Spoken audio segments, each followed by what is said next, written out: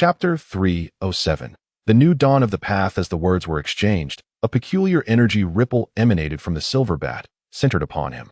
This was his racial innate ability, the extraordinary sonic wave, which devastated everything in its path, shattering furniture and obliterating the very structure around them. The manifestation of the sonic wave surged towards Zhao Zejun and Wang Xuan, an overwhelming force akin to ethereal mist or swirling clouds, wreaking havoc indiscriminately. Even the courtyard near Wang Xuan was collapsing, with turf soaring into the air and the ground fracturing into gaps several feet wide, distorting the very void within the extraordinary ripples. Old Chen remained concealed outside, awaiting their arrival. Led by Wang Xuan, Zhao Zejun had narrowly evaded danger multiple times, managing to escape from the demon-infested main hall. "You truly dare to come," Black Mane declared, stepping forward, his gaze fixed coldly upon Wang Xuan, who stood amidst the ruins. He appeared indifferent to Zhao Zejun's escape from control. In truth, their primary target remained Wang Xuan, fixated on his formidable weapons and the unique inner landscape that could serve as a cross-dimensional passage for the demon ancestor, Qi. Wang Xuan, Zhao Zejun uttered weakly, astonished that he had been rescued. However, he sensed the preparations against Wang Xuan were considerable and unfavorable. He wished to implore Wang Xuan to abandon him, urging him to flee without concern for this burden. Wang Xuan gestured for him to refrain from speaking.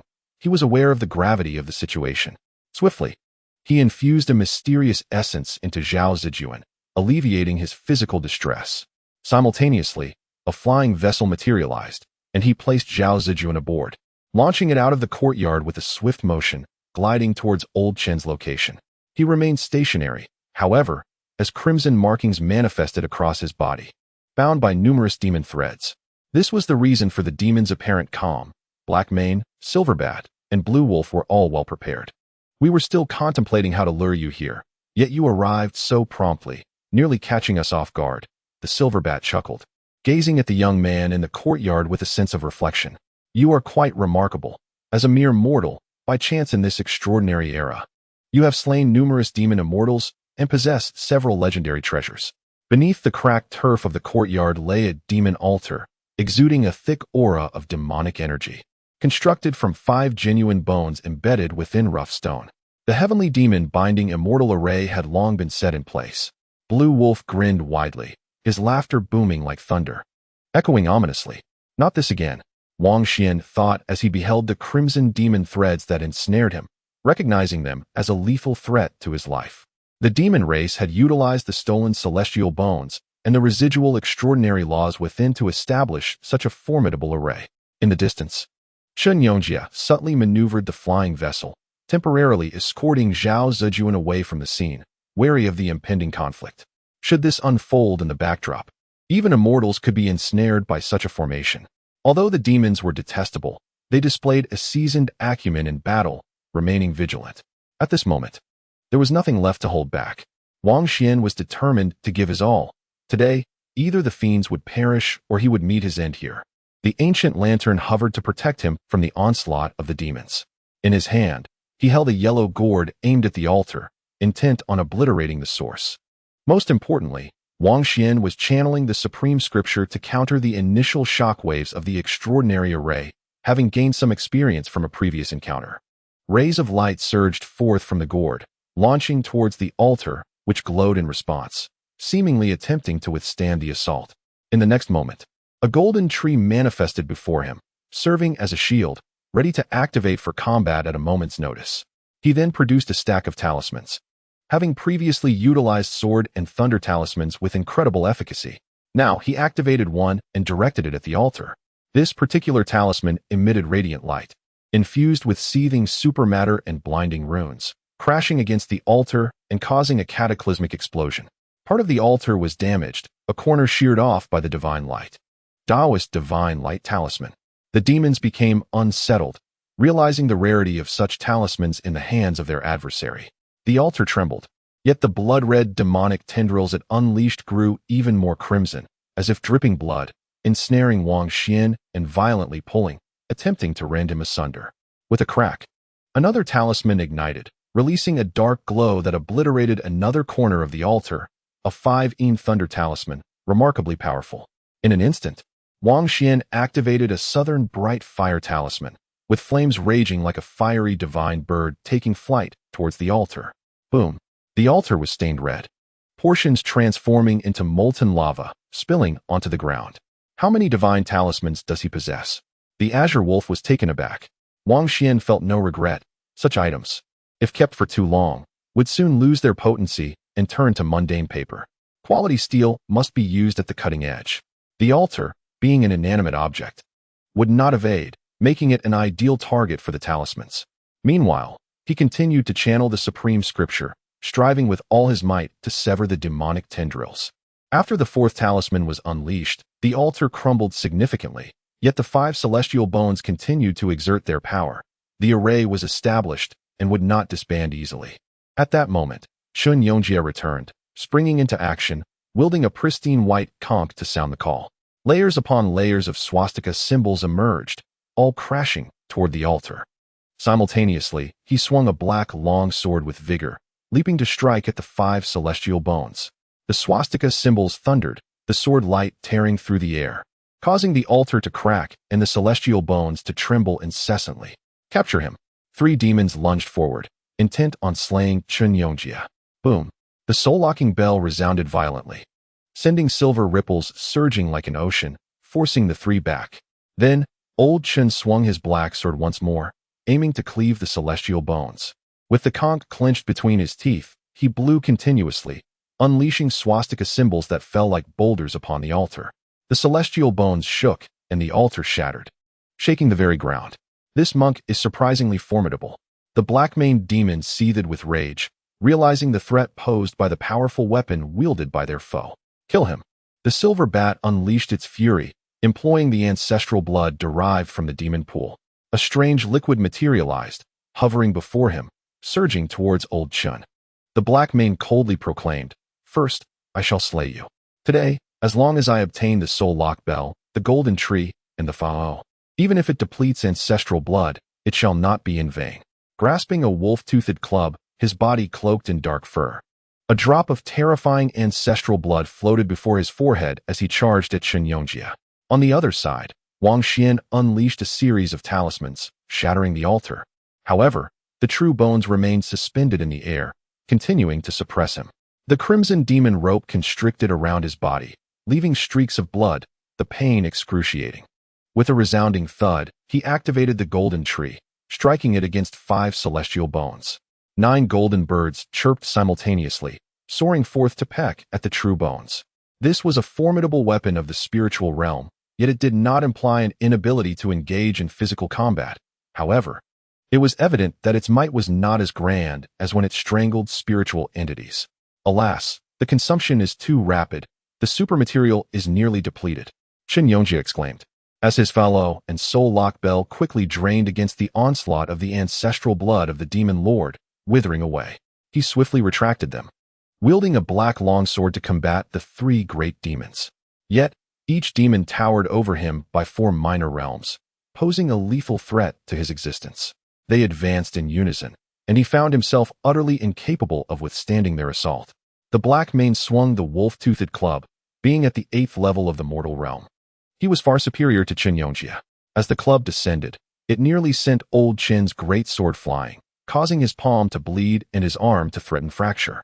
With a ferocious howl, the Azure Wolf struck, its massive paw colliding with old Chen's kicked-out right foot, contorting Chen Yongjie's face in agony as his foot fractured. The 3 demons were all formidable experts at the early 8th level of the mortal realm, an existence that could nearly dominate their surroundings. Meanwhile, Wang Xuan's expression shifted. The dire circumstances of the present world continued to deteriorate, and the supermaterial within the golden tree dwindled, dimming as it fell to the ground. "Thank you ever so much. You bring me the soul lock bell and the golden tree, both legendary treasures from ancient times. Truly benevolent souls." The black mane laughed heartily. "First, eliminate this monk," the silver bat coldly declared. As it spoke, a transcendent sound wave erupted, causing old Chen to spew blood and be hurled through the air. "Die!" the black mane bellowed, swinging the wolf-toothed club towards old Chen's head. Chen Yongjie swung his black long sword to parry. With a clang, the club was damaged, sparks flying as it nearly broke. Yet, old Chen was still shaken, his arm fractured from the force. The strength was overwhelming. The demon at the 8th level of the mortal realm surpassed Chen Yongjia by 4 realms, and even his extraordinary talent could not withstand such power. Transcendent blood feast. Come forth. The azure wolf roared, opening its gaping maw and lunging forward. A talisman flew in, and upon detonation, a chilling aura enveloped the giant wolf, briefly freezing it and inflicting injury. However, with the azure wolf's 8th level power, a single talisman could not extinguish it. It shattered the ice in an instant. Roaring as it emerged, part of its fur stained with blood, nearly shedding along with the ice. Do not mind me. Free yourself first, Chen Yongjia shouted, once more swinging the black longsword to fend off the 3 demons. Wang Xuan hurled 5 talismans in one breath, which blossomed upon the celestial bones with a thunderous roar, finally causing the formation to begin to crumble, as several true bones slowly separated. Kill! The silver bat commanded, unleashing a barrage of supermaterial sound waves that struck Chen Yongjia, forcing him to cough up blood, his body trembling violently as he was sent flying. Simultaneously, the silver bat directed its assault towards Wang Xuan, unleashing energy ripples to prevent his escape. The black mane struck fiercely at old Chen once more, and as Chen Yongjia defended with his sword, his already injured arm fractured further, while a fragment of the spiked club crashed down onto his chest, splattering blood. The black mane swept one of its feet toward old Chen, sending him hurtling through the air, only to be met with a savage claw strike, leaving him bloodied and with broken ribs. Wang Xuan channeled the stone tablet scriptures and the golden bamboo slips from the preaching era, severing several of the dimming demon ropes. He then fervently activated the god-slaying flag, causing it to rapidly expand into a grand banner, a maneuver he had never attempted before, forcefully slamming it down upon the disintegrating 5 celestial bones. Boom! Some of the true bones shattered while others flew away, leading to the complete collapse of the formation. At that moment, all the demon ropes binding him disintegrated, vanishing entirely. He dashed towards Chen Yongjia, raising the grand flag to strike down. The blue wolf swung its massive claws, attempting to shred the flag's surface, but was met with a horrid shriek as a part of its essence was torn asunder, ripped from its corporeal form. Just then, a terrifying beam of light surged forth, targeting the silver bat, blue wolf, and black mane. Zhao Zejun was taking action, coordinating with the Zhao family outside to obliterate the demons. The blue wolf, still reeling from its previous injury, reacted the slowest and with a sickening sound. One of its claws exploded into fragments, obliterated. The silver bat hastily retrieved it, tossing it out of the battlefield, while the silver bat and black mane quickly summoned the blood of the demon ancestor to counter the god-slaying flag and charged forward once more. Chen Yongjia gasped for breath. Having endured a brutal day, multiple fractures adorned his body, the result of the immense force from the great demons. The black mane and silver bat advanced with a fierce determination to seize the formidable weapon from Wang Xuan and Chen Yongjia, intent on restraining Wang Xuan and killing old Chen, while even the dismembered blue wolf rejoined the fray. The blood of the demon ancestor coalesced into a faint shadow, gazing down coldly, as if viewing the mortal realm from a great distance. Undaunted, Wang Xuan wielded the god-slaying flag, sweeping it forward in defiance of the true blood of the demon ancestor, confronting the 3 formidable demons head-on. Chen Yongjia wiped the blood from the corner of his mouth and charged once more. After several exchanges, Wang Xuan began to cough blood, his chest heaving violently, supermaterial energy boiling and burning within him. Old Chen's complexion turned pale, his body staggering. Wang Xuan summoned the last 2 talismans, which struck the silver bat and black mane with a resounding puff, injuring them, their flesh torn and bloodied, yet failing to bring about their demise. A sense of dread settled in his heart, for the supermaterial energy of the god-slaying flag was beginning to wane, a situation he had never encountered before. However, the silver bat, black mane, and blue wolf were even more anxious. The blood of the demon ancestor had dimmed significantly, their expressions shifting dramatically. Retreat, they shouted, breaking through past Chen Yongjia, sending him flying away. Chen Yongjia, filled with rage, relentlessly pursued his foe. With a resounding thud, he severed a thick wolf's tail with his indomitable black sword, splattering demonic blood everywhere. The azure wolf, its face twisted in anguish and humiliation, turned back and struck with a claw, sending him flying. Wang Xuan, brandishing a grand banner, feigned an intimidating advance and continued the chase. deploying a dark crimson ancient lamp that unleashed beams of light, nearly piercing the bodies of the black-maned beast and the silver bat, showering the area with blood. It must be said that these three formidable demons possessed a high realm of power and were extraordinarily fearsome, utilizing divine abilities and extraordinary treasures to withstand the assault without succumbing. They fled. Boom. Various energy blasts rained down upon them, commanded by Zhao Zejun. Chen Yongjie struggled to rise, prompting Wang Xuan to halt his pursuit and rush to assist him. The divine slaying banner had truly been depleted of its extraordinary essence. That final strike from the wolf cub triggered my heightened senses, unlocking my inner realm. Chen Yongjie murmured, "You must heal first." Wang Xuan replied, astonished. He then lifted the grand banner once more, feigning intimidation as he charged into the Zhao family estate, causing several shadowy figures to flee in terror, unwilling to engage further. In truth, they had intended to bombard Chen Yongjie and Wang Xuan, but Zhao Zejun had forewarned the Zhao family, advising them against heeding those individuals' commands. Within mere seconds, Wang Xuan returned with Zhao Zejun, who quickly issued several commands, allowing his spiritual essence to enter Chen Yongjie's inner realm. I never expected to unlock my inner realm at the brink of life and death today, Chen Yongjie exclaimed with immense excitement, though the environment here would promptly restore an absolute state of calm and clarity. Plant the heavenly medicine, break through the barriers, and then turn back to annihilate the demon race, Wang Xuan proclaimed. Initially, I intended to refine my abilities for a while longer, but now that I have opened my inner realm, I can no longer contain myself. It is time to break through, Chen Yongjie declared. In an instant, he briefly returned to his corporeal form, burying the heavenly medicine seed within the soil of life, covering it with five-colored earth, and watering it with celestial nectar. In that moment, he sensed the fragrance of the medicine permeating the soil of life, and without pausing, he returned to his inner realm. Wang Xuan, possessing medicinal earth yet to be utilized, one piece from a female alchemist and another belonging to a red-clad female demon, swiftly activated them, covering the seed of the 9 calamities celestial lotus and nourishing it with celestial nectar. Upon returning to the inner realm, Wang Xuan informed Zhao Zejun that here he could harness mysterious elements to restore his corporeal form. He was free to focus on his cultivation. He then settled to one side, preparing to break through the mirror and formally enter the next realm. In Chen Yongjie's inner realm, mysterious elements continuously descended, far surpassing those of decaying inner realms, with an abundance of extraordinary essence. 1 year, 2 years, this was but an illusion. Yet its effects were akin to having experienced many years, perfectly allowing them to refine and comprehend the subtleties of herb gathering. Gathering herbs was akin to harvesting one's own great medicine, the essence of vitality crystallizing, the secret powers of the body spontaneously emerging, the extraordinary light of the inner self breaking through the soil of life, illuminating the self. If heavenly medicines and supreme external elixirs were to merge, the results would be even more exceptional. The heavenly medicines born in the highest spiritual realm are not mere objects. They are semi-material, enigmatic, and astonishingly effective.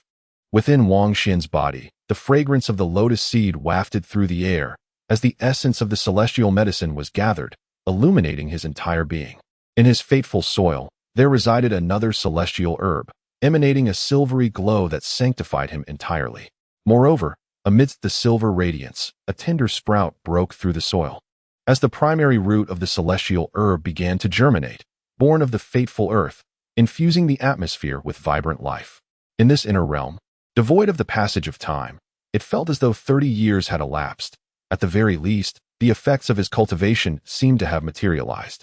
Chen Yongjie summoned a vast array of mysterious energies, continuously nurturing the fateful soil, coaxing forth the lotus seeds, a testament to his dedication and willpower in his cultivation journey.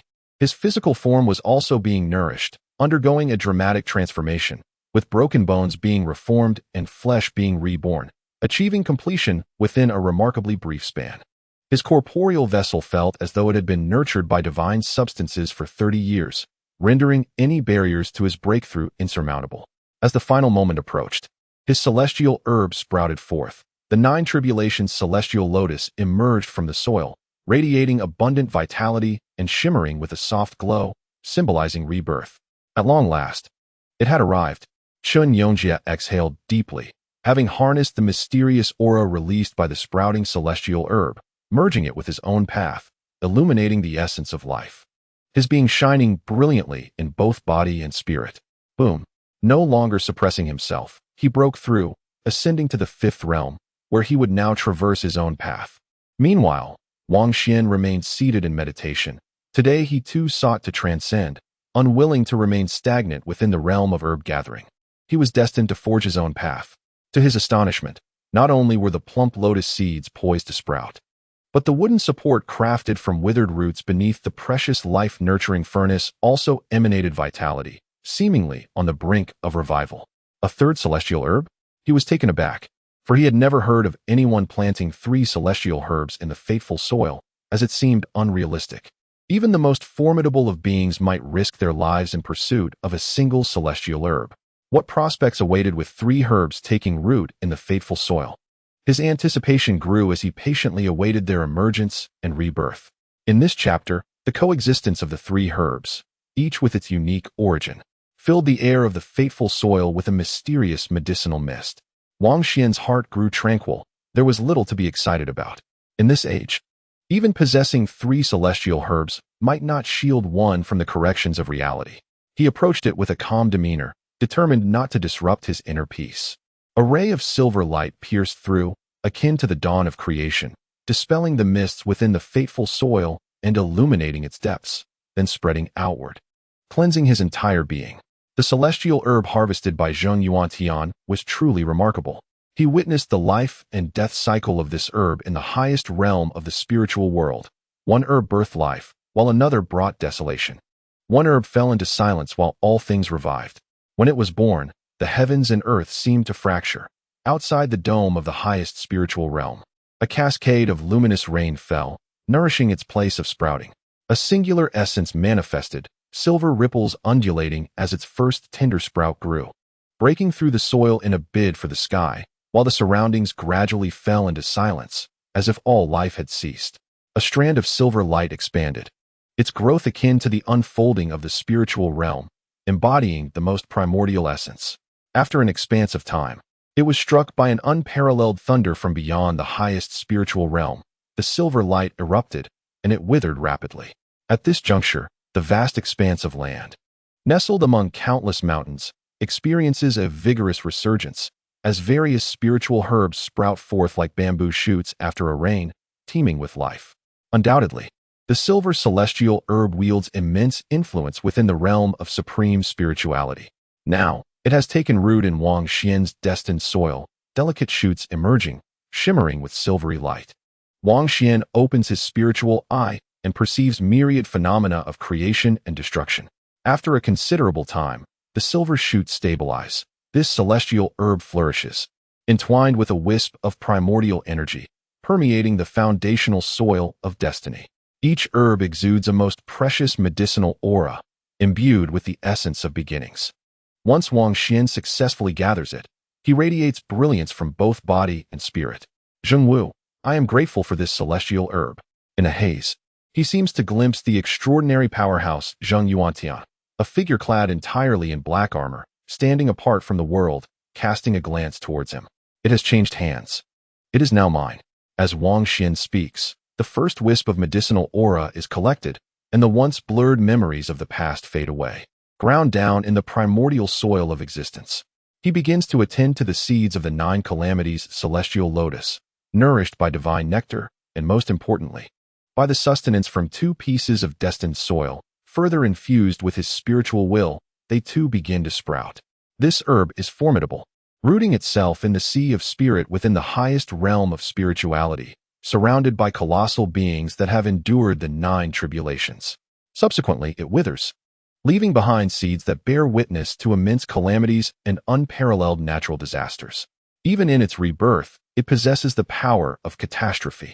At last it sprouts, adorned with a delicate verdancy, breaking through the soil, radiating vibrant life, while in the unfathomable depths behind it, great disasters faintly resonate.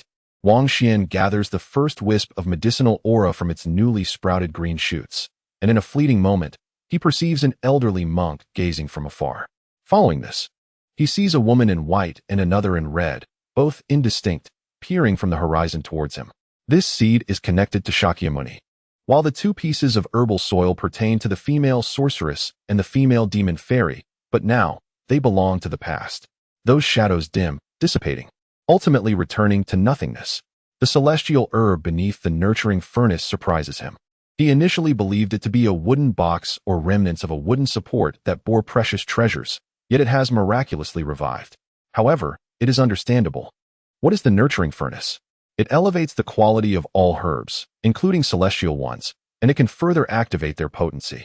The desiccated wooden support, a root of a certain plant, closely intertwined with the nurturing furnace, compressed within the destined soil, releases wisps of mist, and a plump, tender shoot emerges, glistening in purple, bestowing tranquility upon the surroundings.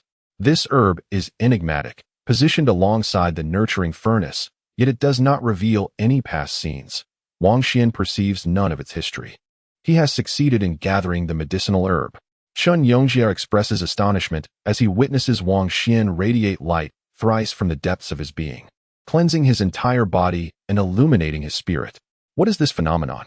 Ultimately, Wang Xuan's spirit and body reach a state of perfection, unable to contain himself, yearning to ascend to an even higher realm. Indeed, a mere fragment of medicinal earth sufficed to support his breakthrough. Much like how Chen Yongjia had once utilized a piece of it, swiftly advancing to the later stages of herb gathering. In his quest to avoid breaking through, old Chen had to suppress himself time and again, devising countless strategies, leaving him quite perplexed. What then of Wang Xuan's predicament? The path is set.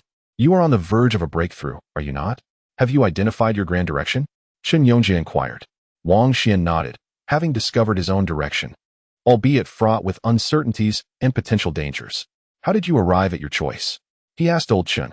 Upon reaching the herb-gathering stage, myriad paths unfolded before one. Some opted to accumulate elixir energy, others embraced radiation, while some sought to construct a spiritual core.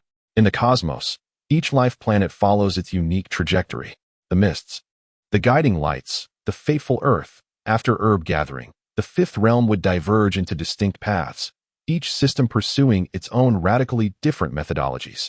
I shall condense the golden elixir through the radiance of the Buddha. I aim for a dual cultivation of Buddha and Tao. Yet I cannot tread too deeply into the domain of Buddhism for fear of becoming a monk in the future. Wang Xuan observed him and remarked, a Taoist is also a monk. Not quite. Certain sects of Taoism allow for marriage and progeny, Chen Yongjia countered, indicating his intent to forge a broad and prosperous path through the alchemy of Buddha's light. Are you certain what you produce will not be relics? Wang Xuan expressed skepticism. How could that be? I have diligently retrained in the supreme scriptures of the Taoist ancestral temple. This is the golden elixir path infused with Buddha's light. Chen Yongjia appeared quite confident.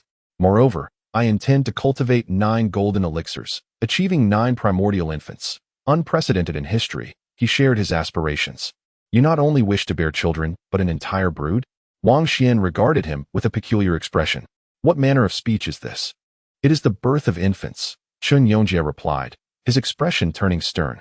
However, in the face of a crumbling, extraordinary world, there will be no more births of infants. Even the celestial immortals shall regress, Wang Xuan reminded him, asserting that such contemplations were futile, let alone birthing 9 golden elixirs in this world. Even one is a formidable challenge, necessitating the breaking of barriers and entering a state of carefree wandering to yield the golden elixir.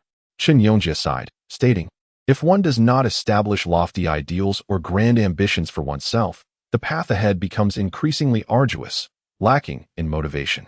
Yet, he revived his spirits. Currently, his essence surged within him, vibrant and robust. In this era, the intensity with which he gathered elixir energy far surpassed that of others, indeed reminiscent of the unparalleled sages of antiquity. Thus, his conviction remained steadfast, his drive unwavering, eager to persist on his journey. He queried, I perceive that within your fateful earth, 3 rays of light seem to have been etched, transitioning from form to spirit, baptized thrice. Your blood essence surges, and your physical body resonates. What is the situation? Wang Xuan succinctly informed him, causing old Chen's eyes to widen in astonishment. Speechless, was this truly feasible? 3 celestial medicines, unheard of, perhaps concealed in ancient times, but I have certainly never encountered them in ancient texts.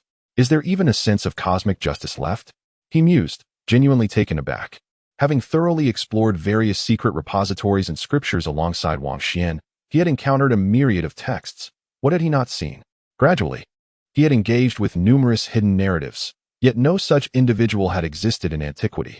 Thus, little Chen, you must remain humble and refrain from hastily declaring yourself a sage. Wang Xuan chuckled. Chen Yongjie immediately glared at him, questioning who among them was being fanciful, exclaiming, "You, Xiao Chen, have already voiced it." He gestured for him to cast his gaze outside. Indeed, after 30 years of nurturing by the mysterious factors, Chen Yongjie appeared even more youthful, no longer approaching 30, but resembling a young man in his 20s. He activated his internal scenery, subsequently breaking through to establish his own path. These were the most pivotal moments in life. Thus, he extended his lifespan and rejuvenated his appearance. After a moment of daze, Chen Yongjie regained his composure and scrutinized Wang Xuan once more, remarking, "Your vitality is so robust that it nearly ascends like smoke to the heavens. Wouldn't you agree?" He harbored grave suspicions that upon achieving the unity of spirit and form, Wang Xuan would manifest astonishing phenomena. Then, he adopted a serious demeanor, stating, "A single divine herb releases an essence of primordial energy, and with 3 herbs coexisting, this aligns perfectly with the supreme mysteries of ancient texts. From the one, all things arise." Wang Xuan shook his head, responding, "I do not intend to tread the path of the ancients. The immortal sages have shown that in the end, dust returns to dust, the grand curtain falls, and even the mightiest become mere mortals." Chen Yongjie suggested, "Given your abundant vitality, why not follow my lead? You might swiftly forge the supreme golden elixir. This path suits you well." Wang Xuan declined, asserting, "The paths trodden by the immortal sages have all been explored. Even subtle adjustments or mutual integrations seem unlikely to yield new avenues." He contemplated taking a risk and expressing his thoughts. "The realm of life soil is peculiar. It cannot be found within the corporeal flesh, as if it emerges from the void, birthed amidst the ethereal, drawing in the supermaterial and giving rise to myth." Chen Yongjie paused, then nodded. "Indeed, it cannot reside in flesh. Otherwise, the divine herb could not be cultivated." He continued, "If myths were to decay and traces of the extraordinary were to be erased, it would signify that our life soil might gradually vanish within the span of a year. Is that truly so pessimistic?" Chen Yongjie asked with newfound seriousness. Wang Xuan affirmed, "Yes, ultimately. Perhaps only a scant few will manage to preserve the life soil and retain a fragment of extraordinary power. According to the various prevailing systems, there is a consensus that life soil is the origin of all laws, the sustenance of the extraordinary, and the source of myth's birth. If the present reality is to be corrected, then this place must inevitably decay." Wang Xuan believed that perhaps only a select few, possessing the treasured relics, could endure. But even then, it would merely be a struggle for survival. "What do you intend to do?" Chen Yongjie inquired. "Is there truly only one such extraordinary place as life soil? I will continue my search. It is so ethereal, corresponding to the void. Is there not a place that exists in tangible reality, independently?" Chen Yongjie fell into contemplation. Indeed, this path required abandoning the entire framework based on life soil. Akin to relinquishing everything, it necessitates a complete upheaval. "The current state of affairs is utterly unworkable," Wang Xuan stated. Chen Yongjie's expression turned grave as he replied, "Though your ideas are intriguing, I find them impractical. The challenge is insurmountable. Where will you go to search? Perhaps it does not exist at all. Since the grand curtain can consist of multiple segments, and the realm of immortals is not confined to one location. If life soil arises from the void, birthed in the ethereal realm, why must there be only one?" As he spoke, Wang Xuan added that what he sought could hardly be considered a second source of fate. Rather, he longed to discover a truly extraordinary realm. "I remain skeptical, doubting its existence." Chen Yongjie did not entirely concur. Since flesh corresponds with spirit, daylight with night, and yin with yang, could the source of fate, emerging from the void, not correspond with something else? There must be a more tangible reality to it. That is what I aim to find. You cannot be serious. What if it does not exist? Old Chen cautioned him, warning that such an endeavor was perilous. "I am prepared to try," Wang Xuan declared. "If I manage to break through, I will charge toward that ethereal realm, exploring the origin of fate with my spiritual vision." Chapter 309. The birth of the void. Zhao Zejun spent most of his time in meditation, enveloped in silence. After 30 years of nurturing, his body had not only recovered but grown stronger than ever. Chen Yongjia was taken aback. It was nearly time to close his inner realm. It's time to leave, he reminded, guiding Zhao Zejun back into the reality of the world. Was this the experience of becoming an immortal? Zhao Zejun felt disoriented, as if he had lingered in that extraordinary realm for years, yet in the real world, only a quarter of an hour had passed. His physical form showed no signs of distress. Instead, it was more robust than before, which left him quite astounded. Wang Xuan was ready to break through. Seeking that authentic place, he sensed that this time, his journey might be extensive. Discovering the origin would undoubtedly not be simple. He settled into a meditative posture, fully prepared. Chen Yongjia opened his mouth, feeling the endeavor was exceedingly risky. While ordinary individuals might entertain such thoughts, what was Wang Xuan attempting? It was akin to altering the very fabric of reality. To tread such a path, one could risk irreversible consequences. He spoke with solemnity. I will verify every step. Should anything seem amiss, I will not recklessly plunge into the abyss, Wang Xuan assured him, merging form with spirit, his essence surging forth like smoke from his body.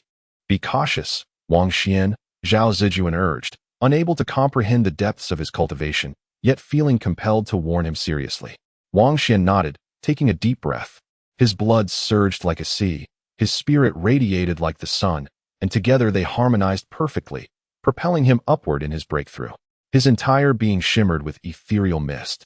And in that moment, a dazzling light surged from the depths of his being. He had transcended the realm of herb gathering, stepping into an entirely new domain. His spiritual essence, rooted in the source of fate, sprang into action. Following the mist that emanated from the source of fate, he ventured into the world beyond the curtain. My spiritual, I discerned something deep within the source of fate. Wang Xuan confirmed his direction, intent on pursuing the origin of fate. Born from the void and arising from the ethereal realm, had anyone ever sought it? The only object he brought along was the god-slaying banner, which instantaneously merged with the source of fate, as if approaching the earth's core or penetrating a continent or a planet. Indeed, the source of fate possessed no fixed shape. Though referred to as soil, it was not tangible, not a physical entity. Wang Xuan's spiritual essence surged forth like a stream of light, traversing distances unmeasured in the blink of an eye, propelled by his extraordinary speed. However, despite his relentless efforts, he remained ensnared within the confines of the fateful soil, perpetually immersed in its depths, leaving him bewildered. According to his past experiences, traversing from the mist into the world beyond the curtain should have allowed ample time for countless journeys back and forth. Yet now, as he ventured in the opposite direction, approaching the so-called birthplace and racing towards the source, he found himself amidst an expanse so vast and boundless. Ultimately, Wang Xuan found himself utterly exhausted. The supermatter had been consumed, his spirit was profoundly weary, yet he was still entrenched within the profound soil of fate. Speechless, he pondered, did his fateful soil truly possess no limits? Was it akin to the universe, perpetually elusive and infinite? The so-called path was still in its initial phase, and yet he was on the verge of exhausting himself. What a perplexing predicament. Fortunately, this was the primordial ground of all laws, the very source of myth, where he could draw forth supermatter to rejuvenate his spirit. Wang Xuan rested in silence, and upon fully recovering, he set forth once more, resolute in his defiance against fate. Days turned into weeks, and soon he found himself reluctant to move again, feeling as if he might cough up blood. To this day, he remained within the soil of fate. Was his fateful soil truly unique, or was this a universal phenomenon? He murmured, standing still, absorbing the swirling mist and the peculiar texture of the earth. This time, after a sufficiently long respite, he began to wield the god-slaying banner, having refined it nearly to perfection. Now, he and the golden banner had become one, and his speed surged dramatically. In a daze, various temporal visions emerged, manifesting the terrifying extent of his newfound velocity. Yet, even with this enhancement, he could not escape the soil of fate. An overwhelming sense of explosive frustration surged within him. How long had it been? He pressed onward. Thus, his spiritual form guided the god-slaying banner, soaring like lightning, pausing only to rest and replenish his needs. He calculated the passage of time. Nearly a month had elapsed since he embarked on this journey, causing his countenance to change drastically. Was it truly impossible to traverse the soil of fate? Had all his anticipations been misguided from the very beginning? This was the outcome of employing the God-slaying banner, which had amplified his speed manifold. Otherwise, relying solely on his spiritual form for flight would have meant spending an entire year traversing this distance. It was utterly inconceivable. He mused that even if he were to traverse all the great curtains, it should not take such an interminable duration. This was truly maddening. The genesis of all laws and the birthplace of myth were undeniably here. Had he been traversing for so long without breaking free? Was this some form of lesson? A month had passed, and Wang Xuan contemplated the state of his physical body, with Chen Yongjie and Zhao Zejun watching over him. He presumed he would be securely placed in the nutrient pod. Having traveled so far, he truly did not wish to return in such a manner. Should Chen Yongjie inquire about his progress, would he really have to confess that he had not left the soil of fate at all in a month? The thought of Chen Yongjie's grinning face was unbearable. Wang Xuan remained silent, plunging into his journey once more. The God-slaying banner, leaving behind a trail of resplendent golden light as it propelled him to transcend his limits, vanishing once again into the mist. A month passed, then 2, 3, and half a year slipped by. Wang Xuan was on the brink of madness. When would this ordeal come to an end? He began to question the very essence of his existence, wondering if he had taken a wrong turn. However, his spiritual insight assured him of his unerring understanding of the essence of his situation. The path he had chosen was devoid of error. Yet the constraints of fate weighed heavily upon him. Wang Xuan believed that at his current velocity, even amidst the frigid expanse of the cosmos, he could traverse from one celestial body to another. Such a notion was indeed preposterous. The nature of fate eluded his comprehension, and he felt it was utterly unjust. How could he even aspire to approach the so-called source of truth under such circumstances? His expression fluctuated between hope and despair. After a considerable time, he rose silently, wielding the God-slaying banner, and with the force of thunder, he embarked upon his journey anew into the depths of fate. Convinced of his righteousness, he resolved to persevere. A year passed. Wang Xuan halted, gazing up at the shrouded mist and the peculiar soil. He yearned to extend greetings to the myriad of entities that might exist beyond the veil, provided such beings were indeed present. Otherwise, his salutations would be in vain. What form does fate truly take, and upon what foundation is it constructed? It defied reason. He silently calculated that had it not been for the enhancement of the God-slaying banner to tenfold speed, it would have taken him a decade to arrive at this juncture solely through his own efforts. The thought made him dizzy. A year had elapsed. Was he truly the type to persist until he met an impassable wall? He wondered what the outside world was like. Would old Chen assume he had met with misfortune, dissipating his spirit and becoming a living dead? His mind was awash with various thoughts. Had the celestial immortals been reduced to mere mortals after a year? Had Zhao Qinghan returned? Furthermore, Chen Yongjie must have returned to the old world with his physical form, right? Such abandonment felt profoundly unsatisfactory, especially after journeying so far. He clenched his teeth, determined to grant himself another year. If he could not escape by then, he would concede defeat for the time being. Wang Xuan set forth once more, the God-slaying banner radiating a brilliant golden light as he raced forward, as if transported to an ancient realm, witnessing ethereal shadows of mythology, traversing through legends and encountering indistinct marvels. After 3 months, he felt a lightness in his body, and with a swift motion, he burst forth from the clutches of fate. In that moment, tears brimmed in Wang Xuan's eyes. After 15 long months of relentless travel, he had finally broken free, nearly driven to madness by the journey. Yet, before him lay an unsettling silence, an impenetrable darkness that offered no glimmer of light, as though approaching it would lead to complete obliteration. Fate emerged from the void, birthed in an ethereal realm. Was the source he sought hidden at the very edge of this profound darkness? At the periphery of fate, Wang Xuan rested for an extended period, replenishing his strength. With the God-slaying banner in hand, he cautiously stepped into the abyss. He could distinctly sense the mist swirling from ahead. The direction of the source was indeed correct. With resolute steps, he quickened his pace and then began to accelerate. This time, he refrained from recklessly wielding the God-slaying banner, for it was essential for his defense and his means of returning to the realm of fate when needed. Oh, the mysterious forces were depleting at an unexpectedly slow rate. He exhibited a look of intrigue. His speed increased as he traversed the void in the direction of the oncoming mist. Days later, Upon delving deeper into the darkness, he suddenly beheld a light. It was an expanse of crimson clouds, enveloping vast areas of darkness, illuminating the surroundings, and silently drifting by.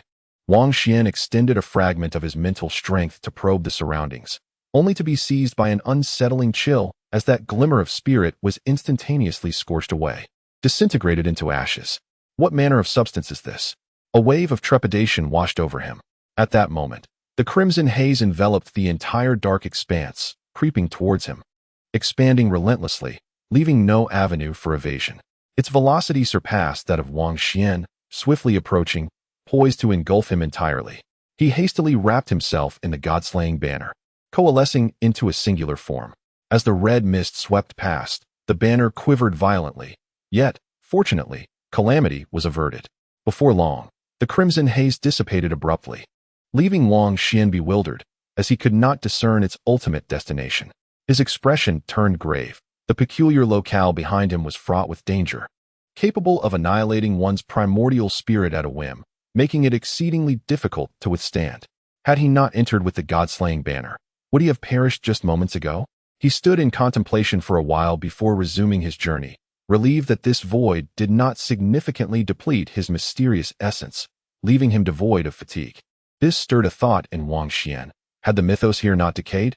However, upon closer inspection, he found no mysterious substances nor any so-called extraordinary rules.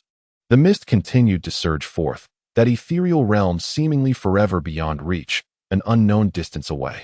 Wang Xuan traversed the void for a full 3 months, employing the god-slaying banner once more, merging with it to traverse the vast, empty expanse. During this period, he encountered that red haze repeatedly, saturating the entire dark space, rendering escape impossible. Wang Xuan's brow furrowed deeply. This implied that without an extraordinary treasure for protection, one could not approach such a place at all. As he neared the conclusion of 3 months away from the fateful land, he again detected an anomaly. Deep within the darkness, the mist had thickened considerably, and a silvery light shimmered. Was that the target I seek? A place of genuine existence. At long last, he arrived. The mist was exceedingly dense, and there, suspended in the void, was a pool, illuminating the darkness. He sensed a vibrant life force emanating from the pool. Yet, he found it perplexing. As if a pool floated within the boundless dark cosmos, containing a silvery liquid, which was indeed extraordinary. Wang Xuan approached the edge of the pool, cautiously extending his mental perception. In an instant, a thread of his spirit seemed to be nourished, as if bestowed with new life. Astonished, he projected more of his mental essence, only to feel his spirit undergoing a metamorphosis, his power surging. Subsequently, Wang Xuan cautiously immersed himself in the pool, submerged in the silvery liquid, feeling as if he were on the verge of ascension, radiant droplets of light cascading around him, his spiritual form splitting open, shedding a layer of spiritual chrysalis. His primordial spirit strength surged significantly, transforming into a silvery hue, appearing increasingly solidified. Outside, Chen was startled, witnessing Wang Xuan's physical form quiver as it began to emanate a flow of silver light. His flesh was strengthening, imbued with remarkable vitality, rapidly evolving. Was the spiritual entity being reborn? Wang Xuan basked in the silvery pool, the gentle liquid continuously cleansing his spirit. Yet he believed this was still not the true realm.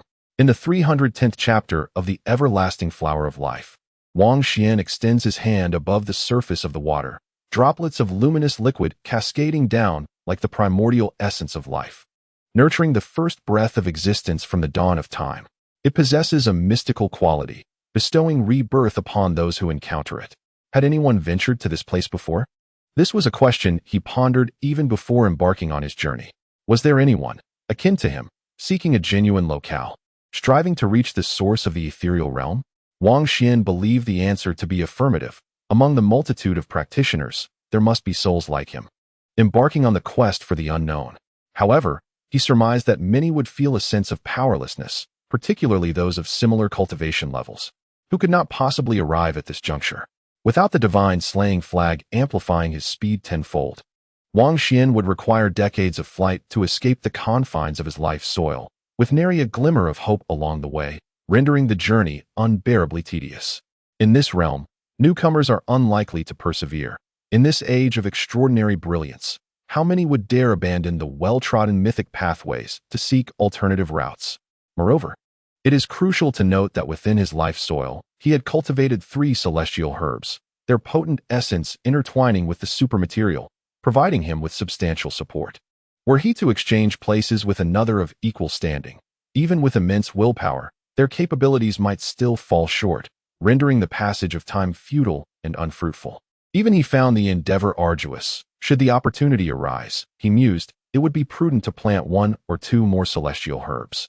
Throughout history, how many have been able to cultivate celestial herbs within their life soil? Yet, the environment has shifted, opportunities do exist. In this era of decline, perhaps he might yet procure another couple of celestial herbs. The once-lost scriptures now resurface in abundance, and even extraordinary treasures have become coveted artifacts among the affluent. It is not beyond possibility that one day, celestial herbs might descend into the tangible world. If his life soil were to transform into a veritable garden of herbs, his vitality and strength would flourish, propelling him further along his path. Wang Xuan gazed into the depths of the pitch-black void beyond the pool, which exuded an unsettling silence. When some individuals elevate their strength, they may choose to turn back and explore anew. However, he believed it would be difficult to reach this point again. He contemplated the dense essence of the life soil. Without the spiritual eye of insight, even the slightest miscalculation in direction could lead to utter disorientation. This is indeed a terrifying prospect. To confine oneself within one's life soil, forever deprived of sunlight, sends shivers down the spine at merely the thought.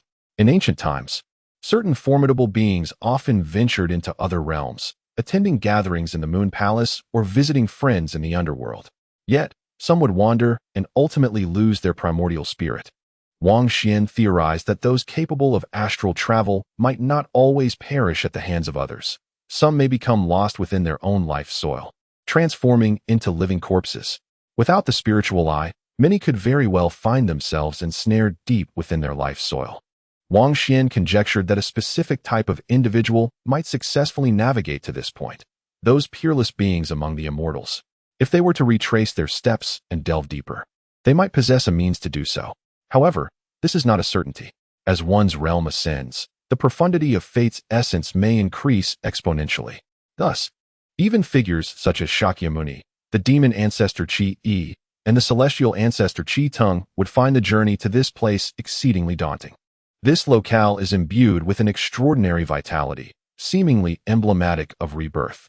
Yet, the resplendent liquid is not a tangible substance. Indeed, even the pool itself is not what it appears, for it feels coarse to the touch, constructed from ethereal energies, forming a primordial pool of life that encapsulates the vigor of the primordial era.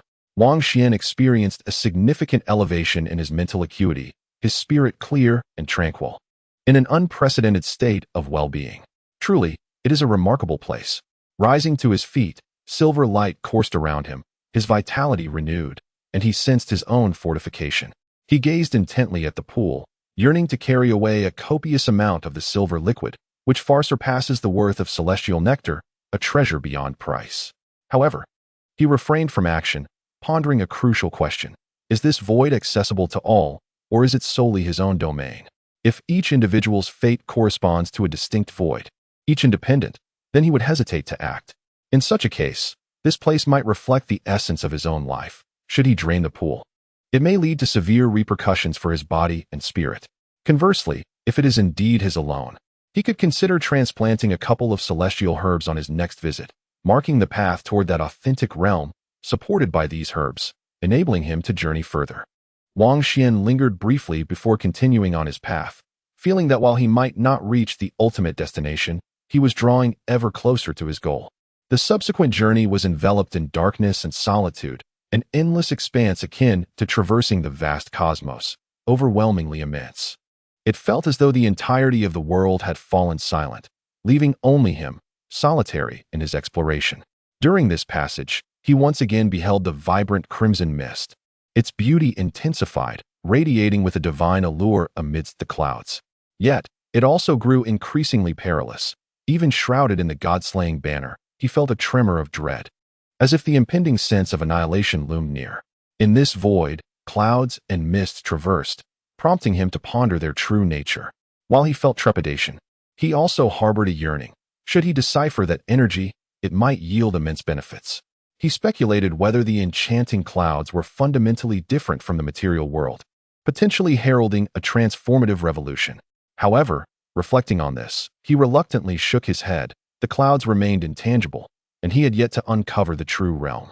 Gazing at the crimson sky, he conjectured whether that formidable energy cloud emanated from the authentic domain.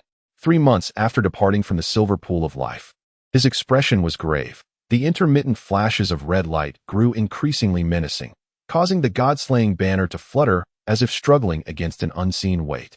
If peerless beings had also sought the source of the ethereal realm, then reaching this point might signify nearing the end of his journey. For even the most formidable entities behind the scenes cautioned their disciples about acquiring the god-slaying banner, indicating its immense significance to them. Subsequently, Wang Xuan experienced a surge of excitement as the crimson glow, intertwined with mist, began to exude an almost tangible sense of reality. Undoubtedly, its power had grown more terrifying. As it surged forth once again, the god-slaying banner roared, erupting with blinding golden patterns amidst the fierce confrontation. Continuing further would be exceedingly perilous, posing a risk to Wang Xuan's very life, prompting him to furrow his brow. He felt tantalizingly close to the truth, yet the present moment was fraught with danger, insufficient to support his deeper exploration. Let me venture as far as I can, he resolved, exerting his utmost effort to unearth a glimmer of hope, a radiant outcome. Wang Xuan persisted, unwilling to cast a glance at the end, feeling a deep sense of discontent. Days later, his heart trembled as the vibrant light cascaded down, causing the god-slaying banner to swell autonomously, its surface expanding as tangible matter approached, an extraordinarily frightening phenomenon. Was he nearing the culmination? A mix of anxiety, anticipation, and elation swirled within him, creating a profound internal conflict. The sky was awash with auspicious hues, the clouds roiling, blood-red yet burning in an ethereal void that resonated, making the eternal silence increasingly untenable. His soul quivered with disquiet, and as he pressed onward, he sensed the specter of death looming, akin to a fragile snowflake confronting the scorching summer sun. Throughout the ages, various practitioners, alchemists, Taoists, and sword cultivators had emerged, each navigating the ever-evolving path of cultivation, with individuals rising to prominence in their respective eras, becoming unparalleled powerhouses. Yet, countless others perished nameless in obscurity, and Wang Xuan vowed not to become yet another forerunner lost along the way. He admonished himself to exercise even greater caution. At this juncture, some of the clouds and mists were not mere illusions or radiations, but held a semblance of reality. Although scarce, their consequences were profoundly terrifying. Wang Xuan felt his spiritual essence on the verge of shattering, as if he were traversing a purgatorial realm, with the god-slaying banner failing to mitigate the overwhelming effects. Only when that cloud of mist dissipated did he gasp for breath, as if on the brink of collapse, acutely aware of his proximity to death. Should he continue onward? He realized he was nearing his limits. It became evident that none of the paths of the immortal sages were viable. When myths decay, they ultimately fall. He could not afford to tread the same worn path. Wang Xuan pondered that perhaps he could endure one final stretch. If no results materialized, he would have to withdraw, resolutely refusing to sacrifice himself. Ahead lay an abyss of darkness. After the crimson clouds vanished, the entire world seemed frozen, icy and desolate, imparting a sense of despair. 6 months after departing from the pool of life, he arrived at an enigmatic realm, where a terrifying aura wafted, faint yet alluring. It was so close. Departing from his homeland, he estimated that approximately 2 years had elapsed. Upon reaching this place, the mist thickened further, gripping the god-slaying banner. Wang Xuan stood resolute. Finally taking that last step, he was determined to venture forth. He discerned that beyond the swirling fog lay even more resplendent clouds, resembling a meteorite crater embedded within the darkness. However, from Wang Xuan's perspective, it hung in the heavens, with the world's order turned upside down. He lifted his gaze upward, observing the meteorite crater from which smoke and mist continuously surged, expanding outward in all directions, while the fog seemed to evaporate moment by moment. The crater was not entirely real. A portion of the mist belonged to the realm of tangible substance. Under Wang Xuan's spiritual vision, he discerned crystalline particles glowing brilliantly within the haze, resplendent in red. The crater was profoundly deep, resembling a passageway leading to an extraordinary domain beyond. Would traversing this space reveal the truth? Wang Xuan could not ascertain, yet various signs indicated that seeking a viable path outside the mythological framework was far from simple. Upon reaching this juncture, he found himself in imminent peril. As he approached the crater, striving to venture as far in as possible, a momentary shock seized him. The god-slaying flag erupted with a thunderous roar, its golden patterns extending, almost boiling over, to repel the encroachment of the real smoky particles. Wang Xuan felt a searing pain as if his body were on the verge of disintegration. To his astonishment, he noticed slight scorch marks on the flag's surface. This revelation alarmed him. Never before had anything harmed the god-slaying flag, yet here it was. He quickly retreated, but raised his eyes to fixate on the profound crater, which appeared to be an immense passageway. To his astonishment, deep within the passage, he beheld flowers blooming. His pupils constricted within the vast crater. At the depths of the passage, pure white blossoms unfurled, swaying amidst the fiery red clouds, exuding an enchanting beauty and sanctity. Along the sidewalls of the passage, divine flora thrived, resembling everlasting flowers, beckoning him forth. Indeed, they radiated brilliance and sanctity, even causing the immortal beings before them to seem less ethereal. This particular plant defied the crimson clouds, impervious to their influence, dancing gracefully in the red light, with petals that did not wither, showered in cascades of radiant light. Wang Xuan caught a faint, delicate fragrance, and the excruciating pain in his spirit momentarily diminished, then improved, allowing him to regain composure.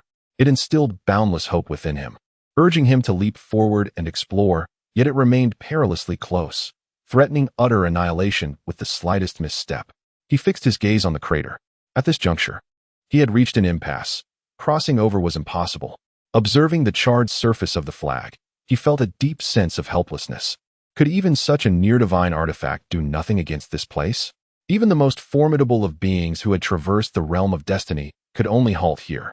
Unable to proceed further, he lingered for a considerable time, even daring to risk twice more to observe the pure and sacred everlasting flower.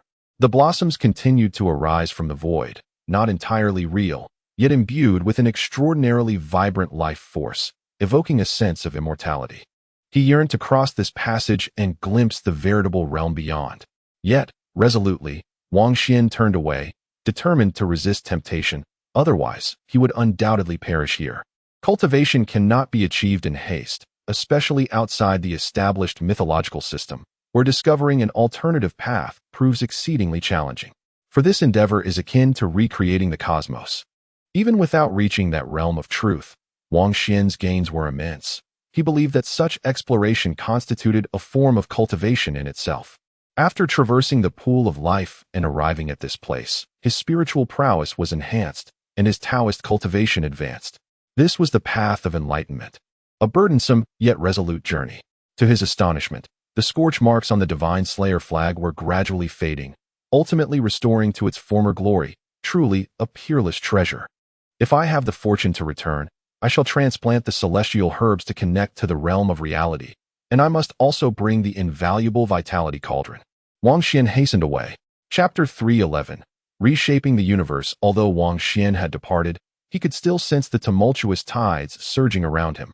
In the darkness, the crimson clouds howled, surging in all directions. This was a force far more intense than any tsunami, akin to a cosmic flood breaking its banks. The scarlet radiance catching up with Wang Xuan, who had long since embarked on his return journey, causing his countenance to change. He instinctively understood why the sanguine clouds appeared intermittently.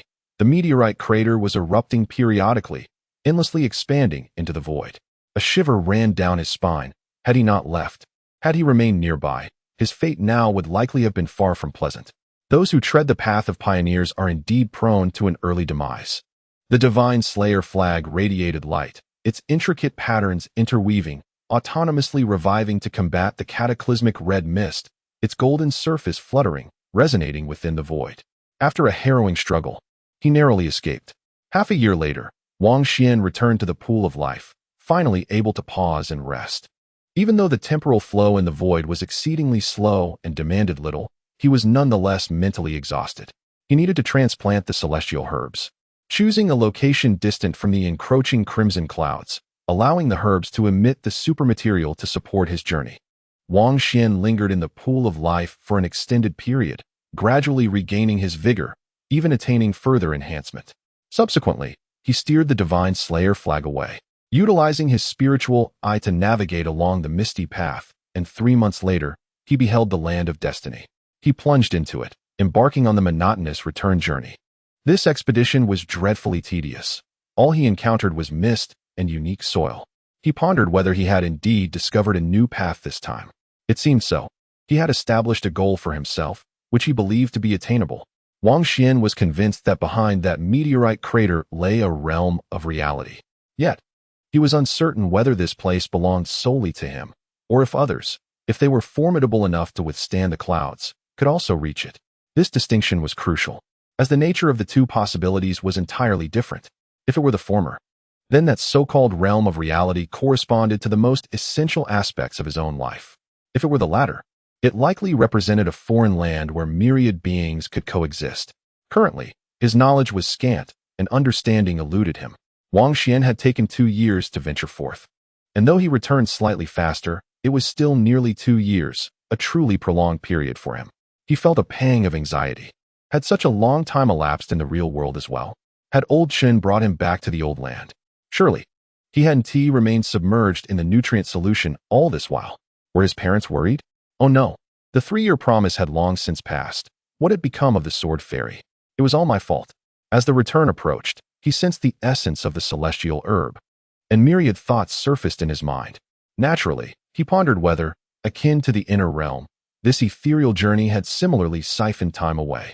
Wang Xuan stood upon the destined soil, observing the nurturing furnace and the 3 celestial herbs, where the mystical essence had become exceedingly sparse, rendering the herbs somewhat dim. Clearly, this was a manifestation of significant depletion. In an instant, Wang Xuan departed from the destined soil, merging spirit and body, and felt a profound sense of relief. Previously, he had felt like a drifting leaf without roots. He silently comprehended that his mental fortitude had surged considerably, his physical form had strengthened, and his overall Taoist cultivation had ascended, bringing him to the latter stages of this realm. However, there was an unsettling aspect. He felt immensely fatigued, both spirit and body weary, as if he had expended an immense amount of energy. In truth, upon seeing the celestial herbs within the destined soil, he had already realized that this distant journey had nearly drained him completely. The moment Wang Xuan abruptly opened his eyes, old Chen's eyelids twitched. He had been vigilantly watching nearby. "You have finally awakened," he remarked. Had years passed, or merely moments? Wang Xuan, filled with urgency, inquired, his body and mind insisting that it felt as if he had traveled for an eternity, utterly exhausted. Soon, Wang Xuan was taken aback. He was still at the Zhao residence. Having not departed? Had time indeed been pilfered? "Half a day," Chen Yongjie replied. "Wang Xuan, you are awake. It is good that you are well." Zhao Zejun spoke. Engaged in a conversation, coordinating with various organizations for grand affairs. The Zhao family had been attacked, nearly overrun by demons. How could he possibly let this matter rest? He was secretly communicating with high-ranking individuals from various families, having reached a consensus. After exchanging greetings with Wang Xuan, he resumed his urgent calls, tense and busy. Old Chen's expression was complex. He opened his mouth as if unsure where to begin. What condition was my physical form in after I left? Wang Xuan discerned from his demeanor that he might have stirred up some commotion. During that time, the mystical essence within your body was nearly depleted, your consciousness completely vanished, leaving you akin to a living corpse, with vital signs perilously close to extinction. Chen Yongjie, unsure where Wang Xuan's consciousness had ventured, hesitated to act initially for fear of disturbing him, but ultimately could not restrain himself from supplementing him with supermaterial. Yet, at that moment, your body unexpectedly began to emanate a silvery light autonomously, elevating your life force. I sensed that this energy was unlike anything I had witnessed. Upon hearing this, Wang Xuan's heart stirred. His spirit had been baptized in the silvery pool, and astonishingly, his physical form had received a nurturing response. This was rather peculiar. How could the silver liquid traverse such vast distances to reach his body in an instant? You emitted light on 2 occasions. Had you not received the nourishment of the silver glow, your body would have suffered immensely. Chen Yongjie stated gravely. Wang Xuan contemplated. Without the abundant mystical essence and the support of the 3 celestial herbs, he likely would have been incapable of undertaking such a journey. For an ordinary person, this path would be exceedingly arduous. Even he, possessing a spiritual eye and wielding the god-slaying banner while traversing the void, had nearly encountered mortal peril. Subsequently, Wang Xuan sensed the residual silver substance within him, dissipating at a rate slower than that of the supermaterial. This made him lift his head abruptly. Perhaps he had genuinely found the right path, as in this grand environment, its dissipation was remarkably gradual. This extraordinary silver substance does not originate from the realm of reality. Rather, it is birthed amidst the void, emerging from a pool of life. Wang Xuan is convinced that within the realm of reality, there may exist even more remarkable materials. For instance, that ethereal red cloud, if it could be deciphered, might be absorbed and utilized by the human body, its power unimaginable. Have you succeeded? This is the question that weighs heavily on old Chen's mind, his gaze ablaze with fervor. In this era, the mythological system is fading. Whoever can discover a new path is truly pioneering a new world. It is already in motion. Wang Xuan nodded, believing he had found the correct direction. Yet he must first conquer a perilous hurdle. The meteorite pit stands as a formidable barrier, capable of incinerating the fully activated god-slaying banner to a charred remnant, indicating that even the most extraordinary of beings might falter at this obstacle. He is uncertain whether bringing along the treasured life-nurturing furnace will enable him to overcome it. Chen Yongjie is indeed taken aback, nearly gasping in astonishment. Can this truly be accomplished? In this world, is there genuinely someone capable of transforming the heavens and the earth? Old Chen feels a shiver run down his spine, as if an electric current were coursing through him. He hastily inquires about the situation, for this could be a monumental event. For the extraordinary, it is akin to reshaping the very fabric of existence. Wang Xuan briefly explains that it currently lacks universality and is exceedingly perilous. For mythical beings, the journey may entail a one-way trip, resulting in their incineration into ash. Upon hearing that even unparalleled powerhouses may be hindered in their path, Chen Yongjie is momentarily stunned. How can one proceed on such a road? Wang Xuan suggests that he revisit various texts to ascertain the true nature of the life soil, pondering whether, with an elevation in realm, its density might increase exponentially. If that is indeed the case, even the most extraordinary beings may find it impossible to depart from the life soil. Outside the mythological system, have you discovered another realm? Chen Yongjie inquires, deeming it an extraordinary achievement. Wang Xuan shakes his head, indicating that he is yet to establish a foothold in the realm of reality. This system has not fully materialized, and he must first navigate the treacherous meteorite pit.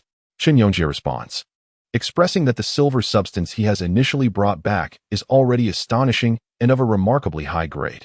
As for the ethereal red clouds and the like, they are even more unfathomable. This path promises to be extraordinary, and he looks forward to its future brilliance, capable of suppressing the unparalleled celestial beings. A new realm. Perhaps I should bestow upon it a name, Wang Xuan muses. A new beginning, a wholly new path. Let us call it reshaping the cosmos. Chen Yongjie beams with delight. Wang Xuan, however, remains silent. Such an ostentatious name is to be avoided, and thus he declares, let it be called establishing the path. He has discovered his route and confirmed the general direction. He simply needs to personally venture into the realm of reality to validate it. Subsequently, Wang Xuan activates a fragment of true bone, revealing the decayed inner landscape. Though his skills have advanced, he feels both physically and spiritually drained, requiring the replenishment of mysterious elements. One day, when I am grounded in the realm of reality, perhaps this will no longer be necessary, Wang Xuan remarks. Soon, he also guides Zhao Zejun into the inner landscape. Chen Yongjie follows suit, once again seeking enlightenment, practicing within this unique realm, which serves to solidify his skills, thereby enhancing his chances of vanquishing demons upon his return. Have you reached the latter stage of the establishing the path realm? Old Chen discovered the true prowess of Wang Xuan, rendered somewhat speechless. Both had broken through their barriers today, yet Wang Xuan had embarked on a mysterious journey, advancing from the initial stage of the fifth realm directly to its mid to late stages. As you have noted, discovering a new path is akin to creating the world anew. My own experiences have been tantamount to undergoing the most arduous training. For years is no trivial matter. Upon hearing this, Chen Yongjia found himself at a loss for words. What more could he say? From that point onward, in terms of realms, he had been surpassed by Wang Xuan. After a considerable amount of time, he finally spoke. Master Chen must strive to catch up, soon. I shall hunt down the demons to test your steadfastness. I believe that within the same realm, I am now far stronger than before, having made significant advancements. Wang Xuan continuously absorbed mysterious substances, rejuvenating himself and alleviating fatigue. In his life soil, 3 celestial herbs regained vitality, their tender shoots radiant. In the inner realm, Zhao Zejun was lost in thought, profoundly pleased. He had once again ascended, nourishing both flesh and spirit, which could elevate his life's limits. The 3 remained silent, each engaged in meditation, contemplating their own paths. Years later, time arrived, and the decaying inner realm began to collapse. The spirits of the 3 were exceptionally vibrant as they returned to their corporeal forms. Shortly thereafter, Zhao Zejun, along with the Wu and Li clans and other financial magnates and large organizations, convened to prepare for action. They all intended to leave the old world behind. But before embarking on their journey, they planned to strike fiercely against the demons. These beings, emerging from the shadows, had slain Xian and subsequently attacked the Zhao family, shaking all major organizations to their core. The loss of lips would lead to the loss of teeth. All factions could no longer remain idle. Thus, at Zhao Zejun's call, many individuals directly participated. The warships of various houses had already taken to the skies, ready to vanquish the demons and then depart. Someone had to take the lead. It was imperative to instill fear in the celestial beings and demons they sought to eliminate, reshaping the world and making it clear that even mortals could not be trifled with in this era. Only by letting the blood of demons flow freely would they adhere to the rules. And after our departure, we would instill further dread and apprehension for the future in them. They understood that one day we would return, and by then, they might not be the legendary beings they once were. Zhao Zejun, seated in the control room of the super battleship, remarked that he had received responses from various houses, and the fleets preparing to retreat were already poised in the outer realms. Chen Yongjia spoke up, "Let us hunt down the stragglers. Those demons who escaped calamity will be pursued by Master Chen and Master Wang. None shall be spared." Wang Xuan remained silent, preparing to cleanse the demons before departing the old world. Now, should he encounter the likes of Silver Bat and Black Mane again, he felt confident that he could defeat them without resorting to extraordinary treasures. September was drawing to a close. Dear readers, if you have any monthly votes left to cast, do not forget. Chapter 312, The Hunt for Demons in the Outer Realms, an Array of Steel Jungles. The ground-based warships remained unmobilized in large numbers to avoid alarming the enemy. The warships in outer space sufficed, with the upper echelons of each clan present.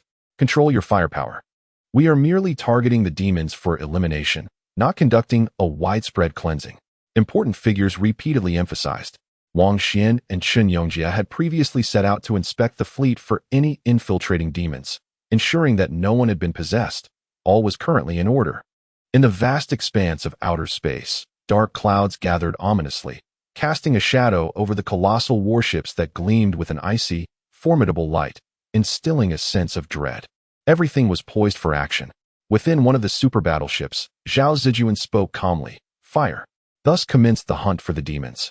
As blinding beams of light pierced the heavens, striking down to the earth below, with the Zhao family making the first move.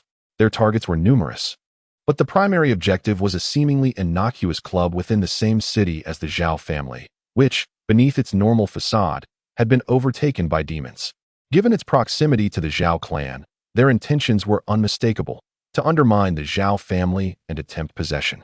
The fleeing blood shadows, along with a fresh contingent of flesh demons, had infiltrated from underground and had remained dormant. Though they had previously suffered defeat at the hands of the Zhao family, they remained undeterred. If Zhao Zejun did not act, the demons would soon make their move.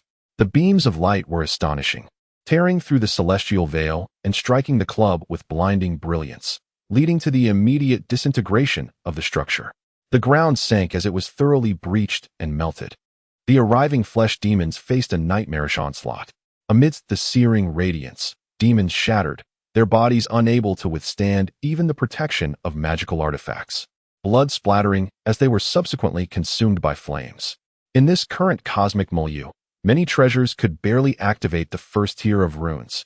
The tide of the extraordinary had receded, unable to withstand conventional weaponry. The blood shadows fared little better. Although initially highly mobile, they chose to possess others to avoid detection. These demons, having claimed numerous lives, now inhabited the bodies of others, feasting upon their spiritual essence, and currently held legitimate identities. This implied that their perception was diminished compared to before. Operating from within the flesh of others, they lacked the strength of their own demonic blood enveloping their true bones. Their demonic bones, akin to artifacts, remained dormant within the corpses they controlled, devoid of any radiant spiritual presence. The terrifying hunt and astonishing explosions caused the area to sink, fracturing some of the demonic bones, from which the essence of demonic immortals seeped. This was a blood-soaked hunt of the extraordinary demons by mere mortals. Upon their return, the demons did not settle for less. Choosing residences in the most favorable environments, the club was surrounded by parks and lakes, offering stunning scenery. This allowed Zhao Zejun to unleash his full potential without concern for nearby residential areas. How dare humanity strike against us? The demons shrieked in agony amidst the flames, their fury palpable. A dazzling light descended, enveloping the area, as flesh demons were mercilessly slaughtered, and the possessed demons, with eyes bulging in rage, witnessed some of their true bones explode. Flee, escape with your lives, and seek vengeance later. A spiritual essence surged forth, nearly disintegrated, leaving them exceptionally weak as at least their supermaterial was obliterated. A few demons managed to escape from underground, not in a dignified manner through the drainage system, but rather slinking away through the sewage channels, reeking horrifically. They had just extricated themselves from the whirlpool when they encountered yet another grave crisis. Chen had arrived. Guarding the exterior, as the soul lock bell resonated, the frail spiritual entities that escaped, regardless of their former identities, now faced a dismal fate. Ensnared beneath the silvery ripples of the soul lock, they resembled chives being harvested, emerging only to be swiftly cut down. Chen moved with remarkable swiftness. After the ancient artifact unleashed a dazzling wave, he quickly gathered several cracked demon bones that had fallen to the ground. Although this consumed a considerable amount of supermaterial, such a strategy of nurturing war through warfare proved immensely profitable. His expression remained impassive as he eradicated the demons, feeling a deep sense of satisfaction. In an instant, he boarded a small battleship and departed, heading towards the next location. He and Wang Xuan had separated to maximize their efforts in eliminating the surviving pure spiritual state demons. In outer space, Wu Yin's uncle, Wu Chenglin, transformed from his usual amiable demeanor into a figure of profound calm, fixated on the large screen displaying the battle outcomes. He had issued orders to attack a vital research laboratory in a life sciences facility, where genetic technology was employed to incubate various extinct ancient organisms. Presently, the cultivation chambers within the laboratory housed not ordinary species, but rather the flesh and blood of demons. The beings that returned from beyond the curtain of existence exhibited a keen interest in such research facilities, hoping to assist in their restoration to true forms. This biological research base, a stronghold occupied by demons, had become a target for destruction. Given the betrayal, there was no room for hesitation. Wu Chenglin issued a decisive command to thoroughly eliminate this location, which was in close proximity to the Wu family's main base. Wu Chenglin was acutely aware of the demons' ultimate intentions. They would not spare the Wu family, having already clandestinely occupied a small battleship base belonging to them. His initial order had been to obliterate that military outpost. The biological research base, situated in a suburban area near the mountains, faced the most ferocious assault. As if a colossal pillar connected the outer realms to the ground. Far from the city, Wu Chenglin could unleash his full potential, striking ruthlessly as a radiant glow enveloped the ground, effectively annihilating all life in the vicinity. Even though the demons possessed tenacious vitality, they could not withstand such devastation in this age of mythic decay, particularly now, as the demons were in the process of rebirth, immersed in nutrient solutions. They were trapped in a deeper slumber. The small battleship base, initially established for early warning, was swiftly destroyed. Flee. In the biological research zone, there were indeed vigilant demons, but their roars came too late as the battleship ravaged the area. Wang Xuan arrived, initially considering this place a critical stronghold, having harbored many ancient demons in hiding. However, upon a cursory glance, he felt a twinge of regret, for only a few pieces of celestial bone remained. The demons lay in slumber, their spiritual essence greatly diminished, suffering devastating blows, their true bones nearly obliterated, with only a handful of watchful demons managing to escape rapidly. Had he known, he would have sent old Chen here. What he had anticipated as a place of great peril was resolved so easily. Wang Xuan wielded the preaching jade dragon blade, designed for slaying primordial spirits, unleashing a blinding arc of light as he cleaved through 5 formidable demons that had survived the onslaught. The remaining demons were scarcely worth mentioning, having been rendered feeble by the bombardment. Wang Xuan has only acquired 3 cracked demon bones here. The so-called formidable foes and perilous monsters have nearly perished before they could awaken. He boarded a small spacecraft and hastened towards his next destination. City, a place known as the Fairy Tavern, has become the target of the Li family's assault. It must be noted that the demons have grown somewhat arrogant since their return. They revel in the populous world, the bustling cities, far superior to the monotonous and impoverished existence of ancient times. Some demons delight in the vibrant nightlife, indulging in the various exquisite wines of the present age, to the extent that they have seized a renowned tavern, rebranded it, and ceased public operations, catering solely to their own kind. In this technologically advanced era, how could such abnormalities escape the scrutiny of major organizations? In the dead of night, the Fairy Tavern collapsed spectacularly, transformed into a blinding orb of light, shattered by a beam, and subsequently melted into various substances. However, situated in a prosperous part of the city, the Li family dared not unleash overwhelming firepower, resulting in the survival of a few demons. Wang Xuan arrived, his spirit transcending, employing his celestial eye to survey the surroundings and quickly discern the escape route of the remaining demons. How undignified, to flee through the sewage channels. He displayed an unusual expression upon recognizing a familiar demon, the Green Wolf. Wang Xuan silently exited the city, patiently awaiting their emergence from the underground, while the demons sought refuge in the forest to evade surveillance. From a distance, Wang Xuan began to summon the golden tree. 9 golden birds chirped in unison, illuminating the night like 9 suns in the sky, pecking to death all those ethereal entities. The demons that lingered in the Fairy Tavern were, in their essence, still corporeal and relatively youthful, yet now only 3 remained, bloodied and battered. The Green Wolf was present here, separated from the Black Mane and Silver Bat, having sustained an injury to its foreleg from a firearm during its time with the Zhao family, now recuperating. Moreover, its tail had been severed by old Chen's black sword, and it sat in the tavern, drowning its sorrows and secretly licking its wounds. You reek. Even from a distance, Wang Xuan enveloped himself in transcendent light, unable to tolerate their stench. It's you, Wang Xuan. Upon sighting him, the Green Wolf's eyes turned green, emitting a low growl. Encountering an adversary, coupled with the suspicion that this ambush was instigated by him, sent it into a frenzy. Shut your mouth, you big mutt, Wang Xuan retorted. The cold, indifferent gaze and disdainful expression left the Green Wolf deeply wounded. Who would have thought that in this era, even bloodthirsty beasts would dare to actively hunt us, leaving us in such a passive state?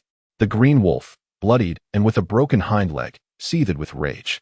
Wang Xuan regarded it with disdain, stating, I initially intended to use you as a test subject to gauge my training results. But with your broken legs, what use are you to me?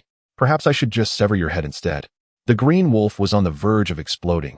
The once mighty demon race had reigned supreme, feasting upon humanity, and for a protracted era, it was their terrifying dominion. This time of return had initially been smooth for the demons. They were poised to seize control of major conglomerates, amassing a fleet of warships to dominate the world as they did in ancient times. As a result of unforeseen circumstances, these mere mortals turned around and hunted them, inflicting severe damage upon the demon clan during this deep night, a blow that was hard to accept. At this moment, it found itself gazed down upon by a human with disdain, as if the individual regarded it as a filthy maggot covering their mouth and nose. Kill. The other 2 bloodthirsty demons could no longer endure that gaze and took the initiative to attack. There was no evasion possible, only a battle to be fought. Wang Xuan stood still as a mountain, fixating on them, as a faint silver light emanated from his fingertips. He resolved to test this peculiar energy derived from the void. 1 demon bird, with broken wings bleeding profusely, barely dove toward him, exuding a fierce killing intent. The other beast, resembling a massive black bear, charged forward, its formidable body causing the ground to tremble beneath it. They unleashed the innate powers of their kind, with demonic energy swirling, bloodlight clashing with beastly shadows, demonstrating remarkable prowess. Wang Xuan's palms sliced through the air, employing a technique from the Taoist ancestral teachings. A sound akin to a blade cutting through the air resonated as he conjured a silver stream resembling a galaxy, the silvery substance evaporating. With a resounding thud, the demon bird's head was cleaved off, and the massive black bear was sliced in two. Their primordial spirits were also severed by the silver light, resulting in the immediate demise of both demons. A tad weak, Wang Xuan mused, 2 6th-tier demons, one level above him, yet they fell so swiftly. Your turn. He set his sights on the blue wolf. In just one day, how could you have grown so powerful?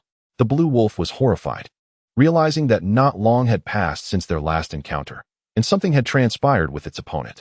It summoned all its strength, transforming into a colossal azure divine wolf. Its fur glistening and its formidable fangs bared as it lunged at Wang Xuan, a terrifying demonic light erupting from its gaping maw. How have you weakened? Your realm has diminished. Are you regressing? Wang Xuan was astonished. The blue wolf had originally been at the early 8th tier, but now it had fallen to the 7th. The blue wolf was taken aback, realizing that its opponent's power was not merely a simple enhancement, but a breakthrough of their original realm. It felt that this defied logic. Earlier that day, the residual waves of the extraordinary had shaken it, leading to the discontenting realization that the decay of myth had intensified, causing its realm to decline. Yet, what about its opponent? How could they have ascended in level? This was incomprehensible. It struggled to believe its own eyes. This battle held little suspense. Wang Xuan's fist light sliced through, obliterating it in a rain of blood. The demon ancestor will cross realms and slay you all. The ground shall flow with rivers of blood. The primordial spirit of the blue wolf howled. The demon ancestor Qi, an unparalleled fiend. No matter, when he crosses realms, I shall confront him. Wang Xuan replied calmly, as the silver fist light swept through once more. The blue wolf was stunned, then horrified. How could a single person's fist light annihilate a primordial spirit? Without even employing mental energy, it had no time to ponder further, as it exploded entirely. Both body and spirit extinguished. The silver secret power is formidable, Wang Xuan assessed, recognizing that this newly manifested energy could transcend the extraordinary, proving immensely powerful. His confidence in this new path grew ever stronger. In the new moonlight, old Zhang gazed at the bronze mirror, observing a vessel imbued with the essence of ages. In the depths of space, an ancient and colossal ship was slowly approaching, nearing the new star. Double moon tickets, everyone, do not forget to cast your votes. Gratitude to the novice author, and appreciation for the support of the Alliance leader. Chapter 3:13. The world's response in the vastness of the cosmos. An antiquated yet imposing spacecraft silently approached, drawing near to the new star. Its design was distinctly retro, evoking a sense of nostalgia, though its propulsion systems surpassed those of contemporary vessels. Soon after, a peculiar hatch atop the ship opened, and several robots emerged, standing motionless on the expansive deck, gazing into the distance. Were they human? These carbon-based beings would likely perish instantly in such an inhospitable environment. They remained eerily silent, resembling statues, frozen in place. The robots themselves appeared worn and battered. Some were missing an arm, while others bore fractures at the shoulders, their active metallic components failing to mend the damage. Subtly, one could discern strange substances entwined around the broken areas, preventing any semblance of repair. On the new moon, old Zhang held a rusted copper mirror, diligently polishing its surface. As he scrutinized his reflection, a frown creased his brow. Deep space civilization, what era does this ship belong to? It is indeed ancient. Those are mechanical titans. The colossal vessel neared the new star. In the expanse of outer space, Zhao Zejun, Wu Chunlin, and others were present, and all warships swiftly detected the unidentified spacecraft, sparking astonishment among the crew. Upon closer examination, they concluded that it bore a striking resemblance to a ship excavated from the moon, belonging to the same stylistic lineage. The robotic figures remained still, observing the fleet ahead as their own vessel veered away, entering the domain of the new star, descending toward the Earth. Wang Xuan, take note. An unidentified ship has entered the new star. Do not provoke it. Zhao Zejun promptly alerted Wang Xuan and old Chen, sending photographs and quickly outlining the situation. Before long, the fleet in outer space lost track of the target. The ship inexplicably vanished from their screens, eluding their scans. Wang Xuan expressed his surprise but acknowledged the situation, continuing his pursuit of the demons. Meanwhile, Zhao Zejun, Wu Chenglin, and their companions remained resolute in their mission, systematically eliminating the demon strongholds with relentless fervor. That night, various organizations on the new star deployed all available surveillance systems. Drones and detectors were sent skyward, deep underground, and across lakes and forests. Every conceivable area was scoured for the demons' movements, not limited to the central continent. Even the western lands inhabited by foreigners were subjected to Zhao Zejun and his allies' bombardments. For instance, the Pestilence Research Institute and Life Sciences Base in Debao was utterly obliterated. Additionally, several islands in the East China Sea faced devastation from naval assaults. On this night, the world trembled. Beings from behind the curtain were gripped with fear. As mortals unleashed their fury, the descendants of celestial beings felt a twinge of trepidation. This large-scale bombardment of warships, amidst the retreat of the extraordinary, was something their realm could scarcely withstand. The demons suffered catastrophic losses, with numerous strongholds decimated, not limited to the lineage of demon ancestors. Any native demons that had approached the powerful factions or engaged in nefarious activities were targeted.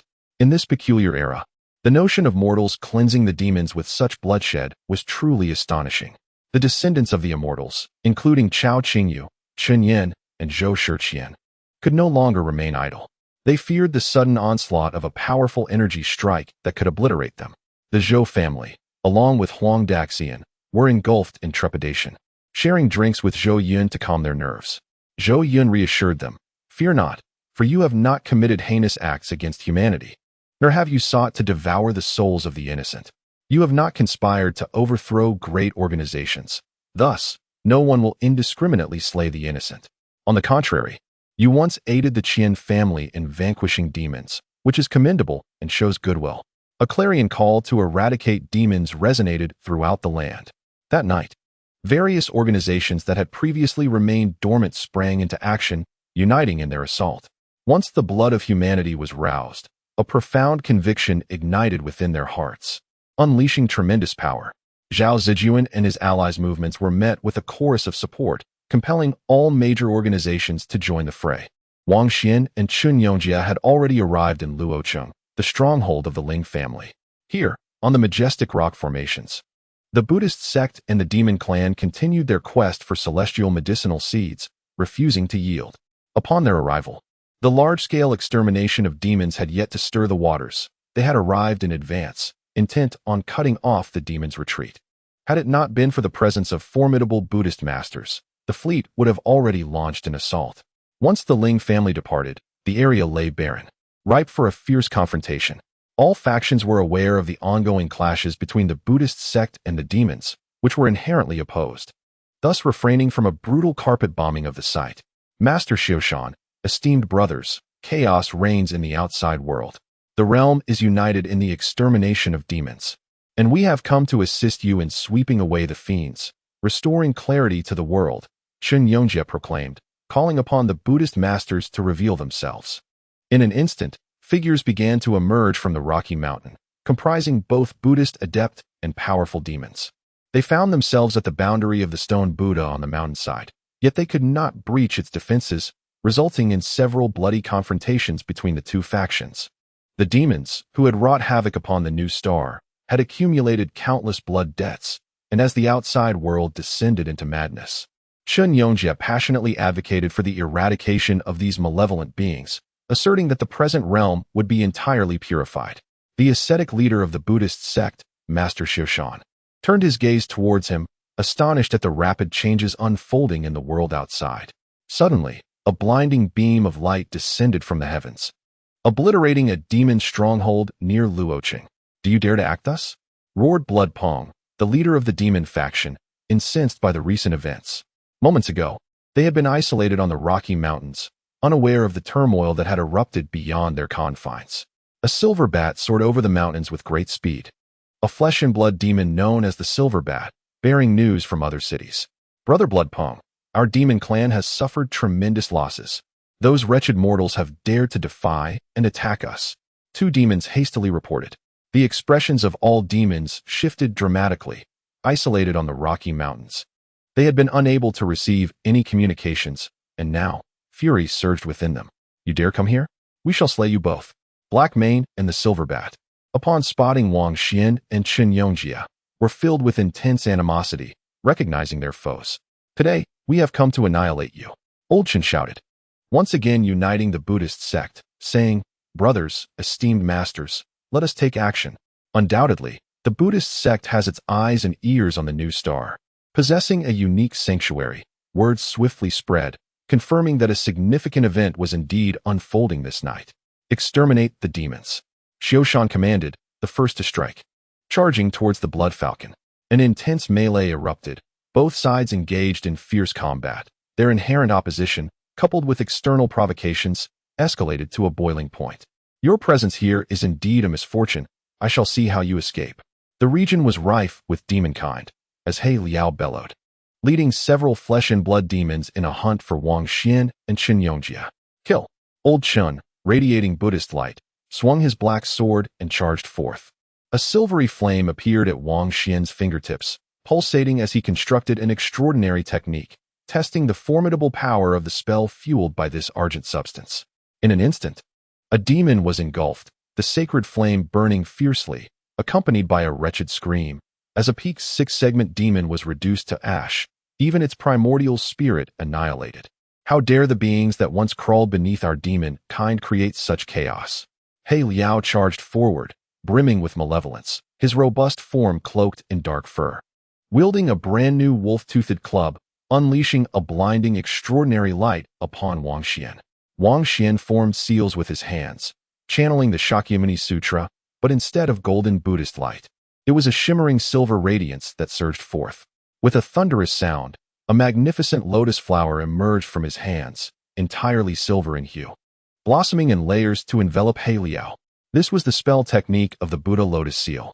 In the void, the genuine sound of blooming flowers resonated, petals cascading, as the rhythmic explosions shattered the club, radiating extraordinary light. He Liao's furry hand was left bloodied and mangled, demon blood dripping, with a finger bone exposed and severed. Have you weakened too? Wang Xuan remarked with surprise, noting that He Liao had indeed fallen from the 8th segment and was now at the 7th. Hearing such words ignited He Liao's fury and shame. Was he being mocked? Though it was the truth, he felt an unbearable tightness in his chest. Most crucially, he had weakened while the opponent had grown exponentially stronger, a terrifying disparity that seemed utterly unjust. Wang Xuan, with a swift motion of his right hand, executed a sword technique, unleashing a dazzling silver light. He was thoroughly testing his strength, also validating the extraordinary nature of the argent substance. He Liao, opening his mouth, unleashed demon light, deploying a secret treasure. An enormous black net descended, exuding dark energy and ominous aura, attempting to capture and slay Wang Xuan. However, under Wang Xuan's sword technique, the brilliant white sword light sliced through the treasure, shattering it into countless pieces. With a series of piercing sounds, the sword light left several gaping wounds on He Liao, piercing through him, tearing a portion of his heart. He Liao was taken aback in disbelief, feeling incredulous. In just one day, the opponent could suppress him without resorting to extraordinary treasures? He opened his mouth, and a blood-red demon sword flew forth, a precious artifact of his clan that was vital for their survival. It rapidly expanded, its hue as crimson as blood, and the sword whistled through the air, enveloping the surroundings in a mist of blood and a chilling aura. Slice! Roared the black-maned beast, and alongside the blood-colored sword, countless blades of light surged forth, densely filling the void. Wang Xuan, undaunted, unleashed the Taoist secret technique, the mirror light technique, continuing his experimentation with the silver substance. A silver mirror materialized before him, blocking the oncoming blood sword and reflecting its light back. Simultaneously, Wang Xuan formed hand seals, invoking the ancestral technique of the Taoist sect, 5-colored cloud thunder. In midair, 5-colored clouds appeared, crackling with thunder, covering the black-maned beast's head, and then the entire cloud roared, unleashing a cascade of silver lightning. Boom! The blood-red demon's sword shattered, and the black-maned beast had no way to evade, being struck by the silver waterfall. An arm was instantly severed, and half of its body was charred, emitting the stench of roasted flesh. Wang Xuan wielded his sword, a brilliant white light slicing through, cleaving the beast in two. After numerous experiments and trials, he was convinced of the high grade and immense power of the silver substance, his confidence in that path growing stronger, yearning to find the realm of truth immediately. Once everything settled, he would undoubtedly continue his exploration. The other demons were taken aback, but everything happened too swiftly. It was too late to intervene. Could they possibly outpace the silver lightning? Kill. The silver bat, with cold eyes, charged forward with several demons. Wang Xuan unleashed lightning, activated the Buddhist lotus, and employed various techniques, swiftly dispatching 3 demons in succession. Then, he advanced, clashing with the formidable silver bat of the 7th segment, his punch striking with such force that it fractured the beast's arm. The silver bat opened its mouth, unleashing extraordinary sound waves that transformed into silver ripples, surging toward Wang Xuan with deadly intent. Wang Xuan formed seals, and this time, a roar akin to a lion's erupted, as a silver lion burst forth from his seal, dispelling the ripples. With a swift follow-up, Wang Xuan punched through the silver bat, blood splattering. The silver bat exerted all its strength to break free, transforming back into its true form, spreading its wings to flee. However, Wang Xuan leapt up, seizing its silver flesh wing and tearing it off with a sharp sound. The silver bat shrieked, losing the composed demeanor it once had, its white shirt and tailcoat shredded as it plummeted from the sky. Wang Xuan spared it no chance. His burning fist radiated like a silver sun rising. The heavens trembled with energy, terrifyingly chaotic, obscuring Wang Xuan's figure, leaving only the dazzling fist light, akin to a resplendent sun, engulfing all before him. The silver bat was obliterated by his punch, its essence dissipating, vanishing entirely. 11. May our homeland flourish. And to all readers, enjoy your long holiday. Meanwhile, I humbly request your support for the monthly votes. Thank you. Chapter 314, Wang Xuan's daughter. Nearby, the expressions of those present changed. In mere moments, several adept demons perished, particularly the black-maned beast and the silver bat, renowned in their circles, now reaped like wheat by the scythe of fate. At this moment, the demon clan's eyes turned crimson. This night was too tragic. Why had such a calamity befallen them? Mortals were slaughtering them everywhere, and now even in extraordinary combat, they were being defeated by a single human. In the twilight of myth, the cosmos was thrown into disarray, and the very fabric of order unraveled. The blood of demons and immortals flowed freely, while mortals, in their quest to exterminate the demon kin, felt an unsettling chill creep down their spines, followed by an overwhelming tide of resentment and insatiable fury. Overall, these beings had once feasted upon mortals, with great demons ruthlessly slaughtering entire cities, leaving indelible scars on the psyche that they could not relinquish. Now returned, they yearned to resurrect their former glory, to reign supreme once again, yet the world beneath them had irrevocably transformed. A blinding beam of light descended from the heavens, striking the earth and obliterating some of the demons instantly. Warships loomed above, capable of precisely targeting the errant demons lingering on the periphery of the battlefield. Bloodpang's gaze was frigid as his form swelled, transforming into a resplendent crimson rock that soared skyward, intent on annihilating the diminutive warship. In this tumultuous flight, his sanguine silhouette flickered, producing terrifying sonic booms as he erratically shifted positions, wary of being locked onto by the vessel. Xiao Shan soared aloft, clad in a scarlet cassock woven with golden threads, resembling a billowing crimson cloud as he pursued Blood Pong, aiming to intercept him. A fierce aerial battle ensued, with the radiance of Buddhist light clashing against the malevolent energy of the demons, conjuring extraordinary phenomena in the night sky, grand temples and soaring rocks manifesting in spectral form. The terrestrial combat intensified, a deadly dance of survival where it was either you or I, as the adept of the Buddhist sect clashed with the demon kin, with Wang Xuan and old Chen also carving their way through the fray. What exhilaration!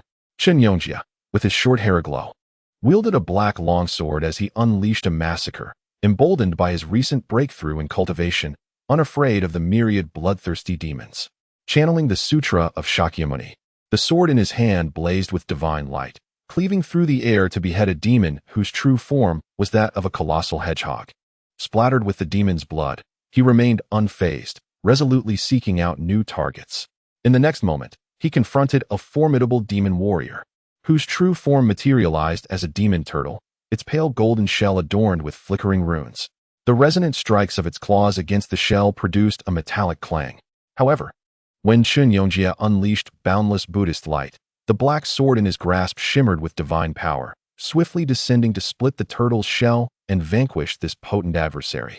This skirmish exacted a heavy toll on the native demons, with countless bodies collapsing in the night, the majority being the flesh and blood demons of the newer generation. Wang Xuan navigated the battlefield with composure, intermittently slaying demons. He refrained from engaging in the aerial pursuit of blood pong, leaving the fate of the demon leader to Xiao Shan's capable hands. The eradication of demons required collective effort, and all factions were expected to contribute. A dark cloud loomed in the sky, crackling with crimson lightning and the shadows of demons. This was Wang Xuan experimenting with demonic techniques, testing his ability to wield them. With a pointed gesture, he summoned the demonic thunder from within the cloud, shrouded in blood mist and phantasms of demons, striking at numerous demon experts ahead. During his time as a rising star, he had absorbed an immense wealth of scriptures, having thoroughly perused Old Zhong's study and various other arcane tomes. Now, with effortless grace, he unleashed formidable techniques, each strike imbued with profound significance. Such audacity was intolerable. A great demon has been enraged. A mere human dares to wield their sorcery. An act of provocation and disdain. Indeed, when executed by a human, the power is rather unimpressive. Wang Xuan shook his head, for he had invoked a formidable Taoist transcendent formula. From his fingertips, silvery beams shot forth, intertwining to form a vast net that ensnared the four approaching demons. This was the demon refining net, capable of refining and annihilating true demon immortals if one could construct a transcendent formula of 6th level or above. However, Wang Xuan was not yet capable of such advanced sorcery. With the aid of his spiritual third eye, he meticulously crafted the silvery net, and with a forceful tug, the four demons shrieked in agony. Within the refining net, silvery flames surged. They were constricted, their forms shredded by the energy strands, ultimately consumed by the flames that obliterated both body and spirit.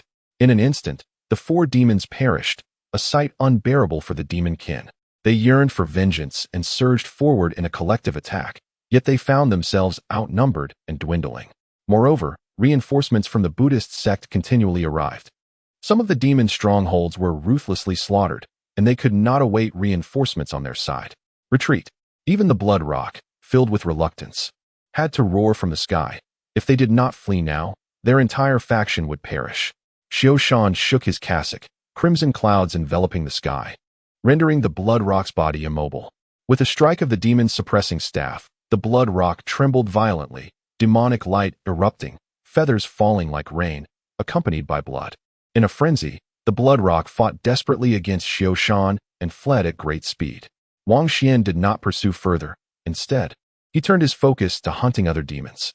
The night was drenched in blood, fraught with unrest. In truth, the chaos persisted into the day. As various factions continued to hunt down the remaining demons, including Taoist figures like Wang Hai. From deep night to dawn, and into the afternoon, demonic lights periodically streaked across the sky, with hunters in relentless pursuit. Wang Xuan and Old Chen seized this opportunity to gather demon bones, operating in tandem across different locales. The beings emerging from the shadows were somewhat astounded. Such events were unprecedented. The surviving demons found it most difficult to accept. Just the day before, all had been smooth sailing for them, roaming freely and preparing to possess and usurp the bodies of influential figures. Yet, in the span of a single night, the tides had turned dramatically. On the secret networks, major organizations were both shocked and exhilarated, able to witness firsthand the vivid audiovisual documentation, their hearts trembling. Was that Wang Xuan? He was slaying demon immortals. Various platforms rapidly reported the news, ordinary citizens quaking in fear, followed by fervent discussions, creating a cacophony. As Wang Xuan relentlessly pursued the demons, he found himself once again in the familiar city of Yuan, in the far west, adjacent to the Misty Plateau. This place left a profound impression on him, marked by a great river that flowed through Yuan. During the special migratory season, starry fish would ascend the river in droves. floating into the night sky, a splendid sight. He sighed softly, recalling certain individuals. That small figure was pitifully left waiting, unable to receive the healing herbs he had meant to gather from the hidden realm. Life is rarely so perfect. It is often punctuated by regrets that leave one helpless. He shook his head. As the sun dipped below the horizon, he made his way outside the city, standing by the banks of the Zhou River, its mighty waters surging eastward. Suddenly, Wang Xuan sensed something amiss and turned to see a few antiquated and battered robots approaching from the misty highlands. Their gait was steady, their rhythm unwavering. An instinctive apprehension told him that these mechanical beings harbored a profound danger. With a slight arch of his brow, he realized the gravity of the situation and immediately checked his phone for the ancient spacecraft photograph sent by Zhao Zejun, which had come from deep space. In that image, several robots bore a striking resemblance to those before him. They were likely of the same batch. Astonished by this encounter, Wang Xuan maintained his composure, noting the similarity between these robots and the fifth robot from the Sun family. What era could they possibly belong to? The Sun family's mothership and the fifth robot had been excavated from the moons beyond the old lands. The robots nearby exuded a potent aura from that bygone era. Could they also be artifacts from ages past? The robots observed him intently, halting their advance at a distance. Wang Xuan was acutely aware that they transcended mere machinery. They were likely some form of unique metallic life forms. He sensed a peculiar spark of consciousness flickering within their heads. These extraordinary metallic beings possessed advanced technologies and extraordinary abilities, making them formidable adversaries. They had likely detected his anomaly. However, Wang Xuan felt no fear. In the event of a conflict, the outcome remained uncertain, as he believed he had means of balance. Yet, he sensed no hostility emanating from them. Calmly gazing at the Zhou River, he proceeded towards the city of Yuan, consciously avoiding proximity to these metallic life forms. After entering the city, he noticed that they trailed him from afar. As Wang Xuan strolled through the city, he inevitably found himself in a familiar area, the neighborhood where he once resided. Suddenly, he paused, his heart racing in disbelief. Before him stood a small figure. He had encountered her once again, the ill-fated little girl, Lele. She was still alive. Wang Xuan was taken aback, utterly beyond his expectations. The girl had not perished. He longed to approach her and seek clarity, but he restrained himself, aware that the robots had followed him and were not far behind. While he harbored no fear for himself, the potential danger to the fragile girl was a different matter. Months had passed, and the little girl appeared increasingly frail, her stature more delicate than before. Her eyes were reddened, and her face bore an expression of sorrow. Months prior, despite suffering from the terminal illness of the 5 declines of heaven, she had maintained an optimistic demeanor, smiling even through the pain, comforting her mother with tender words and wiping away her tears with a brave little face.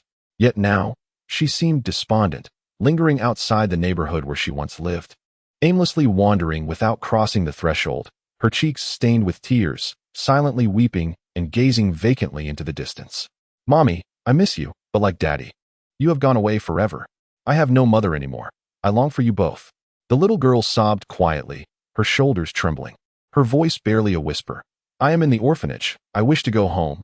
I miss Daddy. I miss Mommy." The little girl has always been perceptive and wise beyond her years, displaying a maturity that surpasses that of her peers. Now, with tears streaming down her face, she has come to the painful realization that her father, who has been away on business, has actually passed away. With her head bowed, she departs from the scene, engulfed in sorrow and confusion. The last time she awoke from her unconsciousness, she overheard whispers suggesting her life could end at any moment. "Mommy, why did you leave first?"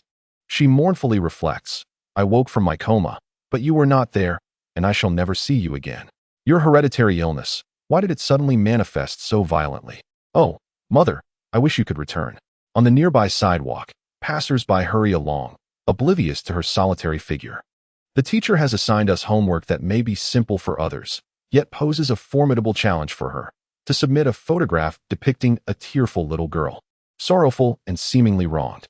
The photo must be recent and capture the family together, ideally including her father or mother, but she has neither.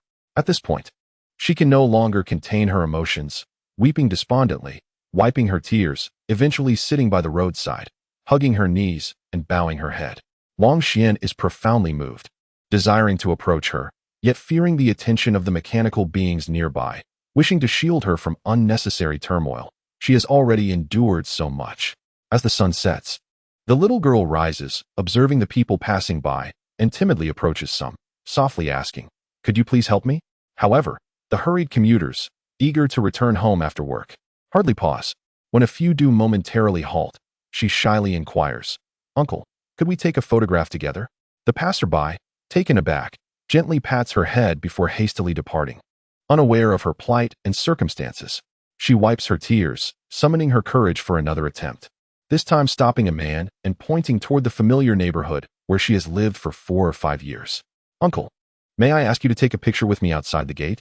She looks up hopefully, yet apprehensively, fearing rejection. The man smiles and pauses, glancing at her. "I'm in a hurry to pick up my daughter from school. You are so well behaved, carrying your little backpack home all by yourself." With that, he quickly moves on. Upon hearing these words, the little girl lowers her head and quietly retreats to a secluded spot, shedding silent tears as she murmurs, "I miss Mommy. I miss Daddy." Wang Xuan feels a pang in his heart as he gazes at the distant mechanical beings, pondering why they linger. "We mean no harm." One of the robots unexpectedly speaks in the language of the new star, though its voice carries a somewhat stiff quality. Wang Xuan realizes they have observed the little girl. Lele, no longer willing to wait, he strides toward her, softly saying, "Lele, would you like to take a photo with me?" The little girl, her eyes brimming with tears, quickly lifts her head, gasping in surprise upon recognizing him, followed by a wave of joy mingled with heartache. She stifles her tears, nodding earnestly, resembling a chick pecking at grain, managing only to utter a single word, "Yes. How wonderful it would be if you were my daughter." Wang Xuan spoke softly as he crouched down to lift her onto his back, saying, "Let us go to the gate and take some photographs." Chapter 315. Return to the old land. Before the familiar gate, Wang Xuan walked with the little girl, asking a robot to take pictures. Lele either perched upon his shoulders or was held aloft, her face adorned with a pure and joyful smile. However, in the initial photographs, although she smiled, tears glistened in her eyes, betraying her inability to contain her emotions. "My mother passed away during my coma. She left while I was unconscious, and I shall never see her again." The little girl recounted the sorrow of her past. The disease known as 5 declines of celestial beings is incurable, and her family, being indigenous, would inevitably face the lamentable fate that awaited them, sooner or later.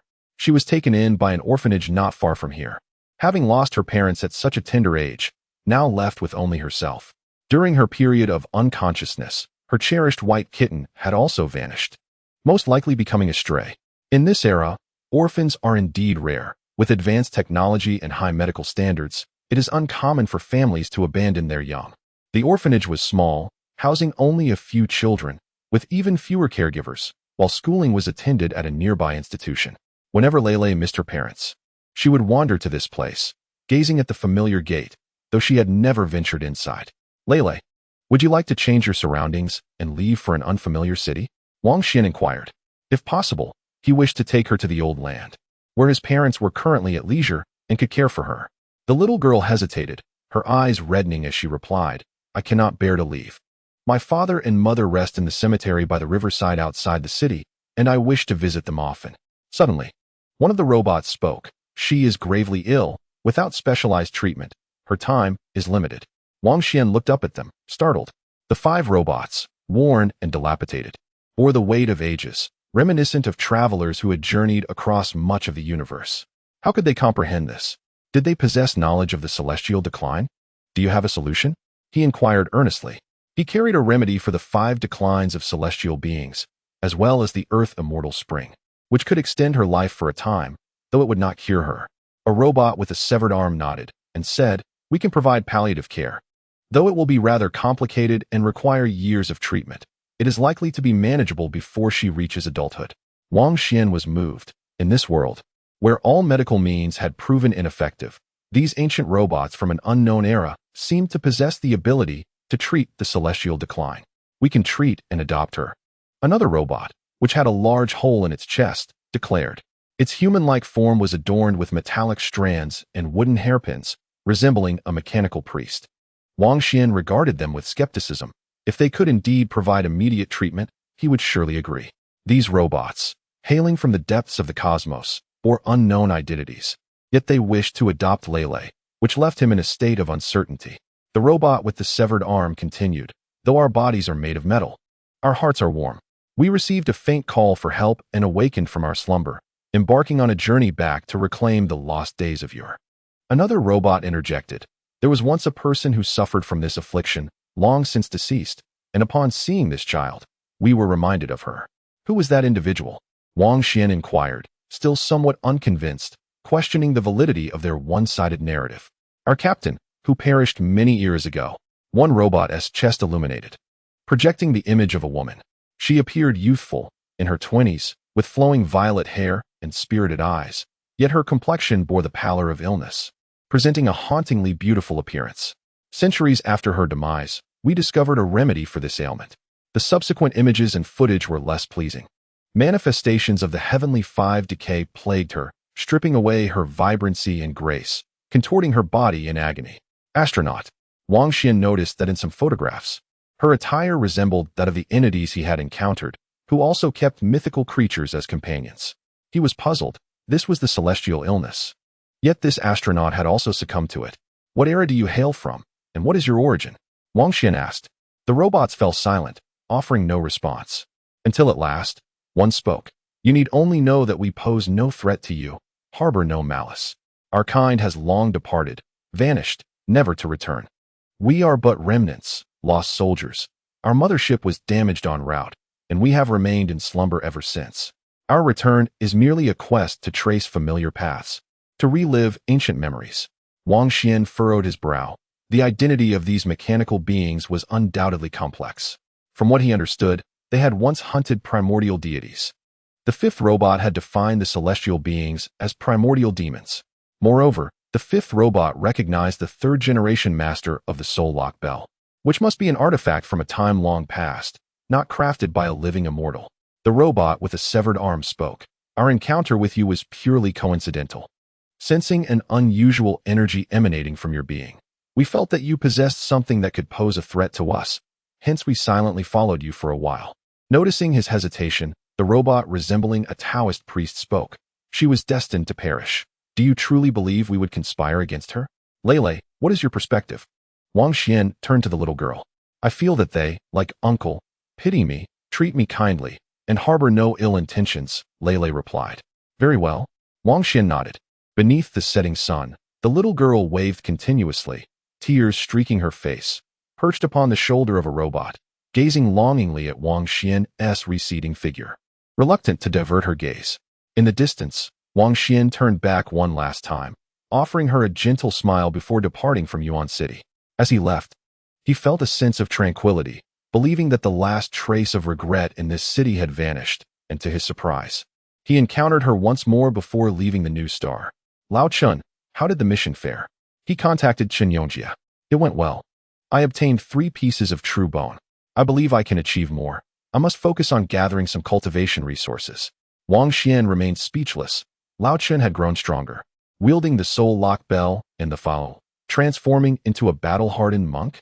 Was he now addicted to slaying demons and relentlessly pursuing the true bones of the demon race? In this fierce confrontation, all parties were relentlessly pursuing the last remnants of the demonic entities, and the struggle continued throughout the night, only to reach a temporary respite by the break of dawn. While the faction led by the demon ancestor Qi was not entirely annihilated, it suffered catastrophic losses. In the depths of the towering mountains, a blood-red cloud surged ominously, enveloping the heavens and the earth, ebbing and flowing. This was the breath of the demon ancestor residing within the mountains. Each exhalation transformed the very colors of the sky. Outside the mountains, the demon ancestor's second son learned of the bloodbath occurring in the mortal realm. His countenance darkened, and within the depths of his eyes, terrifying bolts of lightning flickered, rivaling the tribulations faced by ascendants. Having utilized the ancestral blood from the demon pool to dispatch a cadre of gifted individuals, only to witness such a dismal defeat, he felt an unprecedented humiliation. Enraged, he contemplated sending forth more renowned demons. Yet how could he? The ancestral blood from the demon pool was a last resort. Employed when crossing realms, how could it be squandered so readily? A cadre of inept fools. The second son of the demon ancestor erupted in fury, his murderous intent palpable. As time progressed, the ancient pact began to loosen, making inter-realm crossings increasingly feasible and the costs thereof diminishing. In the cosmos, Wang Xuan and Chen Yongjie bid farewell to familiar faces, as Zhao Zejun, Wu Chenglin, and others prepared to venture into the depths of space. After this parting, the prospect of reunion remained uncertain, as some might never return. In truth, a significant portion of the major organizations were on the verge of departure. All factions that had launched attacks against the demons were decisively ascending, ready to leave the new star. Farewell. Take care. Wang Xuan surveyed the fleet with his spiritual eye, finding no issues as they parted ways in the void of space. Zhao Zejun and others gifted him a large warship, which hovered in the cosmos. Guanlin, Qinsheng, and some members of Old Chen's secretive organization were picked up by smaller vessels, poised to set sail back to their homeland. There were still some loose ends to tie up. Wang Xuan mentioned that he and Chen Yongjie would return to the surface of New Star aboard a small spacecraft. He intended to take with him the medium-sized warship acquired through the exchange of the Earth Immortal Spring, and the large warship gifted by Old Zhong could not remain behind. Furthermore, he needed to seek out certain individuals from the Argon Consortium to collect debts. 3 days prior, when he and Chen Yongjie sought to utilize the warship to combat the demons, Zhou Yun urgently warned him that the demons were colluding with humans to mount a counter-hunt against him. The moment Old Zhong's warship took flight, it would be instantly obliterated. Now, Wang Xuan had discerned who intended to ambush him. Grant from the Argon Consortium had allied with the demons, preparing several medium-sized warships in the vastness of space. Christine and Han Solo had stolen my invitation to attend the gathering at Source Pool Mountain, only to find it laid to waste by the Sun family, with attendees meeting a tragic fate. Was Grant venting his ire upon me, seeking vengeance for his granddaughter Christine? Grant had not yet departed from the central continent. The small warships he left in the cosmos were obliterated by Zhao Zejun and Wu Chenglin. As a senior member of the Argon Consortium, he could not frequently mobilize all critical resources without negotiation, and the forces directly under his command had been nearly eradicated. You may proceed. Wang Xuan snapped his fingers, unleashing a burst of fire that engulfed him, causing him to scream in agony before being reduced to ashes. To his astonishment, Wang Xuan discovered that the Sun family had orchestrated the assassination of Christine while simultaneously compensating Grant and inciting him to seek revenge against him. Utilizing his formidable mental prowess, he captured the remnants of Grant's thoughts, thereby unraveling the truth. Chen Yongjie remarked that it was fortuitous to confront the Sun family and settle old scores before departing from the new star, avenging both new grievances and past grudges. The Sun family had previously targeted them, even launching assaults on Chen himself, who had experienced bombardments from warships and collisions with spacecraft. Wang Xuan, too, had clashed with the Sun family on multiple occasions. It was indeed a cunning maneuver. This time, they had refrained from direct confrontation, but subtly encouraged Grant to eliminate him, ultimately reaping the consequences of their own designs. Wang Xuan stealthily infiltrated the Sun family's stronghold, with Chen Yongjie following closely, wielding a formidable black sword.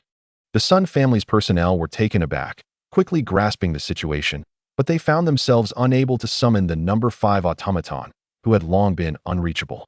During the battle at Jinding Mountain, the celestial beings from Huang Kuan's faction had attempted to cross realms, setting up a grand summoning formation that ensnared many. The number 5 automaton, who had been ensnared while attempting to intercept a baited line, suffered grievously, losing a substantial portion of its form and extinguishing part of its mental essence. It had retreated to the mothership, where it remained silent for an extended period. The Sun family members, eager to activate the mothership, were far too late. Wang Xuan took action, wielding the exquisite jade dragon knife from the pre-Qin era, relentlessly striking down figures such as Sun Rongxing and Sun Chengqian, annihilating both their corporeal forms and spirits. Chen Yongjie, with his black sword, was equally direct, resulting in a scene of decapitation all around. The remaining high-ranking members of the Sun family were obliterated, while those elsewhere were not pursued by Wang Xuan and Chen Yongjie. Wang Xuan, brandishing the golden tree, forcefully dismantled the restrictions of the secret vault, indifferent to who had their eyes set upon it or whether it had an owner. He and Chen Yongjie meticulously selected divine artifacts, precious treasures, and ancient tomes, carrying away the most valuable items. Not to mention the treasures. Their collection of texts now far surpassed that of any ancient elite sect, as they possessed a wealth of knowledge accumulated through the ages. with celestial abodes from various periods having fallen from the void into this era. Having concluded their mission, the two departed, instructing the members of Chen's organization to activate the other two warships and set course for outer space. Wang Xuan, cautiously gripping the dark golden flying vessel, remained vigilant, prepared to eliminate any remnants of the Sun family should they attempt to retaliate. Everything proceeded smoothly, devoid of unexpected complications. The three warships activated their warp engines, entering a wormhole and vanishing into the vast expanse of the cosmos, embarking on their journey home. The turmoil on the old soil has intensified.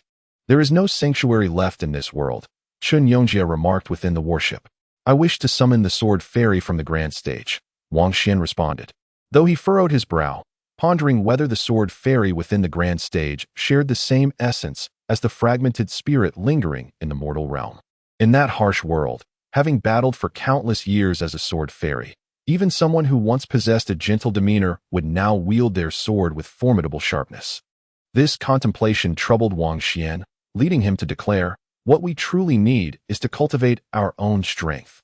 He sought a means to once again explore the realm of the void, traversing the perilous crater of demise, in pursuit of the authentic world. Should he rise in strength? Who would he fear? Upon his return, he graciously requested double the monthly votes from everyone. Gratitude is extended to San Sheng Yuan, Zong Laijia, Miss Jia Ran. Deep Space Beyond, San Sheng Yuan, Mao Mao, Wa-O and Yen, and Yu Wu Bai, and the Emperor who steals underwear, as well as the support from all the esteemed leaders. Chapter 316, The Seeds of Spring, the Fairy of Autumn, the neighboring star, Proxima b, receded into the distance. A passage to wormholes connecting new stars to their corresponding old worlds, possibly linking two universes. Three warships commenced their acceleration. Proxima b lay 2 light years from the old world, a figure astronomical to those accustomed to life on the surface. Yet, under the warp engine's propulsion, they approached the old world in a little over 4 hours, undergoing the most stringent scanning and inspections in outer space, presenting a plethora of comprehensive documents before being granted passage. Large warships are not permitted to enter the old world lightly. They require prior reporting and approvals, with stringent regulations in place. As they began their descent towards the surface, familiar sights emerged, the azure ocean and the majestic Kunlun Mountains, evoking a profound sense of nostalgia akin to a wayfarer returning home. When Wang Xuan had departed, he could not even afford a ticket, relying on old Chen's generosity. Now he was returning aboard 3 warships, 2 large and 1 small. However, despite the presence of 3 warships, he could hardly afford their upkeep. Not to mention the various supplies. Merely the daily costs of docking at the spacecraft base would leave him dizzy. These were true money-gobbling beasts, consuming astronomical funds daily. Arrangements had already been made regarding this. He would partially lend the 3 warships to the old world for certain departments to utilize, with the option to reclaim them swiftly should the need arise. And Cheng was expensive. The moment Wang Xuan set foot on the ground of the spacecraft base outside in Cheng, a plethora of familiar scenes flooded his mind, bringing a smile to his face. Upon his return, he wished to speak of auspicious matters. Chen Yongjie was not fond of such sentiments. During his near demise, various factions had prepared wreaths, anticipating his passing. Yet he defied expectations, lingering for several days, leaving several dignified elders bedridden with worry, forcing them to withdraw prematurely. Master Qin has returned, and this time he shall not depart. Qin Cheng was exhilarated. His family resided in Cheng. Initially, he had sought connections to go to the new star, but after a roundabout journey, he concluded that his homeland was far better. Old Wang, old Chen, Sister Guan, I must take my leave.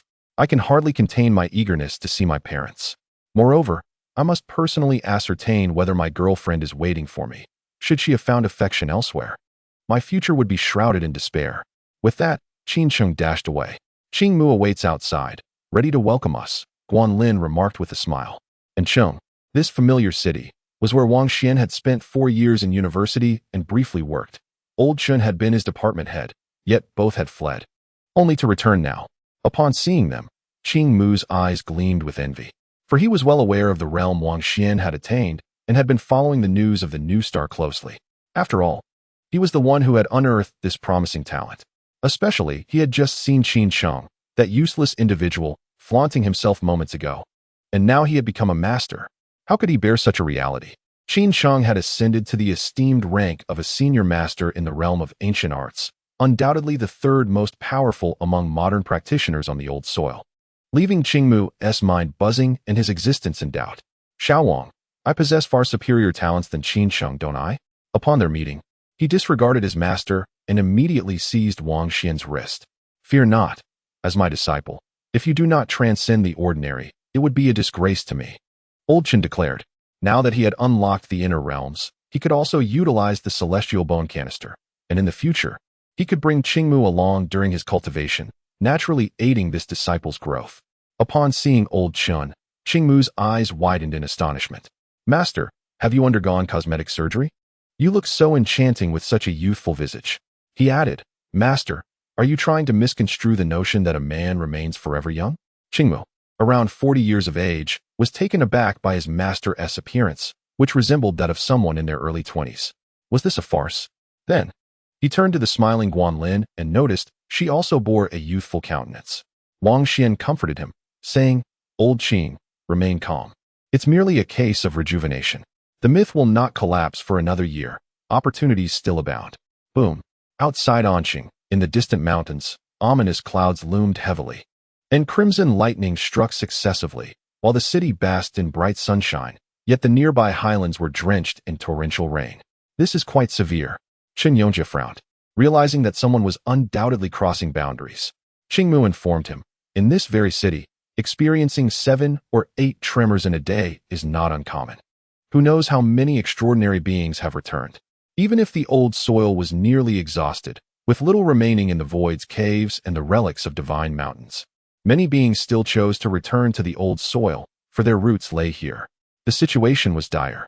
It was estimated that the old soil housed more extraordinary beings than the new stars. Wang Xian gazed at the ominous clouds, which compelled a serious demeanor.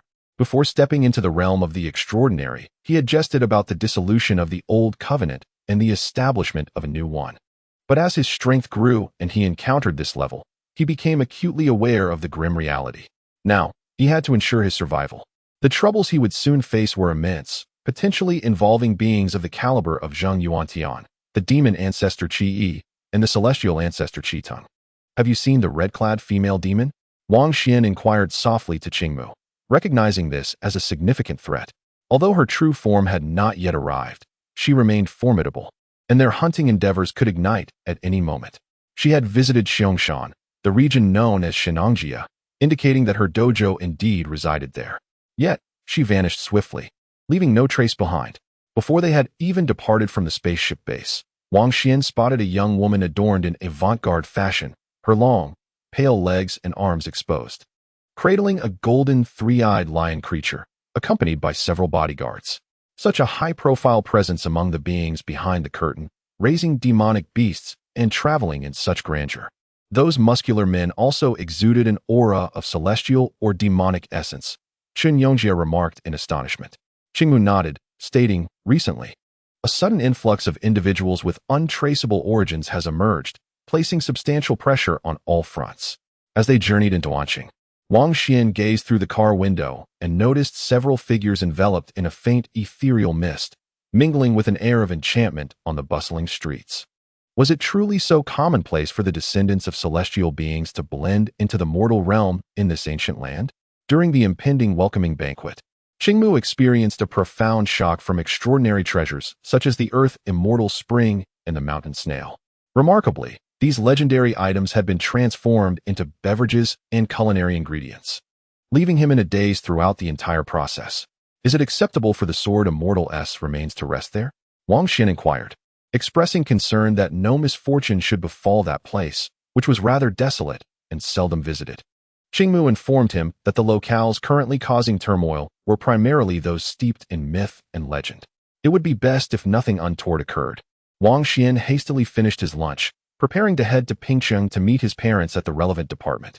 Don't rush, we are also going, Guanlin said with a smile, revealing that she worked there, while old Chen had fully integrated into that department as well, having sourced many scriptures from there. Pingcheng, a vast city situated in the north, boasted numerous historic sites. Upon his arrival, Wang Xian wandered the streets and unexpectedly encountered some mysterious beings once more. It appears this is the prevailing trend, where humans, immortals, and demons coexist as the norm. I hope they remain well-behaved and refrain from causing disturbances. Wouldn't that be splendid? Chen Yongjie remarked. The trees yearn for stillness, yet the winds refuse to cease. Recently, a monster has stirred trouble. Old Zhang's visit quelled many unruly spirits, leading to a period of relative tranquility. The relevant department was not located among towering skyscrapers. Instead, it featured an architectural style reminiscent of antiquity, with quaint courtyard houses and small 2- or 3-story buildings, sprawling over a peaceful expanse. Soon, Wang Xuan was reunited with his parents, who were engrossed in reading within the ancient text room, the atmosphere tranquil and leisurely. Why have you returned so suddenly? It's only been a few months, not even half a year, and you're already homesick. Are you here to surprise us? Wang Xuan felt speechless, questioning if he truly belonged to them, as they seemed to think he had returned prematurely. His parents set aside their books, their joy evident as they pulled him outside, saying, "Come, let us go home and prepare a delicious meal for you. It's a relief to see you safe." Wang Xuan felt reassured. This place was the safest in the ancient land. What could possibly happen? However, his mother expressed concern. "We've heard you've been adventuring outside. Please don't engage in reckless activities." "I'm fine. I mostly read and occasionally exercise. My work is rather leisurely," Wang Xuan replied with a smile. Guanlin and Chen Yongjie's residence was not far from there, in a nearby small building, where old Chen's formidable abilities allowed him to hear everything clearly. He longed to reveal the truth, often reading texts on Buddhism, Taoism, and arcane arts. Each day's training involved rigorous exercises alongside demons, where bloodshed was commonplace, including decapitations and other fierce encounters. He shook his head, choosing not to complicate matters by unveiling the reality. Wang Xuan procured the earth immortal spring, crystal, mountain snail, and golden mushroom, taking to the kitchen himself, as some extraordinary ingredients required his particular handling. "The royal jelly mixed into the spring water is utterly unpalatable," was the unanimous critique from his parents. Wang Xuan was rendered speechless, for how many longed to partake, yet could not. The magnates of wealth were envious, for this elixir could be exchanged for a small worship. It was a remarkable substance that promised longevity, and soon enough, you would witness the return of youth. "Should you wish to bear me a younger brother or sister then, I would have no objections," wholeheartedly supporting the notion. "After all, I must frequently traverse the world, and the more souls at home, the merrier." "Impudent boy, how dare you jest with us? Prepare for a scuffle. If I truly desire additional company at home, I ought to hasten to bring my spouse back, so that we may cradle a grandchild." "Very well, await my return. I shall bring her back shortly," Wang Xuan pledged, thumping his chest, aware that his current prowess was insufficient to navigate the depths to retrieve anyone, for that old fox was formidable, and further breakthroughs were necessary. 2 days later, Wang Xuan left ample spiritual herbs and earth immortal springs behind before fleeing from the relentless barrage of his parents' inquiries. They were unconcerned about him, their minds solely occupied with thoughts of their future daughter-in-law and grandchildren. "Old Qing, let us visit the Sword Fairy." Wang Xuan returned to An City, seeking Qing Mu, requesting him to pilot a small airship toward the nameless mountain range. "Excellent." Qing Mu obliged, transporting him across the desolate terrain, 800 miles from An City, a place devoid of any notable landmarks, forsaken by footfall for years. Eventually, Wang Xuan discovered the site. The season had changed from autumn to spring. Now the mountains were lush and verdant, overrun with thorns and vines, nearly obscuring the low hill. "Something is afoot." Wang Xuan's expression turned solemn as he discerned a faint white mist rising from the hilltop, cautiously approaching. Beneath the grass and soil lay rubble, remnants of walls long buried. Many years prior, a small Taoist temple had existed here, where the Sword Fairy once cultivated her craft before ascending to immortality upon this very mountain. She has matured. No, this is the reformation of her true self? No misfortunes had occurred. Rather, the Sword Fairy's growth was astonishingly rapid. Through his spiritual eye, he beheld the scene beneath the earth, bewildered. In spring, I planted a seed in the ground, and by autumn, a fairy truly emerges. Once, he had interred a fragment of celestial bone here, and now, from the depths of the soil, a girl of about 10 years had manifested, exquisitely sculpted, eyes closed, enveloped in ethereal mist. Her flawless countenance was a miniature version of the Sword Fairy herself. This will be the only chapter for today. I shall ponder the subsequent content after the protagonist has returned to familiar grounds. Gratitude to the red-haired rabbit, the cozy cat nest, and to the alliance leader for your support. Chapter 317. To marry her, how swiftly she has grown. Wang Xuan marveled, observing the sword fairy beneath the mountain's earth. In less than half a year, she had reformed her celestial body from a mere bone. She was a diminutive version of the female sword immortal. Her icy skin and jade-like bones shrouded in mist, vibrant with life, her beautiful eyes closed, long lashes remaining still, exuding an exceptionally refreshing aura. Under Wang Xuan's spiritual eye, nothing remained concealed. A gentle, mysterious force enveloped her, and that newly formed body seemed to pulsate with the primal energy of all creation. Do not gaze upon her. I see nothing, Wang Xuan murmured, even as his spirit ventured forth to manifest the heavenly eye. Turning away made no difference. Hence, he resolved not to turn at all. Is there truly a chance for the sword fairy to be resurrected? Aoki inquired, approaching from a distance.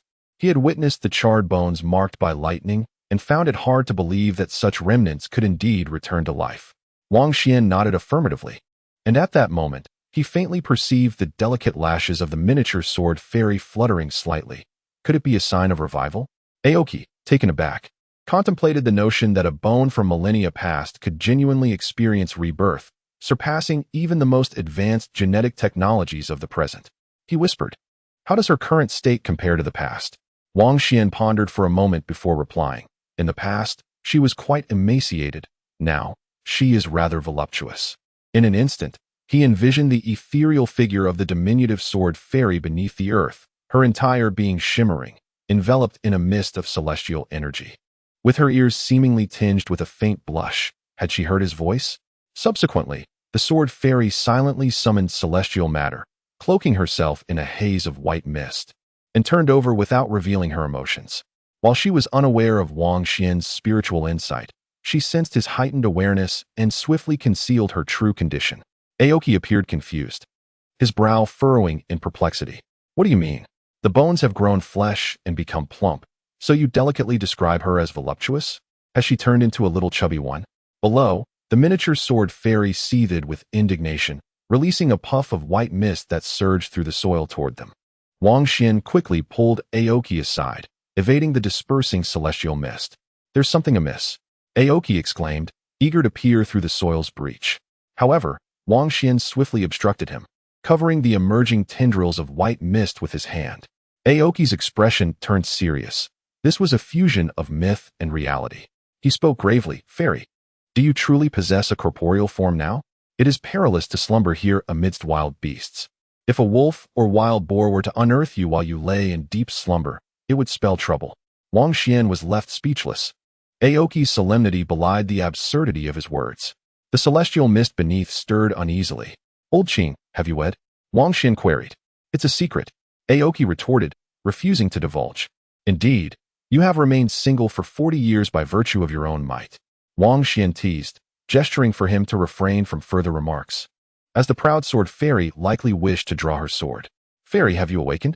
I have come in advance to fulfill my promise," Wang Xuan called out, observing that she had turned to the side at some point. "It has only been half a year since your rebirth. In a few months, your true form will undoubtedly be complete. You can see me." The sword fairy's incredulity was palpable, realizing that despite her efforts to conceal herself, he had discerned the truth. With the passage of time, the ancient covenant had loosened, allowing her to speak freely like her celestial counterparts. "In merely half a year, you have become an extraordinary being and even mastered the spiritual eye?" A melodious voice echoed from below, speaking rapidly. Wang Xuan adamantly denied. "I saw nothing. It was merely instinct that led me to sense the vibrant life here, a feeling of your return that felt particularly intimate." Step back a bit. The female sword fairy possesses an extraordinary acuity, trusting her instincts as she feels the weight of someone's gaze upon her visage. It strikes her as utterly astonishing that among the myriad of celestial beings, endowed with various divine eyes and mystic visions, so few have mastered the ethereal eye capable of perceiving the essence of the world after transcending their physical form. Wang Xuan observes, to his surprise, that her face has flushed, and she retreats nearly 10 meters below ground, seemingly evading him. Does she believe he has glimpsed her true self? Is the sword fairy experiencing a sense of shyness? "Thank you for coming here, but it is still far too early." until the old covenant completely collapses. Your guidance back to me would inflict great harm upon yourself, she explained softly.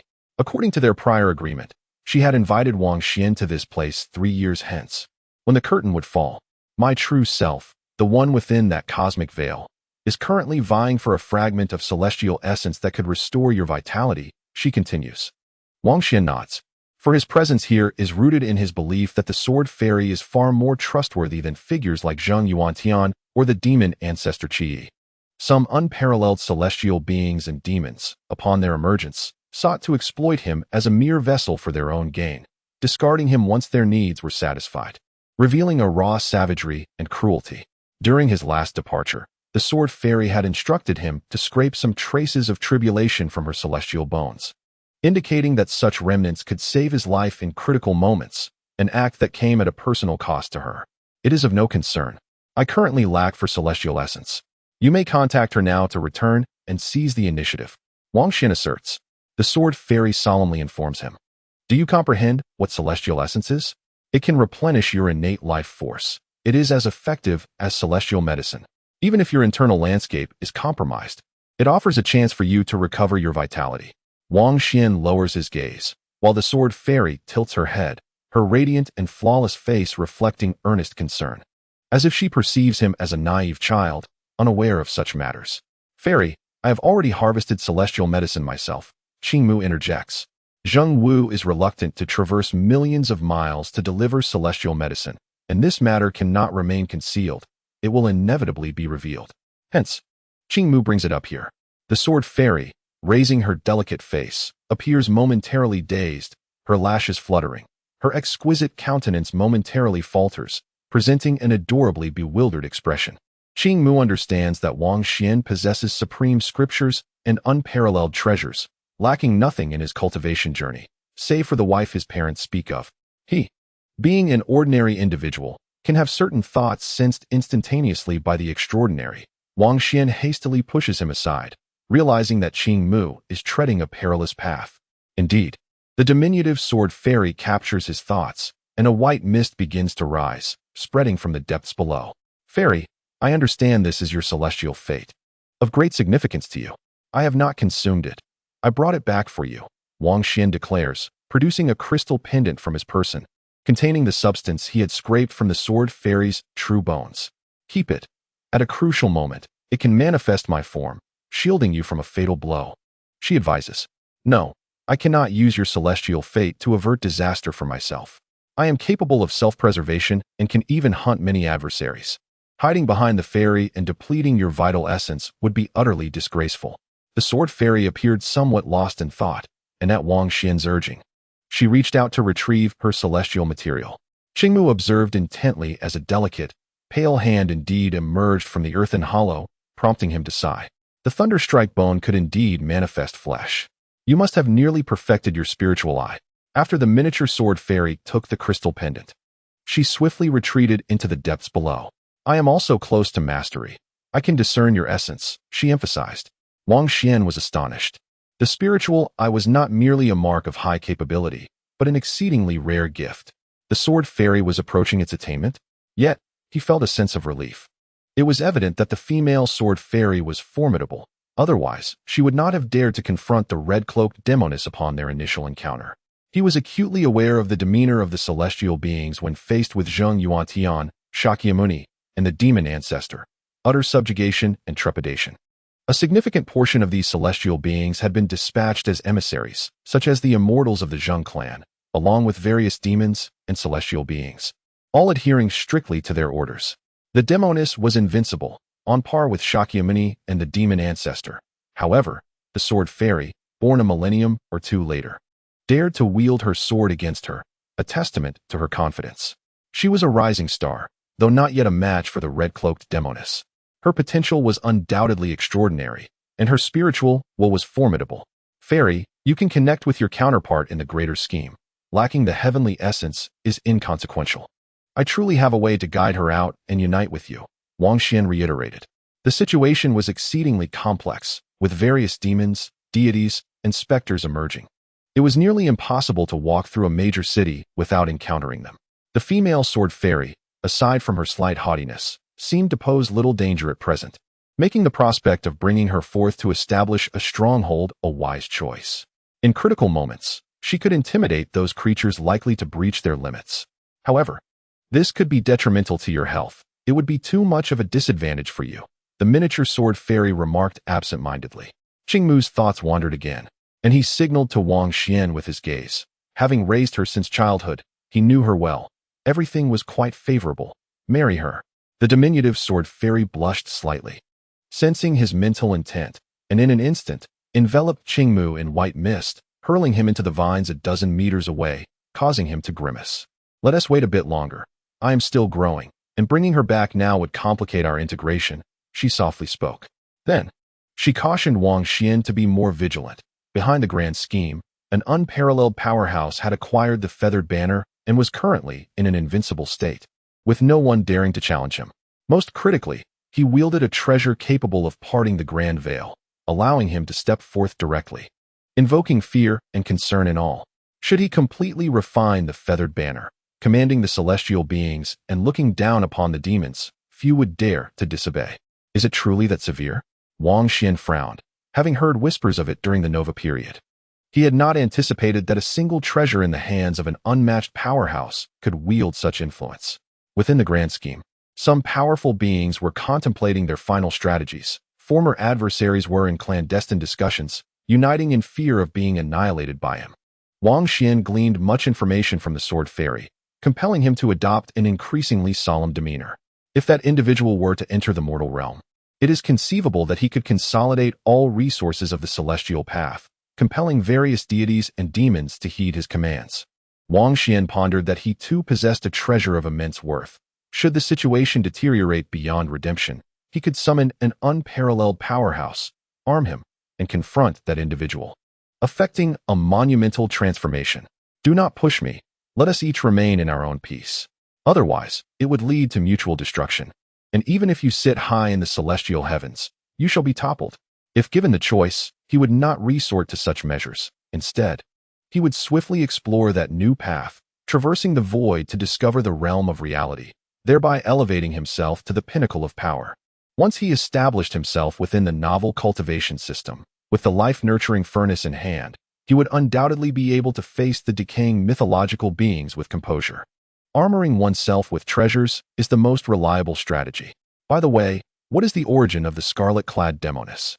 Wang Xuan inquired, troubled by her disappearance over the past few days, wishing to thoroughly understand her roots and guard against a potential ambush. I am aware that her figure has entered the mortal realm. Do you intend to hunt her? The sword fairy's countenance shifted, her previous naivety replaced with a spark of vigor.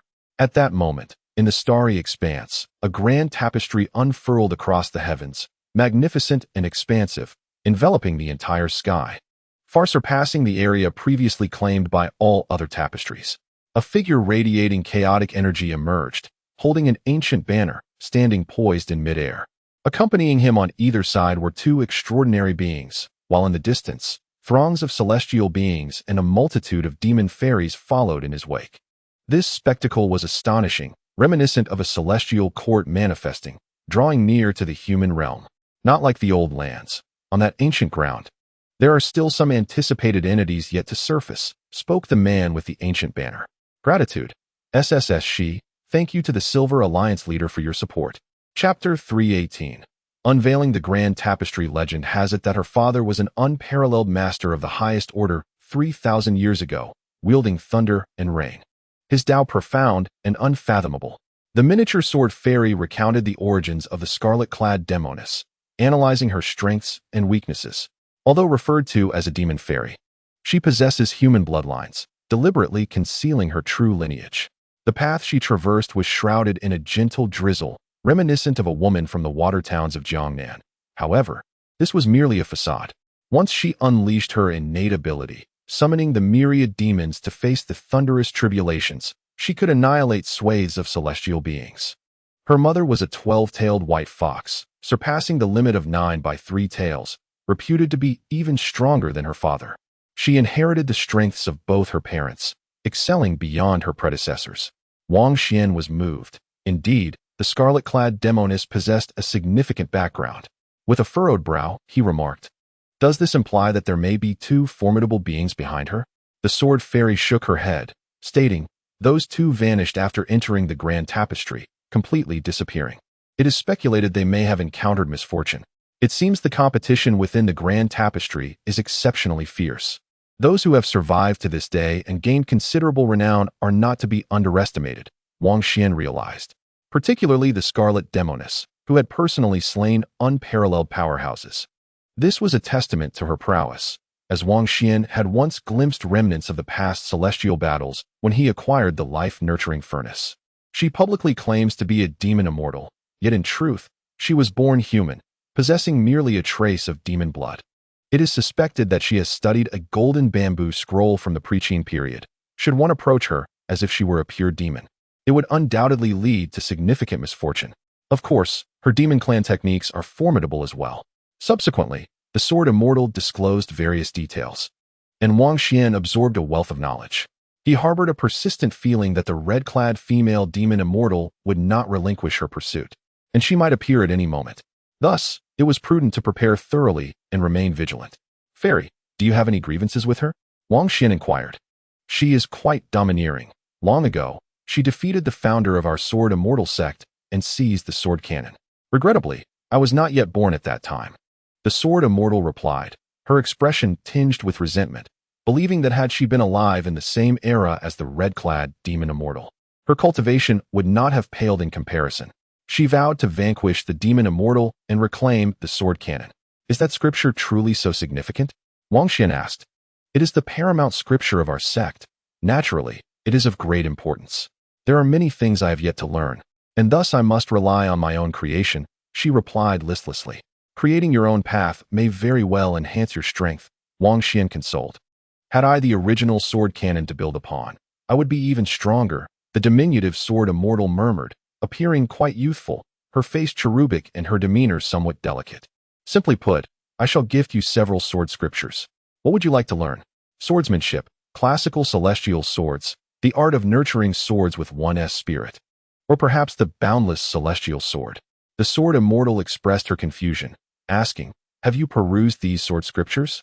Wang Xuan nodded. I possess even the sword scripture from the golden bamboo scroll of the pre-Qin era, the slashing path sword. At this moment, the sword immortal was entranced. Some of these scriptures had long been lost to time, and she found herself momentarily lost in reverie, her expression adorably naive. A new star emerged, shrouded in a great curtain that enveloped the heavens, as numerous celestial beings, demons, and others manifested, akin to divine soldiers descending upon the world, causing a tremendous stir. Unease rippled through all factions. However, no bloodshed ensued.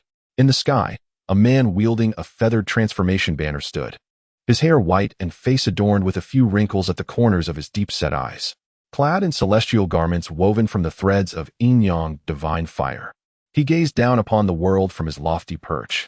His name was Heng Jun, the first peerless powerhouse to obtain a treasured artifact before the great curtain dimmed. Though he had yet to fully refine it, he had gained a substantial grasp of the feathered transformation banner. Otherwise, he would not have garnered such a following, including two equally skilled experts who found it impossible to contend with him. Yet, Heng Jun hesitated to breach the great curtain, harboring doubts about why several treasured artifacts had suddenly emerged in this desolate era. Once the curtain was torn asunder, could he truly withstand the old covenant? Simultaneously, he was reluctant to depart, for there were certain opportunities within the celestial realm he wished to seize, as well as adversaries he longed to eliminate. As the great curtain descended closer to the ground, Heng Jun made a decisive move, attempting an experiment by using the feathered transformation banner to carve an incision in the curtain, successfully breaching the boundary sealed by the old covenant.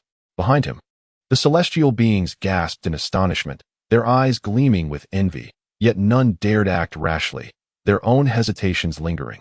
Enter the mortal realm and engage in earnest discussions with the various factions upon this planet, Heng Jun commanded, gesturing towards a select group.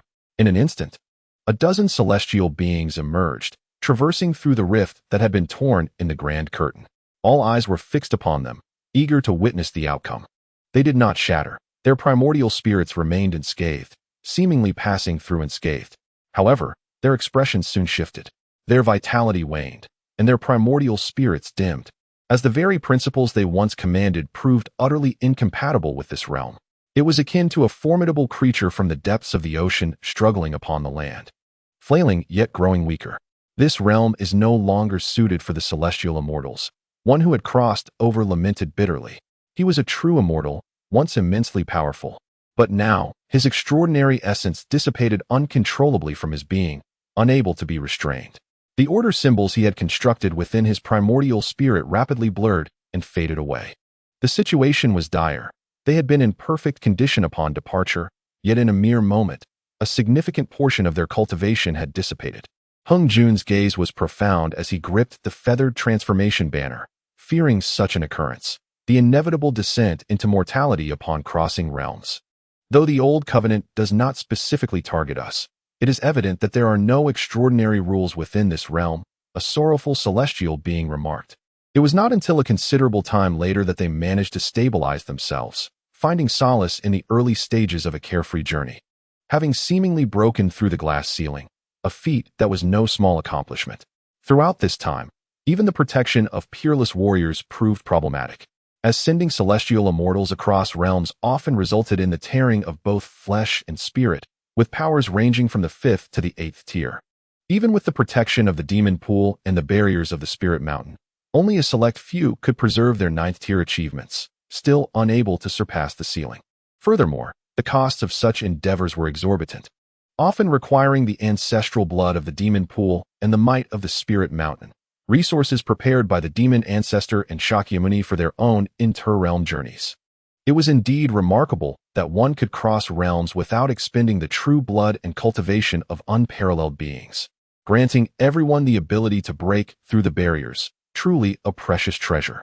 Some sighed in contentment with such an outcome, and after a moment of silence, the celestial immortals also deemed the situation entirely acceptable. Do the two of you wish to cross over? You stand a good chance of preserving your earthly immortal fruits. Hung Jun inquired, glancing at the two formidable figures flanking him, both pinnacle entities of the celestial realm. The two remained silent, ultimately shaking their heads, opting to wait a little longer.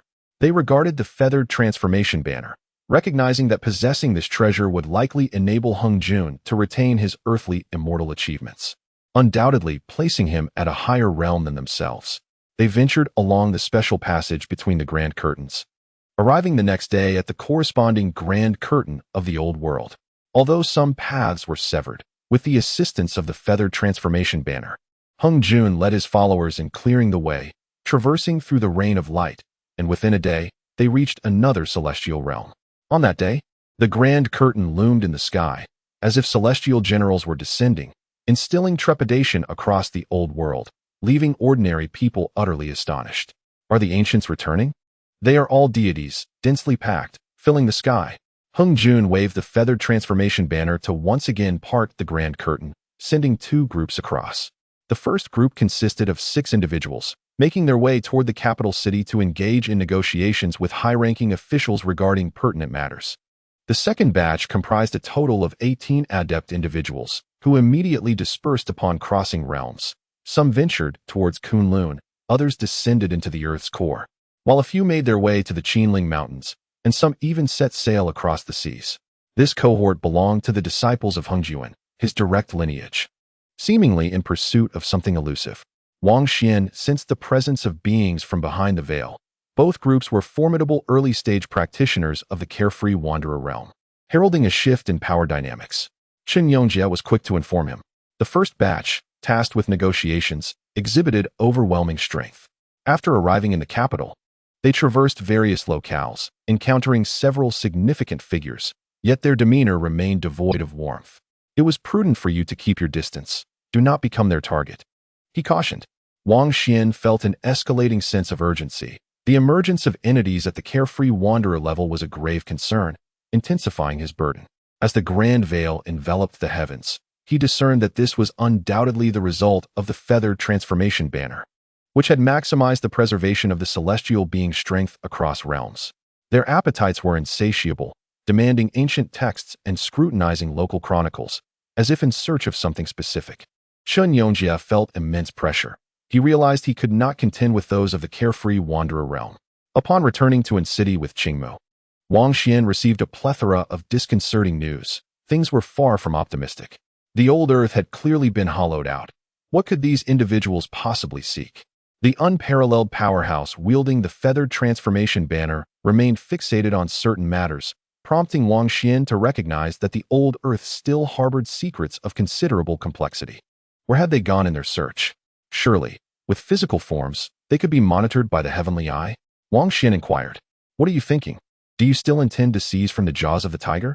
Cease your fanciful thoughts. Chen Yongjia warned him sternly, yet he divulged the whereabouts of those individuals. Wang Xuan meticulously noted these locations: Kunlun, Qinling, and Qingqing Mountain. Upon hearing this, a flicker of inspiration ignited within him, reminding him of an extraordinary artifact, regardless of its utility. He resolved to retrieve it. Old Qing, what became of that peculiar item I unearthed at Qingqing Mountain? Has it been deciphered? This was Wang Xuan's inaugural venture into exploration, yielding two remarkable artifacts. One was a 5-page golden manuscript, suspected to be a legacy of the Taoist ancestral lineage passed down by old Zhang. The other was a silver beast skin scroll, even more enigmatic, concealed beneath the 5-page manuscript within a more clandestine underground chamber. At that time, a peerless practitioner was seated in meditation, his glossy black hair and rosy complexion exuding vitality, his gaze reminiscent of distant stars, utterly captivating. He held the silver scroll, engrossed in its contents. Until an intruder approached, he silently transformed into dust, simultaneously turning all who ventured near into a crimson mist, leaving behind only a silver glimmering beast skin book.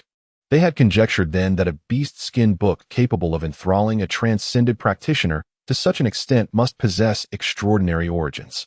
The practitioner, enraptured by the text, seemed to forget the imminent arrival of his time to transcend and ascend, fixated solely on the silver manuscript, leaving uncertain whether his essence ultimately merged with the grand veil. Is that artifact of significant relevance now? Qingmu was taken aback. I do not know. It is best to secure it for now. Have you uncovered any results in your attempts to decipher it? Might it attract unwanted attention? Wang Xuan queried. No results as of yet.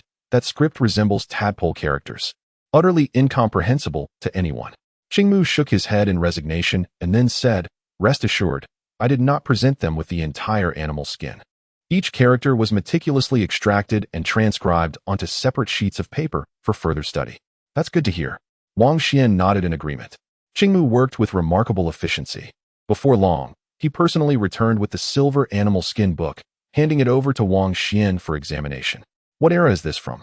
I cannot comprehend a single character. Wang Xuan sighed. He had encountered numerous unique scripts in his time, yet now, after scrutinizing it repeatedly, he remained utterly perplexed. The crucial aspect was that this silver animal skin bore no discernible markings. After becoming an extraordinary being, whether it was the golden bamboo slips from the preaching period or the multicolored jade texts, each possessed a spiritual imprint that resonated with him, imparting their meanings. The animal skin book, having endured millennia of preservation, retained a faint silver luster, yet remained silent and devoid of any clues. Wang Xuan flipped it over and examined it from various angles, even attempting to tear it apart to inspect its contents, but found it remarkably sturdy and unyielding. Observing with his spiritual eye, he confirmed that there was indeed nothing within. With a swiftness, he managed to absorb the silver animal skin book into his life soil, causing his heart to race with exhilaration. The items he could bring with him were exceedingly rare, each one a top-tier treasure, such as his god-slaying flag and the ancestral pool of the Laozhong family. The god-slaying flag was continuously embedded in the life soil, and with a sudden thought, Wang Xuan summoned it to join the silver animal skin book for a comparative analysis of their materials. Chapter 319. A calm oversight. The god-slaying flag was palm-sized, its surface a resplendent gold adorned with intricate patterns. The silver animal skin roll measured a foot square, emanating a gentle silver glow, embellished with fine textures and hundreds of peculiar characters that exuded a sense of quality. These characters were not inscribed with ink, but rather carved with a blade, imbuing them with profound artistic essence and aesthetic beauty. Both the flag and the animal skin book shimmered softly, their mutual radiance creating an indescribable charm. Wang Xuan ran his hand over them. Both the flag's surface and the silver scroll offered a pleasing tactile experience, their naturally mysterious patterns captivating his mind. Holding the god-slaying flag, he prodded the animal skin roll, which remained unresponsive. Then, with boldness, he gently waved the flag, causing golden patterns to extend into the animal skin roll, yet it still showed no sign of reaction. He furrowed his brow. He had previously harbored certain thoughts, but now they seemed to be disproven, leaving him somewhat regretful. Legends spoke of another god-slaying flag in existence. It appeared this was not its banner, but merely a figment of his imagination. He caressed the silver animal skin roll. Though its origins remained unclear, it was undoubtedly extraordinary, for it had managed to enter his life's soil, signifying its remarkable nature. Qingmu, witnessing his revival and the return of his spirit, inquired, "How is it?" He too wished to know what this peculiar artifact, which had been studied for half a year, might entail. "I remain utterly clueless," Wang Xuan replied, shaking his head, preparing to seek assistance. With old Chen no longer a viable source of knowledge, he had set his sights on a better target.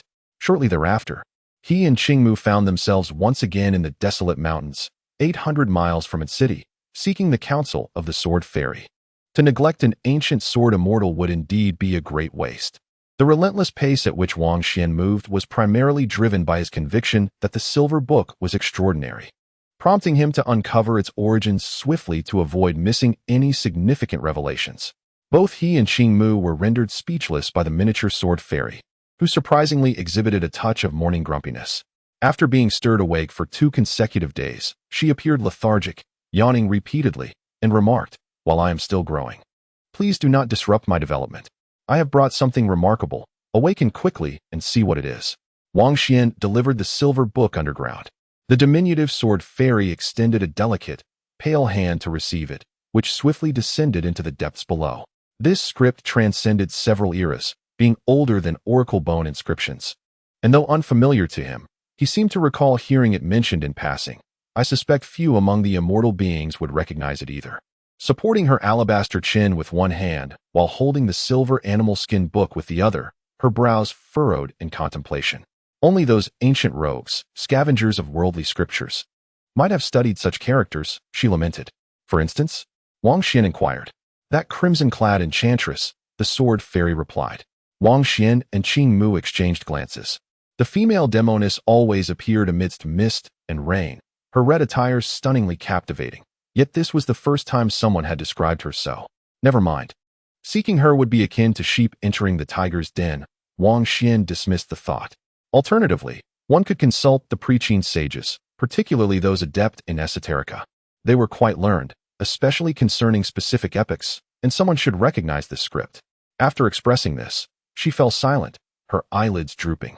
Despite her ethereal beauty, shrouded in a mist of divinity, her demeanor still reflected that of a 10-year-old in need of rest, appearing somewhat delicate, not quite resembling a sword fairy. Wang Xuan waved his hand to retrieve the silver book, deciding it best for this little one to indulge in more sleep for the time being. And he and Qingmu departed quietly. Female sages, perhaps?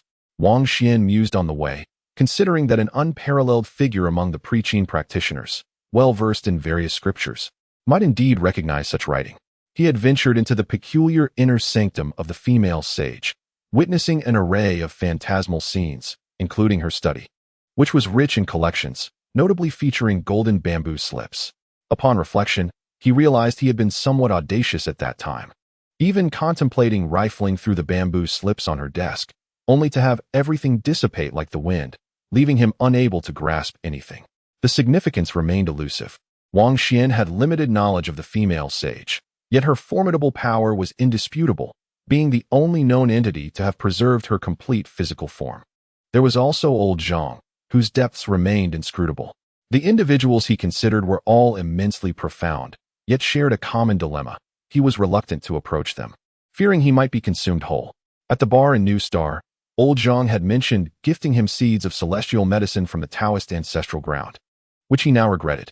However, he did not feel excessive remorse, as inheriting old Zhang's karma was no simple matter, and moreover, he remained uncertain of the true origins of that individual. Upon returning to An City, Wang Xuan began to conserve his energy and adjust his state. For the situation was exceedingly dire. He prepared to explore that ethereal realm once more. "Qingmu, hurry over and train with me. I intend to bring you closer to the extraordinary," Chen Yongjie called, seemingly in a fit of anger, urging Qingmu to join him. Aoki was filled with excitement. Was he finally entering the inner realm? He had been longing for this moment. However, he also felt a peculiar unease, as if his increasingly enigmatic master was harboring a tempest within. Old Chen, what is the matter with you? Wang Xuan inquired, having sensed the unusual tension. Those individuals were indeed aloof, though they refrained from uttering any overtly harsh words or venomous remarks. Their demeanor was intolerably condescending. Chen Yongjia whispered, a flame flickering within his chest. Not long ago, that group had approached him again, their demeanor calm yet indifferent, instructing him to summon the practitioners from the old Earth, mobilize spacecraft, and delve into the depths of the Earth to detonate Kunlun Mountain. Despite the absence of humiliating language, their detached condescension and unequivocal orders ignited Chen Yongjia's ire. They were requisitioning him directly, treating him as mere labor, showing scant regard for the extraordinary beings of the modern world. Wang Xuan's heart sank. These entities emerging from the shadows were evidently far more formidable than those he had encountered before, raising the danger level significantly. He worried that such a cold demand might be just the beginning. If old Chen resisted them, it could lead to dire consequences. Do not confront them head-on. It's best to avoid conflict for now, Wang Xuan advised in a low voice. Then, his tone turned slightly colder as he continued, prepare for various contingencies. If they overstep their bounds, we shall retaliate with force. Recently, they had vanquished a formidable batch of demonic immortals on the new star, and it was unreasonable to return to the old Earth only to be bullied without recourse. These individuals, possessing corporeal forms, were audaciously overstepping. Should they push too far, he would not hesitate to unleash the battleships and destroy their physical forms. I have said what needed to be said. The times have changed, and modern mortals possess the courage to contend with the immortal.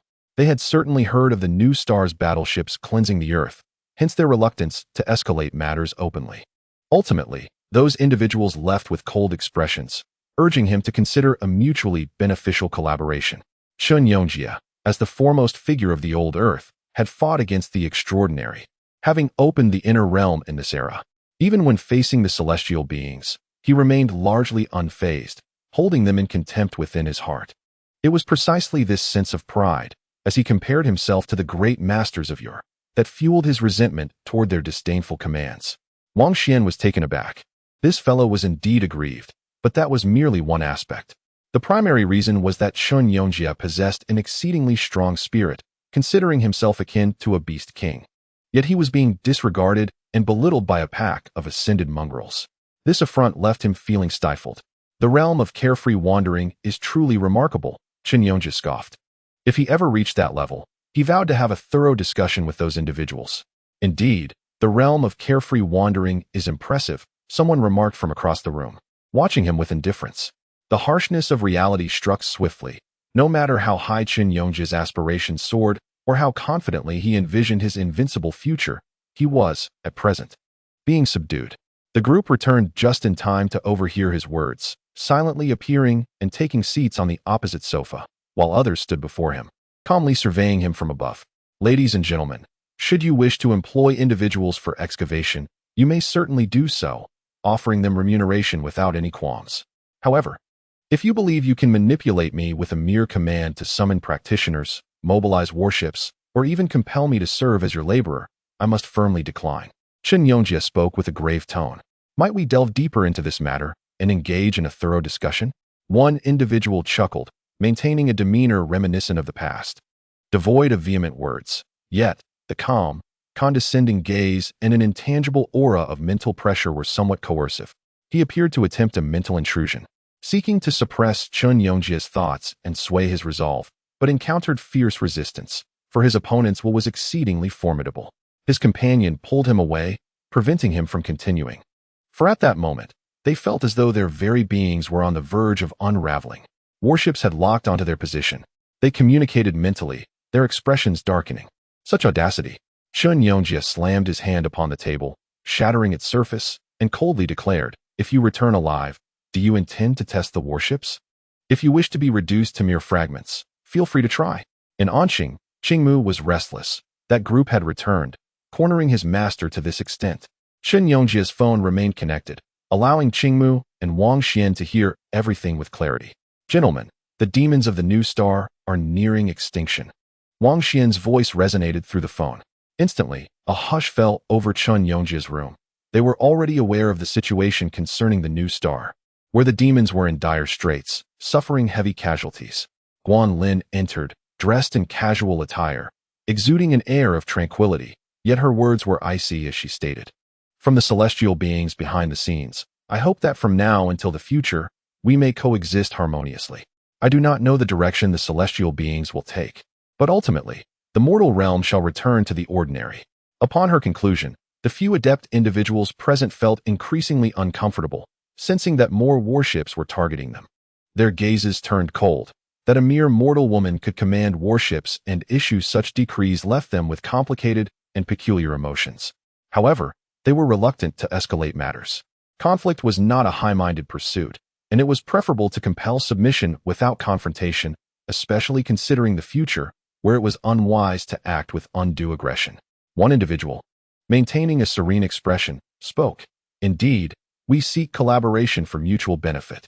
Our visit is not to coerce. Rather, we have made new discoveries and wish to invite your people to participate, as it may yield fruitful results. During our excavation towards the Earth's core, we unearthed a jade structure containing individuals, and we wish to ascertain whether you might be interested in examining it together.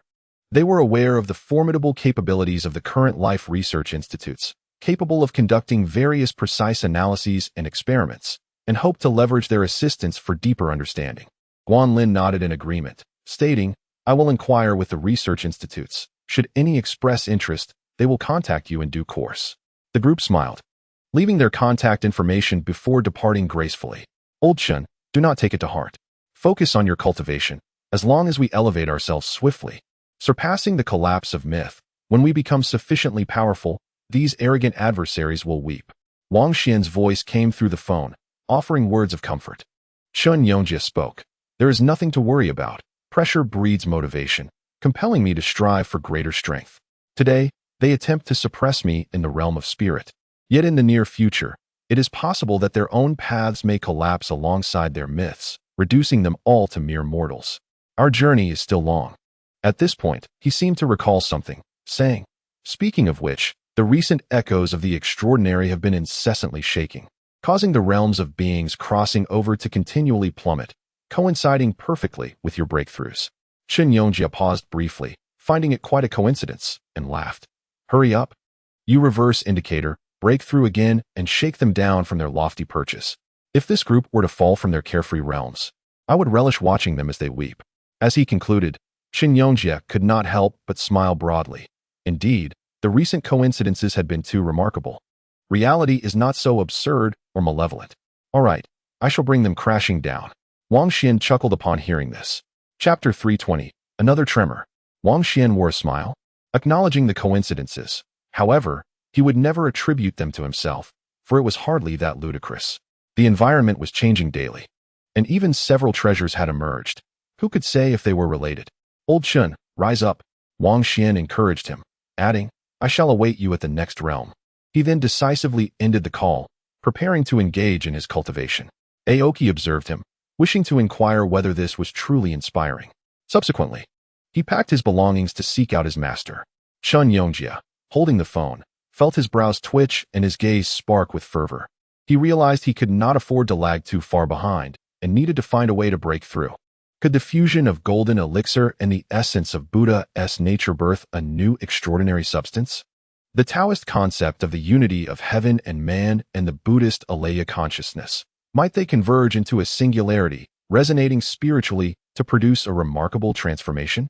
Chen Yongjia was invigorated, unsatisfied with merely ascending in realms. He sought to carve a viable path that would allow him to continue traversing the mythic road even as the era of depletion approached. Was there not a single aspect of the energy material in the real world that could be harnessed?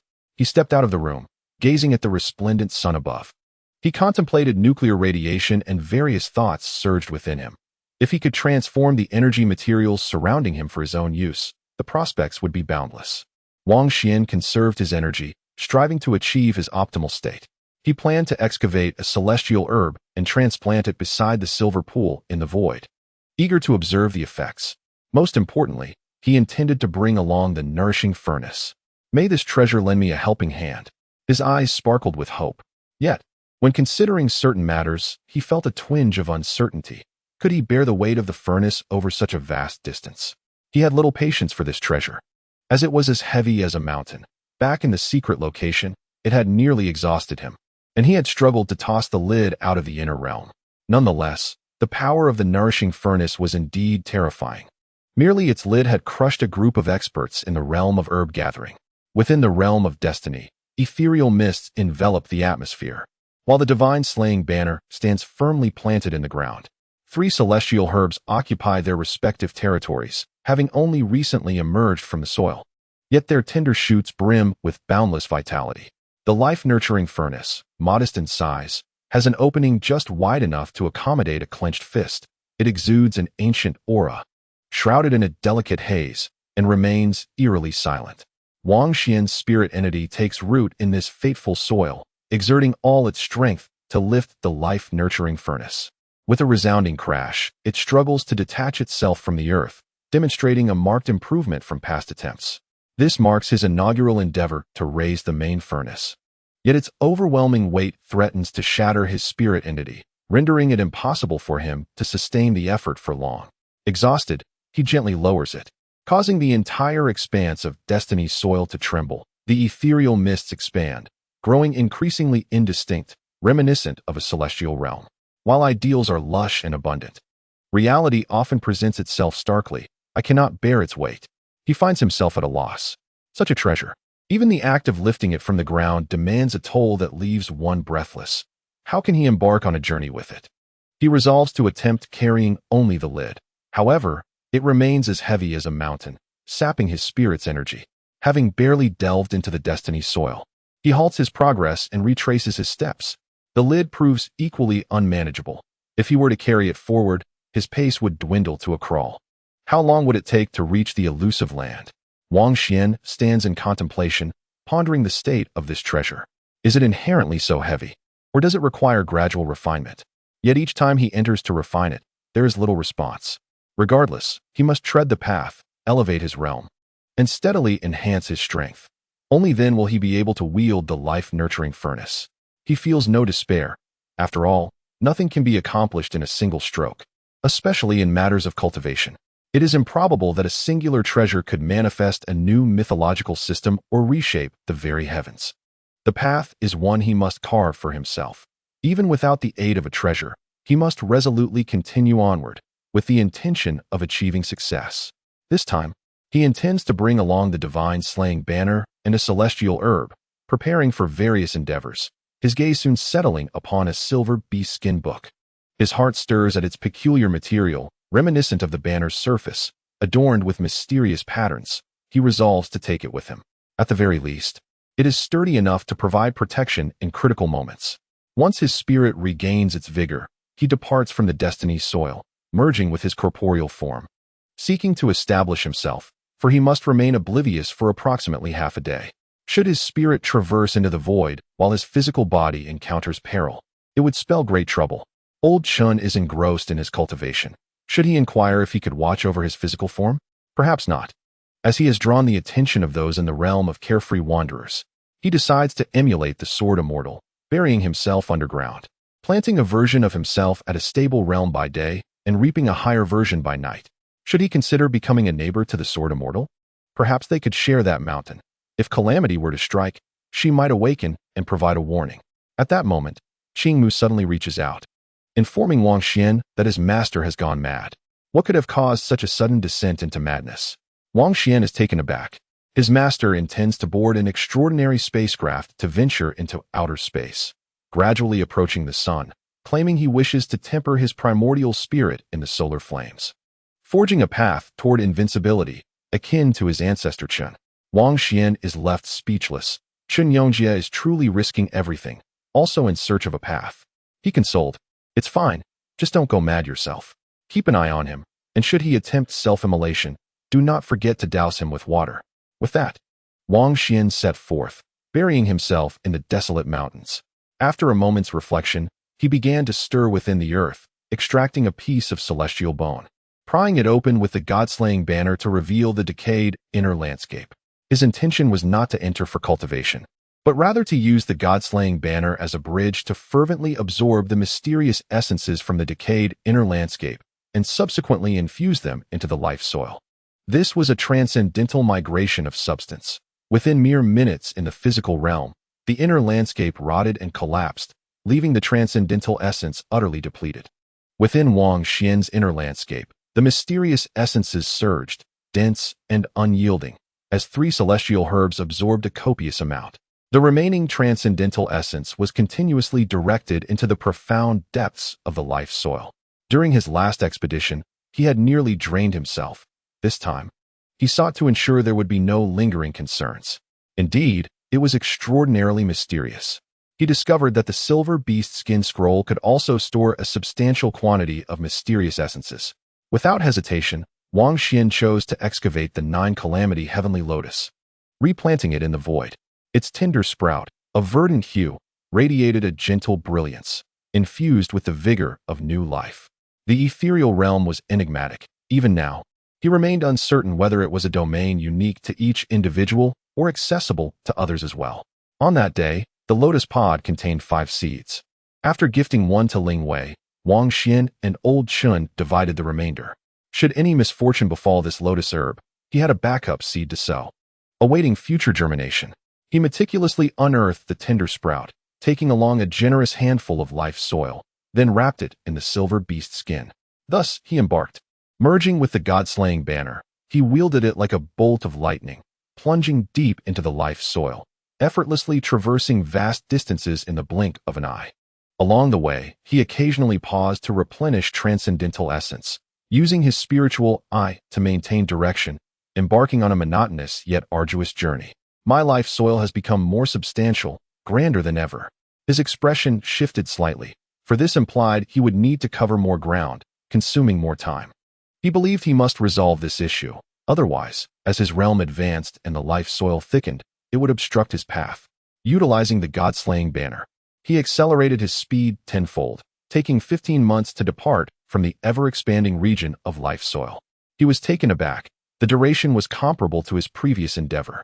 It seems that after transitioning from the herb-gathering realm to the path-establishing realm, my strength has dramatically escalated, and my speed has increased significantly. Rather than hastily departing, he began to excavate soil, harvesting a mound of unique earth from the life soil region, preparing to take it along for cultivating celestial herbs. The god-slaying banner fluttered loudly, its surface enlarging to encompass a vast amount of life soil. Wherever the life soil reached, and the celestial herbs followed, would it not also mark my footprints and impressions, facilitating future endeavors? Thus, Wang Xuan shouldered the banner and set forth. This would be a journey of cultivation and experimentation alike. Ahead lay an eerie expanse, dark and boundless, silent and desolate, as if he had ventured into the depths of the cosmos or fallen into a vast abyss. Only the spiritual eye can perceive the ethereal mist drifting from afar, tracing its path forward. This time, the consumption occurred slightly more swiftly than the last. As Wang Xuan wielded the god-slaying flag, magnifying its surface and enveloping a substantial amount of life soil, what was destined to come, indeed arrived. Days later, the distant crimson mist thickened, growing ever brighter, dispelling the darkness, expanding like the glow of a sunset. Wang Xuan, carrying the celestial herb wrapped in silver beast hide, swathed himself within the protective embrace of the god-slaying flag. The flag billowed, its golden patterns intertwining, securely encasing Wang Xuan along with the small hill of life soil. The red glow was terrifying. Once touched, it could sear consciousness, extinguishing the spirit of a person, rendering exposure a certain death. Soon after, the red light receded, the clouds and mist evaporating into the depths of the pitch-black void. Wang Xuan resumed his journey. Over the next 3 months, he encountered the resplendent crimson glow repeatedly, each time accompanied by billowing clouds. It appeared sacred and beautiful, a rare brilliance amidst the darkness, yet it was exceedingly perilous, capable of easily strangling one's primordial spirit. Wang Xuan remained exceedingly cautious. When his spirit was utterly fatigued, he finally reached his first destination, where the mist thickened, a glimmer of light breaking through. At last, he arrived. Deep within the mist lay a pool, shimmering with dazzling silver, filled with a vast quantity of divine liquid, exuding a rich vitality. Wang Xuan named this place the Pool of Life. Upon his initial arrival, it remarkably revitalized the spirit, ushering in a rebirth, a truly extraordinary locale. Furthermore, the red glow dared not approach here, rendering it very safe. He prepared to plant the celestial herb beside the pool, eager to see if some of his conjectures could materialize. The great flag fluttered, and life soil cascaded down, forming a small earthen hill adjacent to the pool of life. Adding to the scenery, Wang Xuan retrieved a beast-hide book. Within it, the 9 celestial lotus appeared slightly dimmed, having been away from the rich life soil for too long, which had affected it somewhat. However, once he planted it into the earthen hill, it immediately regained its vitality. When Wang Xuan attempted to nourish it with the life essence from the pool, it erupted in a cascade of radiant sparks, showcasing astonishing vitality. With signs of a second tender sprout emerging, it could indeed take root and thrive in this environment. Wang Xuan felt reassured. He had previously worried that the celestial herb might perish here. Nestled next to the pool of life, the 9 celestial lotus could absorb the rich silver mist, ensuring its needs were met, a truly idyllic location. As for planting it directly in the pool, he hesitated. Should this be a pool concerning his own life, complications could arise. If it bore no relation to him, others sufficiently powerful could also tread here, and he might lose a precious celestial herb. Now, Wang Xuan found himself engulfed in darkness. With scant information at his disposal, unable to discern the true nature of the void, it was his turn. After a long and arduous journey, battling against the crimson clouds, he was utterly exhausted and plunged into the pool of life. In the next moment, he felt an overwhelming sense of comfort, nearly crying out, his entire being aglow, as he shed a layer resembling the membrane of a spiritual womb. Here, he was reborn once more. Wang Xuan was astonished. Having used the local celestial liquid consecutively without noticeable effects, he returned today only to find that it had rejuvenated his primordial spirit once more. This was indeed remarkable, akin to a treasure from a divine pool, with effects that were extraordinarily formidable. His eyes sparkled with brilliance, as his intentions extended beyond mere rejuvenation. He also sought to capture the attention of the red-hued clouds. Meanwhile, outside, Huang Ming, Kong Yun, Chao Qingyu, and Zhou Shiqian had just disembarked from their flying vessel and arrived on the old earth. "What tremor is this again?" exclaimed Huang Daxian, his eyes wide with disbelief. In fact, there were demons that had managed to cross over, now equally stunned and unnerved by the seismic event. On the old earth, the two groups sent by Hengjuan were in the initial stages of their carefree journey, possessing formidable strength, truly beings of the highest caliber. Presently, their expressions had shifted. What was happening? Their hearts raced with anxiety, and their spiritual foundations seemed to waver. Another tremor? They were evidently aware of the situation in the real world, quickly making accurate judgments, and were instantly filled with dread, losing their composure. It was still the double monthly ticket period. They requested support from their fellow readers, expressing gratitude. In this chaotic chapter, Zhang, Yao, and Fang were also shaken. Huang Ming, despite his sharp features and disheveled hair, was still surrounded by wisps of celestial mist. Though his appearance left much to be desired, his aura was somewhat refined. "Have you been fooling around with Zhou Yun again?" Kong Yun glared at him as he staggered. "I have not," Huang Daxian protested, feeling wronged, convinced of his own discipline and integrity. Instead, it was Zhou Yun who often dallied, seeking to watch the fairies dance. "Look, even Fairy Zhou is swaying," Huang Ming exclaimed. Zhou Shiqian, radiating celestial energy, had just taken a step and lost her balance. Her graceful figure in a white dress swaying with a considerable amplitude. The weasel spirit could not articulate words, and the others were disinclined to engage with him. At that moment, each individual felt a chill in their hearts, sensing the gravity of the situation. Indeed, they had just experienced a tremor, affecting even those with the most unstable foundations. It was truly chilling. When would this end? Each tremor could potentially destabilize their realms, an event more terrifying than any for beings of myth. Let us hope this is merely an accident, not another upheaval of extraordinary proportions, Chao Qingyu remarked gravely. Their paths had become unstable, but fortunately, they had not yet fallen from their current realms, managing to maintain their positions for the time being. Should another fall occur, it would be akin to a true bloodbath. The last disruption had lasted for several hours. They feared this one was only just beginning. Zhou Shiqian furrowed her brows. Her heart weighed down. In her youth and beauty, as a rising singer, She had garnered significant popularity on the old Earth with her audiovisual works, now attracting attention. Had something gone awry behind the scenes? The individuals dispatched by Wang Xuan steadied their minds, actively seeking the cause, striving to connect with all parties involved. It was likely the human sword. The carefree vessel had reappeared, triggering unrest across the celestial realms, as the rules of mythology expanded and contracted, thereby invisibly harvesting the decayed extraordinary world. They were all beings of extraordinary caliber, once holding positions among the celestial ranks. Following a calamity, they sought out the source of their tribulations. On a new star, old Zhang observed the water in his teacup quivering gently. He gripped the cup tightly, striving for steadiness. Eventually, he rose, his gaze profound as he peered into the vastness of the universe. In a hidden realm, strands of enchanting mist entwined with ethereal essence, accompanied by a gentle drizzle, rendering the world damp and lush. A stunning woman clad in red stood amidst the rain, her delicate, fair hands clasping a tightly wound oil paper umbrella.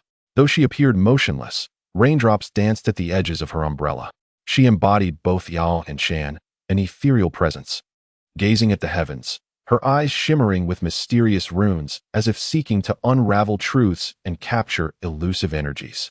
In the depths of the greater Xing'an range, within an underground laboratory, a golden bamboo vessel, crafted from the divine bamboo, held a white-clad woman whose eyelashes fluttered slightly, her eyes opening wide in astonishment.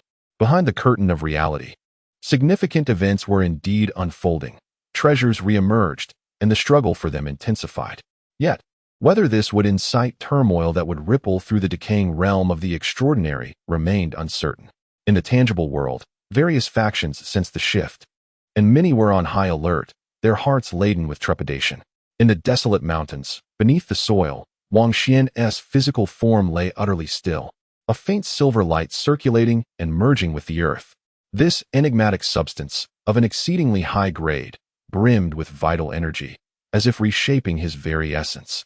Had Wang Xuan been aware of the silver material manifesting externally, he would surely have pondered deeply. He had traversed a great distance, yet the silver glow within his physical form flowed in synchrony. In the void, Wang Xuan exhaled deeply while seated in a pool, experiencing an unparalleled sense of bliss, akin to a spiritual cleansing. Immersed in this state, he contemplated life, wandering through the boundless void. With a single thought, myriad reflections arose. The cycles of existence revealed their peaks and troughs, urging him to carve a path of rebirth amidst decay. He gazed down at the remnants of his spiritual form, the tattered shroud being washed away by the rich life essence, swept against the rough edges of the pool, gradually dissolving into the darkness until nothing remained. Wang Xuan's mind became clear, both internally and externally, his spirit unprecedentedly vibrant, and his mental fortitude surged to remarkable heights. Rising, he glanced at the small mound of Vitu beside the pool. Though termed Earth, it was, in truth, a manifestation of the surreal fabric of the void. The nine-calamity heaven lotus indeed absorbed the silver mist surrounding it, growing increasingly vibrant. The tender sprout expanded, preparing to unfurl. While another hint of green had already broken through the surface, Wang Xuan contemplated for a moment, retrieving some silver liquid and sprinkling it at the roots, eager to hasten its growth and observe any extraordinary transformations. Of course, he refrained from excessive indulgence, carefully extracting only a small amount of the celestial liquid each time, attuning himself to ensure his well-being remained intact. Fortunately, all seemed well. He felt no discomfort. The vitality of the heavenly medicine intensified, visibly nurturing the emergence of a second tender sprout, glistening green and exceptionally gentle. Furthermore, the first sprout unfurled, transforming into true leaves, reminiscent of winter's end and the sun's ascent, evoking a profound sense of revival in all things. With a swift motion, a silver gleam flickered, and the entire celestial herb shimmered with a soft, ethereal glow, pulsating with vitality. Simultaneously, Wang Xuan perceived indistinct images materializing in the distance, causing his heart to race. His spiritual eye opened wide as he focused on the hazy scene ahead, where objects slowly emerged from the mist, albeit not very clearly. He beheld his own fateful soil and two additional celestial herbs. Although they appeared vague and remote, he recognized them nonetheless. Wang Xuan was astounded. This was no mere illusion. He truly witnessed his own fateful soil, the very origin of his journey, revealing its silhouette. Where the fateful soil extends, so too do the celestial herbs. These are the imprints of my footsteps. As I cultivate the soil and nurture the herbs, am I indeed paving a path? A connection has formed. He sprinkled more of the silvery celestial liquid onto the mound of fateful soil before him, not limiting it to the 9 calamities celestial lotus, allowing the vitality here to surge continuously. Most importantly, the celestial herb radiated a gentle glow, albeit small, yet the aura enveloped the soil mound, preserving its integrity and fostering a life-enhancing resonance, creating a beneficial cycle. There is a method to this. Wang Xuan's eyes sparkled with excitement, and he gazed once more at the faintly visible objects, filled with hope. Could they be linked? Drawing closer, could it be that one day, in an instant, he could traverse the 2 realms?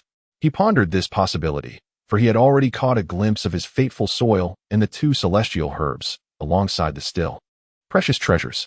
After waiting for a considerable time, Wang Xuan felt invigorated, in a state unprecedentedly fine.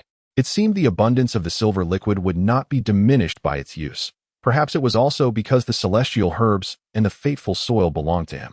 Nurturing them equated to nurturing himself, thus presenting no issues. Subsequently, Wang Xuan unfurled his hands and feet, directly channeling water to extensively irrigate the soil mound until it ceased to absorb. Meanwhile, transformations occurred. The celestial herbs, the fateful soil, and the silver pond, once adjacent, now seemed to coalesce into one, with silver mist swirling, teeming with life. The scene has become much clearer. Wang Xuan observed that his fateful soil and the 2 celestial herbs appeared to have been drawn significantly closer from an exceedingly distant realm. He could even discern the fresh buds pushing through the soil, gradually growing. The 2 herbs seemed to be nourished, their tender shoots transitioning into leaves. He was taken aback, for beyond these sights, he also witnessed a flicker of silver light passing over the 2 herbs. Had they absorbed the extraordinary essence present here? Wang Xuan's spiritual eye fixated intently on that spot, observing wisps of silver material rising from his fateful soil, assimilated by the 2 herbs. They emitted a silvery glow, indicative of having drawn from his fateful soil. He glanced at the mound of soil before him. It indeed bore a connection to his original fateful soil, capable of transmitting minute quantities of silver essence. It was imperative to delve deeper, to unearth all potential. Waves of thoughts surged within Wang Xuan. What transformations could arise if this soil mound established a tighter bond with his original fateful soil, perpetually transmitting silver essence? The possibilities were beyond imagination. Moreover, should the connections between the 2 realms grow increasingly intimate, blurring the lines that separate them, could he not instantaneously return to the primordial soil of his origin, thus resolving the quandary of great distances? This is not beyond the realm of possibility. Otherwise, how could the silver substance traverse billions of miles to manifest in the primordial soil in an instant? Old Chen once remarked that during my previous physical depletion, my mysterious essence was on the verge of exhaustion, yet at a critical juncture, a silver light flickered. Viewed from this perspective, the silver substance could indeed penetrate his corporeal form and arrive instantaneously, igniting a plethora of associations within him. Presently, within the rough confines of the pool, the silver liquid exudes an extraordinarily high grade, capable of bestowing boundless vitality and transforming into formidable transcendent power. Wang Xuan pondered whether gradually substituting his entire being with this silver substance might lead to a remarkable metamorphosis. Clearly, such a transformation would yield immense benefits. Both my spirit and body would undergo dual purification, enhancing my offensive capabilities. As he gazed into the abyss of darkness, the vast and unfathomable void, he realized that this was merely the beginning, and he had already glimpsed an extraordinarily expansive and resplendent horizon. As for the source, the authentic realm beyond the perilous threshold and the meteorite pit, it excited him even more. There was no need to rush, one step at a time, akin to paving a road with the soil of my existence. Once his strength had reached a certain level, he would inevitably set foot in that domain in the near future. He remained patient. No one can ascend to the heavens in a single leap, should one feel capable. It could very well be an illusion, and upon landing, one might find oneself facing an abyss of unfathomable depth. To him, the deceptive prosperity of the present world and the alluring traps of cultivation along the true path were interconnected, warranting his vigilance. Since he aimed to replace his corporeal form and the supermaterial within his spirit, could he not adopt a more proactive approach? He focused intently on the depths of darkness, having already contemplated those beams of crimson light, and now it seemed he could advance further, adopting a more audacious stance. Here, amidst the birth of new possibilities and the specter of destruction, he found it worthwhile to experiment, to master the cycles of rise and fall, perhaps forging a path through adversity to scale new heights. Wang Xuan donned the god-slaying flag and departed from the pool of life, standing in the depths of darkness, awaiting the re-emergence of that vivid crimson light amidst the vast void. At last, after many days, he beheld the long-awaited crimson dawn, grand and majestic, sweeping through the boundless darkness like a tidal wave crashing upon the shore, akin to clouds of rosy mist rising, radiantly brilliant. Naturally, he could not plunge headlong into it, for that would be tantamount to courting death. Instead, he shielded himself with the god-slaying flag while cautiously retreating, evading the torrent of red light that dispelled the darkness. Positioning himself at the periphery, meticulously attempting to draw in the crimson substance. The sensation was truly overwhelming. As he drew near, merely engaging with a fraction of the red essence, Wang Xuan was soon engulfed in excruciating pain. That portion of his mental energy shattered, instantaneously severed, as threads of his spiritual power burned like frayed ropes, with the brilliant red light advancing toward him. Before long, a silver glow erupted from his body in a bid to counter and obstruct the oncoming red radiance. The two forces clashing violently, as Wang Xuan felt as though he were on the brink of explosion. Is this what cultivation entails? It was akin to a tormenting purgatory. The destructive potency of that red light was overwhelming, intent on incinerating all beings, surpassing the limits of pain that an ordinary person could endure. This was the agony of a broken level. He swayed, his body trembling, merely undergoing an experiment, utilizing a fraction of his mental prowess.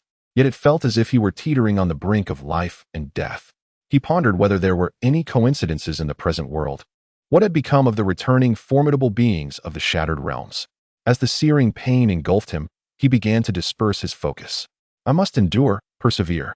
I am being reborn from the flames. He encouraged himself, fortifying his resolve. The agony was unbearable, a torment no human should have to endure. Even plummeting into the depths of hell could not be this arduous. In a daze from the burning, Wang Xuan felt a numbness creeping in. And at such a critical juncture, he could only seek solace within himself. What if the external tremors had dislodged old Zhang from the crescent moon? His mind spiraled into a myriad of thoughts. Had the crimson-clad enchantress been shaken as well? If she could spring forth and dance the mesmerizing demonist dance, it would certainly be entertaining. Ouch, the pain is excruciating.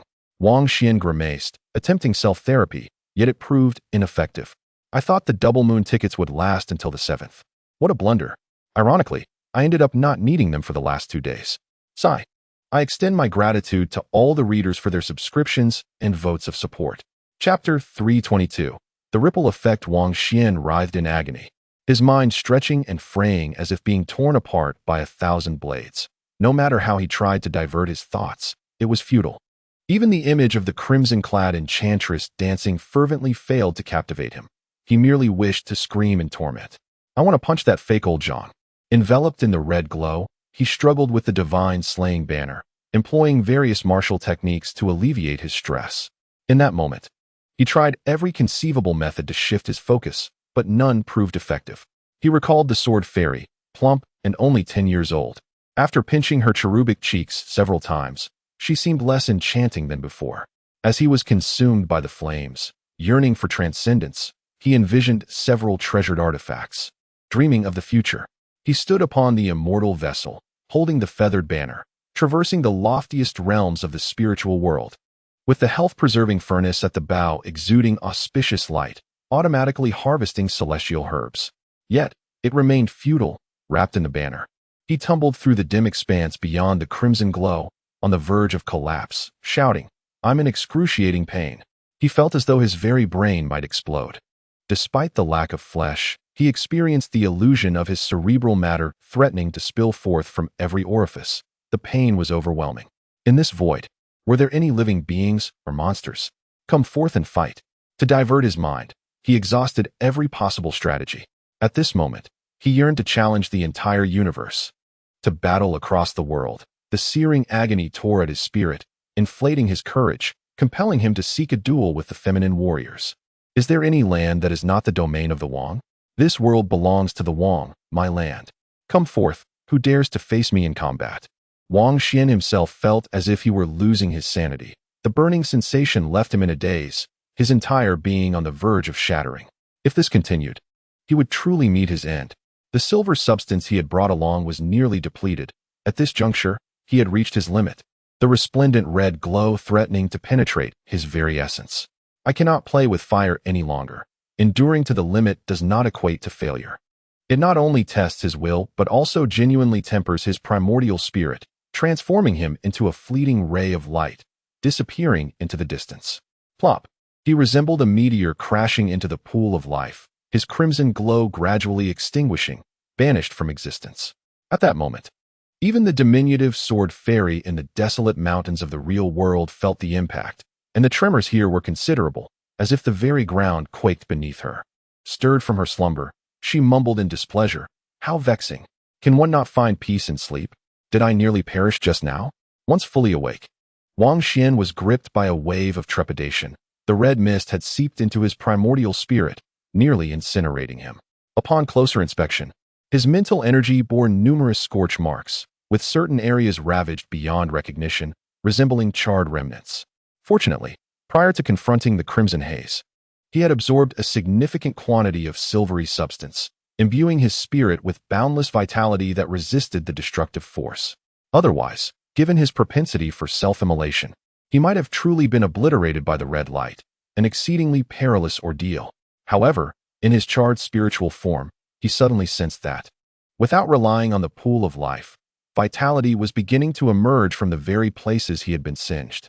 Rising to his feet, he stood above the rough surface of the pool and confirmed this revelation. The painful tempering had awakened a dormant force within his consciousness. What was happening? He pondered.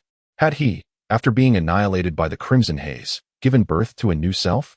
Lost in contemplation, this situation felt oddly familiar, as if he had heard of it before. Suddenly, it dawned on him, his complexion shifting unnaturally as he muttered, "Am I akin to the wood struck by lightning?" He fell silent, realizing that he bore a resemblance to the lightning-struck tree, surviving the tempest with resilience. Had he transformed into a rare material, thus possessing immense value? He gazed down at his darkened self. Throughout history, whether in ancient times or the modern era, among both the extraordinary and the affluent commoners, there existed a penchant for collecting lightning-struck wood, fetching exorbitant prices. Had he thus forged himself into a material of worth? Wang Xuan grimaced, enduring the pain as he observed himself from above the pool. The nascent aura enveloped him, and following the dispersal of the red mist, he was indeed in a state of self-healing. The torment he had endured was undeniably severe, surpassing even the trials of so-called ascetic practitioners. As that vitality began to wane and dissipate, Wang Xuan noticed remnants of charred areas, yet he perceived that, after the trauma, he was gradually mending, his spirit seemingly more resilient. Enduring infinite suffering and honing oneself on the brink of death, such extreme cultivation was undeniably effective, providing a rigorous training experience. Yet, this method was undoubtedly taxing, risking one's very existence, not something the average person could withstand, even with a heart unafraid and undaunted by death. Such trials were ill-suited for everyone. Anyone else daring to undertake such mental fortitude would have long since perished. He returned once more to the pool, nurturing himself with its unparalleled vitality, replenishing his essence and eliminating various hidden dangers until his spirit shed its old layer.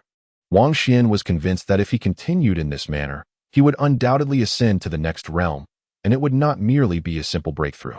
With repeated experiences akin to that of lightning-struck wood, it was highly probable that he could reach the later stages of the next realm.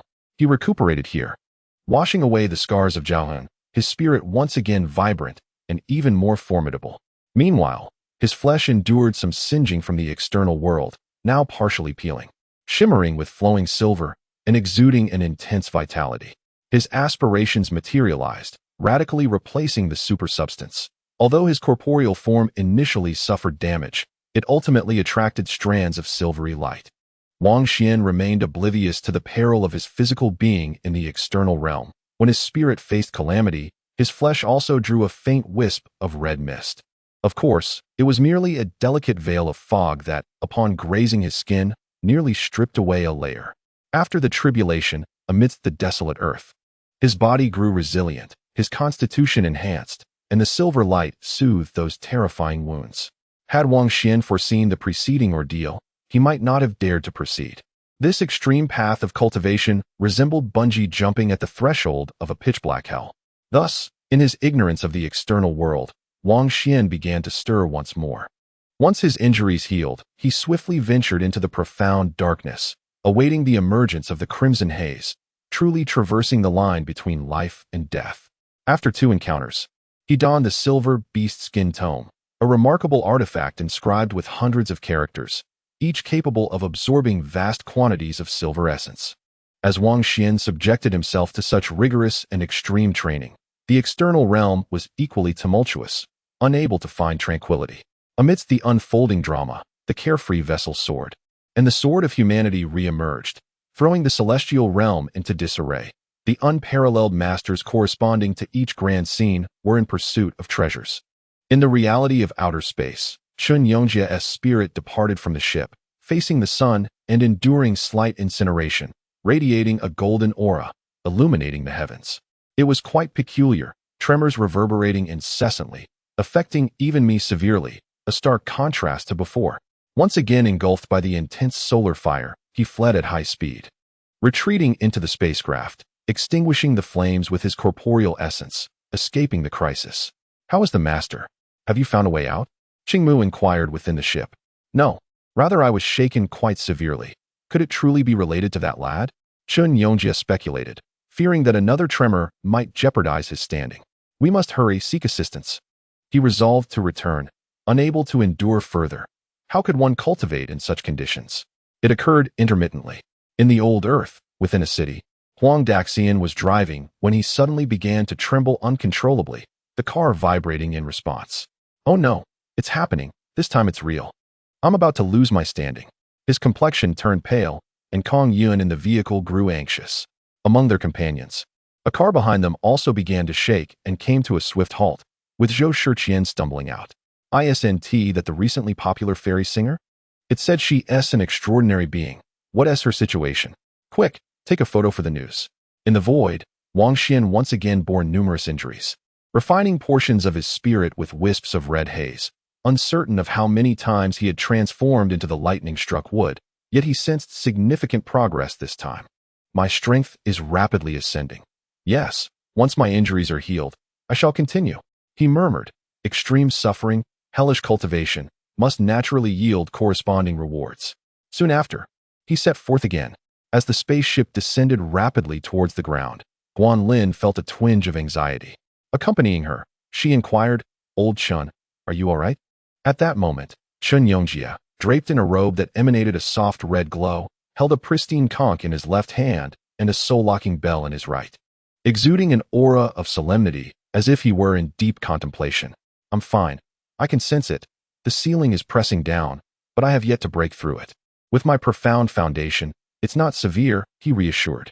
The 2 groups sent by the Hengjuan sect were on edge. The past 2 hours had been fraught with tension, leaving their hearts nearly frozen in fear. Is this due to the fierce competition for the treasure behind the scenes? One inquired bitterly.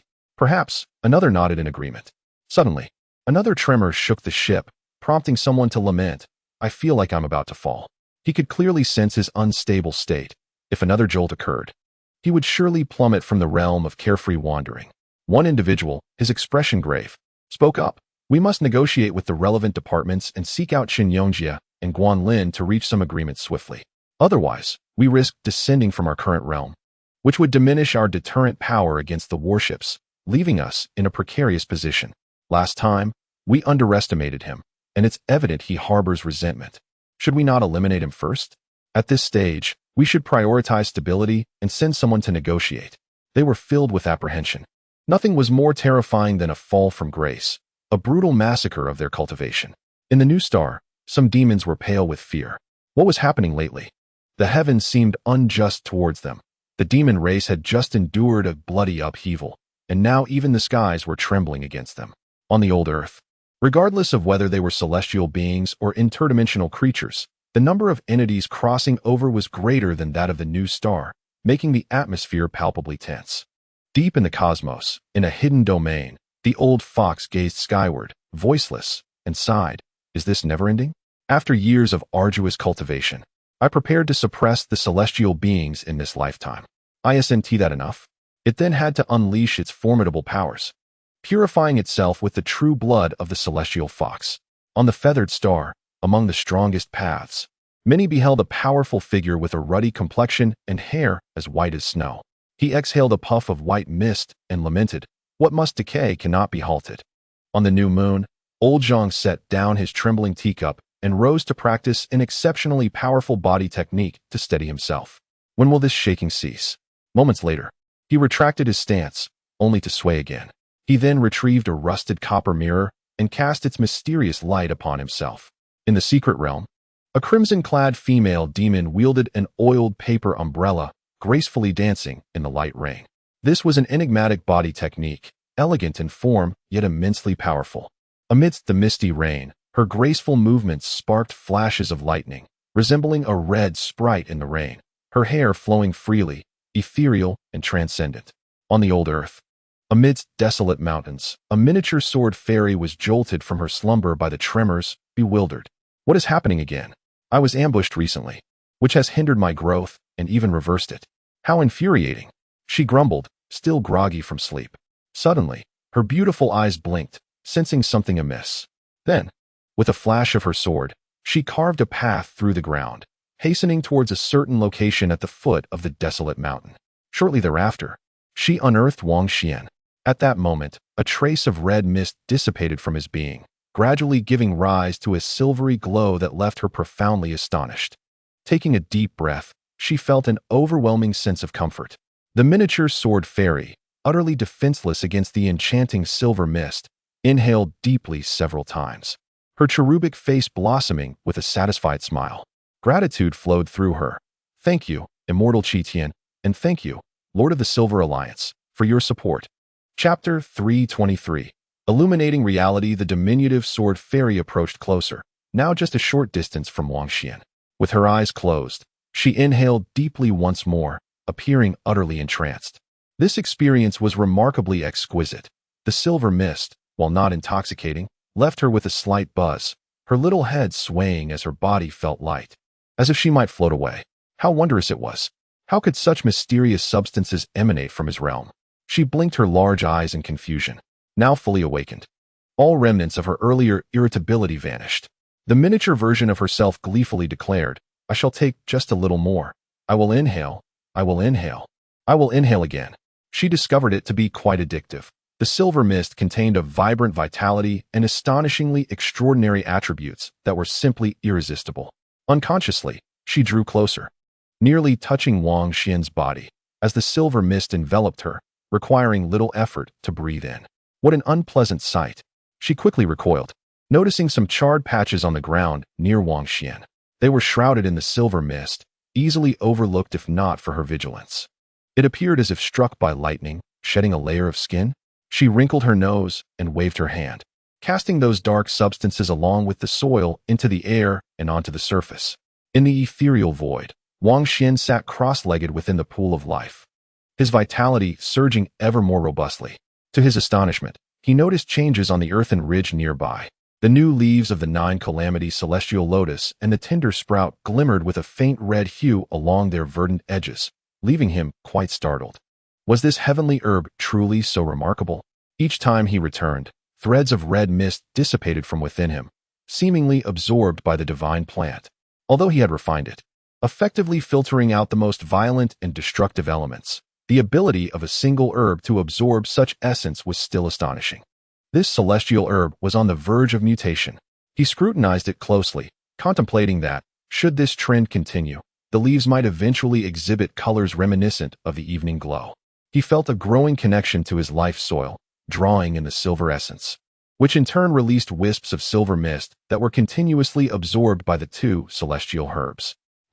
Even more strangely, he sensed, albeit faintly, his own body. He couldn't see it, but there was a vague awareness.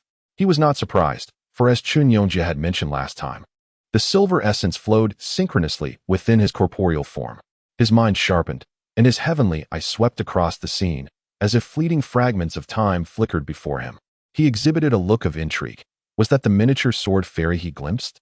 Rather than merely seeing, it was as if a sudden spark of inspiration illuminated his mind. A mystical instinct from his physical self relaying the message that no danger lurked nearby. It seemed that a small presence had materialized beside him. As he sat contemplatively in the pool, he pondered the profound mysteries of both body and spirit. After all, it felt as if they were separated by an entire world. A phenomenon worthy of deep exploration. He murmured softly, and a mischievous urge overtook him. Could the sword fairy truly be by his side? He felt an impulse to reach out and gently pinch her collagen-rich face. The small spacecraft of Qingmu traversed Anqing, slicing through the sky towards the distant, desolate mountains. He had previously spoken with Wang Xuan on the phone, aware of his retreat destination. Inside the spacecraft, Chen Yongjia, though repeatedly jolted, managed to maintain his composure. Not succumbing to a drop in his realm, his assertions seemed indeed correct. At present, the residual waves of the extraordinary stirred the air, with the so-called ceiling being the most severely affected, poised to be shaken loose first. Naturally, he needed to remain vigilant. After all, to toil so diligently only to be abruptly cast down would be a tragic bloodshed on the path of cultivation. The low mountains stretched endlessly, barren and desolate. Chen Yongjia spoke. A mountain need not be lofty. It is the presence of a celestial being that renders it truly enchanting. Qingmu reminded him that the sword fairy lay sleeping ahead, suggesting it best to refrain from further discussion. Guanlin followed them down from the spacecraft. There, Chen Yongjia's keen senses immediately detected an anomaly. Within the mountains ahead lingered a familiar aura, with wisps of silver mist seeping from the earth. He strode forward, and upon nearing, he confirmed that Wang Xuan was indeed below, accompanied by the now diminutive sword fairy. Although he lacked a spiritual eye, he could still perceive fragments of the truth, yet the reality of the sword fairy shrouded in white mist remained elusive to him. What brings you here? The miniature sword fairy lamented, feeling increasingly disturbed in her resting place, constantly interrupted by visitors, and now, with the excavation of a peculiar artifact, more had come, perhaps drawn by her presence. Chen Yongjia was astounded. Upon arrival, he was enveloped in strands of silver mist, instantly grounding him and dispelling the earlier sense of unrest. Upon realizing the sword fairy was below, he felt a wave of discomfort. Her earlier strike with the celestial sword had left him utterly shattered, and for a time, the mere sight of swords made him nauseous. However, through that harrowing experience, his swordsmanship had surged tremendously, yielding immense rewards for the pain endured. Greetings, esteemed fairy. Old Chen bowed respectfully at the surface. Ah, those who witness share in the fortune. Quickly, sit and absorb this extraordinary essence, lest you regret missing the opportunity. The miniature sword fairy said wearily. Chen Yongjia remained on the surface, his mind tumultuous. It was indeed uncanny. Having arrived here, he felt a stability unlike any before. No longer shaken. Was it mere coincidence, or was there a connection to him? Was the substance he cultivated truly peculiar? Chen Yongjia mused, generating a flurry of thoughts. He hastily urged Qingmu and Guanlin to sit down as well. Regardless of any relation, did they not see the sword fairy, disregarding her appearance, rush to Wang Xuan to absorb the silver mist? At that moment, a faint silver radiance coursed through Wang Xuan, rich strands of vibrant mist bubbling forth. The sword fairy, too, speculated.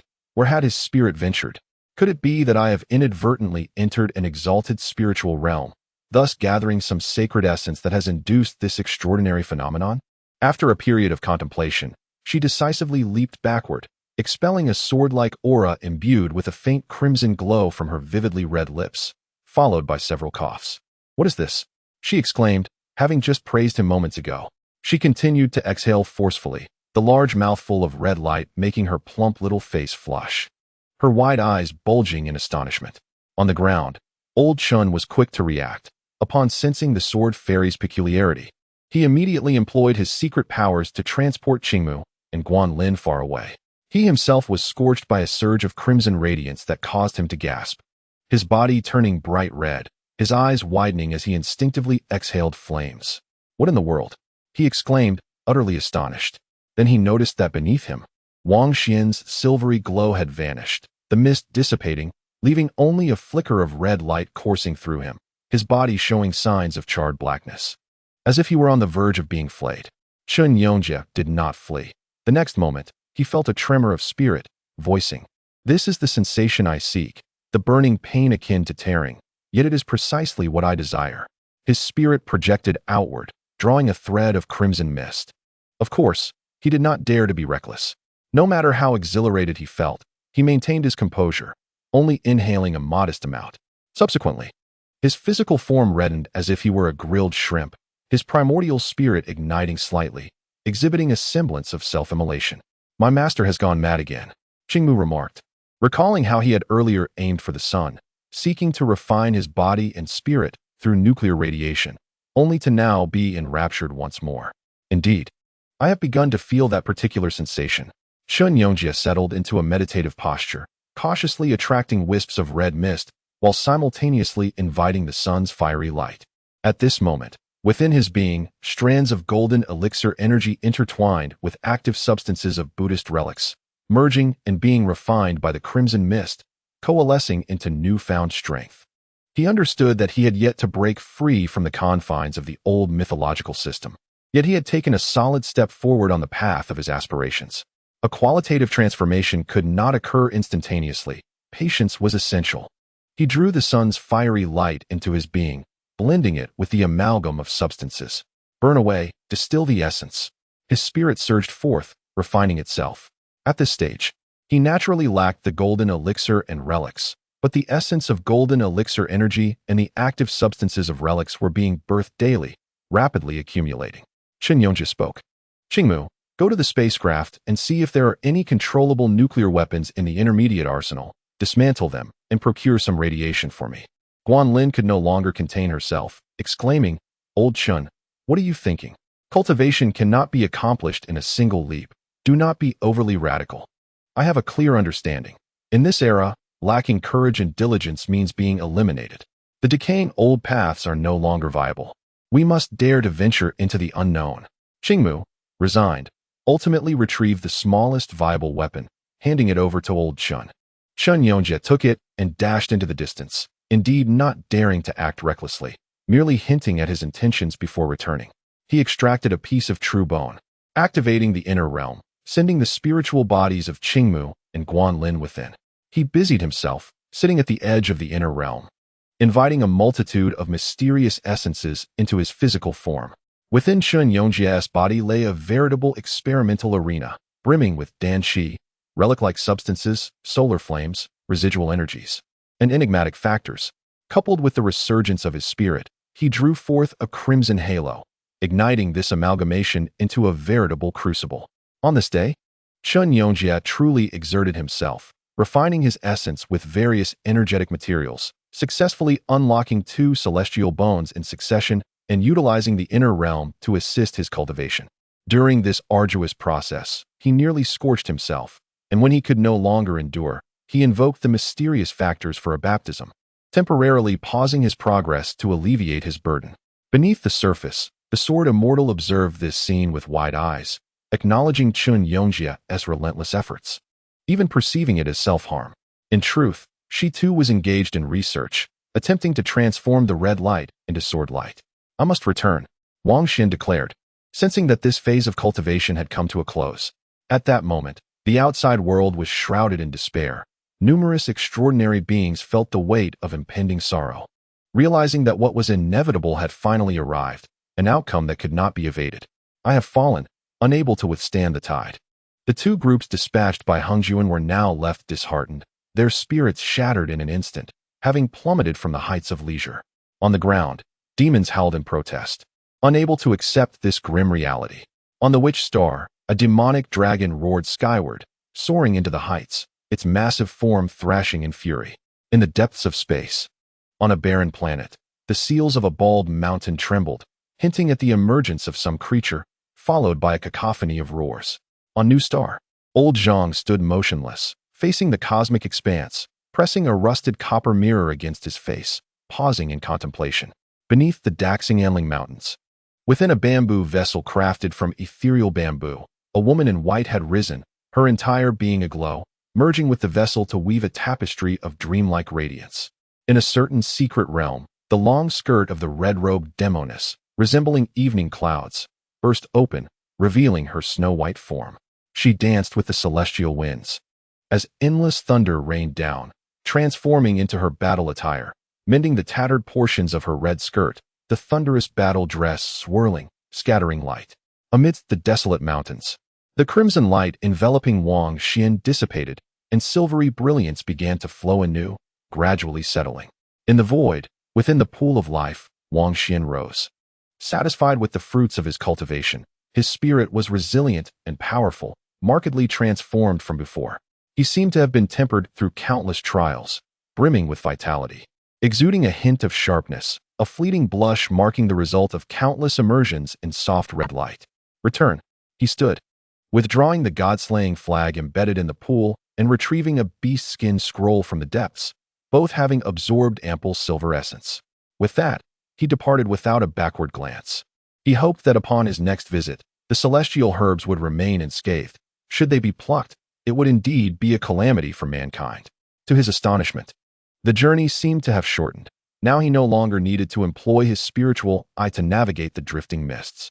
In the distance, the primordial soil revealed two celestial herbs, guiding him homeward. He wielded the god-slaying flag, slicing through the dark cosmos like a streak of starlight, returning in just 2 months to appear beside the nurturing furnace. This signifies that he not only significantly shortened the duration, but also conserved a considerable amount of physical energy, returning with an abundance of silvery substance. In the next moment, his spirit and body harmonized, and he instantly felt a surge of strength. He paused, noticing a diminutive creature beside him, puffing its chubby cheeks, and then taking a deep breath. What was this situation? In the void, he had distracted himself with various thoughts to alleviate his suffering, and now it seemed those musings had materialized in reality. In that fleeting instant, he instinctively extended his right hand to pinch her slightly baby-faced visage. Chapter 324. Seize the moment upon awakening. Wang Xuan naturally reached out, for he had done so several times in the void. However, this time was truly different. He was pinching a real, tangible face, its apple cheeks full, smooth, and splendidly elastic. The miniature sword fairy, eyes closed, was inhaling the last remnants of silvery mist, completely unprepared for his unexpected gesture. Now, in astonishment, she opened her eyes wide, realizing the situation, and was utterly flabbergasted. Wang Xuan genuinely found the sensation delightful, a bounty of collagen beneath his fingers. Thus, he continued to pinch that exquisitely astonishing little face, gently tugging at it, savoring the smoothness and elasticity. The miniature sword fairy was inclined to strike him. Wang Xuan's movements were as swift as lightning. Indeed, as he acted with his right hand, his left had already instinctively reached out, grasping the other chubby cheek. This symmetry amused him. He found the little creature's wide-eyed, indignant expression rather adorable and particularly captivating. Of course, he had thoroughly awakened to the reality of his actions, internally chiding himself for his folly. After spending 2 years in the void, he had just returned and was still adjusting. Yet he had genuinely mistaken her for a mere child. She was, after all, the renowned female sword fairy, albeit with a younger appearance. She possessed the ability to unleash sword energy into the skies and dared to challenge formidable foes. "Fairy, are you all right?" He pondered various remedial measures. Realizing he had been careless, his spirit had yet to acclimate to his physical form upon his return, and this was certainly unintentional. But would anyone believe him? Would the sword fairy accept his explanation? He felt uncertain. Goodness! On the ground, Qingmu seemed to sense something, peeking to observe. "Let us go." Chen Yongjia pulled him along, swiftly taking Guanlin with them, vanishing in an instant. He was resolute. What if they were to incur her wrath? The sword energy could wreak havoc upon them, leading to unjust demise. Let any consequences fall upon Wang Jiaozu instead. "Master, I just caught a glimpse. It appears Wang Xuan is touching the sword fairy's face." Qingmu's voice echoed from their vanishing direction.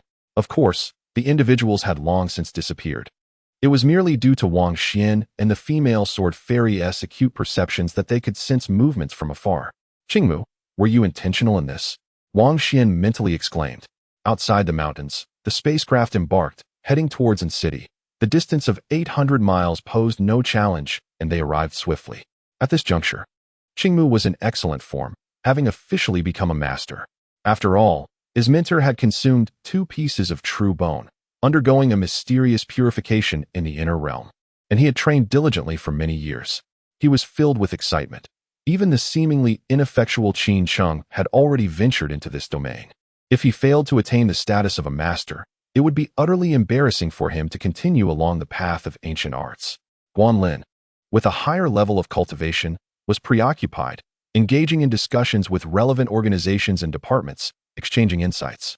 She informed old Chen that the beings of the broken board level had recently conversed with numerous individuals and would likely seek him out as well. We shall observe the developments. If they do not overreach, I shall endure their presence. However, if they push us to a point of no return, we shall establish some rules, Chen Yongji stated. The mention of broken board level beings caused his expression to cool slightly. He surmised they must have been forcefully cast down. Should they descend from the realm of carefree wandering, everything would change. At this moment, Chen Yongjia had significantly enhanced his strength. The previous medicinal soil, along with celestial herbs and elixirs, had propelled him towards a breakthrough. The formidable foundation he had built remained largely untapped. This time, he had activated 2 pieces of celestial bone, and after many years of cultivation and various experimental ventures, he was nearing the 6th stage. With the soul-locking bell in hand and the follow of Shakyamuni gripped firmly, he felt no fear towards those who had fallen in their realms. Yet he sighed, suspecting that Wang Xuan had made a tremendous breakthrough, undoubtedly surpassing him by a level. He had named the 5th stage Fixed Path. What name would the 6th stage bear? Outside in city, at the Qingmu estate, which also served as a branch of their organization, 2 individuals awaited him. Upon seeing them, Chen Yongjia felt a wave of displeasure. Encountering them again was unwelcome. They had previously gazed down upon him calmly in his study, and now they came again? Both individuals appeared somewhat pale. Not long ago, they had been coughing up blood, as if their foundational essence had been pierced, leading to their fall from the carefree wandering realm. We are here for collaboration, this time. There is a significant project that offers mutual benefit. A gray-haired middle-aged man spoke, his voice lacking strength. He felt unwell and did not rise to greet them. Seemingly disinclined to engage, weakened by the recent upheaval that had left him in a dire state. What collaboration? Chen Yongjia inquired. The gray-haired man whispered.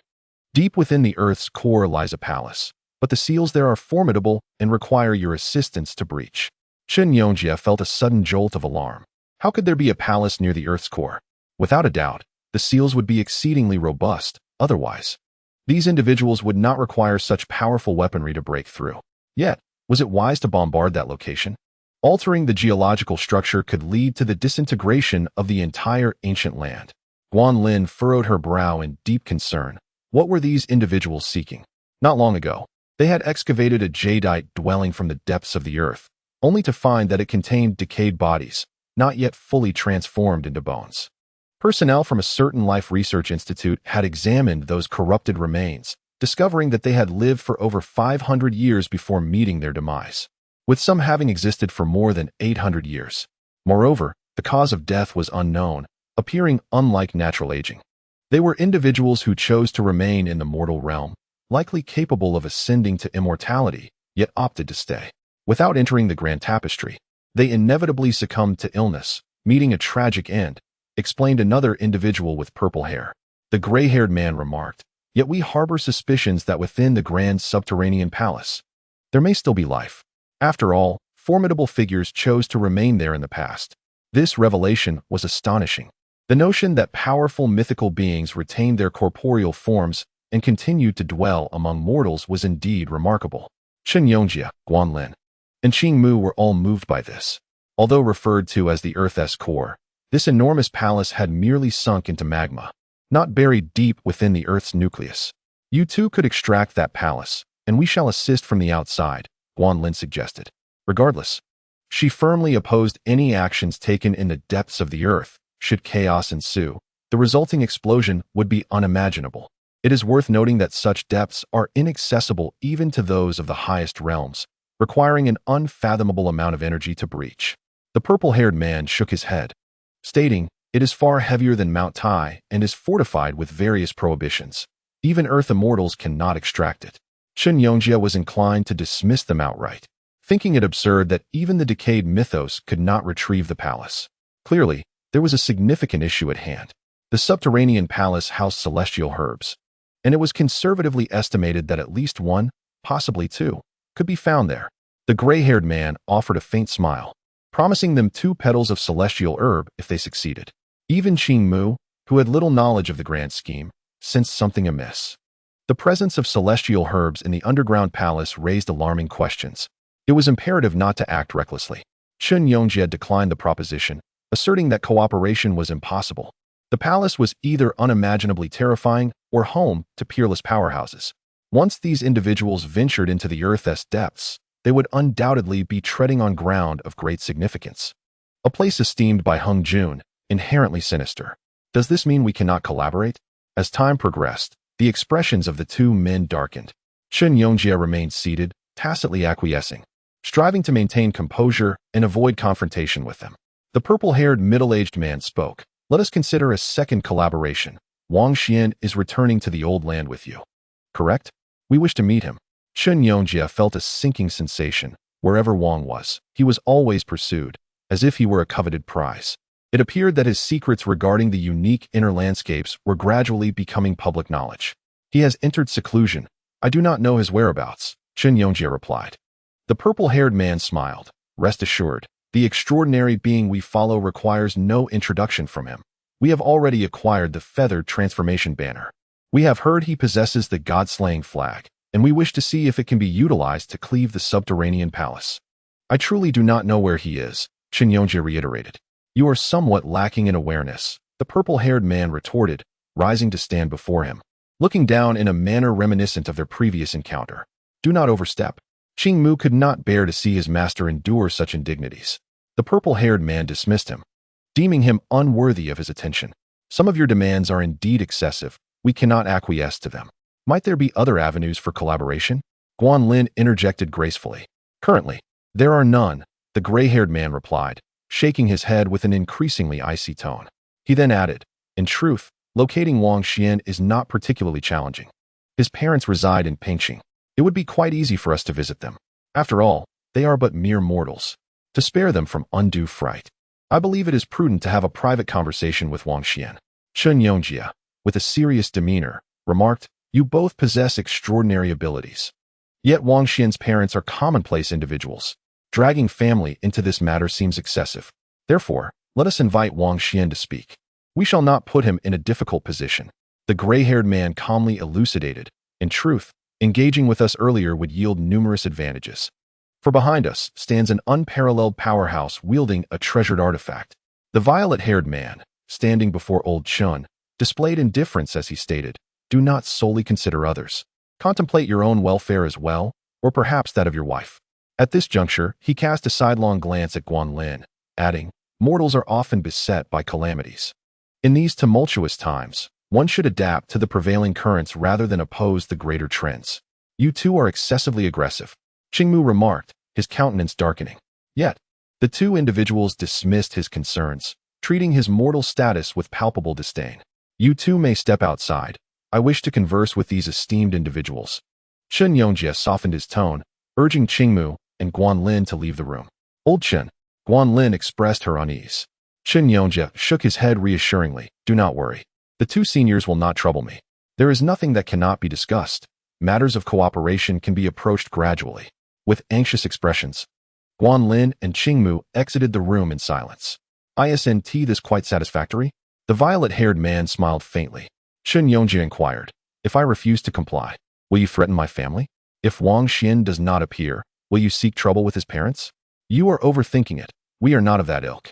We merely wish to communicate with your family as best we can, the gray-haired middle-aged man asserted, not acknowledging the insinuation. The violet-haired man stepped closer, stating, while we strive for amicability, should negotiations falter, we may be compelled to take more drastic measures. After all, everyone faces death eventually. Relatively speaking, he was forthright, directly acknowledging the potential for escalation. You are pressing too hard, Old Chen exclaimed. The violet-haired middle-aged man calmly regarded him, stating, a proper mindset is crucial. By aligning with the grand trend and establishing your position rightly, you will find no issue. Suddenly, the violet-haired man's expression contorted as a massive hand unexpectedly struck him, shattering flesh and bone across his visage, resulting in the loss of 3 teeth. Chen Yongjia acted with the swiftness of lightning, his violent outburst startling both individuals, who had not anticipated such a turn of events. At the very moment old Chen unleashed his blow, crimson radiance erupted, as if a great sun had ascended in the sky, enveloping the entire room in a sacred garment, sealing off all avenues of escape. This was the third formidable artifact in old Chen's possession, a remnant bestowed by a bodhisattva, exuding immense power as it transformed the space into a small realm of red, ensnaring the two men. In truth, the two men reacted with remarkable speed, particularly the violet-haired man, whose fury surged at the affront from a mere mortal. Die! In an instant, an extraordinary force surged forth as he unleashed a series of lethal techniques, intertwining light and darkness, charging towards Chen Yongjia. Regardless of the myriad of spells at his disposal, Chen Yongjia was reduced to a singular action. He activated the refined soul lock bell, which instantly magnified, enveloping the purple-haired man and his various mystical techniques within its confines. With a resonant clang, the bell reverberated, echoing with muffled groans and anguished cries. The gray-haired middle-aged man had already taken action at the first opportunity. However, what awaited him was a pristine vow, a relic left behind by Shakyamuni, imbued with terrifying power.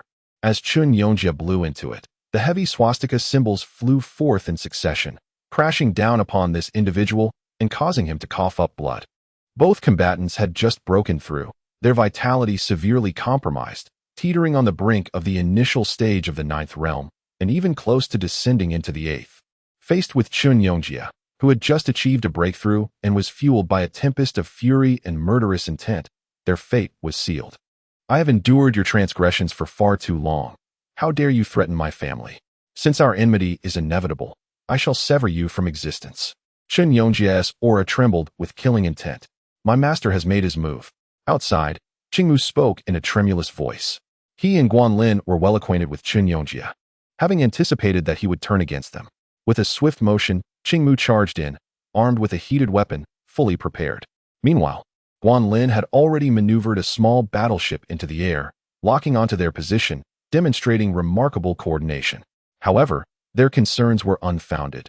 The battle within the room concluded swiftly.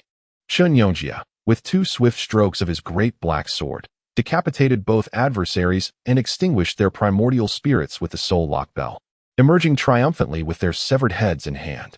Chen Yongjia remained composed and stated, "Clean up the battlefield, erase all traces," and claimed that those two departed on their own accord. Let us keep this under wraps for now. Time is on our side. Chapter 325, Transformation Through Tribulation. To seek virtue is to find virtue. To seek a hammer is to find a hammer. Chen Yongjia discarded the two heads. These individuals had crossed his psychological threshold, daring to target Guanlin and Wang Xuan's parents. What could alleviate his woes? Only their demise would suffice. Qingmu swiftly cleared the scene, erasing all evidence, feeling a surge of satisfaction. Just moments ago, those two had displayed arrogance, refusing to acknowledge him. He had attempted to speak several times, only to be met with disdainful disregard. Their expressions spoke volumes, indicating that they viewed mortals as inferior beings, igniting a fury within Qingmu. "Master, how formidable you are," he murmured, then inquired, "Will the supernatural calamities of the old earth pose any further issues?" Chen Yongjia shook his head, replying, "I relied on a top-tier relic. To suppress entities of this caliber solely through my own strength remains insufficient. Should I ascend to the next level, it would undoubtedly be manageable. Yet, I cannot help but smirk. These individuals have yet to adjust their mindset, having fallen from the realm of carefree existence, still underestimating us, ultimately revealing their disdain for the mortal realm." Guanlin approached, exhaling deeply. Moments prior, she had felt an oppressive weight. Two exceptionally powerful entities had joined forces to suppress them, and she feared for Chen Yongjia's safety. "We must remain vigilant. There are still numerous beings of the broken board level on the old earth," she cautioned. Chen Yongjia nodded, feeling somewhat reassured by the knowledge that legendary relics were exceedingly rare, coupled with the fact that Hongjuan had not bestowed upon them the supreme, true blood. These individuals would struggle against the soul lock bell and the Fao. However, caution was paramount. The influx of beings from beyond was indeed significant. Not all were foes, but their complexities could easily lead to chaos. Time seems to drag on, yet perhaps the burdens weighing on our hearts will lighten with its passage. Old Chen now harbors doubts. The decaying mythos trembles violently, hastening its demise, possibly linked to Wang Xuan's quest for a new path. The coincidence this time is striking, causing him to question his very existence as he hurriedly returns from the cosmos. Should he inform Wang Xuan? Qingmu inquires. For this time their adversaries have set their sights on Wang Xuan and the god-slaying flag in his possession, eager to claim that legendary artifact. Let us not distract him. We shall speak of it upon his return, Old Chen replies. He hopes that Wang Xuan truly forges a mature path to suppress the decayed celestial immortals, advising him to remain hidden and low profile for now, avoiding the spotlight. At this stage, since the matter is already set in motion, let him bear the burden, drawing the attention of the celestial immortals to himself. With the soul-locking bell in his possession, he is undoubtedly something they covet. The two deceased have persistently sought him, likely having long harbored designs in this regard. Chen Yongjia feels the weight of pressure intensifying. After assisting Qingmu in clearing the scene, he sits in his study, deep in contemplation, realizing the necessity of becoming stronger. Guan Lin displays concern, fully aware that Chen Yongjia is striving to buy time for Wang Xuan, acting as a shield. Should the great demons and celestial immortals fixate on him, the danger would be profound. She reaches out to those in Pingqing, urging them to bolster defenses, activating all detection devices and preparing superheated weaponry for immediate deployment. Amidst the desolate mountains, beneath the earth, Wang Xuan had steeled himself for the potential of being cleaved by sword light. Yet, to his astonishment, the miniature sword immortal fled down the underground passage with a swift motion, vanishing in an instant. Before leaving, she had grasped his chubby little face, and before he could release his hold, it had inadvertently elongated, prompting him to finally let go. Why did she escape instead? He pondered, though he felt a sense of satisfaction at having avoided a grievous beating, considering she was a top-tier sword immortal daring to challenge unparalleled strength. Wang Xuan steadies himself, turning inward to reflect, not rushing to depart, but rather fortifying his understanding of the Tao, observing the earth of fate, heavenly medicines, and silvery substances. It is during this introspection that he suddenly realizes why the sword immortal fled at the first opportunity. It was most likely due to his possession of the spiritual heavenly eye. She likely perceived his awakening and, fearing his unpredictable gaze, chose to abandon her efforts and vacate the scene. His breakthrough is remarkably thorough. Rising to his feet, every movement radiates immense power. He feels that any extraordinary form or technique could be obliterated with a mere punch, capable of dispatching those beings who have crossed realms. Now, he has surged from the late 5th stage to the late 6th stage, a transition of considerable ferocity. He meticulously contemplates each phase, affirming his cultivation. And after a full day and night of profound reflection, he comprehensively analyzes and reinterprets his insights. Subsequently, he reviews the notes and experiences obtained from Zhongwu, comparing the new and old paths, deepening his understanding. This endeavor indeed carries an element of peril, akin to walking a tightrope at the gates of hell, as he recalls the numerous times he nearly fell victim to the crimson haze. However, his gains were substantial. He experienced a profound breakthrough, both spiritually and physically, undergoing a baptism that greatly enhanced his strength. Moreover, this time he gained deep insights, gradually perceiving the vast realm of existence from a higher vantage point. The 9 stages of human existence revolve around the continual enhancement of the self in this world, perpetually realizing an extraordinary transformation. From the inception to the present, and into the later stages of the 9th realm, all are intrinsically linked to both spirit and body.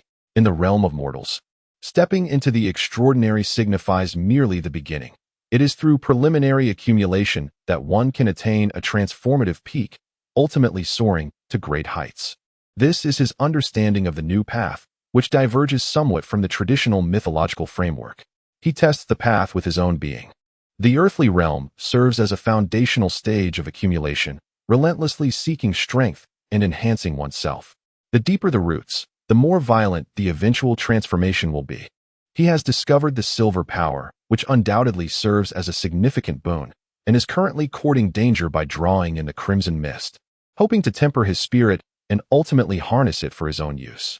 These represent sources of new strength, continually accumulating, allowing for rapid self-enhancement. He seeks to uncover more potent forces in the mortal realm. Wang Xuan believes that although the crimson light is perilously intense, It is imperative to devise a means to seize it. Within the land of fate, silver mist permeates the air, infused with the essence of celestial medicine. Vitality has surged beyond previous levels. He perceives the land of fate becoming increasingly substantial, a testament to the enhancement of his power. This time, he has emerged with a considerable quantity of silver substance. Upon introspection, his spirit externalized. He observed the surface and noted the presence of numerous charred skins and remnants of ash from his garments. He inhaled sharply, realizing that certain details had initially escaped his notice. His physical form had endured immense suffering, resulting in the shedding of so many scorch marks. Upon further examination, he found his body synchronously aligned with his spirit, severely corroded by the crimson light. Fortunately, such red mist was minimal in the external environment. Otherwise, he would have been not just struck by lightning, but transformed into charred remnants. It appears there exists a mysterious connection that transcends perception and defies logic between body and spirit. Within Wang Xuan's body, silver substance flows, replacing much of the extraordinary material, permeating his flesh and blood, endowed with more potent, extraordinary attributes. The silver substance instantaneously synchronized from spirit to body, achieving the desired outcome he had envisioned. Upon his return, he felt no sense of weakness, for the journey had consumed little energy, and he had brought back a considerable amount of this new extraordinary substance. Wang Xuan silently contemplated here, validating his insights with the existing mythological paths, reaping great rewards over 2 days and nights. Only at the end did he rise, crushing the charred remnants he had left behind, reducing them to dust and leaving no trace. I nearly met my demise.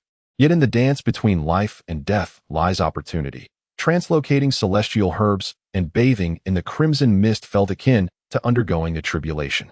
He pondered a name for this realm. Rather than merely a tribulation, it could be seen as transforming adversity into gain, discovering new extraordinary power. The sixth realm of human existence shall henceforth be termed transformation of tribulation.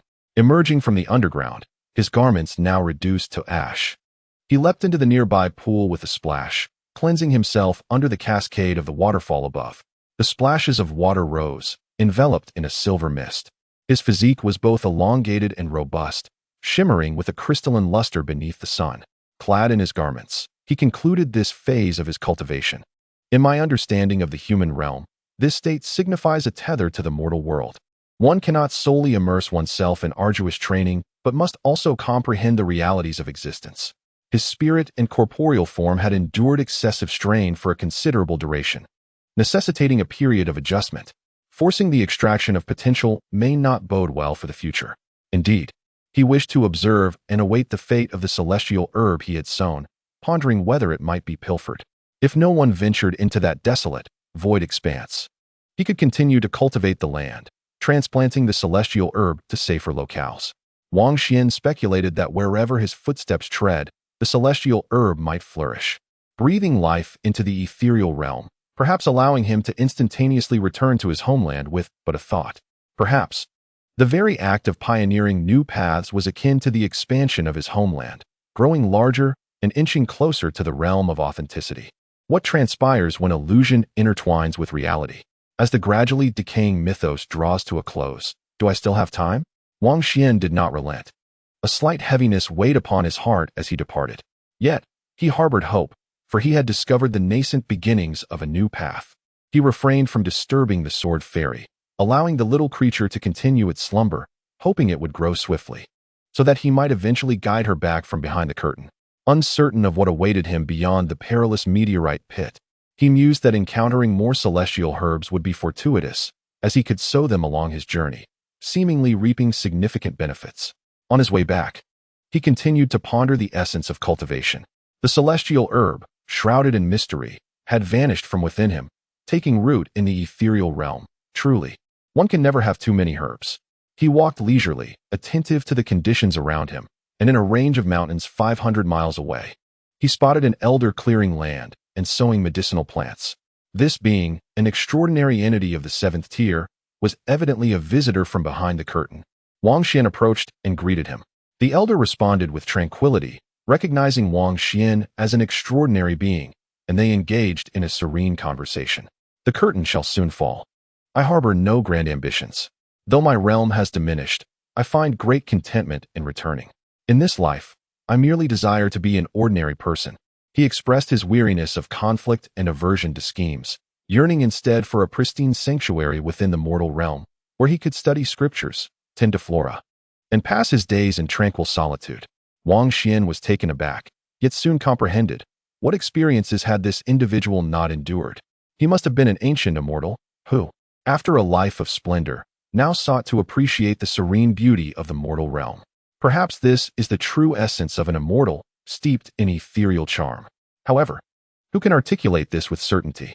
Some believe that immortals should be ethereal and untainted by strife, yet upon examining ancient texts, which one truly embodies such ideals? The transcendent, otherworldly immortal, detached from worldly concerns, exists merely as a beautiful imagination of humanity. Wang Xuan shook his head. Even the deities within the scriptures are hierarchically categorized.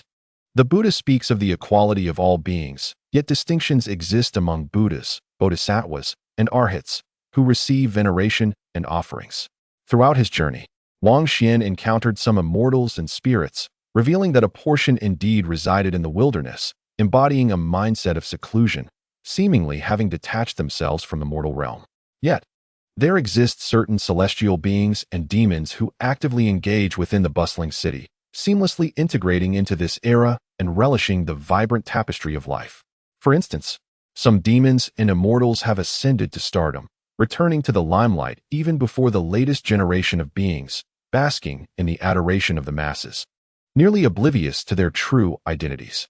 Others, however, remain hidden among the populace, possessing extraordinary abilities but choosing to live quietly without revealing their supernatural powers. Their future remains a mystery. Wang Xuan has become aware of recent disturbances, as beings of considerable strength descended from the realm of carefree existence, nearly reaching the 8th tier.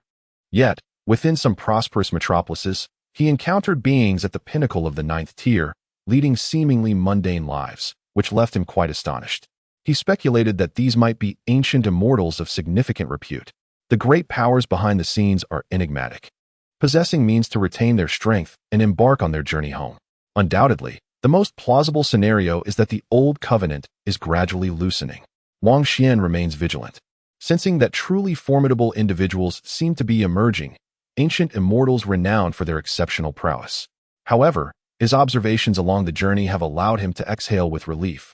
Overall, while the old world may not be devoid of celestial and demonic beings, most choose to remain inconspicuous. Should all celestial beings and demons act in such a manner, the world would be spared much chaos. Nevertheless, these individuals may also be exercising restraint, avoiding the spotlight while patiently awaiting future opportunities and shifts. In the contemporary realm, whether human or celestial demon, all are navigating their paths. Their methods and aspirations differ, making it difficult to ascertain who truly transcends the ordinary. As Wang Xuan approached the city, he sensed an undercurrent of tension beneath the calm, realizing that not all returning beings are content with the status quo. Some celestial demons harbor grand ambitions. Upon returning to the estate of Qingmu, a branch of the secretive organization, he was immediately seized by Qingmu, who informed him of recent developments. Within the earth lies a colossal palace, containing heavenly elixirs and ancient powerhouses who can achieve immortality yet remain tethered to the mortal realm. Wang Xuan was taken aback. Subsequently, his countenance darkened with anger upon hearing that those sent by Hung Jun intended to harm his parents. It was time to establish some rules. Wang Xuan nodded, inquiring about his master. Qingmu replied that he had been in Ping City but would return soon. In the afternoon, Chen Yongjia unexpectedly returned with bloodied secrets. His demeanor grave as he disclosed to Wang Xuan that he had slain 8 beings who had fallen from the realm of high-tier existence in Ping City. In recent days, the various celestial demons of the old world have adopted a more subdued demeanor, seemingly adapting to this era, much to our astonishment. Whether out of genuine intent or temporary restraint, they currently abide by the law. Chen Yongjia elaborated that only Hung Jun's faction remains particularly forceful, seemingly believing they possess unparalleled strength, with the power to suppress all and look down upon humanity. While some stir up trouble in Ping City, others plot against your parents. He warned, which is why he had secretly eliminated 8 formidable adversaries. Wang Xuan's brows furrowed, a surge of killing intent coursing through him. Unexpectedly, There was no trouble at your parents' side, Chen Yongjie reassured him, urging him not to panic. Wang Xuan managed to suppress his anger, but he quickly regained his composure and said, I believe it is time for me to take the initiative. Lao Zhang and the female practitioner have been waiting for me. It seems necessary for me to meet with them. Are you contemplating something grand? Even Qingmu sensed the shift in atmosphere. In truth, Wang Xuan did not wish to resort to extremes, yet eliminating these fallen beings of the broken board level may not resolve the issue. If Hengjuan were to descend, and we found ourselves in dire straits, I would not hesitate to collaborate with certain individuals behind the scenes to eradicate everyone from Hengjuan's faction. Wang Xuan declared. With his enhanced strength, he felt it was time to visit the greater Xing'an Mountains and meet the female practitioner while also inviting Lao Zhang to discuss matters and establish rules for the human realm. Chapter 326. Immortal like weeds beneath calamitous flames. Wang Xuan's decision was not a spur-of-the-moment impulse. He had long contemplated this course of action. Both Lao Zhang and the female practitioner had been secretly observing him, and they would undoubtedly seek him out when the opportunity arose. He even suspected that the scarlet-clad enchantress was awaiting their first encounter, though her entrance might be rather forceful, potentially involving a hunt to capture him before negotiations could begin. However, from Wang Xuan's perspective, regardless of who they were, they all remained on his list of caution and counter-hunting. The reason these individuals had recently ceased their pursuit was likely due to their involvement in a fierce competition for treasures behind the scenes, with their primary selves temporarily unwilling to return. In the old world, there were formidable figures who had bestowed powerful talismans upon his parents, which, when worn, provided automatic defense. Chen Yongjie displayed a look of intrigue. Although he had defeated 8 formidable masters, someone had still approached Wang Xuan's parents with intent to coerce them. Tragically for that individual, they were inexplicably reduced to ashes. Wang Xuan was astonished. What level of talisman did his parents possess? Where did it originate? He immediately contacted them to inquire about the specifics, only to be informed by his father that a mysterious man had gifted it to them some time ago, cautioning them not to lose it, as it would ensure their safety. Why hasn't anyone sent me anything? Qingmu mused, feeling a mix of confusion and concern, hinting to Wang Xuan that there might be more to this situation than met the eye. After hanging up, Wang Xuan pondered who the sender could be. Was it a roundabout approach? Ultimately, that person would have to confront him. He felt a slight sense of relief. He had accrued so many debts that he was unafraid of additional pursuers, as long as his parents remained uninvolved. Chen Yongjie advised him, do not act impulsively. I believe there is no need to urgently seek out the female practitioner and Lao Zhang. Hengjuan is unlikely to cross over just yet. He was genuinely concerned, as those two were truly invincible figures, unmatched in their respective domains, daring to engage in battles within others' realms. Wang Xuan shook his head, holding a differing opinion. Now was the opportune moment for alliances to form. Those who needed to be divided should be, and those who could unite should do so, establishing rules early on. Otherwise, one could never predict when a sudden upheaval might occur. If an unforeseen event were to arise, such as Hengjuan suddenly appearing, all parties might struggle to respond in time. Prior to that, Wang Xuan intended to take action, teaching a lesson to those beings who had fallen from the realm of carefree wandering, yet still looked down upon the world with disdain. Broken board level beings? I shall ensure your downfall. The atmosphere was thick with the scent of impending violence. How could one dare to lay a hand on his parents without personally reaping the consequences? Caution was paramount. Chen Yongjie advised that, at this stage, he had emerged into the open and could temporarily provide cover for Wang Xuan. I know my limits. Wang Xuan nodded, realizing that to safeguard his family, a discreet yet decisive purge was necessary to instill fear and impart lessons to certain individuals. In the shadows of the grand stage, a woman clad in red traversed the battlefield, treading upon the ruins of a shattered realm. The celestial beings recoiled, and the demons trembled, too fearful to meet her gaze, all bowing their heads in reverence. The red fabric billowed around her as if she were bathed in the glow of a setting sun, her ebony hair flowing elegantly, and her skin luminous and fair. At that moment, she strode alone across the battlefield, instilling dread among the immortals. Just moments ago, amidst the struggle for the sword of the mortal realm, she had forcefully slain an unparalleled master, the blood of that celestial being staining the earth crimson. This sanguine battlefield, along with the fractured landscape, was the aftermath of that supreme warrior-esque disintegration, sending shockwaves through the celestial realm. Subsequently, she clashed with the demon ancestor Qi. exchanging blows, and briefly encountered a top-tier figure among the true immortals, her prowess astonishing. Beyond the horizon, in the regions outside the battlefield, 3 more extraordinary masters approached, accompanied by their respective celestial beings, yet they refrained from attempting to obstruct her after the fierce combat she had just endured. Many from the demon tribe gazed at her with fervent admiration, yearning to pledge their allegiance. Even the followers of the demon ancestors contemplated switching sides to serve under this remarkable woman. The red-clad demoness, with her exquisite features etched in contemplation, furrowed her brows. The sword of the mortal realm had appeared several times in a rather abrupt manner, and this time it had slipped past her, vanishing into the azure void.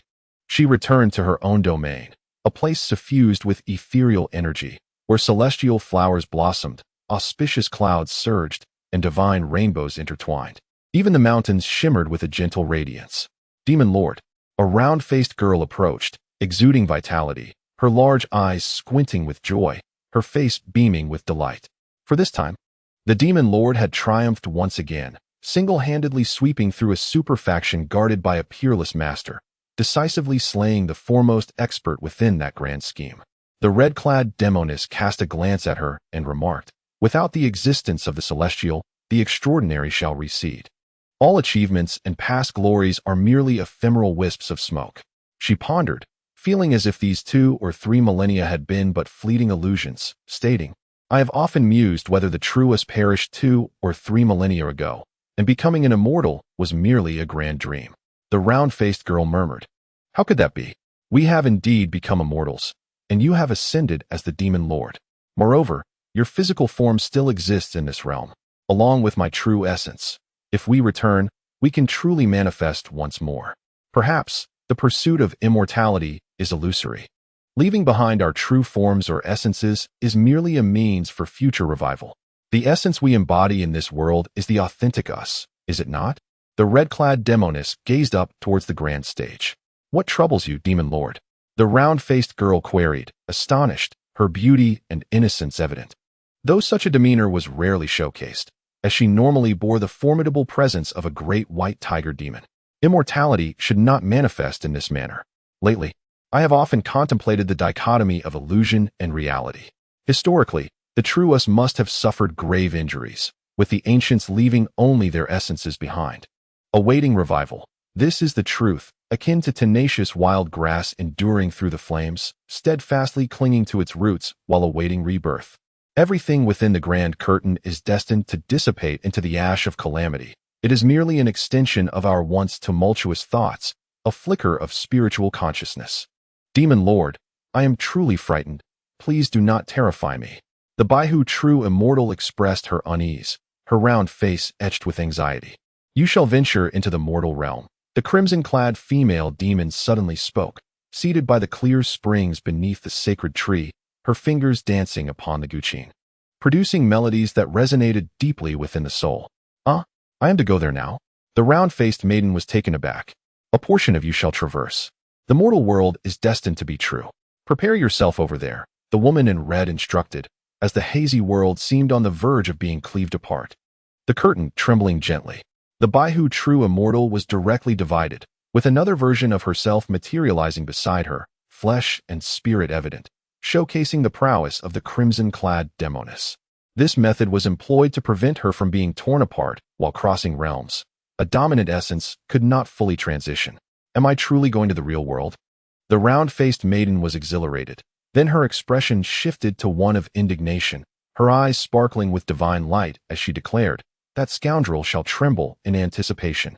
He deceived me of the extraordinary medicinal soil gifted by the Demon Lord and wielded his sword to bully me within the confines. A fraud. I shall descend upon him and make him shudder." The crimson-clad demoness cautioned her that at present, she was not the entirety of her dominant essence. It was uncertain whether she could contend with the nefarious individual she spoke of. How could I possibly lose to him? I am not his adversary.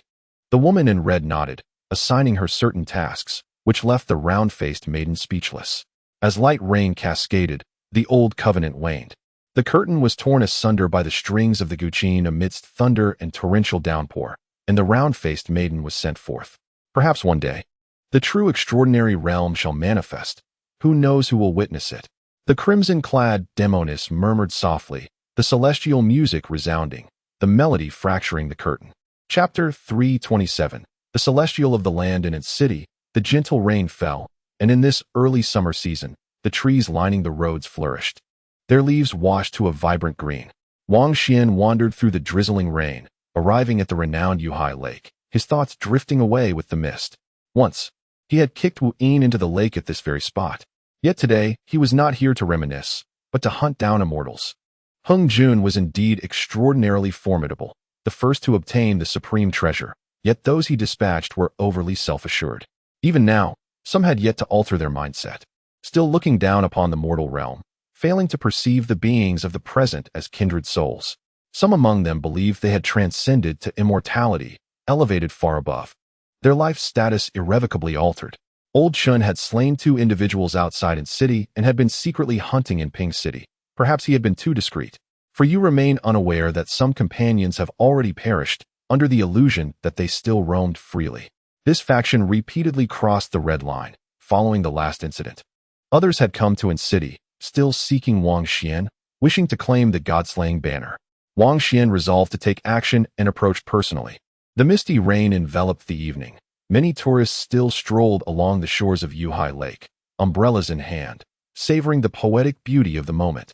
The gentle wind and fine rain urging no one to return.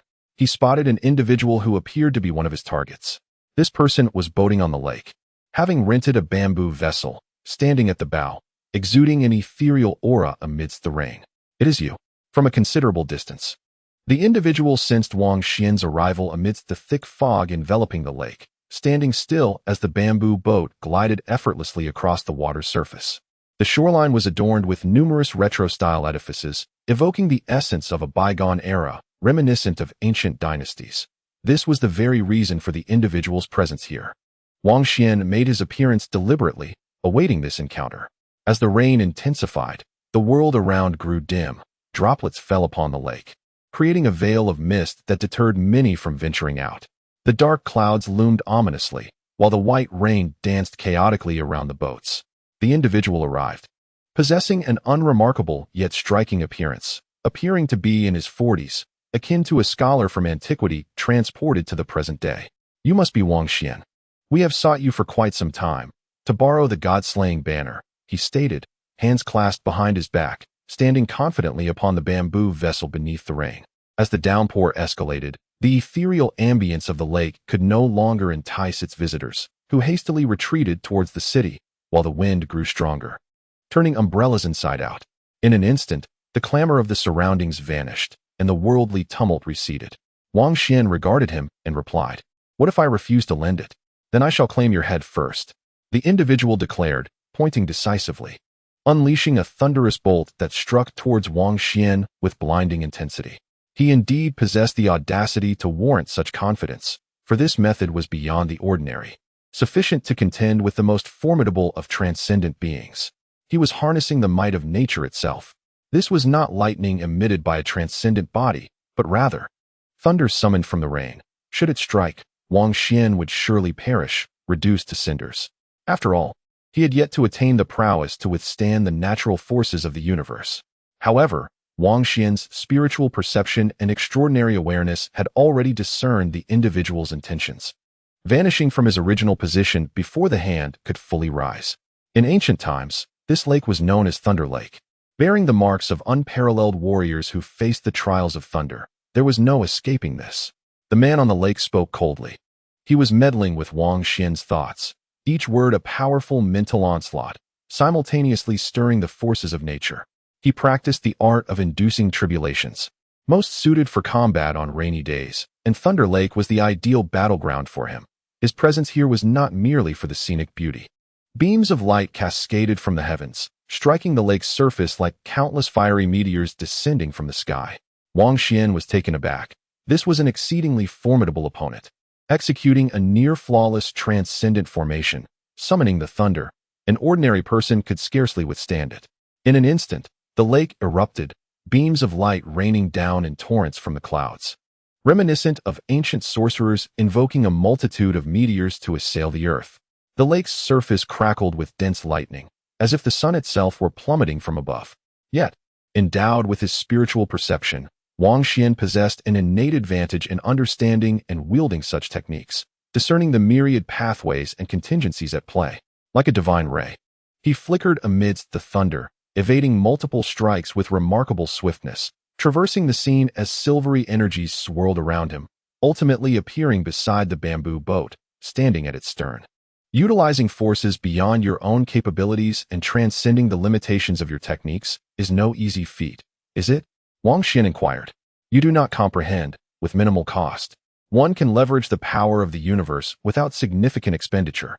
The man spoke, and with a thunderous roar, a radiant barrier descended, shattering the entire bamboo vessel into a myriad of fragments, leaving not even a remnant, reduced to ashes. I have perused the art of divine appropriation. I am grateful for your interpretation, which has allowed me to thoroughly comprehend its true essence. Wang Xuan expressed his heartfelt gratitude.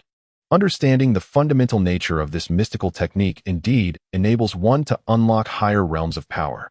The opponent was formidable, yet the relentless summoning of advanced thunderbolts hindered their own spellcasting speed, creating an ever-widening gap that made it increasingly difficult to impede Wang Xuan's advance. On the surface of the lake, lightning danced as the two engaged in close combat amidst the torrential rain, the mist swirling with the gusts of wind as they clashed fiercely. Wang Xuan refrained from employing any secret treasures, battling hand-to-hand against a formidable adversary of the 9th rank. With a sudden burst, as the final flash of lightning illuminated the scene, tranquility enveloped the area, leaving only Wang Xuan upon the lake's surface, where supermaterial vapor rose. He found himself on an empty little boat, the previous occupants having departed long ago. Not only was the opponent vanquished, but also reduced to ashes by the lightning. And all concluded swiftly. The commotion caught the attention of an individual in the distance, who appeared at the lakeside before disappearing beneath the water. Wang Xuan stood on the small boat amidst the lake, suddenly glancing back as a terrifying shadow emerged from the depths, a colossal entity racing towards him. With fingers poised like blades, he sliced through the water, revealing the dark, serpentine spine of a massive serpent, its presence in the water so menacing. It was thick, requiring 4 people to encircle it, its scales as large as palm leaves, its head raised, exposing a gaping maw ablaze with crimson flames, lunging at Wang Xuan. Yet another 9th rank creature, though labeled a serpent, could be more aptly described as a dragon, bearing horns upon its head, sending titanic waves crashing in the thick fog. With a swift motion, Wang Xuan vanished from the boat, reappearing 40 meters away on the lake's surface, delivering a powerful punch to the side of the beast's head. In comparison to the colossal serpent, he appeared diminutive. However, the sheer force of his strike was undiminished, sending the great serpent crashing back into the lake, scales and blood scattering upon the water's surface. The serpent hissed in fury, surging from the depths, its exposed portion towering several dozen meters high. Supermaterial energy swirling around it as spells were unleashed. Wang Xuan raised his hand, pointing decisively, and in an instant, it resembled a meteor plummeting from the heavens, trailing a luminous tail as it plunged into the clouded lake. With a resounding boom, a ball of lightning erupted as he invoked the art of divine appropriation, channeling the terrifying forces of nature to disperse the serpent's spells and strike its form. In that moment, its flesh and blood exploded, revealing white bone beneath, with some areas even shattering the skeletal structure. Wang Xuan executed a swift teleportation, vanishing from dozens of meters away to materialize above its head, crouching slightly before delivering a fist to its cranium. Accompanied by a piercing wail, the serpent's thick skull fractured and was penetrated, blood mingling with the rain as it fell into the lake. The serpent rapidly diminished in size, transforming into a woman as she broke free from Wang Xuan. Attempting to flee. Had you been the legendary white serpent from myth, I might have shown restraint, yet you are not. And you harbor intentions of claiming my god-slaying banner to eliminate me. Wang Xuan raised his right hand, summoning the immense forces of nature, as a bolt of thunder descended with a deafening roar, enveloping the woman. This was an extraordinary display of power. The woman disintegrated into ashes, vanishing from the surface of the lake. Even in her final moments, she struggled to comprehend how a mere 6-stage practitioner from the mundane realm could annihilate her. A 9-stage master, with nothing but bare hands. It is crucial to note that she was no ordinary being. Furthermore, The opponent had astonishingly mastered and excelled in the esoteric scripture of the induction of tribulations within such a brief span of time. Wang Xuan stepped across the lake, standing silently by the shore for a considerable time. With his spiritual eye, he scanned the surroundings and observed several extraordinary beings hastily retreating, signaling their lack of hostility.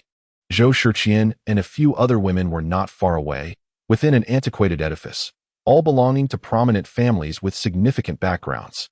They had come to the old land and entered in city with a purpose, aware that Wang Xuan could guide individuals back to their origins and seeking to forge a connection. Now, they concealed their perceptions and gazes, wary of provoking misunderstandings. Their expressions turned grave as they sensed the remarkable prowess of the young man. He had grown increasingly formidable, reaching the latter stages of the 6th level in such a short time. Was this related to his inner landscape? He had withstood the tremors of the extraordinary aftermath. It was speculated that his unique inner landscape could account for this, along with the god-slaying banner, an unparalleled treasure that could provide him with protection. However, Wang Xuan's recent slaying of 2 9-stage masters left them astounded. The beautiful faces of the women gathered together, exchanging glances, unable to formulate an assessment. This was no ordinary 9-stage entity.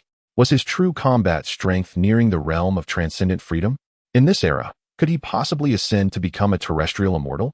The decaying myths were rapidly disintegrating, and everyone now recognized that the ceiling of possibility was pressing down. The emergence of terrestrial immortals in the real world was inconceivable. Yet, this individual before them seemed poised to defy common logic. Could it be possible? When the final moment arrived, no one could withstand the terrifying force of reality's corrections.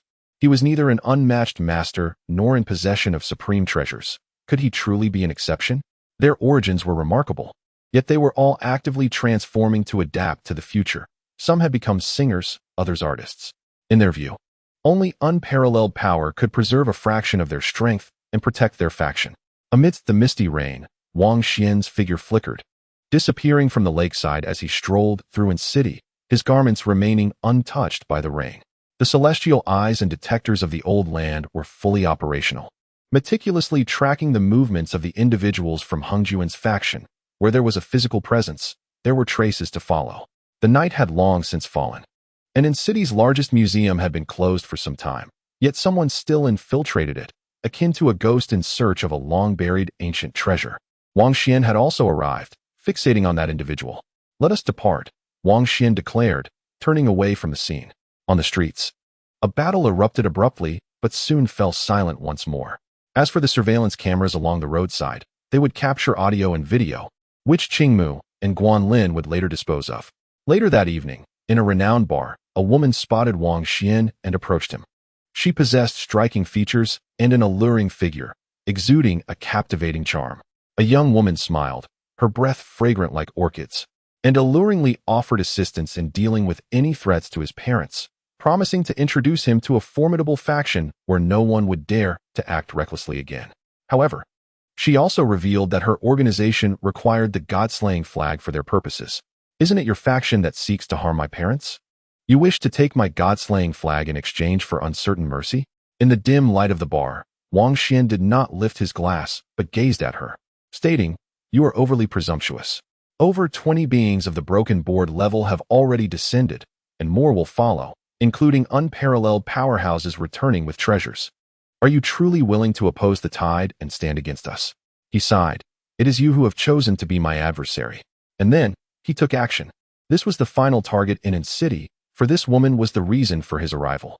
Ultimately, he refrained from causing a ruckus and swiftly employed Zheng Wu's supreme treasure, the soul lock chain, to bind her soul before departing silently. With a resounding thud, a burst of light dissipated on the street. That night, Wang Xuan left in city and struck out from afar, repeatedly and forcefully eliminating members of Hung Juan's faction across the wilderness and in other cities. The next day, he arrived in Ping City and eradicated 3 individuals lingering there, who had sought to coerce his appearance through his parents. Thus far, he had mercilessly slain 11 people. Now, only 3 of the experts sent by Hung Juan remained. They were either exploring the depths of the earth or searching for certain locations in the sea. Even they, despite their sluggishness, were horrified to realize that something was amiss. It would have been one thing if a few had gone missing, but now, nearly all had lost contact. Upon meeting his parents, he personally examined the talisman, which was indeed astonishing and imbued with profound Taoist resonance, leaving him unable to see through it. For the time being, he felt reassured. That day, he set off directly for the greater Xing'an Mountains to meet the female sorceress. It was time for a candid and open discussion. In a small spacecraft, he pondered over the business card in his hand, left by old Zhang, realizing it was time to reach out. Chapter 328. The Demon Emperor encounters old Zhang. Wang Xuan scrutinized the business card once more and ultimately resolved to invite old Zhang, recognizing that collaborating with a faction alone was precarious, necessitating a balancing force. For this, he required Guanlin as assistance, as he could not directly communicate with the new star from the old world, separated by countless star systems, perhaps even residing in different universes. The ordinary denizens on either side could not communicate, linked only by wormholes connecting two realms. Guanlin opened a secret channel for him, allowing contact with the new moon. In the shadowy depths of the new star's grand backdrop, where the demon ancestor resided, the mountains trembled with his breath, and the blood clouds enveloping the heavens shifted with his inhalation. The demon ancestor's second son, Qilian Dao, was tasked with guarding the supreme demon pool, rich with ancestral blood, from which he had previously dispatched legions of demons to infiltrate the new star, possessing the upper echelons of the financial conglomerates. Chen had perished due to their lineage of demon immortals. Thus, Wang Xuan unleashed a massacre alongside Chen Yongjia, hunting the demons of the new star. The old covenant had recently become significantly more lenient. He intended to send forth his second demon form. He made a decision that would lead to significant upheaval. Long ago, he practiced a formidable technique among demons, which resulted in peril and a split in his personality, forcing him to sever a fragment of his frenzied consciousness. Yet, he could not bear to destroy it. Over the ensuing years, he nurtured it with various demon bloods, preserving it and even granting it a corporeal form. He had even utilized the blood from the demon pool to nourish that fragment of madness. His power was immense, and even now, crossing realms would still rend him apart. It was not yet his time to emerge. An elder demon advised against it. The material world serves as the foundation for our future, requiring certain sacrifices. Qilian Dao interjected, adding, I shall not allow that fragment of consciousness to pass in its entirety. I will sever a portion instead. To do otherwise would jeopardize his foundation. A great demon spoke up, asserting that to gain something, one must always pay a price. Qilian Dao addressed the assembled demon immortals, stating, it is time for some powerful ancient demons to traverse realms. While their true forms cannot cross, their incarnations can surely be sent forth. By partitioning his second demon body, he would set an example. On that day, amidst the lightning and thunder of a certain mountain range in the new star, a blood-red light soared into the sky. As the portion severed from Qilian Dao's second demon body descended upon the new star, he was birthed from the frenzied consciousness that Qilian Dao had cultivated with various elite demon bloods, possessing an extraordinarily powerful physique. I am the true Qilian Dao, alas. I have only brought over a fragment. Sooner or later, I shall reign supreme, he proclaimed calmly, then smiled as he emerged from the crimson lightning. Clearly, he was a man driven by madness, infused with the primal blood and chaos of the demon race, inheriting the most essential characteristics of the primordial demons. It was precisely for this reason that he had been severed from the main consciousness. Even Qilian Dao himself was fearful and reluctant to have him as a counterpart. I am the master of blood chaos, Qilian Dao, and the future demon emperor. Regardless of whether it is the main body Qilian Dao or the demon ancestor Qi, they will eventually be devoured by me. He spoke the harshest words in the calmest tone, revealing the depths of his madness. Soon after, he discovered a stronghold of demons, and without uttering a word, he consumed 4 demon immortals, inhaling their blood mist, shattering their true bones, and devouring their celestial essence within the bones. All of this stemmed from his overwhelming strength. Having sustained damage while crossing realms, he now showed no mercy, seizing the primordial celestial essences of those within the same faction. Before long, he subdued all 11 corporeal demons within that stronghold, leaving none to escape. They were all entirely consumed. It pains me. They were all my subordinates. But to avoid unforeseen circumstances and expedite my recovery, I must impose upon you, he sighed, a hint of resignation in his voice. He swiftly sought out the strongest stronghold of demons on the new star, meeting with its leader to ascertain the latest developments. How could you be so careless? Not only did you fail to usurp the upper echelons of the consortium, but you were also annihilated by warships, those dead, those wounded. You truly are a bunch of useless fools.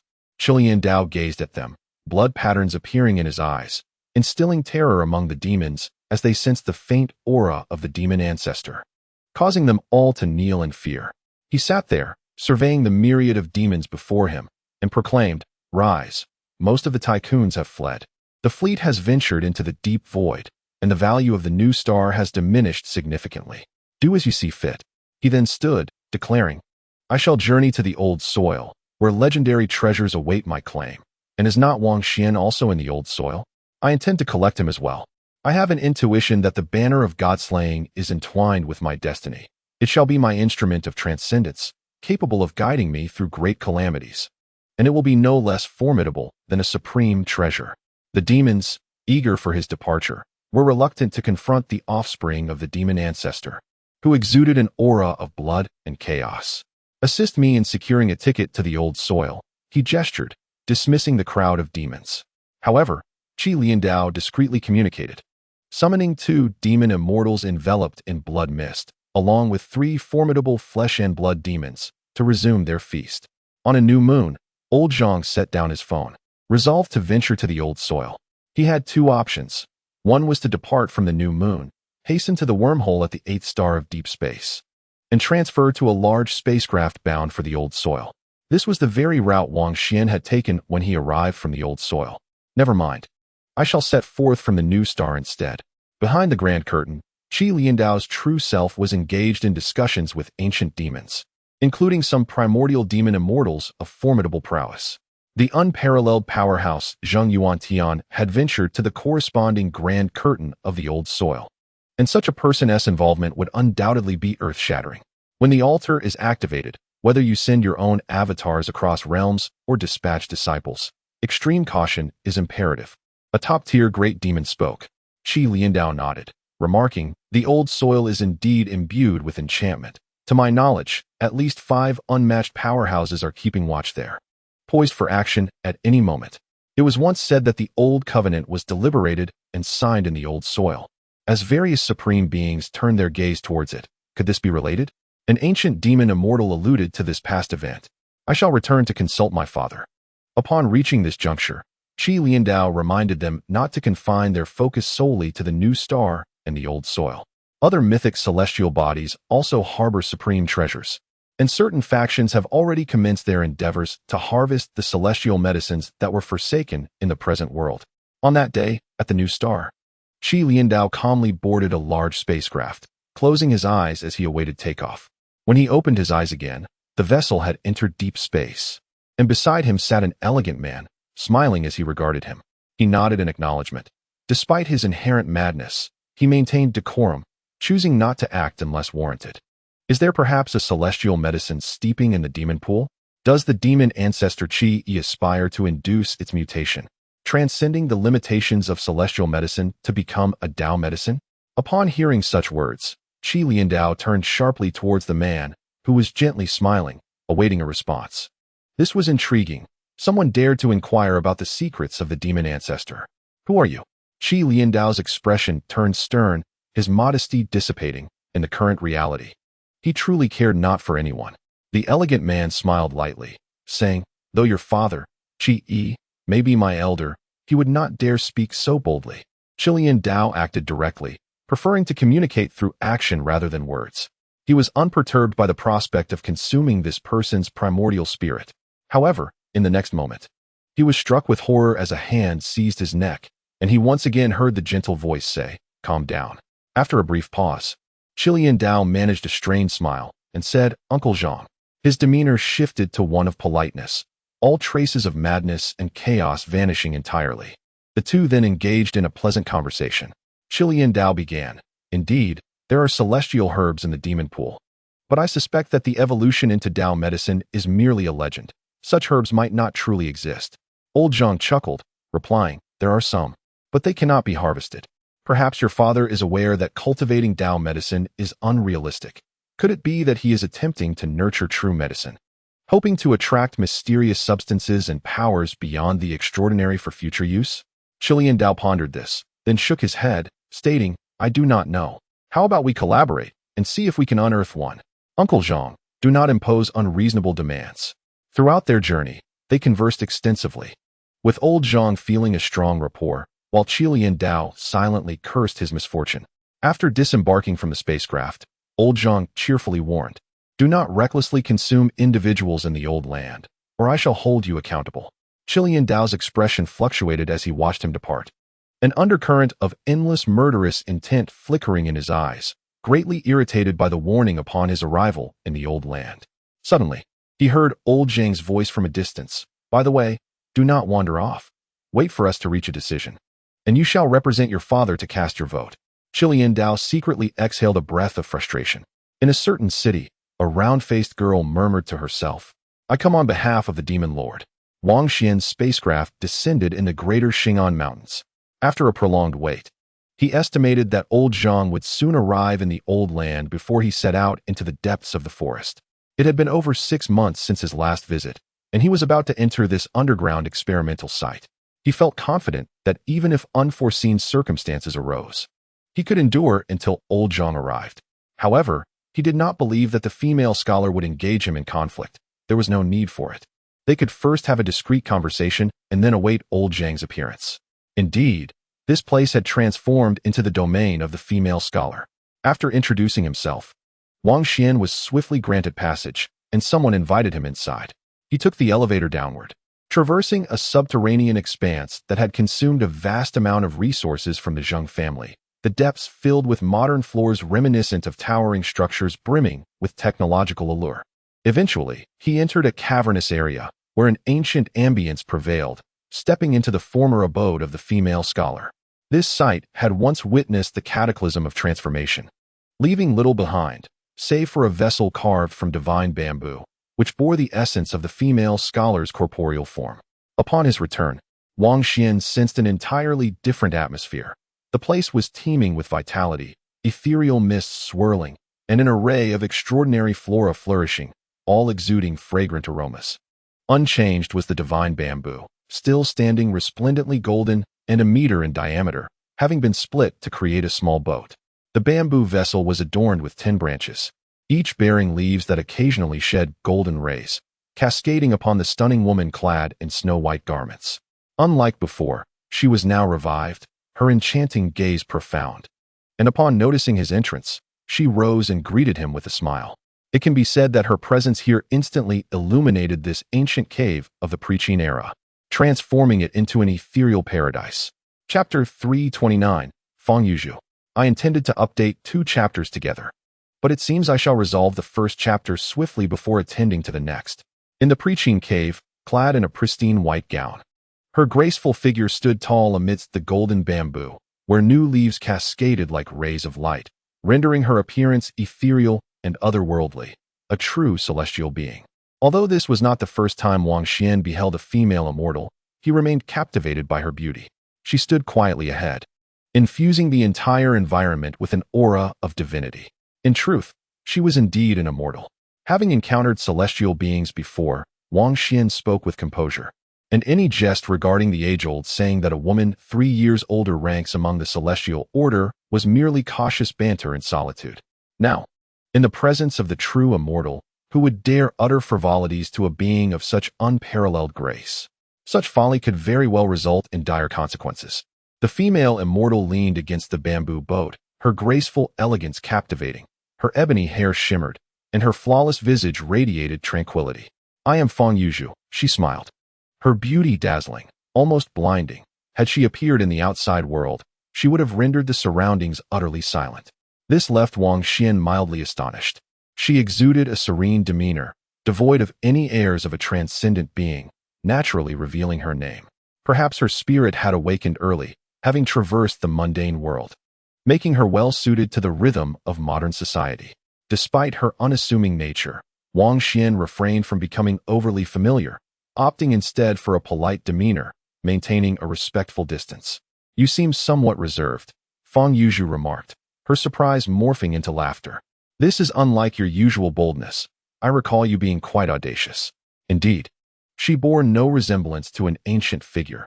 Her demeanor was indistinguishable from that of a modern individual, albeit with an ethereal beauty that felt surreal, enveloped in a subtle halo. In what way have I been bold? Wang Xuan pondered, considering their limited interactions, largely dictated by his own apprehensions, which had led him to maintain a deliberate distance. In an instant, memories flooded back to him. Previously, he had released the shattered spirit of the female immortal, and that very night, she had visited him in a dream. The stunning and aloof figure he had envisioned now revealed another side, clad in white and red shoes. She floated beside him, startling him. He had then resolutely retaliated, daring to touch her face. Wang Xuan snapped back to the present, his expression shifting. Even a peerless powerhouse commanding a formidable faction bore another facet. He felt the need to reassess the female immortal, yet remained cautious, refraining from mentioning the dream. I have always held the immortal in high regard. When I first encountered you here years ago, I imagined rescuing you from peril, but I overestimated the situation. Your own powers are unparalleled, and you liberated yourself upon awakening. Thank you for rousing me. Otherwise, complications might have arisen, Fang Yuzhu said, acknowledging the truth of the matter. As she had merely foreseen the greater trends back then, she invited Wang Xuan to take a seat. Despite her celestial demeanor, she was approachable and down to earth.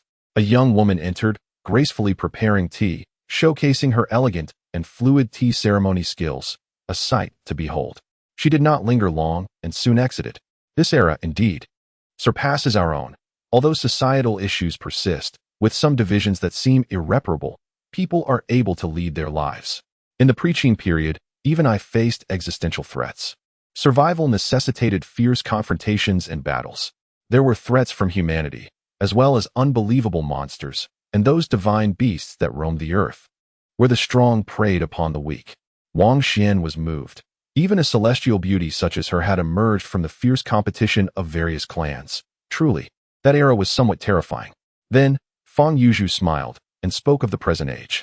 Wang Xuan was astonished because, immersed in this time, she embodied the essence of a modern urban woman, discussing her preferences for jewelry, perfumes, and more. He fell momentarily silent. And then his spiritual eye discerned the lady's dressing room, filled with an array of clothing, lipsticks, handbags, and such.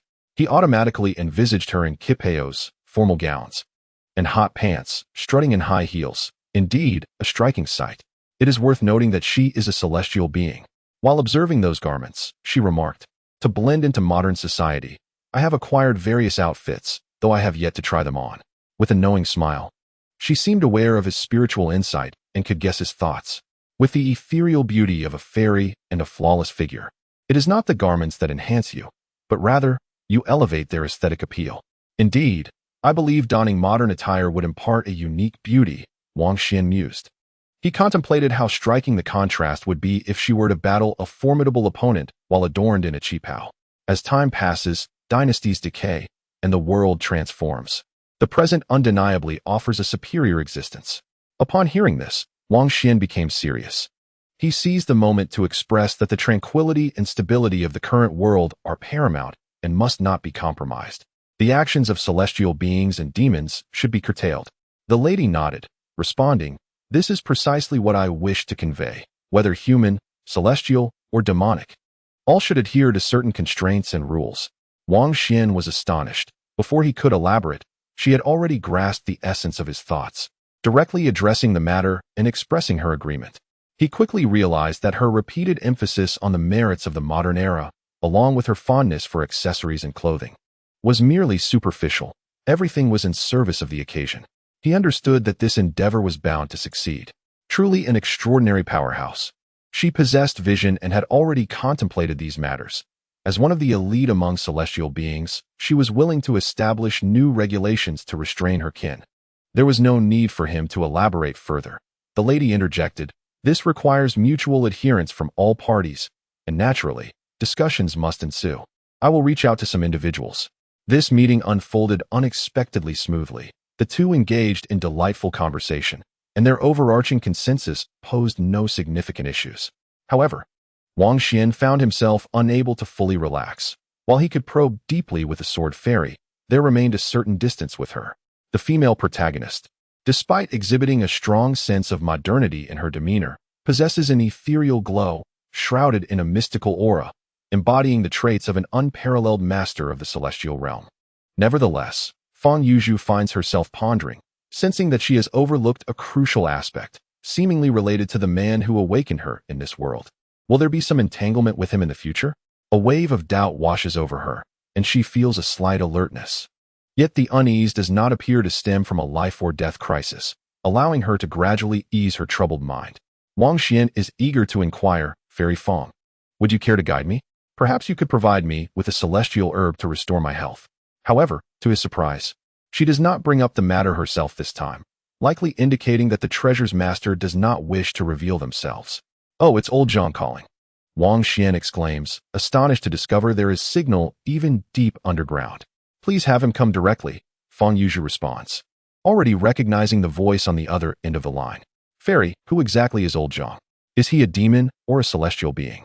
Is he the Taoist from before, or does he have another identity?" Wang Xuan inquires. He now goes by Zhang Daoling, the female protagonist informs, elegantly tracing the three characters on the table with her pristine finger. After a considerable wait, old Zhang finally appears in this subterranean setting, maintaining his cultured demeanor and warm smile. "Fairy Fang, it's been a while," he greets. "Zhang Daoling, you previously examined me with a bronze mirror at that bar in New Star," Wang Xuan remarks. Old Zhang chuckles, radiating charm and sophistication. "At that moment, I felt an unparalleled master had locked onto me, and I had no choice but to see who it was, a mere misunderstanding." He then shifts the conversation, glancing at Wang Xuan. "What have you been consuming? Your appearance changes daily. You look younger than I did in my youth." Wang Xuan shoots a glance at old Zhang, perplexed by the remark. "What do you mean by that?" Zhang Daoling proceeds to brew tea with a skillful grace, his movements imbued with a Taoist rhythm. After sipping to soothe his throat, he states, "I am referring to the remarkable speed at which your realm has advanced. It has only been a few days, and you have experienced consecutive breakthroughs, surpassing even my own pace in my day." He then turns to the female protagonist, suggesting, "I suspect you surpassed her progress as well. Wouldn't you agree?"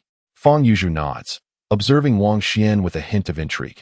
During their initial encounter, he was still unremarkable, and in just over 6 months, he has not only entered the extraordinary realm, but has also ascended to the later stages of the human world's 6th tier.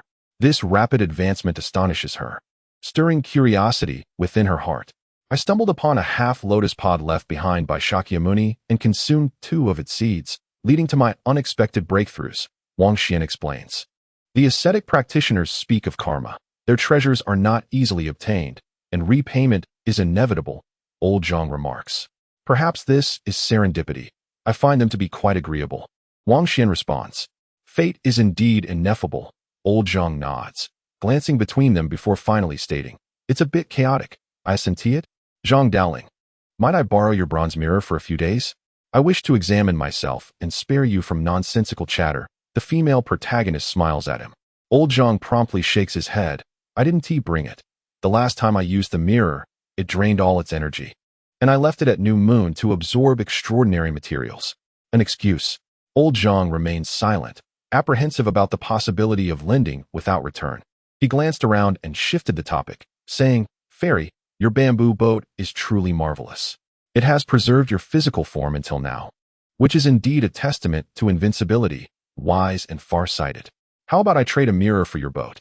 The female cultivator replied, "Let us discuss serious matters."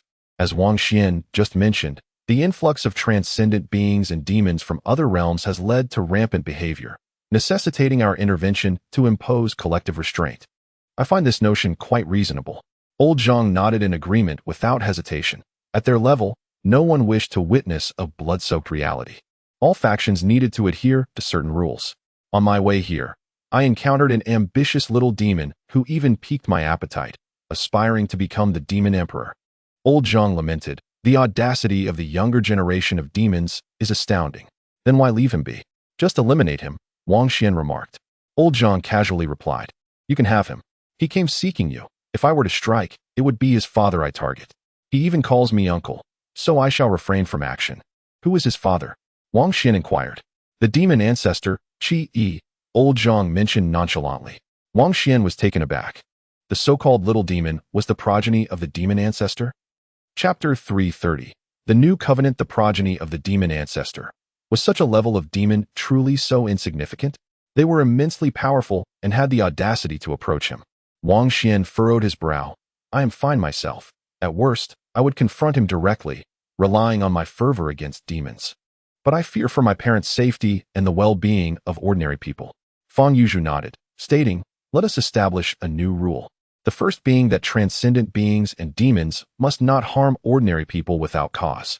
Wang Xuan immediately cast a grateful glance her way. With this rule in place, the rest would follow, ensuring a semblance of peace in the present world, while alleviating his concerns. As for the struggle among the extraordinary, who feared whom? Time was on his side. Anyone who wished to target him could certainly try. Zhang Dowling nodded. All right, let us begin gathering support. We must bring forth those powerful figures behind the scenes to participate, and only after collective discussion will it hold authority. He then turned to Wang Xuan. This initiative is yours. Do you have a name in mind? Perhaps the tenets of all races, or the universal values of modern immortals and demons. Wang Xuan doubted old Zhang's taste in names. Is there any other suggestion? Let us simply call it the New Covenant, in correspondence with your previous Old Covenant.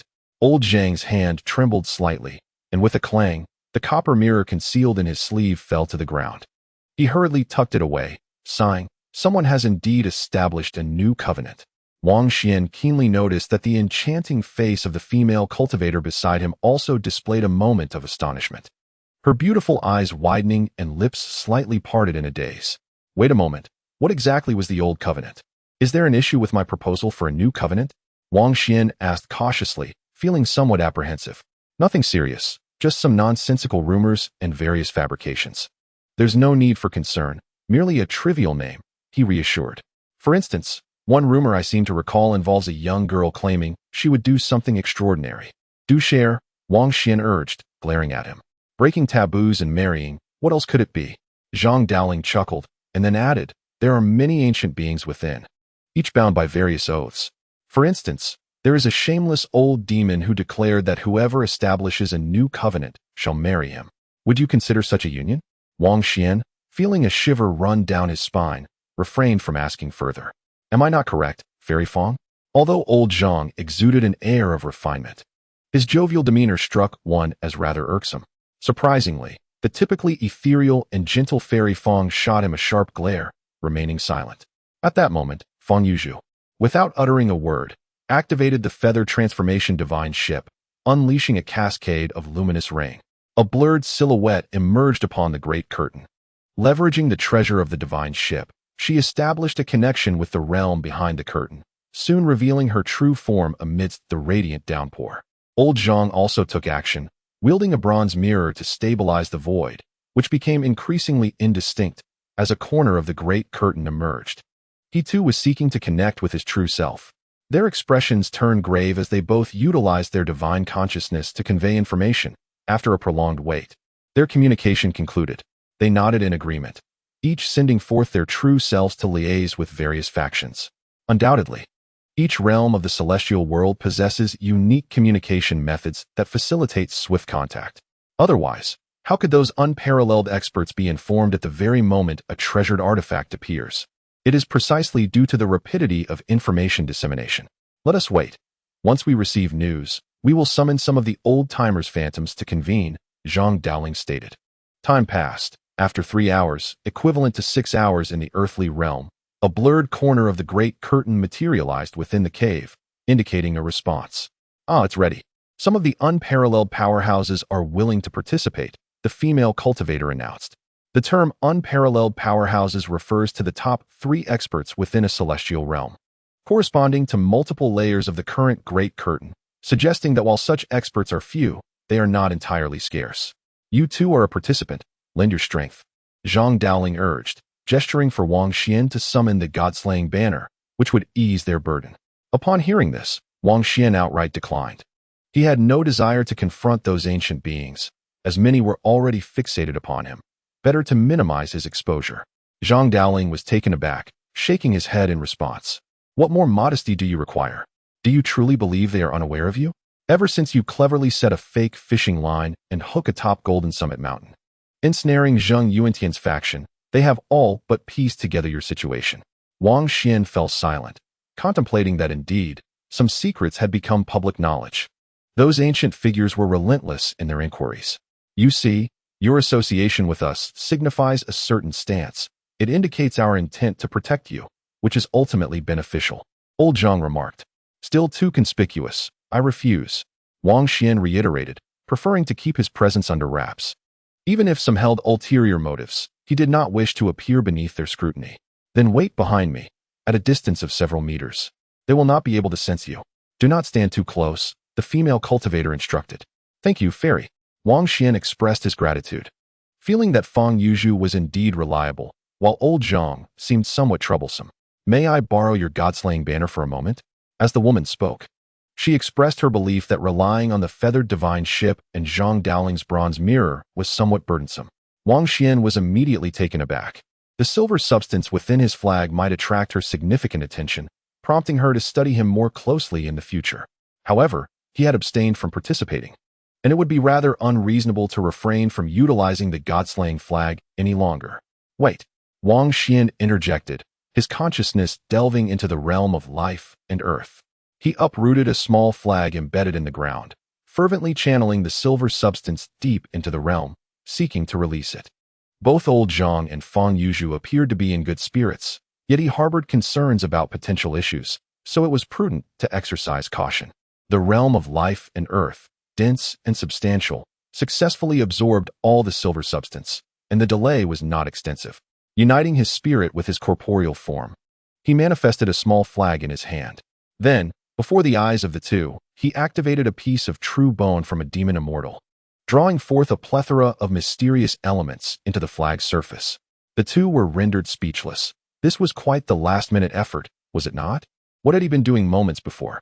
Being who they were, they naturally sensed the secrets surrounding him. Yet, who among them was without their own secrets? They were all extraordinary individuals. Otherwise, they would not have reached such a pinnacle, gazing down upon the myriad of immortals. Fang Yuzhu took hold of the god-slaying flag and immediately sensed an unusual residual aura, distinctly different, with a remarkably high grade of residual substance. Maintaining her composure, she embedded the god-slaying flag on the feathered divine ship and began to activate the two extraordinary treasures. Old Zhang also sprang into action, wielding the bronze mirror to cast light upon the feathered divine ship, conjuring a rain of luminescence that formed a swirling vortex. Together, they exerted their strength, and golden ripples manifested within the bamboo vessel, swiftly constructing a vast golden ocean. Within this vessel, the hazy silhouette of a grand curtain began to emerge. Subsequently, the light rain vaporized, revealing a bright moon upon the surface of the sea. Qi-Tung, you've arrived, Zhang Daoling announced. As a figure materialized amidst the golden sea and divine moon, none other than the ancestor of celestial beings, Qi-Tung. In the divine moonlight, the man nodded, undeniably a paragon of unmatched prowess. Wang Xuan remained silent, recalling how he had slain Qi-Tung's subordinate, Zhou Zejun, who had repeatedly schemed against him with the soul-locking bell. Qi-Yi, it has been a long time. Old Zhang spoke again, this time summoning yet another presence. The figure of a demon ancestor emerged, his outline indistinct, surrounded by an overwhelming aura of demonic energy that obscured the sky. Truly a formidable demon lord. Wang Xuan felt trepidation. Yet another formidable adversary had appeared. Brother Zhang, after many years apart, your charisma surpasses that of the past, old Zhang remarked with a smile. The third figure materialized, clad in a suit of black armor that concealed his face. He was the peerless powerhouse, Zheng Yuantian. Wang Xuan was at a loss for words, wishing to inquire.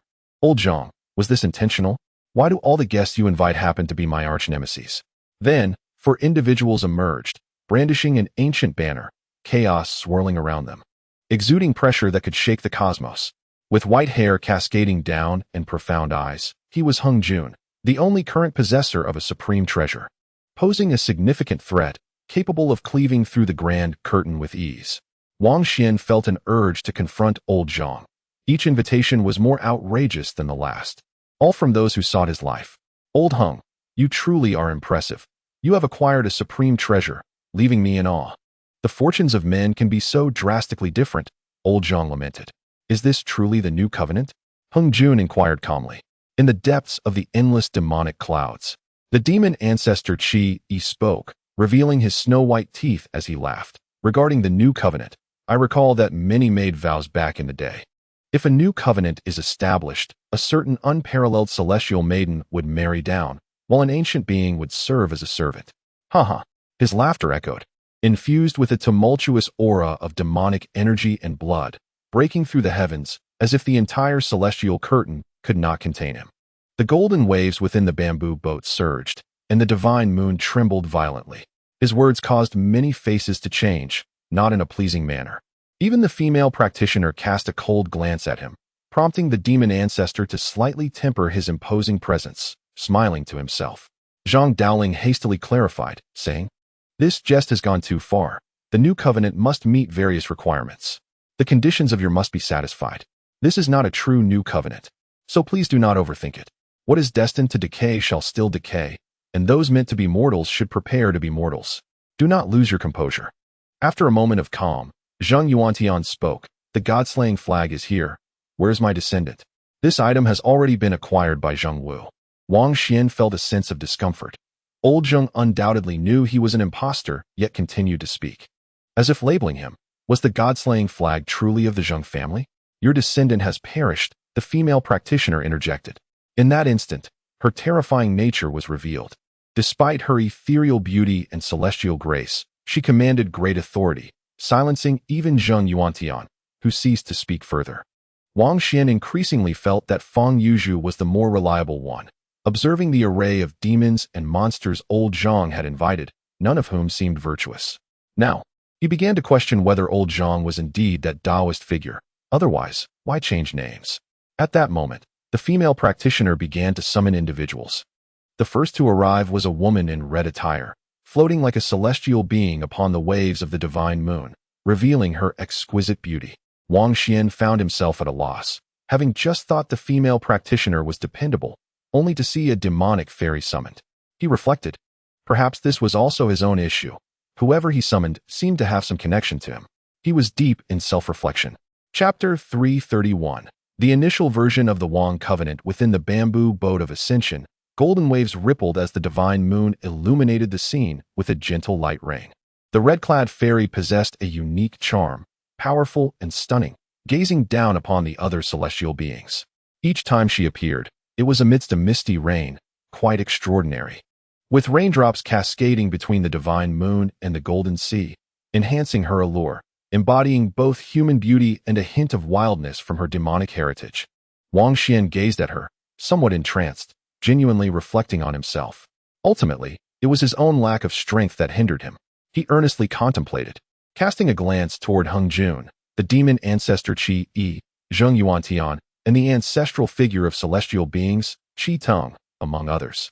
If his power were extraordinary, he could simply annihilate them. Where would any enemies remain? Feng Yuzhu did not turn back, but sensed a portion of Wang Xuan's mental contemplation behind her. Everything stemmed from her own strength, and she could feel his thoughts drifting. She wished to cast him a sideways glance. "Demon Lord, it has been a while. I wish you swift unification of the demon race. You and Fairy Feng truly reflect the bright moon over the divine lake, standing together in grandeur. Your radiance dazzling the celestial realm." Old Zhang spoke first, as if everyone was acquainted. The demon ancestor Qi Yi was displeased. What would become of him, the demon ancestor?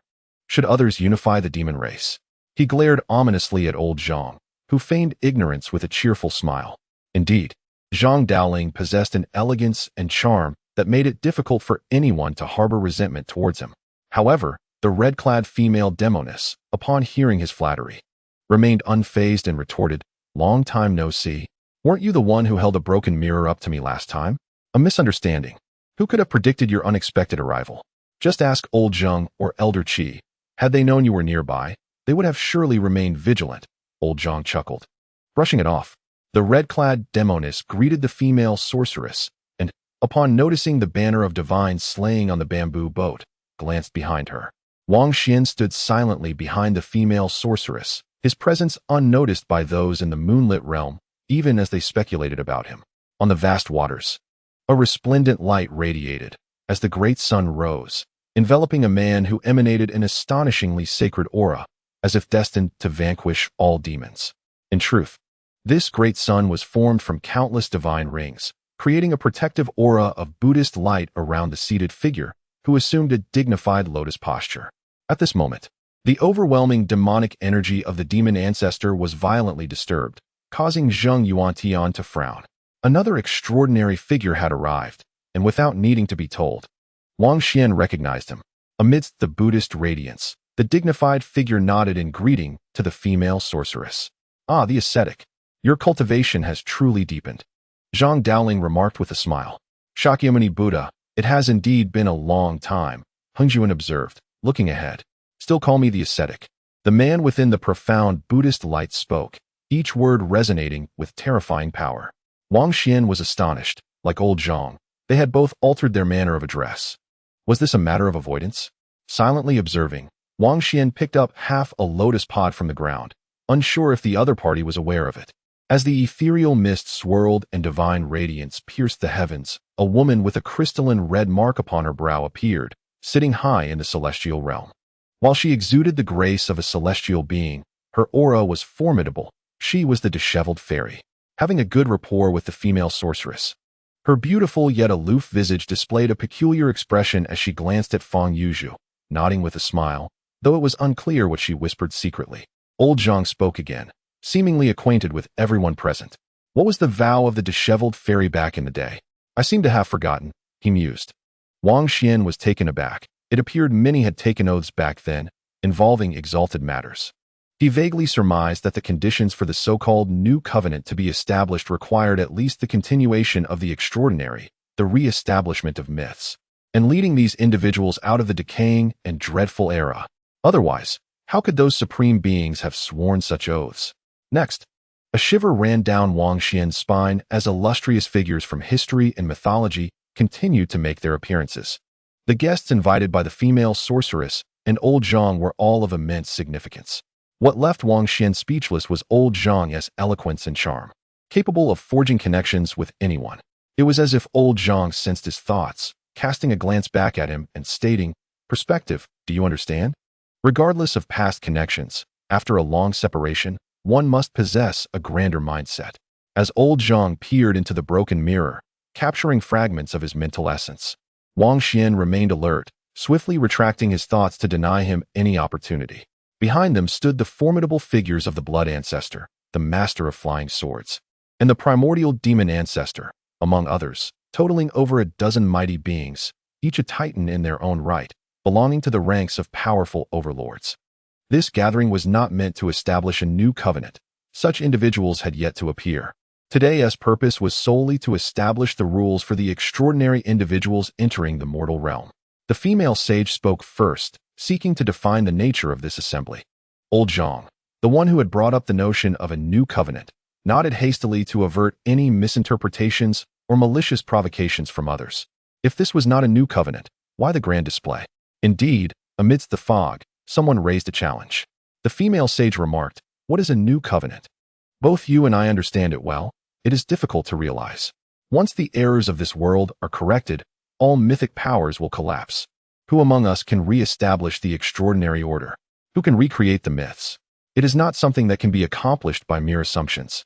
If it were that simple, you could just go ahead and reshape the universe." Wang Xuan sighed inwardly, realizing that the first tenet of the new covenant was to find a path for the immortals, akin to the creation of heaven and earth. It was no wonder they were willing to pay a steep price. Old Zhang, adopting a serious tone, addressed the assembly. "Ladies and gentlemen, let us not be swept away by fervor. We must confront reality and consider how we can survive better in this current era. The recreation of the universe seems utterly implausible now. There is hardly any hope left." The primordial demon ancestor spoke up, and old Zhang nodded in agreement, stating, "In this vast cosmos, eternally silent, the extraordinary is but a fleeting meteor, briefly piercing the tranquility of the eternal night, only for everything to return to its original path. Throughout endless ages, this curtain has not fallen for the first time. We are not the first beings to endure such tribulations." The female sage, though ethereal and otherworldly, bore a heavy expression as she spoke. The traces of the past, like sand paintings by the sea, have been washed away by the great waves. Ultimately, what remains are but a few remnants, such as the longevity furnace, the ascension banner, and the golden bamboo slips. She recounted this matter calmly, stating, "The extraordinary is merely a flickering candlelight amidst the harsh winter night and howling winds, having ignited several times, yet each time it is but a fleeting moment, destined to extinguish rapidly. It is no surprise that it has never truly illuminated the world. Therefore, we must accept reality. A new oath is unlikely to be established. No one has ever succeeded in changing the course of fate to let myths shine eternally in this world." The golden sea undulated, bathed in the radiance of a divine moon, with beams of light cascading down. Silence enveloped the assembly, steeped in reluctance, even as unparalleled strong beings. They found it difficult to reshape the universe and continue the extraordinary legacy. This atmosphere was profoundly oppressive, evoking a sense of helplessness, for their time was truly limited. Merely a year, perhaps even less. For the first time, Wang Xuan beheld such an assemblage of unparalleled powers, each an absolute protagonist of their respective great eras, all with illustrious pasts. Some hailed from the depths of the cosmos, while others were born of ancient lands. Figures inscribed in the annals of history, stirring emotions within him. Simultaneously, he further grasped the immense implications of discovering new powers and forging new mythic realms. Influenced by their heavy sentiments, even he felt a tightening at the nape of his neck. He was attempting to seek new strengths, to unearth extraordinary new realms, uncertain of whether he would succeed. For a fleeting moment, Wang Xuan yearned to engage these beings in discourse about the new myths, yet he quickly suppressed that thought. It was best not to tempt fate here. Who were these individuals, after all? Despite the current silence, and even some feelings of melancholy, should the resolve arise. There are those who would not hesitate to obliterate an entire planet or annihilate a race. Take, for instance, the demon ancestor and the elder of dark blood, each of them, upon their ascendance, stained their respective life planets with blood. If one were to truly understand their aberrations, dissection for research would be inevitable. Furthermore, there is Zhang Yuantian, who has long harbored thoughts about his own body. It seems rather pointless. If this is not a new covenant, do we still need to congregate here? The ancestor of celestial beings, Qi Teng, spoke up. Zhang Daoling turned to him and said, "Indeed, there is a matter concerning the fate of your disciples and descendants, which may even impact you directly. Ultimately, we must return to the realm of reality. The grand spectacle is merely an elaborate dream, a fleeting illusion of thousands of years spent in transcendence. The present world serves as the foundation. Once consensus is achieved, there must be no bloodshed or chaos among mortals. Should any celestial or demonic offspring stir trouble in the present world and breach this initial covenant, they may meet a dire fate. Must we refer to it as a new covenant? It sounds rather jarring," remarked the elder of dark blood, with others nodding in agreement. Feng Yuzhu smiled and asked, "Do you have a better name in mind? Perhaps the rules of the celestial beings, or the behavioral norms for demons and monsters? Or shall we call it the celestial and demonic penal code? Which do you find most suitable?" The assembly fell silent, pondering the question. Is this truly the same person? The foremost adept among the practitioners, a figure of unmatched celestial might, now exhibiting a somewhat playful demeanor in the mortal realm? Old Zhang seized the moment to interject, chuckling. In the mortal realm, one must indeed refrain from bloodlust. Peace and tranquility benefit everyone, and disorder is simply unacceptable. You will gradually adapt. Everything will change. For instance, I have recently taken a liking to fine wines. If any of you were inclined towards combat, you could engage in underground fights. Those who favor universal respect might aspire to become centennial celebrities, and those with a strong desire for control could enter the political arena. I suspect some celestial beings might be more intrigued by fashion, luxury bags, and cosmetics. As for the ascetic practitioners, they can simply seek out a mountain peak to retreat into an ancient temple. Old Zhang Yuantian, your penchant for role-playing and substitution is quite straightforward. There are numerous stress relief live-action games now available. Of course, what I describe is the comfortable and leisurely life you may enjoy once you gradually become mere mortals. The others regarded him with skepticism. Wang Xuan felt that old Zhang was being quite frivolous. The demon ancestor chuckled and remarked, "Indeed, matters of the mortal realm could benefit from some regulation, and as for the name, it is merely a designation, a symbol. What it is called matters little. Why not simply refer to it as the initial royal covenant?"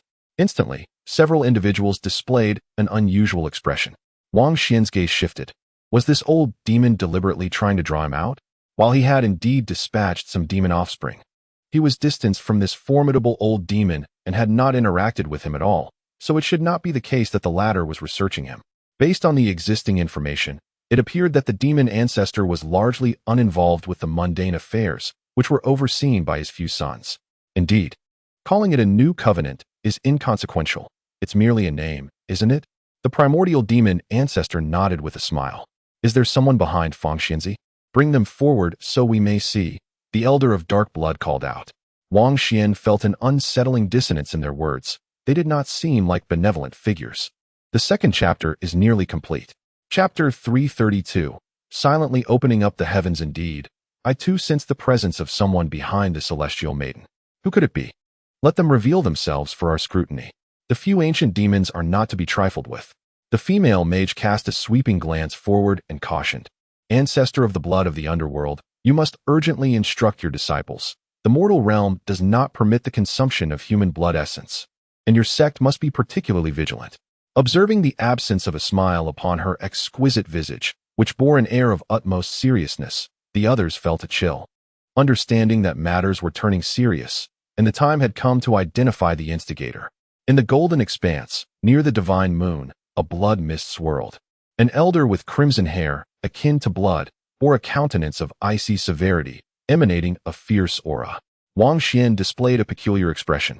Having interacted with those of their lineage, he had previously traded Zheng Wu's divine blood with Qi Ming.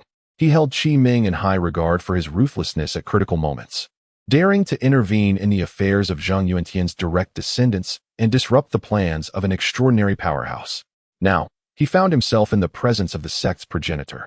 The ancestor of the blood of the underworld wore a grim expression and said, "Fair maiden Fang, you are being somewhat unreasonable. Our lineage is accustomed to the consumption of blood. Are you truly intent on severing our path?" He then turned his gaze towards the others, stating, "Friends, we all harbor various issues. If we adhere to what the fair maiden proposes, would we not be digging our own graves?" Zhang Dowling interjected, "Old Ming, do not drag others into your opposition. First, address your own matters." The female mage replied with calm detachment, "What cultivation have you attained to still crave blood? Even the essence of celestial herbs would hardly benefit you. Should you insist on maintaining this habit, I can offer you a suggestion. Upon your arrival in the mortal realm, consider establishing several large-scale slaughterhouses. All your issues would then be resolved." The others fell silent, while the ancestor of the blood of the underworld was momentarily rendered speechless. Struggling to regain his composure, "I, of the esteemed blood of the underworld sect, am to become a butcher?" he exclaimed, fury barely contained. "You have always been one." The female mage nodded, a faint smile gracing her lips. "However, in the mortal realm, you would merely be conducting business, which would garner universal acceptance. Henceforth, strive to be a good person. Fang Yuzhu, you are pushing your luck." The ancestor's voice was cold and haunting, his demeanor suggesting a potential eruption, causing the atmosphere to grow exceedingly tense. This was a clash of unparalleled powerhouses, an encounter capable of unsettling the very fabric of the celestial realm. Blood of the underworld, I once severed 8 of your true destinies, nearly vanquishing you. You narrowly escaped amidst endless blood shadows. The female mage spoke with an unruffled demeanor. Such a formidable achievement sent a ripple of unease through the hearts of all present. Her silken hair danced about her form radiating a faint luminescence as she declared, "Once in the mortal realm, our respective realms shall diminish. You will find it exceedingly challenging to conjure boundless blood shadows again. Should you continue your reckless ways, your life will be forfeit." The ancestor of the blood of the underworld's expression fluctuated between dark and light, a cold snort escaping him. Having been publicly humiliated, he felt a profound dissatisfaction, yet refrained from further confrontation. Indeed, he held a deep-seated trepidation, recalling how close he had come to being slain in the celestial realm. Now, deprived of his greatest advantage in the mortal sphere, he recognized that, in terms of combat prowess, he genuinely could not contend, leaving him feeling vulnerable. Wang Xuan was astonished.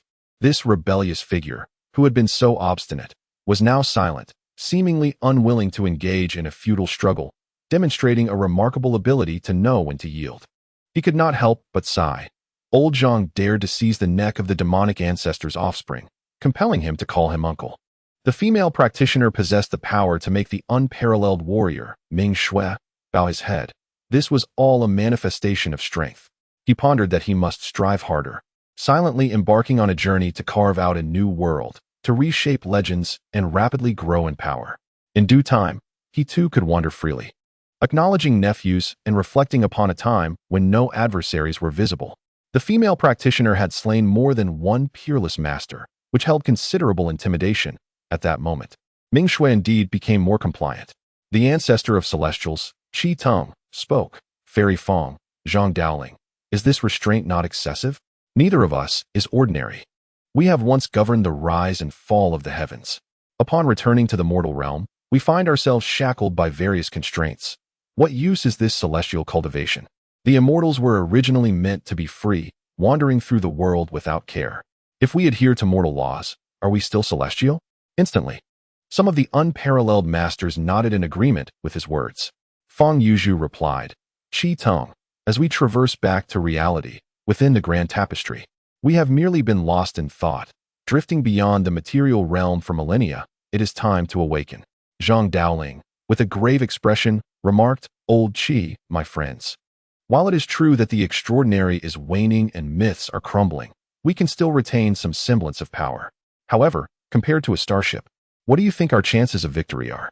If ordinary people are pushed too far, with a resounding bang, an entire life-bearing planet could vanish. Would you truly desire such an eternal freedom? The faces of the assembly shifted, for upon returning, they would be fortunate to retain their Earth immortal status, and it was uncertain how much further they might descend, potentially facing severe suppression. Fang Yuzhu smiled. Qi Tong, if you wish to be unbound, to wander the northern sea by day and the Kangwu Mountains by night, it is not impossible. You could return early, establish a travel agency, and daily embark on spacecraft and grand vessels, traversing the magnificent landscapes of our world, even venturing into interstellar travel. The red-clad demoness smiled faintly and said, Are there not solutions to everything? I find it quite feasible. Respected as the demon lord, her strength was formidable. She had recently slain an unparalleled master, wielding considerable influence. Her relationship with the female practitioner was complex, sometimes referring to Fang Yuzhu as sister, and at other times, calling her that woman. The demonic ancestor interjected. He and the demon lord had always been at odds. Since the rise of the red-clad demoness, he, an ancient and unparalleled demon, had seen much of his power usurped. The demon clan was no longer under his sole command, and the situation was deteriorating. In this world, sheep graze while wolves feast on flesh, such is the natural order. One cannot expect lions to alter their habits and nibble on leaves instead. If the demon clan returns and is forbidden from consuming meat, how are they to survive? Those who can return have transformed into humans and consider themselves as such. The red-clad demoness remarked nonchalantly. Old Zhang, beaming with a smile, responded, Old Qi, your dilemma is quite simple. In due time, you could engage in livestock farming or even collaborate with Ming Shui's large slaughterhouse. Then you would feast on meat while he drinks blood. The demonic ancestor glared at him, momentarily rendered speechless.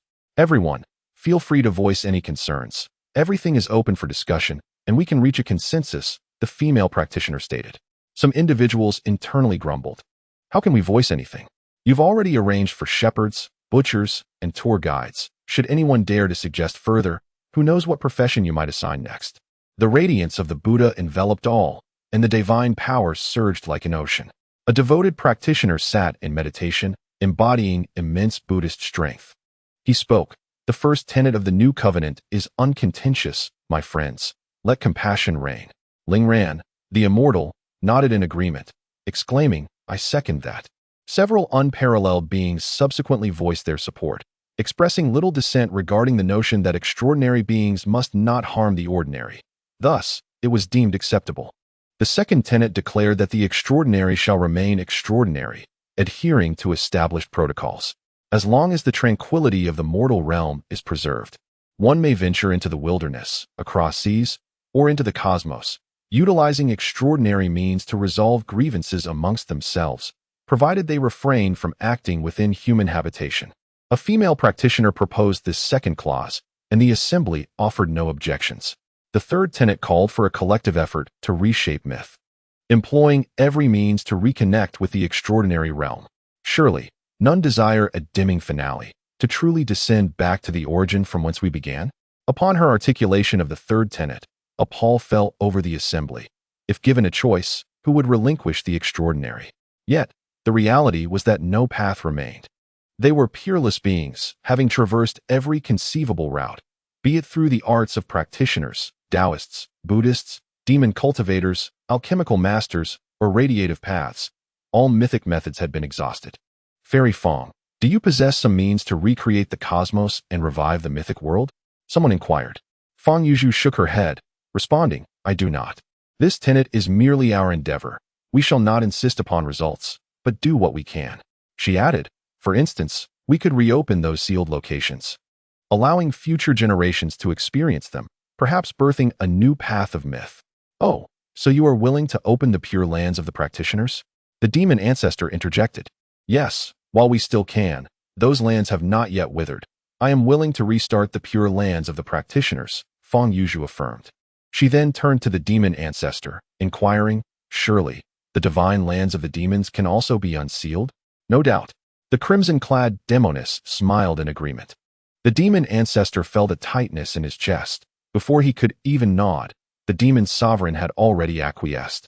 Zhang Dowling remarked, I concur, let all pure lands, divine kingdoms, celestial gardens, and demon realms be opened.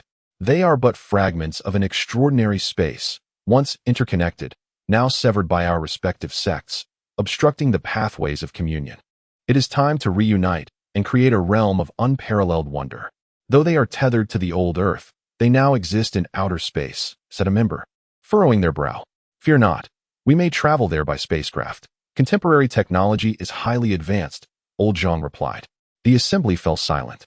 They were all mythical beings. Should they truly send their disciples to cultivate aboard a spaceship? Wang Xuan was lost in thought, pondering the existence of a peculiar space beyond the old earth. The ancestor of flying swords interjected, however, it is indeed anomalous. Otherwise, it would not have been sealed away. Spirits of the eerie abound, along with inexplicable fires and otherworldly forces permeating it. Many creatures within have succumbed to madness, rendering it exceedingly perilous for our disciples. Even should our realms diminish, entering there could spell disaster.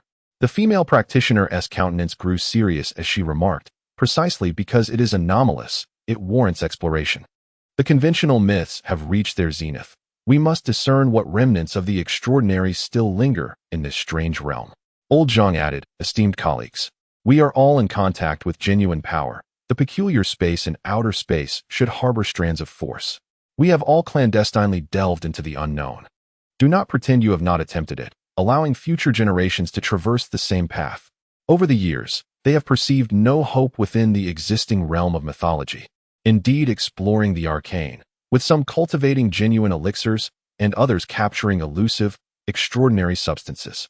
Regrettably, each has made little progress, still unable to navigate through the labyrinth, failing to glimpse the dawn of new mythologies. Wang Xuan was genuinely astonished. These individuals were indeed formidable, engaging with the essence of reality.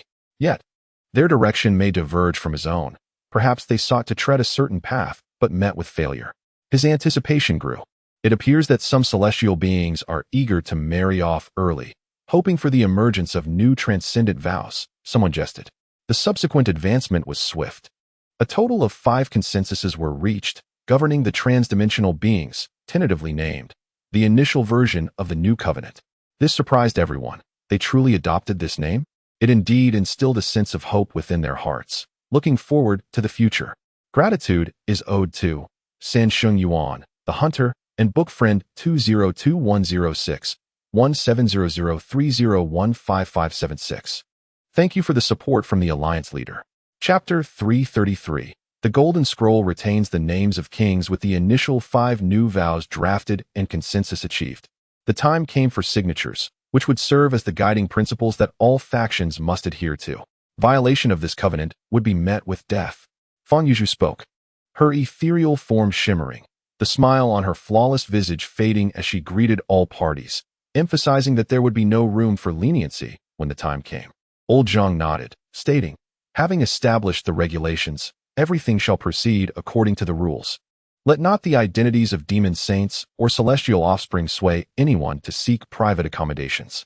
All parties solemnly nodded. The unpleasant truths had been laid bare, and should any juniors act recklessly, there would be no recourse. Some companions had yet to arrive, After we sign, we shall share the new regulations with them. As I believe this covenant is equally binding upon them, someone suggested. This garnered unanimous agreement. No faction could claim exception simply because some were absent. There would be no leniency for those who failed to adhere to the new vows. In an instant, a golden scroll tore through the void, floating amidst the shimmering golden ocean of the divine moon, descending into the hands of each unparalleled powerhouse, leaving their indelible marks. Upon inscribing their names, radiant auspices surged forth, and celestial harmonies resonated throughout the realms, signaling the activation of the covenant. Some left symbols representing themselves, equally potent, as the divine moon quaked and laws intertwined. In a moment, wondrous scenes began to manifest behind the grand veils, startling the celestial beings as they pondered what momentous event had transpired.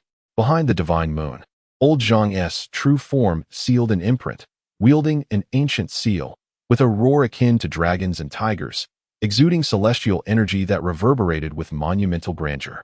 As though shattering the heavens, Wang Xuan was taken aback. Old Zhang was indeed a formidable individual.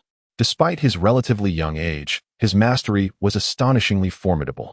When the progenitor of flying swords inscribed upon the golden scroll, he left the imprint of a 9-colored flying sword, shimmering with ethereal brilliance, as if seeking to cleave through the great veil. The demon ancestor Qi left behind the mark of a demon pool, a surge of blood vitality that engulfed the stars and moon, a scene reminiscent of apocalyptic devastation. The golden scroll sparkled brilliantly, pulsating with chaotic energies. It was truly extraordinary. Though merely a rough initial version, it could not compare to the old covenant, yet its significance was profound. Do come forth to sign. The female sage conveyed to Wang Xuan telepathically. Wang Xuan was momentarily taken aback. Was he also to be immortalized? This seemed somewhat inappropriate. What merit did he possess to stand alongside these esteemed figures in signing a new pact? Sometimes, the desire for humility and modesty may not serve one well. After all, it was he who had initiated this. Thus he held the right to be remembered. Old Zhang also spoke up, asserting that his abilities did not permit him to be ostentatious. Wang Xuan remained clear-headed, yet he decided to proceed with the signing. Even if he lingered in the shadows, those present would undoubtedly recognize him. Upon the golden scroll, the names displayed a myriad of wonders, each imbued with extraordinary power, resonating with the laws of the divine moon, creating a profound reverberation that was truly awe-inspiring. Wang Xuan observed the marks of numerous individuals. The leader of the Netherblood sect left behind a drop of blood. When he focused intently, a tempestuous sea of blood surged forth, threatening to engulf him. The enchanting female immortal inscribed a complex ancient character, which puzzled Wang Xuan, as he found himself unable to decipher it. He merely sensed a mysterious force sweeping through the golden covenant, encompassing the heavens, exuding an overwhelming aura. Wang Xuan summoned the god-slaying flag, a diminutive version of it, to leave his mark in its stead. In the dimness, an inexplicable energy flowed, and the grand flag swept across the entire scroll before retracting.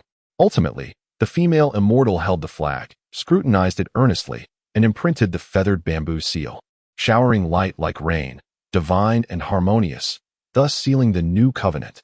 In an instant, whether in the shadows or in the present world, the golden scroll traversed the skies. That concludes today's gathering. In the bamboo vessel, the vast waters receded, and the divine moon vanished, as all figures withdrew. However, this matter was far from over. It was destined to echo throughout the major factions, establishing a collective reverence among the extraordinary, with dire consequences for any transgressors. I hastened to board the spacecraft. As the new moon awaited my attention, thus I took my leave. Old Zhang bid farewell, preparing to traverse the cosmic expanse toward another realm. Wang Xuan, lost in thought, contemplated the divine nature of this age and the necessity of adhering to the prevailing currents. He too hurriedly took his leave. I still have matters to discuss with the Great Curtain, he remarked. Feng Yuzhu smiled, making no effort to retain him, and presented the god-slaying flag. Wang Xuan's heart raced. Her smile was exquisite, radiant like divine clouds, her eyes pure, as if capable of piercing through the soul. Surely, she hadn't detected the lingering essence of silver material? As Wang Xuan departed and stepped outside the cavern, the female immortal had already reclined in the feathered bamboo vessel, where light rained down, enveloping the area as she established contact with the Great Curtain. The various celestial realms fell silent for an extended period. With the new covenant signed, those who had not attended began to feel a tinge of regret. However, upon viewing the golden scroll, they realized it had not compromised their interests. What? He too has signed on. In a city of the old earth, a round-faced maiden exclaimed. It was the white tiger, true immortal, who received the news promptly. Upon seeing the small flag and comprehending the identity behind it, she was left utterly speechless. This individual had actually forged a new covenant with a cadre of eminent figures. How absurd! In the old earth, Chilean Dao extended a sharp finger toward the heavens. As the second son of the demon ancestor, he was naturally among the first to learn of the covenant signing. That is my god-slaying flag, he declared coldly. For even he lacked the qualification to approach the golden scroll, let alone participate. Yet, the very target he sought had etched their name upon it. Wang Xuan emerged from the primordial forest, boarding the spacecraft to depart from the greater Xing'an Mountains, still in a daze. For today had undoubtedly established the tone for the present world, whether it be the ancient lands, the newly emerged stars, or other mythical celestial bodies. A tempest of thunder and lightning has erupted, fueled by the profound influence of the newly forged oath among various factions. This momentous declaration reverberates across all realms, from the venerable ancient immortals to the rising talents, encompassing both humans and demons, as disciples and followers are sternly warned. Any who dare to transgress, defy the established order, shall surely meet their demise. Those who have inscribed their names upon the golden scroll are empowered to enforce this decree. The impact is akin to a Category 20 hurricane, sweeping across the oceans and affecting the very earth, provoking seismic reactions among the beings that traverse the great veil, igniting fervent discussions and a cacophony of voices. Some demons express discontent, returning to find their freedom curtailed, bound by stringent regulations, which they perceive as a confining prison. Yet, there are those who advocate for the new covenant, countering that the liberties you cherish are built upon the suffering of the common folk. In this light, the new oath appears commendable. Both immortals and demons engage in passionate discourse, as the matter directly concerns their vested interests, with arguments rising and falling like the tide. However, regardless of their sentiments, the new oath has been established, and compliance is inevitable. Ultimately, it is a trivial matter, in this era of unparalleled material prosperity, where the mortal realm shines brilliantly, even ordinary individuals can traverse the cosmos. If the immortals temper their demeanor and the demons adhere to the rules, they shall thrive in this world. Foolishness abounds, as the powerful above are guiding you towards adapting to the realities of life, encouraging a more modest existence. Otherwise, when the flames of mythology are extinguished and the common people retaliate aboard their warships, how many of you will survive? It is in your best interest to coexist harmoniously and fully integrate now. Despite the dissenting voices, the majority of the transcendent beings have acquiesced. Doubt it, then test the waters, and you will swiftly find your end. The emblem of the god-slaying flag is inscribed upon the golden scroll, and many initially remain unaware of its significance. However, as demons elucidate its meaning, understanding dawns upon the populace. The god-slaying flag rests in the hands of a mortal. This revelation sends shockwaves through the crowd, their eyes filled with trepidation. As for the renowned demons and the direct descendants of the immortals, they remain inscrutable, for they have long been aware, and the followers of Hung Jun have even sought to seize it. Some covet this power, while others lament the situation. Those privy to the truth recognize the countless vengeful spirits of demons who perished beneath the god-slaying flag during the emergence of the new stars. As for the Hung Jun faction, they have nearly been eradicated, yet this information has yet to circulate. Intriguingly, even mortals have inscribed their names upon the new oath. One might ponder the consequences of eliminating such an individual directly. In the ancient lands, within a dilapidated Taoist temple, stands a blood-red beast, towering over a human.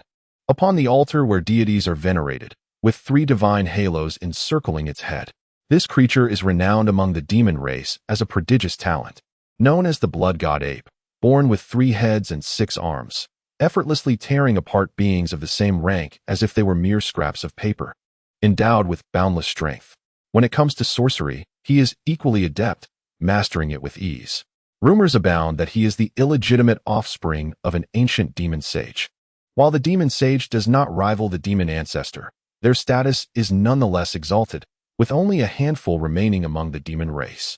The blood god Ape's unique status renders him untouchable, and he currently resides within this forsaken temple, surrounded by a palpable aura of demonic energy, accompanied by several devoted followers. In a serene and tranquil tea room, the air is filled with the delicate fragrance of tea.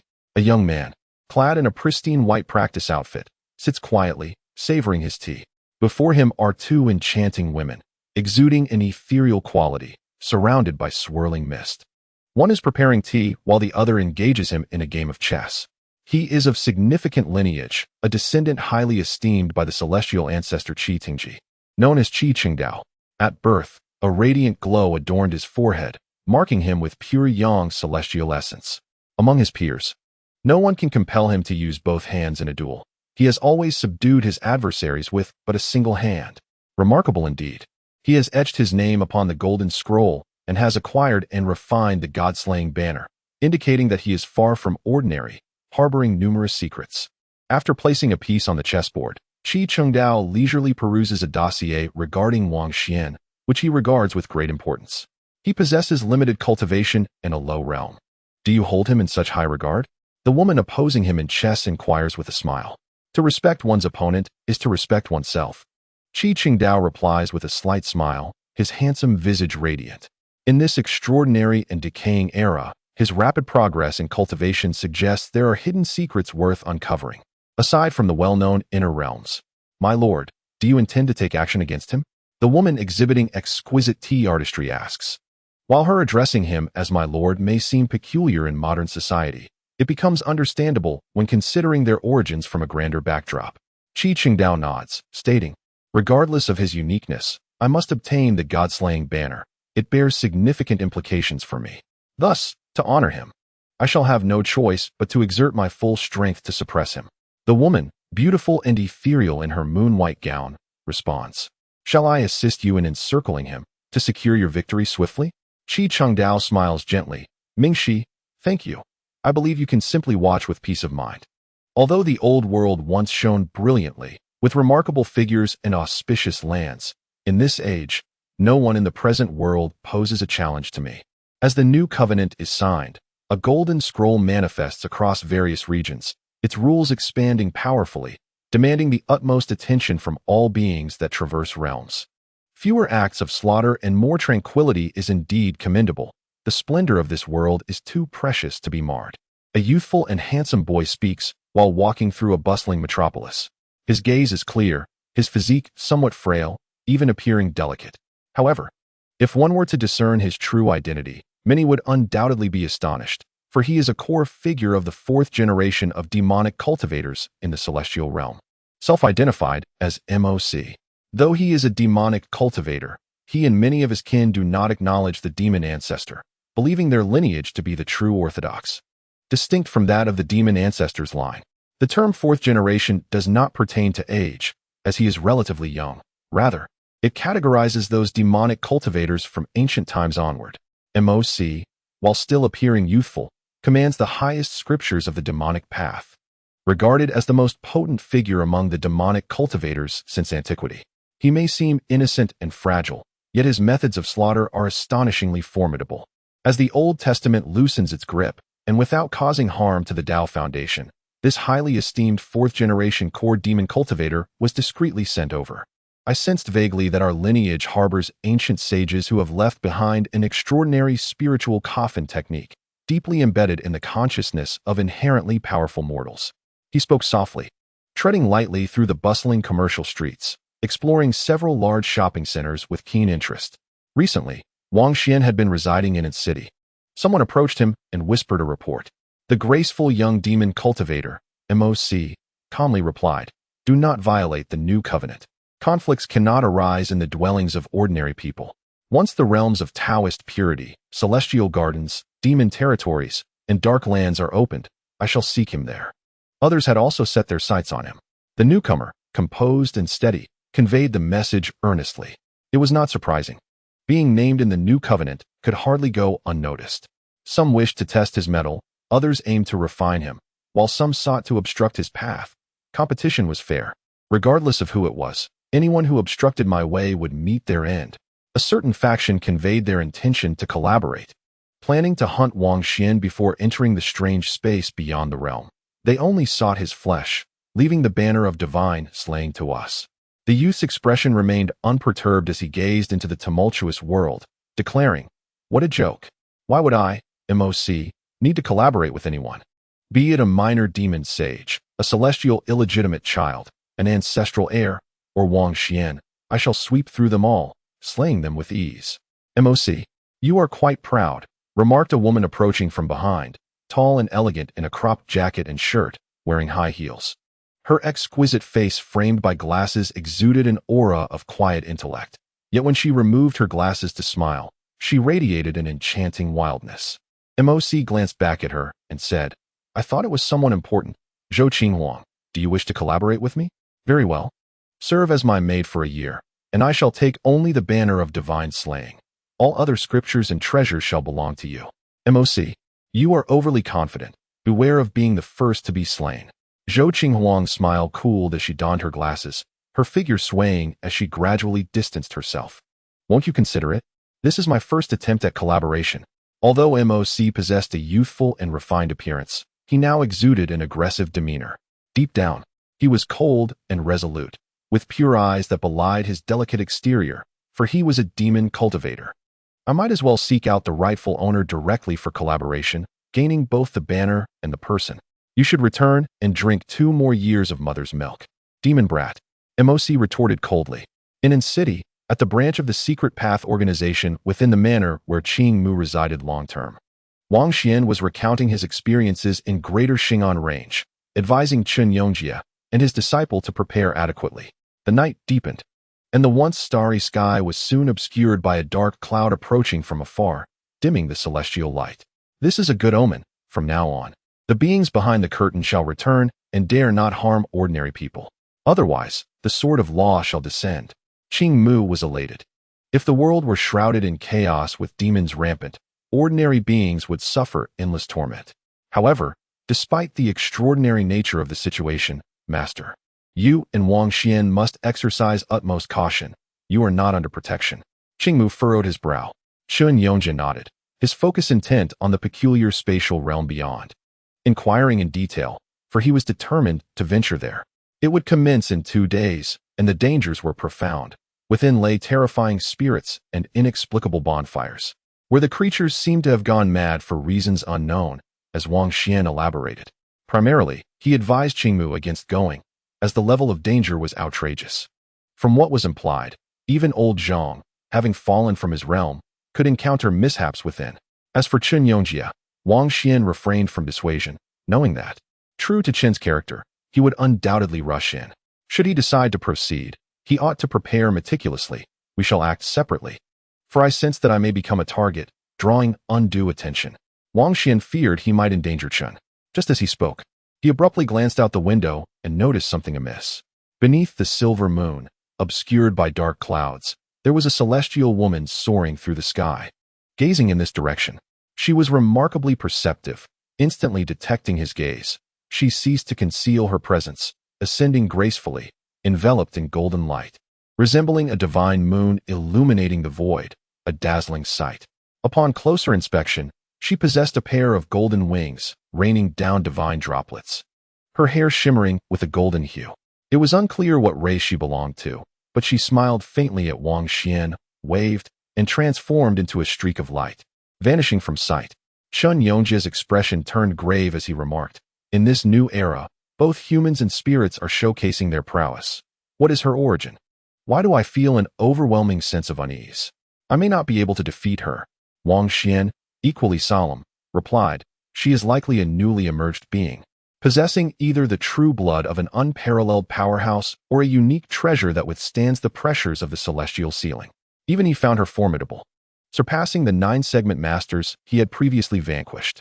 Chen Yongjia inquired, "Though the old covenant has loosened, to sustain such immense pressure and release such a powerful extraordinary being must come at a price. What truly lies within that peculiar space? Many treasures abound." Wang Xuan informed him, "Are you familiar with the golden bamboo slips from the pre-Qin era? It is said that one was excavated from a massive, gradually extinguishing bonfire in that very realm."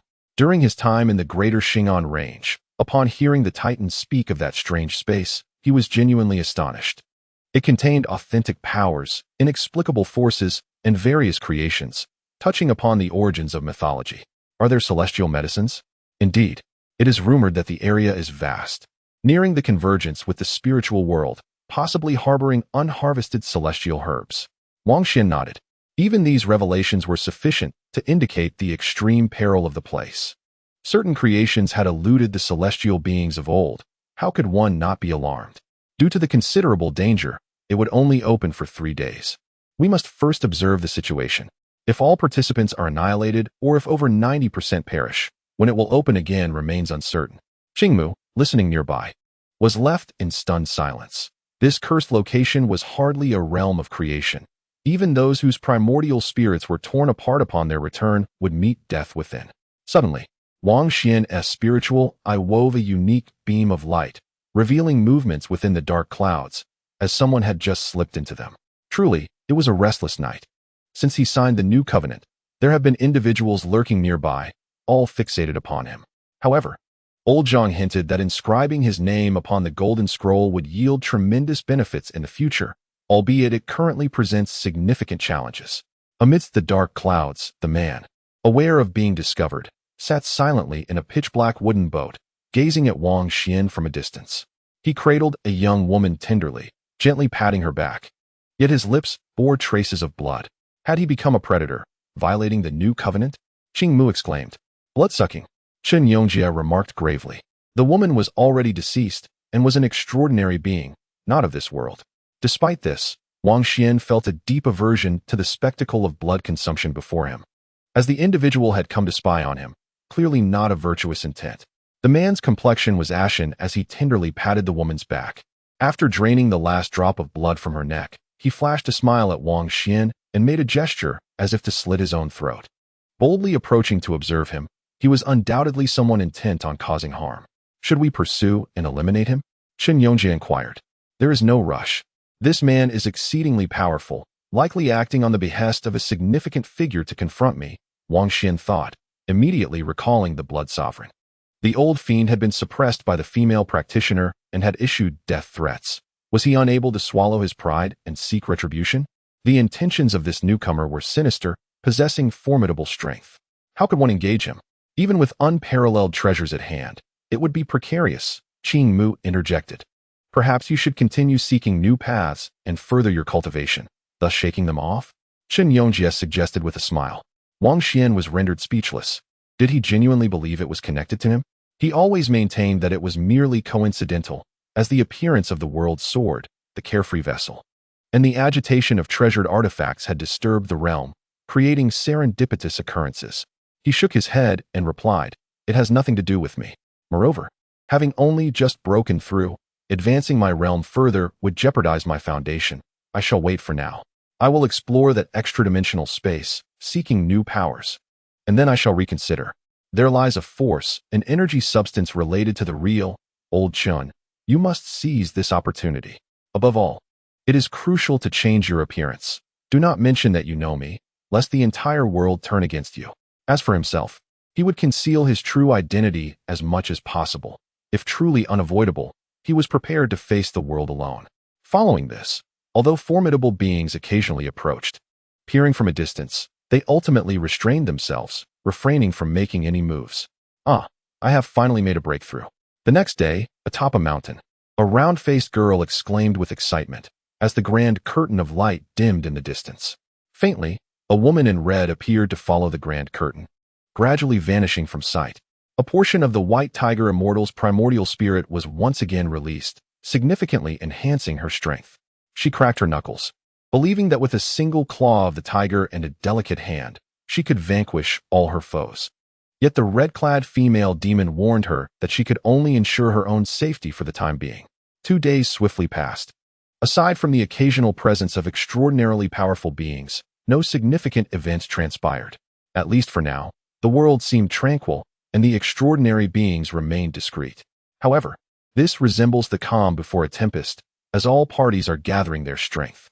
Once they venture into that foreign realm, no one can predict what may transpire. The moment has arrived, and the journey is about to commence.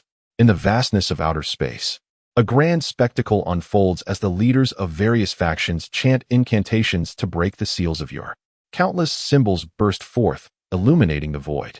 This peculiar expanse astonishingly approaches the moon. Is it a void corresponding to the true lunar body? On this day, in the cosmos, 9 radiant portals illuminate the darkness. Dazzlingly bright, with celestial rain cascading and sacred matter flowing, unveiling the foreign domain.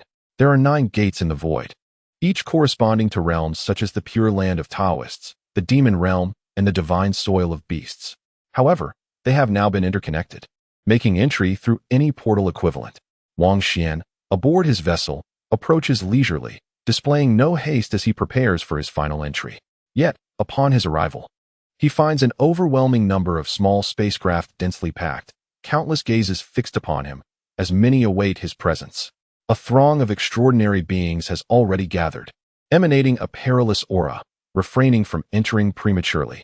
Am I truly expected to confront the world alone? Wang Xuan mused as he gazed ahead. Chapter 335, Lord Wang's Surging Hatred Value. There are monsters, demons, and immortals. Both humans and ghosts showcase their might, with murderous intent swirling like fog, creating a tense atmosphere amidst the crowded small vessels in this expanse of outer space. To single-handedly confront an era and pierce through all beings emerging from behind the Grand Curtain? Such a feat seems impossible. Wang Xuan has no desire for such recklessness. If he could observe the chaos from a distance, watching others engage in battle, that would suit him best. If he can avoid confrontation, he shall. He can seize benefits directly, while bloodshed is merely a last resort.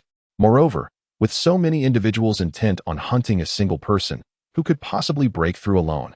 This place is teeming with formidable beings, many bearing extraordinary treasures, or perhaps the true blood of unparalleled warriors. Can I truly single-handedly vanquish 3,000 foes? There remains a need for further elevation of my realm. Though reluctant to charge recklessly into the fray, his inner momentum must not wane. His conviction remains extraordinarily robust. Wang Xuan disembarked from his small craft and gazed forward. This is outer space. Should an ordinary person emerge in such a manner, the immense pressure inside and outside their body would surely lead to catastrophic injuries, followed by a crippling chill. Ahead, a throng of powerful, extraordinary beings stared back at him. Some renowned immortals and demons now operating at reduced capacity. What does it mean to have presence? Facing this multitude of strong adversaries, with all eyes upon him, he embodies the essence of being the center of attention. Everyone anticipates his appearance. In every sense, he is enveloped in a divine aura, though it may also cast a rather negative shadow. Who are you? Inquired a tall young man with a full beard, his gaze unfriendly. Perceiving Wang Xuan's solitary stance as particularly irksome. What a waste of sentiment. I thought the main figure had arrived, remarked a striking woman clad partially in armor, her slender waist exposed, as she waved her hand impatiently for Wang Xuan to clear the path. I am Wu Chengsheng. Wang Xuan introduced himself, greeting the assembled multitude. Now, he is clad in heavy armor, towering and robust, his visage transformed entirely, resembling a valiant ancient general, wielding a pitch-black long sword. Aware of the impending ambush, he is naturally prepared, determined not to become an easy target upon his appearance. Hence he is now known as Wu Chengsheng. During his time as a rising star, he acquired a plethora of scriptures from various secret repositories, particularly from Lao Zhong's study, mastering an abundance of arcane techniques. At present, he has altered his corporeal form. Most crucially, he has invoked the primordial spirit secrets contained within the golden bamboo slips to construct a virtual primordial spirit, his spiritual aura now entirely distinct. This transformation also draws from the primordial coffin technique found in Lao Zhong's study, obscuring his originally formidable spiritual imprint, lying dormant deep within the virtual spiritual entity. Only at the 6th tier, and you dare to come here? Step aside and do not obstruct the path. Someone admonished, clearly displeased by his presence. In the vastness of outer space, communication occurs solely through spiritual exchange. I thought the influential Wang Xuan had arrived. It has indeed taken quite some time. Truly deserving of his name etched in the new covenant, yet he remains elusive, remarked a young man with crimson hair, his tone dripping with sarcasm, as he held a 9-tiered pagoda that radiated a soft, ethereal glow, exuding a transcendent essence. He was undeniably powerful, having shattered the barrier. Wang Xuan remained vigilant. The individuals gathered here were exceptionally formidable, each possessing substantial backgrounds. Likely many were the offspring of ancient true immortals or disciples of demon saints. If he were to show himself, I would strike him down without hesitation, declared a scarred-faced man, wielding a white-bone banner, his aura exuding a fierce malevolence. How vulgar! A female extraordinary being scoffed, openly expressing disdain for such coarse remarks. Indeed, many nearby harbored contempt for him. As a descendant of celestial demons, his speech was exceedingly uncouth, akin to that of a barbaric savage. Wang Xuan's expression nearly darkened. Had he provoked anyone? Such disparagement was intolerable. He vowed to remember this individual and to eliminate him without fail.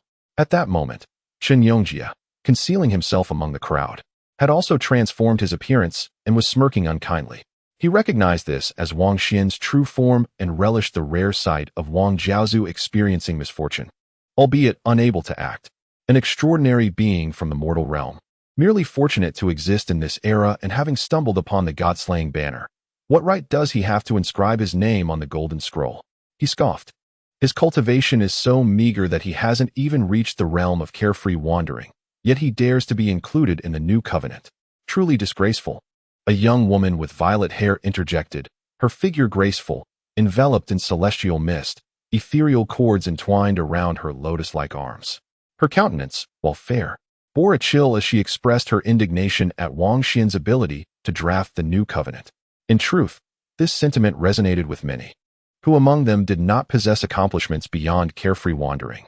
Here, numerous individuals had attained earthly immortal-level fruits of cultivation, yet they were compelled to adhere to a new covenant drafted by a minor mortal cultivator whom they were meant to look down upon. The moment he dares to show himself, I shall be the first to strike him down, proclaimed a white-haired man, youthful in appearance despite his hair color, as he waved a painted fan depicting grand landscapes. Another formidable entity has emerged, prompting Wang Xuan to grit his teeth and remain on high alert, regardless of the circumstances. These men and women, who dare to speak, deserve a swift reckoning. I am curious to know if, upon the demise of the illustrious Wang Xuan, his name will still warrant a place on the golden scroll, revealing who truly faces embarrassment, who grants him the right to be named. A seemingly refined man clad in a blue robe spoke, yet his words lacked composure, eager to witness the spectacle of Wang Xuan's impending downfall. Many shared this sentiment. If Wang Xuan were to be slain, the ranks of the new oath participants would dwindle, creating quite the intrigue, for some harbored malicious intentions towards the new covenant. Not far off, the blood god ape, adorned in crimson fur with 3 heads each encircled by divine rings, grinned broadly without uttering a word. Qi Qingdao and Mingxi stood side by side, exuding an air of transcendence. The man was clad in immaculate white, while the woman donned a long gown imbued with an ethereal grace, both strikingly beautiful. Behind them, Qi Qingdao's maid remarked, "It seems many wish to eliminate him. My lord intends to suppress him and seize the god-slaying banner, yet he may encounter considerable resistance. Come here for a moment. Let me have a look at you." A fair youth smiled and beckoned to Wang Xuan, appearing somewhat fragile and delicate. However, many faces shifted in color as they recognized him as a prominent figure from the 4th generation of demonic cultivators, a potential future demon lord, should circumstances proceed along their expected path. Initially, Wang Xuan had blended into the crowd, but now he felt a surge of vigilance. Could there be a risk of exposure? This youth was remarkably perceptive.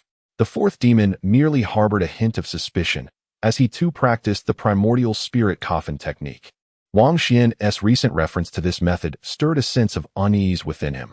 "Is he here?" murmured one of the descendants of the celestial beings. In the distance, a small spacecraft appeared, yet no one disembarked. It merely transmitted a signal. In this region, all small vessels received the message, and Wang Xuan's visage materialized on their screens. With the eyes of the multitude upon him, did the wolves truly welcome their king? How overly courteous of you. There is no need for such formalities. Let us disperse and delve into the divine garden to seek our fortunes. Wang Xuan stood within the spacecraft, his eyes shimmering, exuding confidence and a commanding presence, as if he were dictating the course of history. This was, of course, the guise of Qing Shu, who remained at a distance. Many grew increasingly cold in expression, their hostility, already palpable, intensified upon witnessing his demeanor. Did he truly believe himself to be the illustrious Lord Wang? Soon enough, he would be unaware of his own demise. Yet dared to feign composure? A voice echoed coldly, threatening to shatter his resolve. At that moment, someone activated a small spacecraft, intent on charging directly at him. Wang Xuan's true self sighed inwardly. It seemed he could not remain a mere observer any longer. Thus, he decided to adhere to the script he had left behind. Wang Xuan, who bestowed upon you the audacity to speak so boldly, come forth, and I shall end you with a single hand. Even the blood god ape, a powerful offspring of a demon sage, had joined the fray, his formidable aura unstoppable.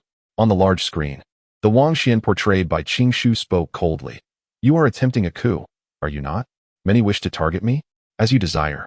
I shall become whatever you wish me to be.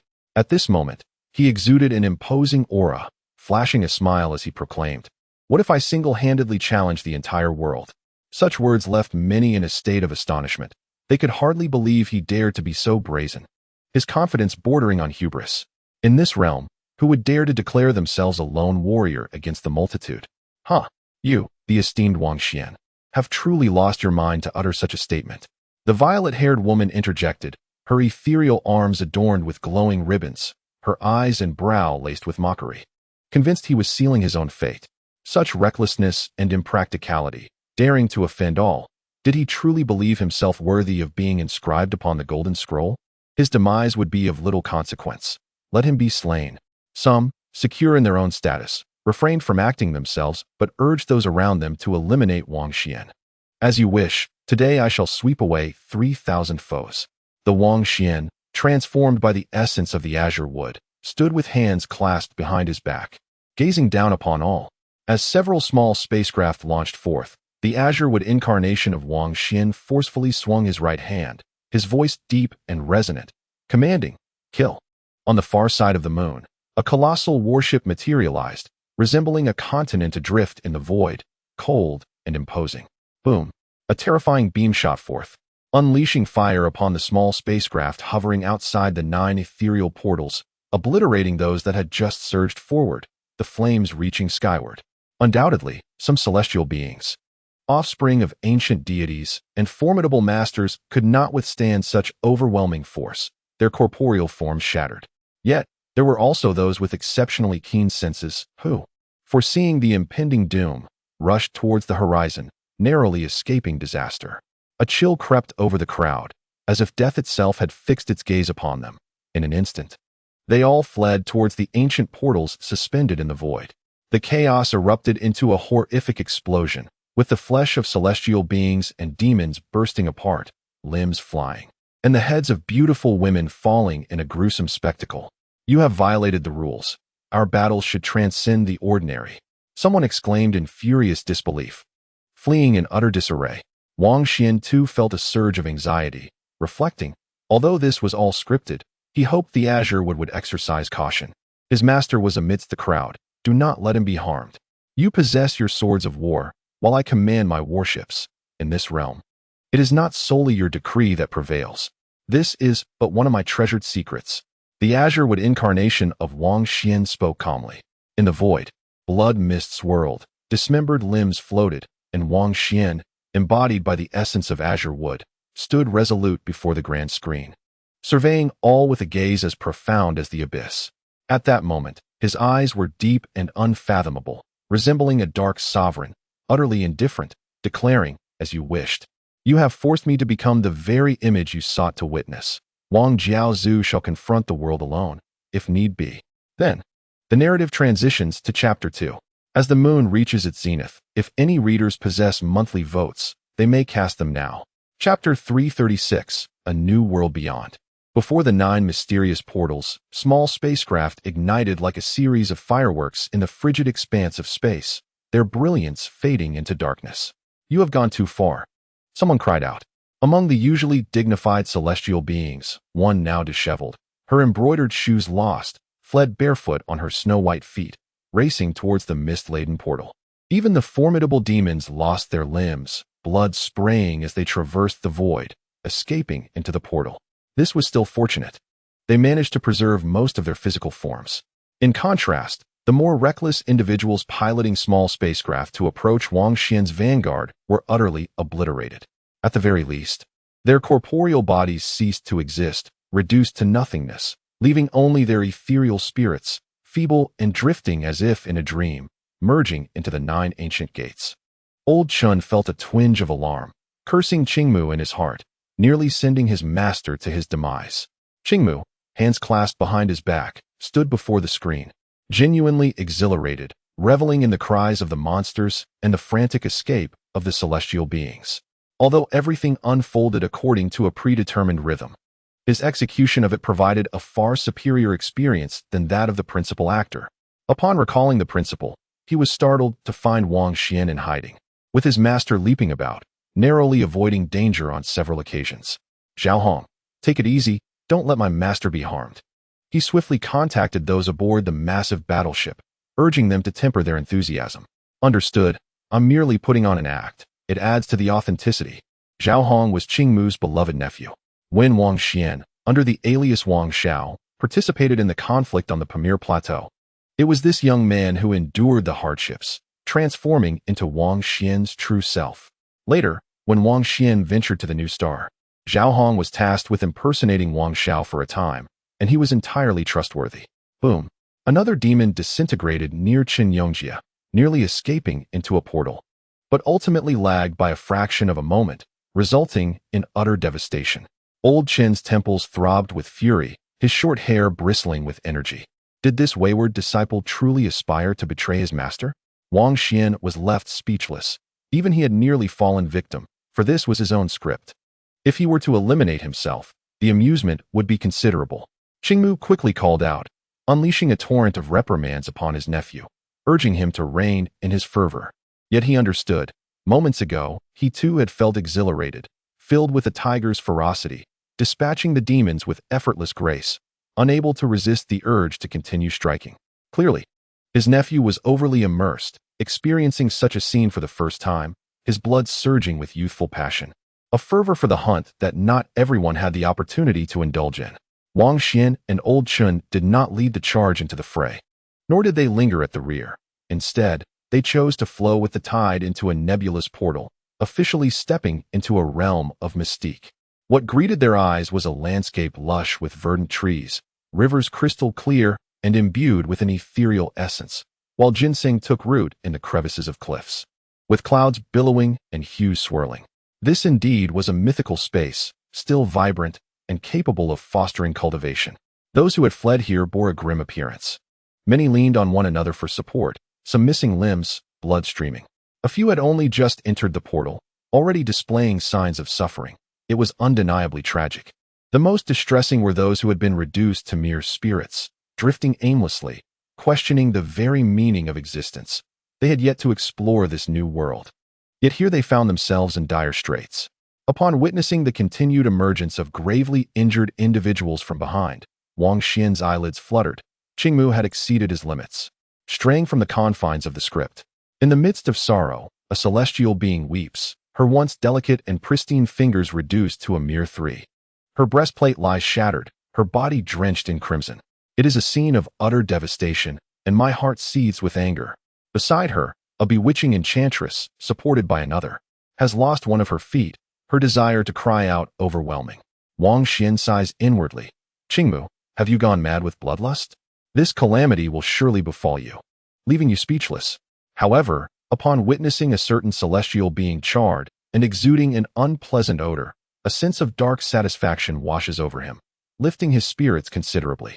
"Wasn't she the one who sought to target me? It seems she has met her fiery fate." In the vastness of outer space, after chastising his nephew, Qingmu has ordered a ceasefire. He gazes upon the battlefield, astonished, realizing that he has inadvertently brought trouble upon Wang Xuan. The number of obliterated beings is rather excessive. Bracing himself, he recalls the incident when the foremost practitioner of the new arts, Olsha, met with a tragic accident. He felt little pressure then. Yet now a sense of unease envelopes him. Zhao Hong offers him solace, saying, it could be worse. Amidst the chaos, the majority of the destruction stems from the smaller vessels. The celestial beings and demons are all adept at evasion. Only a handful, perhaps no more than a dozen, have truly perished. Are you deluded? These are celestial beings and demons, not mere cabbages. Each possesses a formidable background. Qingmu retorts, irritation brewing within him. As he surveys the void, a dismal sight unfolds. The tail of a white fox, the snow-white legs of a celestial being, the severed head of a zombie, the colossal cranium of a serpentine demon, and the lower half of a noble scion. Our lineage seeks merely to safeguard ourselves, aspiring for tranquility and harmony. I urge you all to act with prudence, Wang Xuan, transformed by Qingmu, proclaims. As the last injured transcendent escapes into the new world, delivering this message, chaos erupts amongst the crowd. The outside world has indeed become serene, a reality they cannot accept. Wang Xuan remains composed. If exceeding limits is inevitable, so be it. After all, the victims of the bombardment were primarily those who piloted small vessels, eager to escape at the first opportunity. None were innocent, and their demise was inconsequential. Qingmu. Well done. Yet, what irks him is that some of those chattering descendants of celestial beings and demons emerged unscathed, astonishingly resilient, fleeing faster than any.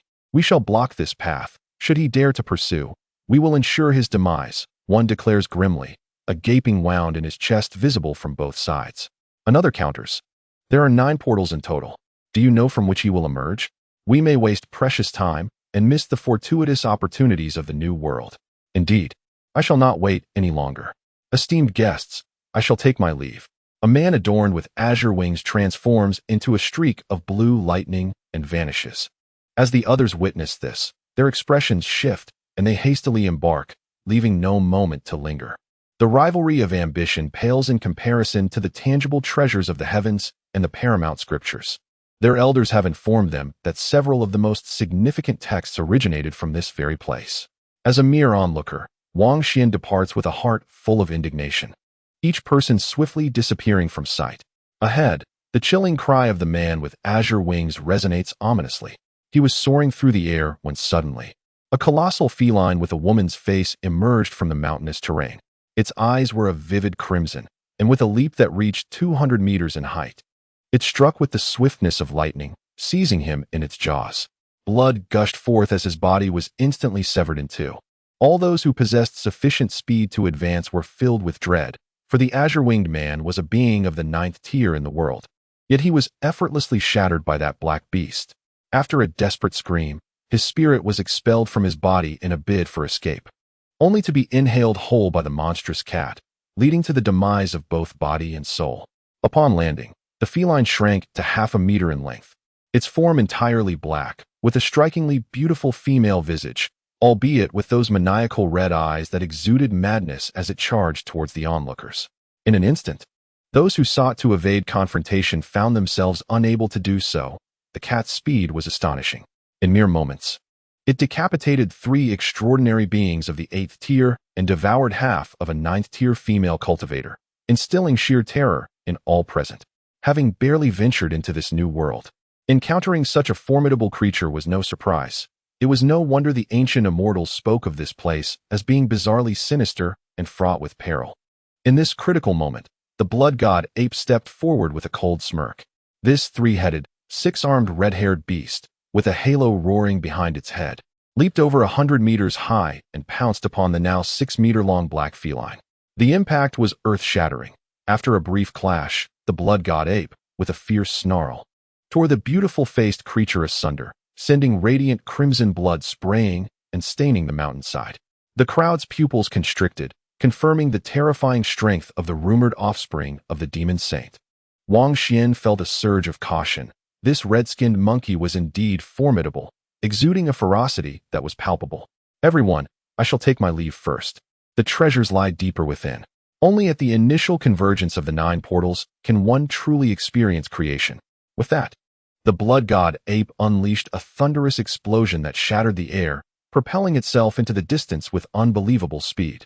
Among those who entered through this portal, he was the strongest. The others followed in his wake, witnessing a series of horrifying corpses along the way.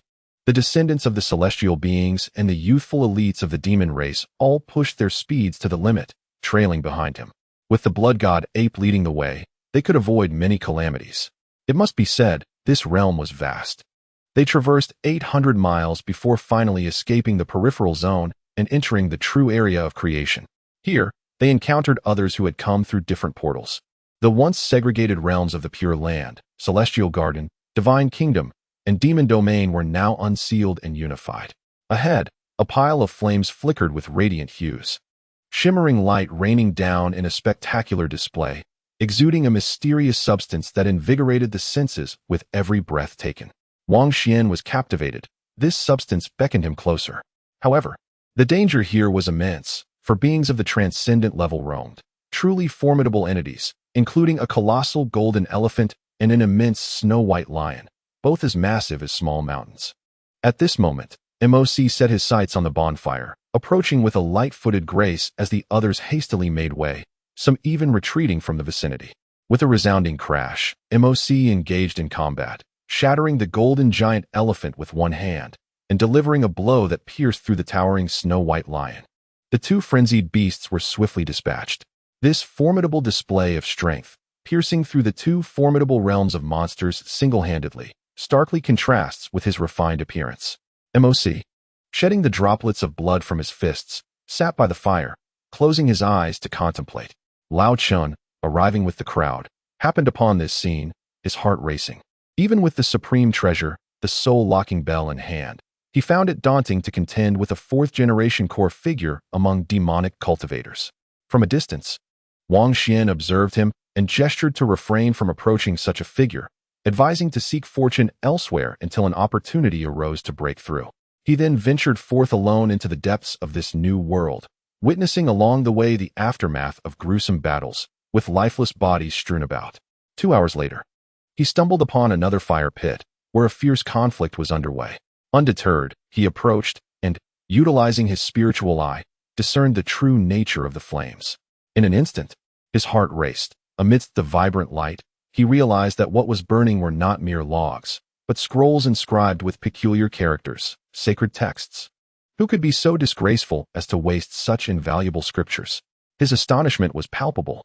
No wonder, during the preaching period, someone had discovered a golden bamboo slip from the ashes of a burning pyre. This was originally a heap of scriptures, leaving behind only a singular, supreme text. An egregious waste indeed. There, a fierce battle ensued, culminating in a standoff between a man and a woman, the others having fallen to their might. Blood staining the ground, a testament to their supremacy. Wang Xuan recognized them all, individuals he yearned to eliminate. The scar-faced man wielded a bone banner, exuding malevolence, crudely declaring that upon sighting Wang Xuan, he would forcibly extract his celestial essence. Anger surged within Wang Xuan. This scar-faced man had topped his blacklist, marked for certain death. The woman, with flowing purple hair and an alluring figure enveloped in ethereal mist, bore a white arm entwined with celestial cords. Once a picture of beauty, her left cheek now bore the charred marks of a battleship's flames. She had once expressed indignation, claiming that Wang Xuan, a mere mortal, had shamefully gained the god-slaying banner, leaving a mark in the new covenant. You have not perished, then I shall send you on your way. Wang Xuan observed closely. Noting the absence of others nearby, he produced the god-slaying banner, not as a weapon but to accelerate his movements. In his prior exploration of the void, he had discovered it could amplify his speed tenfold. Clad in heavy armor, with a black longsword in his right hand and a golden banner in his left, he surged forward with a thunderous roar, as if a bolt of lightning had descended. This velocity was astonishing, far surpassing the speed of sound, a terrifying escalation indeed. By the time the scar-faced man sensed the impending danger, it was already too late. Wang Xuan's black blade sliced through the air like a flash of lightning. The scar-faced man instinctively dodged, but with a sharp sound, his skull was cleaved, though his head remained intact. Nevertheless, he screamed in agony, feeling as if his skull had shattered, for at 10 times his original speed, even a glancing blow from Wang Xuan's weapon proved catastrophic.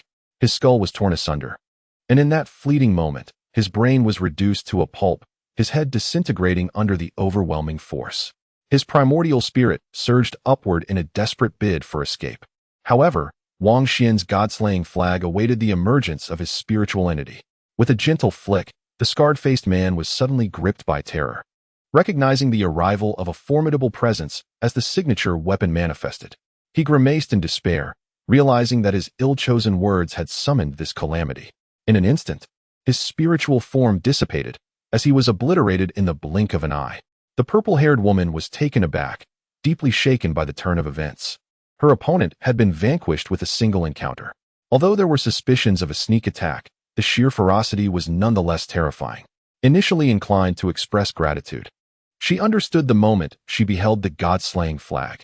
The man adorned in military garb was none other than the renowned figure, Wang Xuan, who had left his mark upon the golden scroll. Speechless, she immediately engaged in combat, seeking an opportunity to flee. Yet, after several clashes, it became evident that her prowess as a ninth-tier expert was insufficient. With a swift stroke, Wang Xuan, a mere sixth tier, beheaded her, her bloodied head, resembling that of a celestial being, flew askew, while the god-slaying flag ensnared her primordial spirit.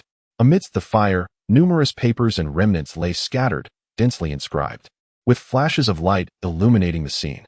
Faintly, the sounds of chanting echoed, the flames exuding an astonishing opulence. Wang Xuan sensed a mysterious energy. Just as he prepared to sit in meditation, he was suddenly alerted by the absence of frenzied beasts guarding this place. Was fortune smiling upon him? Soon, he perceived distant roars, realizing he had been overly optimistic. Clearly, a battle against monsters was underway.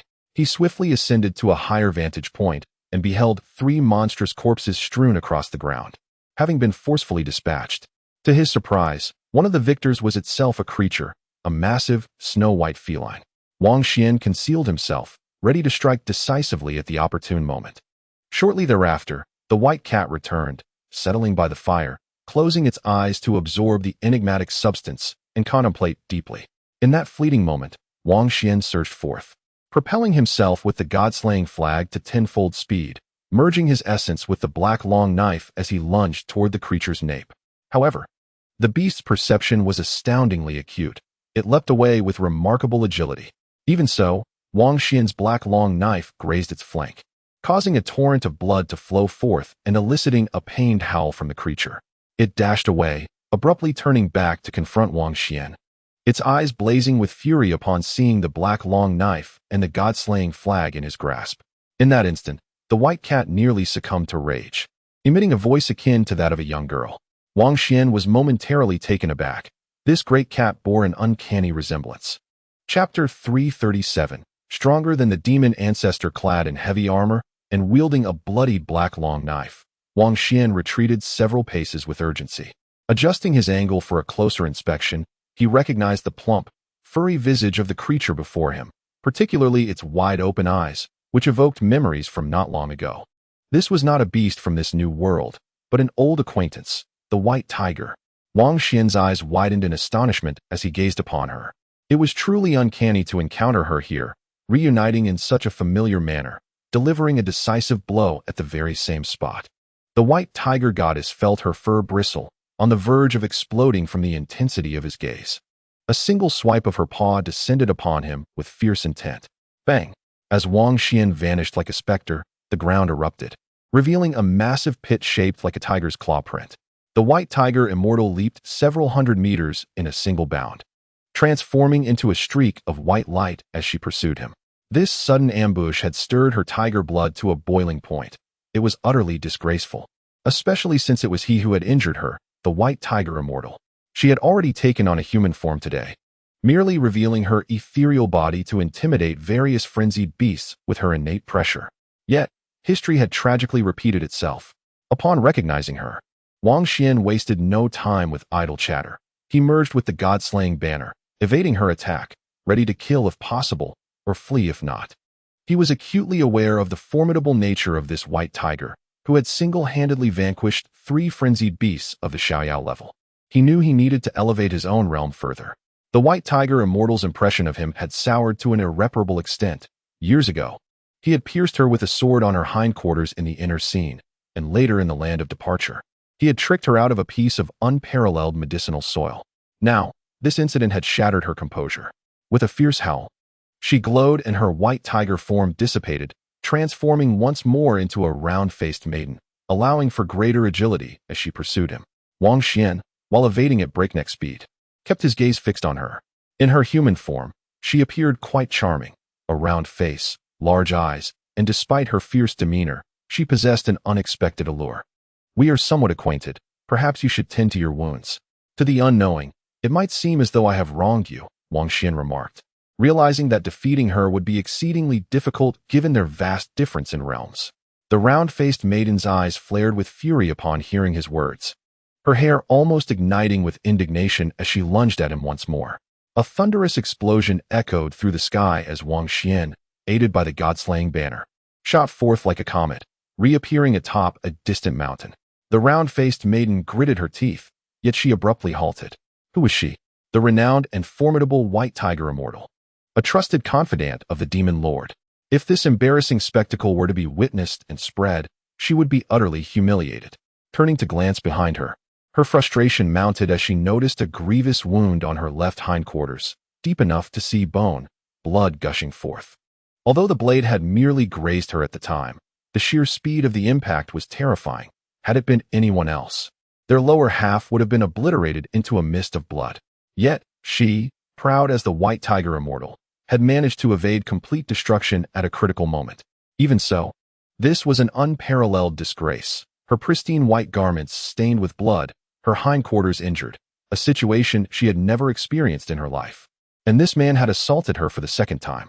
What infuriated her further was that the Demon Lord had tasked her not with killing him. Once she regained her composure, she realized she was unable to retaliate. How infuriating! The round-faced maiden cried out. Not only had her hindquarters been wounded, but she had also suffered a grievous emotional blow, being rendered vulnerable and unable to retaliate. This is maddening. For a fleeting moment, she contemplated disregarding the Demon Lord's orders. A quarter of an hour later, the two sat by a fire, exchanging glances across the flames in an exceedingly peculiar tableau.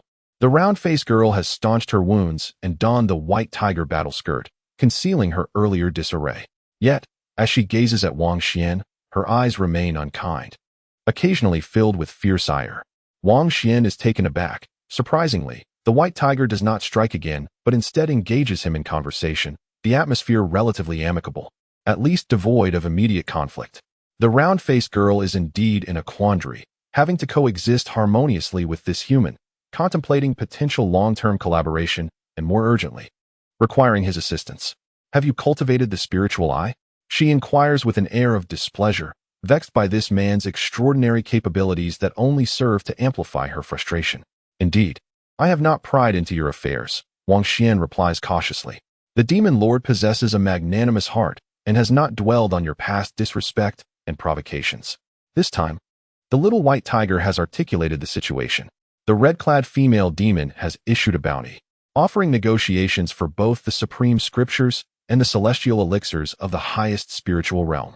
This is undeniably a display of opulence, a manifestation of unparalleled grandeur. Wang Xuan instantly grows wary.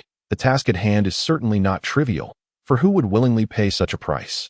Long ago, two individuals once traversed the Grand Curtain into the highest spiritual realm, seemingly seeking a return from a place that melds with this extraordinary space. Use your spiritual eye to observe if any remnants remain, she continues. Though they may have perished long ago, what if there are still traces? Should you uncover any clues, a handsome reward awaits you. Reluctantly, the round-faced girl hastily concludes her remarks, wishing to disengage from this individual. If given a choice, she would prefer to end him in one swift bite. Wang Xuan's mind races. He recalls what the sword fairy had disclosed regarding the origins of the red-clad female demon, whose father was an extraordinarily powerful sorcerer, while her mother, even more formidable, was a 12-tailed celestial fox who vanished upon entering the celestial realm. Could the two individuals she seeks be her parents? Wang Xuan realizes, alarmed by the notion that these ancient deities might have perished long ago, or if alive, pose a terrifying threat. Hey, are you even listening to me? The white tiger celestial scolds, noticing his distracted gaze. Wang Xuan responds, how can I ascertain the truth of your claims? Without more specific details, how do I know such individuals even exist?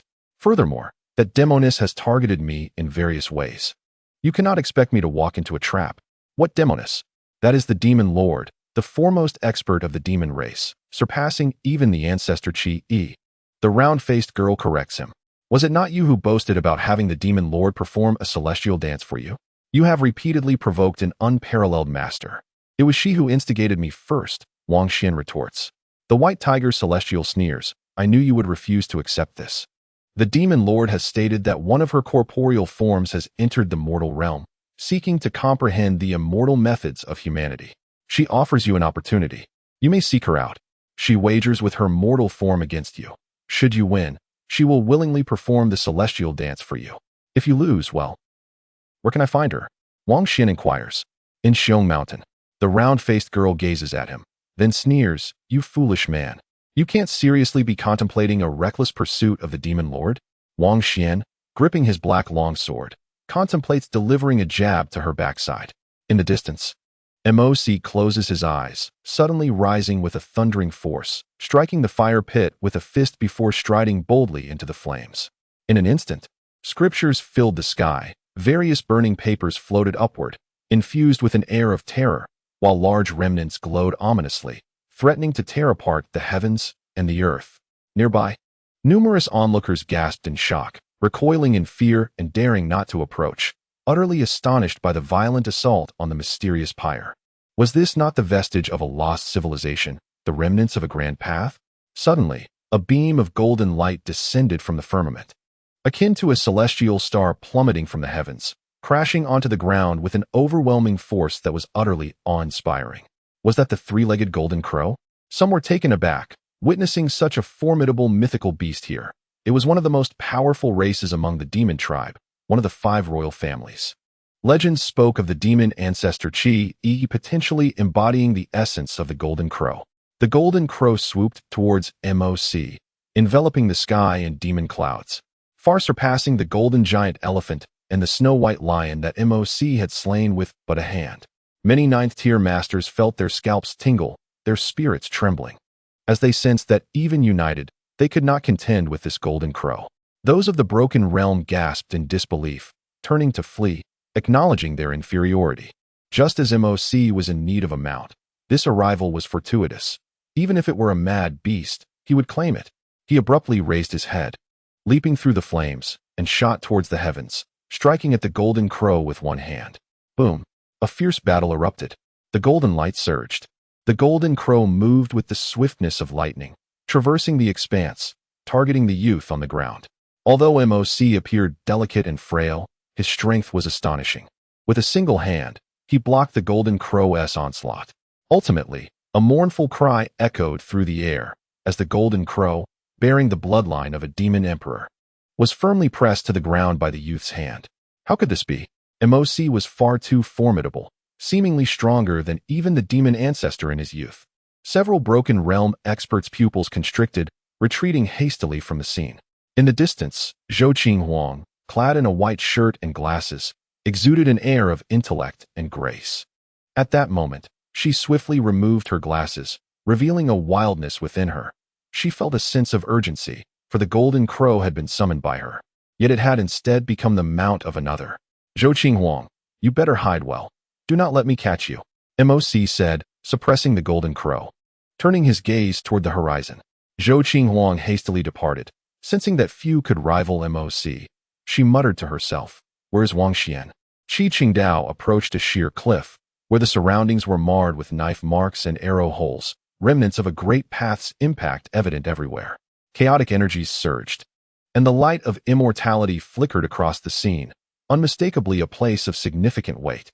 He immediately seated himself, grappling with immense pressure to seek understanding. His attendants stood nearby, anxiously watching, ready to protect him. Mingxi stood for a long while before approaching Qi Qingdao, closing her eyes to draw on the traces of the heavens and earth, comprehending the law, the path, and herself. In a realm of thunder, amidst flashing lightning, the blood god ape fixated on the bolts, charging towards the depths, where he beheld a resplendent pool shrouded in blood mist. A grin broke across his face as he exclaimed, "The undying blood pool will aid me in achieving the undying celestial demon form." With a splash, he plunged in, emerging with his skin stripped away, revealing bright red flesh beneath, a scene of utter brutality, yet he grinned through the agony. "The banner of decapitation, the banner of divine decapitation, where is my treasured possession?" The second son of the demon ancestor, Qilian Dao, traverses this new world with a profound gaze, his intent unmistakable, exuding a faint aura of menace. Chapter 338. The end of the mythical blaze unfolds. A white-haired man, wielding a painted fan adorned with magnificent landscapes, strikes it forcefully. With a resounding crash, radiant lights burst forth, revealing extraordinary vistas as he pierces through a mountain, unveiling the remnants of an ancient cave dwelling before him. At the earth's edge, a crimson-haired youth cradles a 9-tiered pagoda, eyes wide with astonishment, fixated on the vast marsh ahead, where the legendary innate yin and yang energies intertwine, ebbing and flowing. Ascending into the ether. Overwhelmed, he swiftly conjures the celestial pagoda, yearning to seize this fabled substance, propelling it to unprecedented heights of rarity. In this new world, many individuals are discovering fortuitous encounters and extraordinary artifacts, yet countless lives have been lost as frenzied beasts wreak havoc and perilous terrains emerge. Wandering astray could spell doom. A round-faced maiden sits across from a fire, absorbing the ethereal substances rising from the flames. She rises and declares, "This place is now yours." As she prepares to depart, she cannot help but glance at his face, feeling an uncontrollable urge, though she cannot slay him. She wishes to grasp him and wield his long blade to rend his backside. Alas, she finds herself unable to act, resigning to the notion that it is better to not see and remain untroubled. Wang Xuan, perplexed, remarks, "This fire pit seems rather unremarkable, merely possessing some unique energy substances. It is neither perilous nor remarkably fortuitous. Why does everyone speak of it with such fervor, yearning to uncover a heap of it? Do you know what kind of fire this is?" The round-faced maiden lifts her chin, brimming with pride. Initially reluctant to engage, she finds herself unable to resist. "I do not know. Do you not know either?" Wang Xuan inquires, observing her. "The demon lord has suggested that this may be the embers of the great Tao. Do you believe it to be so simple? It can incinerate celestial beings and annihilate demon saints, growing stronger against the formidable and weaker against the feeble. You are too weak to activate it, failing to reveal its inherent fortune and danger." She raises her chin, exuding confidence, recalling how she once accompanied the demon lord to experience that authentic yet terrifying flame of civilization, a memory etched vividly in her mind. It is a type of fortune that few can truly experience. It is said that a once competitive genius against the demon lord perished in the very fire pit. Upon reaching this point, the round-faced maiden tosses him a dismissive glance and strides away, saying, "You should not overthink it. You are still young. Accumulate knowledge and strive to break through in the future, seeking the opportunity to unveil the truth within the flames. This fire pit flickers unpredictably. One never knows when it will appear or from where it will emerge. Encountering it is merely the beginning. True engagement with its essence constitutes fortune, yet throughout history, few have achieved this. In truth, even some extraordinary masters have been denied its connection. In a grand era, having one or two individuals grasp the remnants of civilization is already a remarkable feat." As the round-faced maiden concludes her thoughts, sensing something amiss, she inadvertently halts her steps. Her eyes widen in astonishment, her gaze sharp. What is happening? Why has the surroundings become hazy? It is reminiscent of her past experiences. Yet the atmosphere bears a peculiar similarity. She turned abruptly, her gaze directed toward the fire pit, where she beheld Wang Xuan, regal in appearance, brandishing the god-slaying flag in a defensive posture, fixated on the flames as if attempting to discern some profound truth. Suddenly, a series of images began to materialize around her. The world seemed to transform gradually. She was left speechless. Was this truly happening? Although she was aware of the remarkable talents of this infuriating young man and had intentionally provoked him moments before, she never anticipated he would achieve something significant right beneath her nose. Where could she hide her enchanting beauty as a white tiger immortal? Just moments ago, she had dismissed his capabilities, and now, in the blink of an eye, he had delivered a stinging rebuke, manifesting a wondrous spectacle that resurrected the mythological civilizations within the firelight. "Wait for me. The flames are perilous. I shall guard your path." The round-faced girl, unabashed, dashed forward, eager to seize the opportunity. "Keep your distance. I will feel more at ease," Wang Xuan replied, his focus unwavering on the fire, gripping the god-slaying flag. "No. The demon lord decreed that I must take responsibility for you. To fulfill the demon lord's command, I must protect you. You cannot perish now." The round-faced girl rushed ahead. However, she soon shrieked in distress. "Oh no, I am lost. Quickly guide me. Let us erase our grievances. I will not hold you accountable any longer." Surrounding her were desolate streets, an unfamiliar city, vast, and eerily silent. This was a mysterious metropolis, unlike any era she had encountered. With modern architecture yet suffused with an ancient aura, heavenly demon blood peacock, she immediately became agitated upon spotting a hanged figure on a nearby edifice, its neck severed, swaying lifelessly, long since departed, desiccated by the passage of years. This was a renowned heavenly demon, one of the top 3 prodigies of her era. Meeting such a grim fate here, no wonder they had vanished without a trace back then. The empty streets, the strange city, all the structures bore a mottled antiquity. And in the sunset, there was an ineffable solitude. It felt as though the entire world had reached its end, every living being extinguished, leaving only her presence. The round-faced girl was gripped by fear. This was unlike her previous experiences. What she saw was not the same fire, yet it evoked a profound disquiet within her. She sensed that she might perish here. The remnants of this civilization conjured a surreal spectacle, truly a manifestation of the law of the jungle, where the strong prey upon the weak without reason. The silent streets echoed solely with her footsteps, but no, another set of footsteps accompanied her own. She whirled around suddenly, yet found nothing. With a shiver, she felt the cold scratch of nails gliding across her neck, blood oozing forth, narrowly avoiding the severance of her head. In a fit of rage, she unleashed her magical abilities, assaulting the surroundings. Yet all beams struck the ground and hit the edifices without so much as a ripple. Those places remained utterly unscathed. She sprinted forward again, only to encounter another corpse, hanging from a structure by the roadside. As she examined it closely, a chill coursed through her. She recognized it. Once a prodigious talent among the practitioners, legendary for daring to compete with the youthful Fang Yuju. She was horrified to discover that this illustrious figure had met her demise here. This time, it was a young woman of striking beauty, her appearance vivid and lifelike, yet her neck was cruelly constricted by a black rope, swaying in the air. Still not entirely desiccated, the little white tiger, terrified, felt its fur stand on end, as if its very soul were about to ascend. The essence of such a being was undoubtedly formidable, yet it could not evade its grim fate, having met a tragic end here. She pondered, relying solely on herself. Would undoubtedly lead to her demise. "My lord," she murmured in trepidation, "I must temporarily forsake you. I must survive to serve you. Come quickly, Wang Xuan, guide me out. Did you not wish to witness the demon lord dance? I possess the means. She occasionally dances with abandon. I have a crystal to capture her image. Please, rescue me." The round-faced girl was in a frenzy, her heart heavy with dread. She understood well that even a demon sage might perish here. The crux lay in that indescribable essence. When the demon lord entered this realm years ago, her power was not formidable, and she had yet to rise. Yet her comprehension was unparalleled, her brilliance ever present, leading her through with minimal peril. She believed that, in terms of such talent, she might pale in comparison to Wang Xuan, thus she called out for aid. Is there truly an unparalleled celestial dance? A voice reached her from the unknown, amidst the evening glow, belonging to Wang Xuan. Indeed, his innate sensitivity surpassed hers. He could hear her cries for help and perceive her plight. Yet, as she followed the sound, her eyes encountered nothing. "Yes," she exclaimed urgently.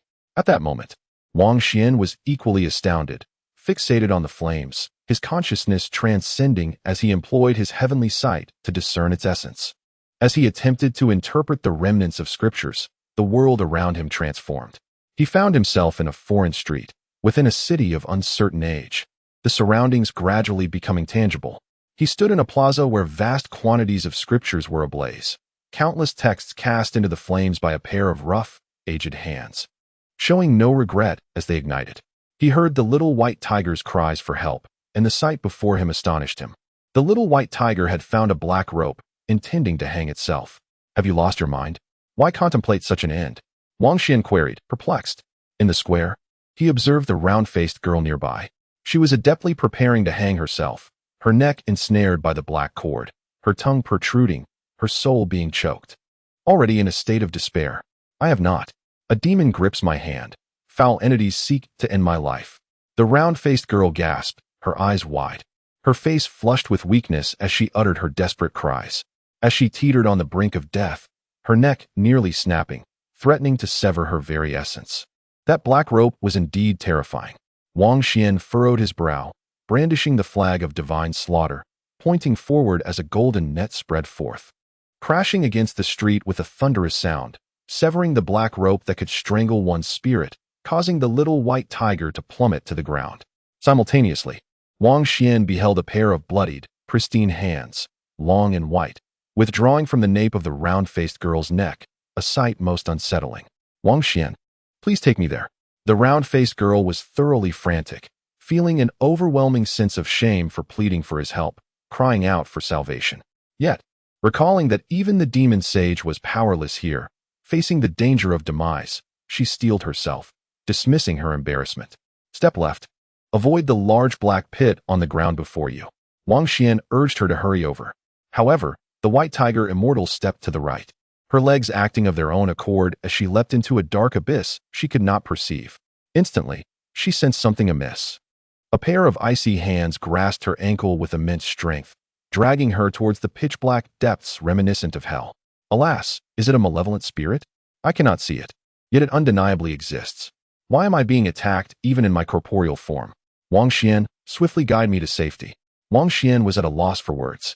The round-faced girl, usually fierce, was now displaying such cowardice. He had no idea that many formidable figures had perished here, their fates tragically grim. He was unaware, thus lacked the same sense of dread. In a critical moment, Wang Xuan cast out his fishing line and hook, ensnaring the small white tigeress hairpin, suspending her in midair. Another would-be executioner. She flailed desperately. Wang Xuan, scowling, attempted to reel her in but found her weight unyielding. His expression shifted slightly as he swiftly wielded the divine, slashing flag once more. Golden patterns intertwined, and a muffled sigh resonated from the abyss. Then, he managed to fish the little white tiger back to safety. Wang Xuan felt disdainful. How utterly useless she was, the exalted white tiger immortal relying on him for rescue. It's not as you imagine. Even the ancestor of demons could perish here, and unparalleled powerhouses might meet with misfortune. Of course, I am frightened. The round-faced girl, flushed with shame and anger, transformed into a small white tiger about a foot long, circling the ground while cursing, then covered her face, wishing to disappear. Today was indeed mortifying. Wang Xuan gently patted her head, appreciating the softness of her fur, and indulged in a few more strokes. Oh, whoa, what are you doing? The little white tiger bristled in protest.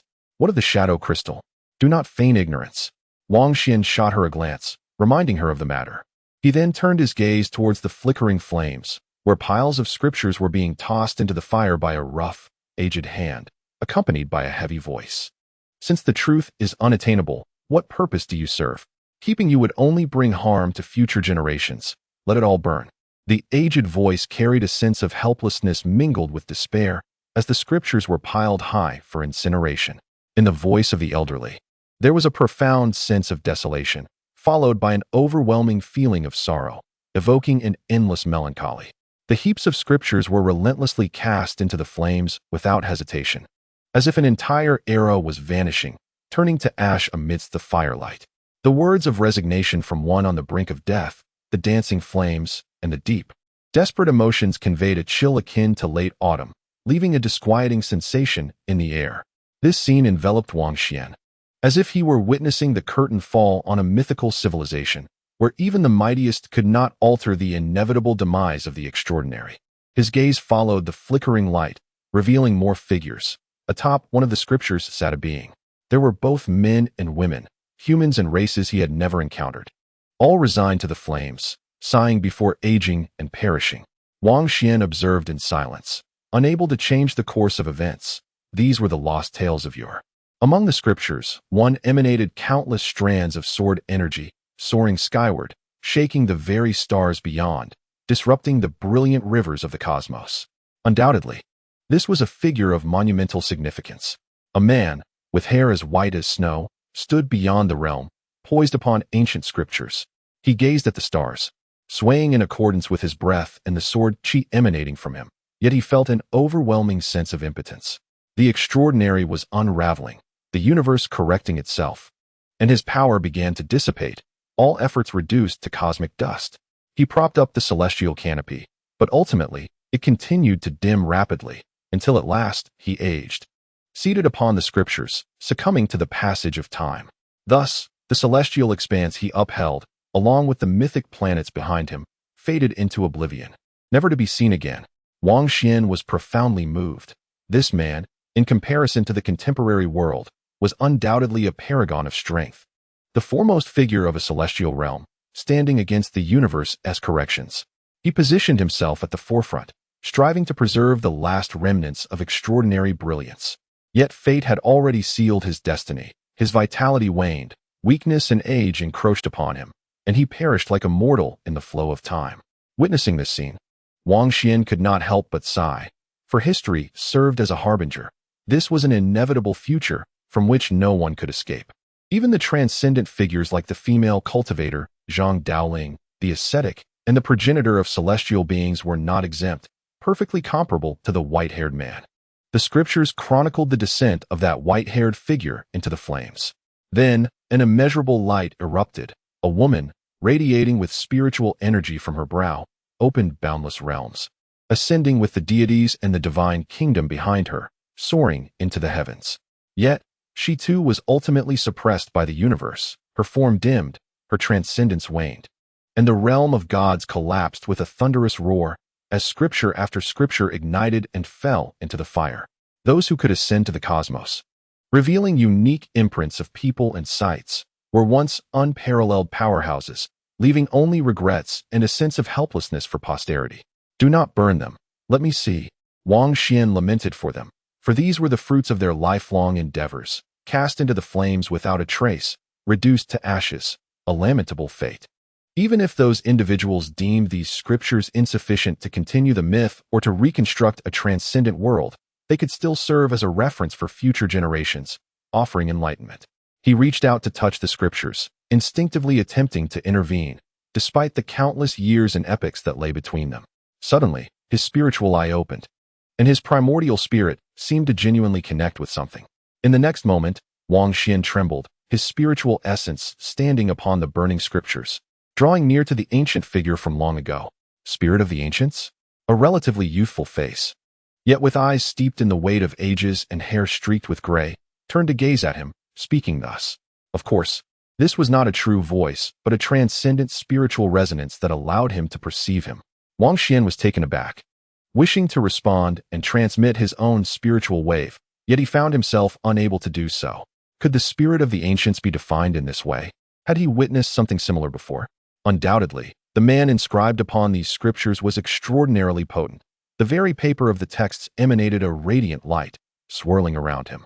He raised his hand, pressing down towards Wang Xuan, casting a shadow over the heavens, with various runes accompanied by the flames of the Tao, incinerating the scriptures, ultimately engulfing Wang Xuan entirely. With a resounding thud, Wang Xuan's spirit transformed into a cascade of light, vanishing from the sacred text, rising ethereally to re-enter his corporeal form.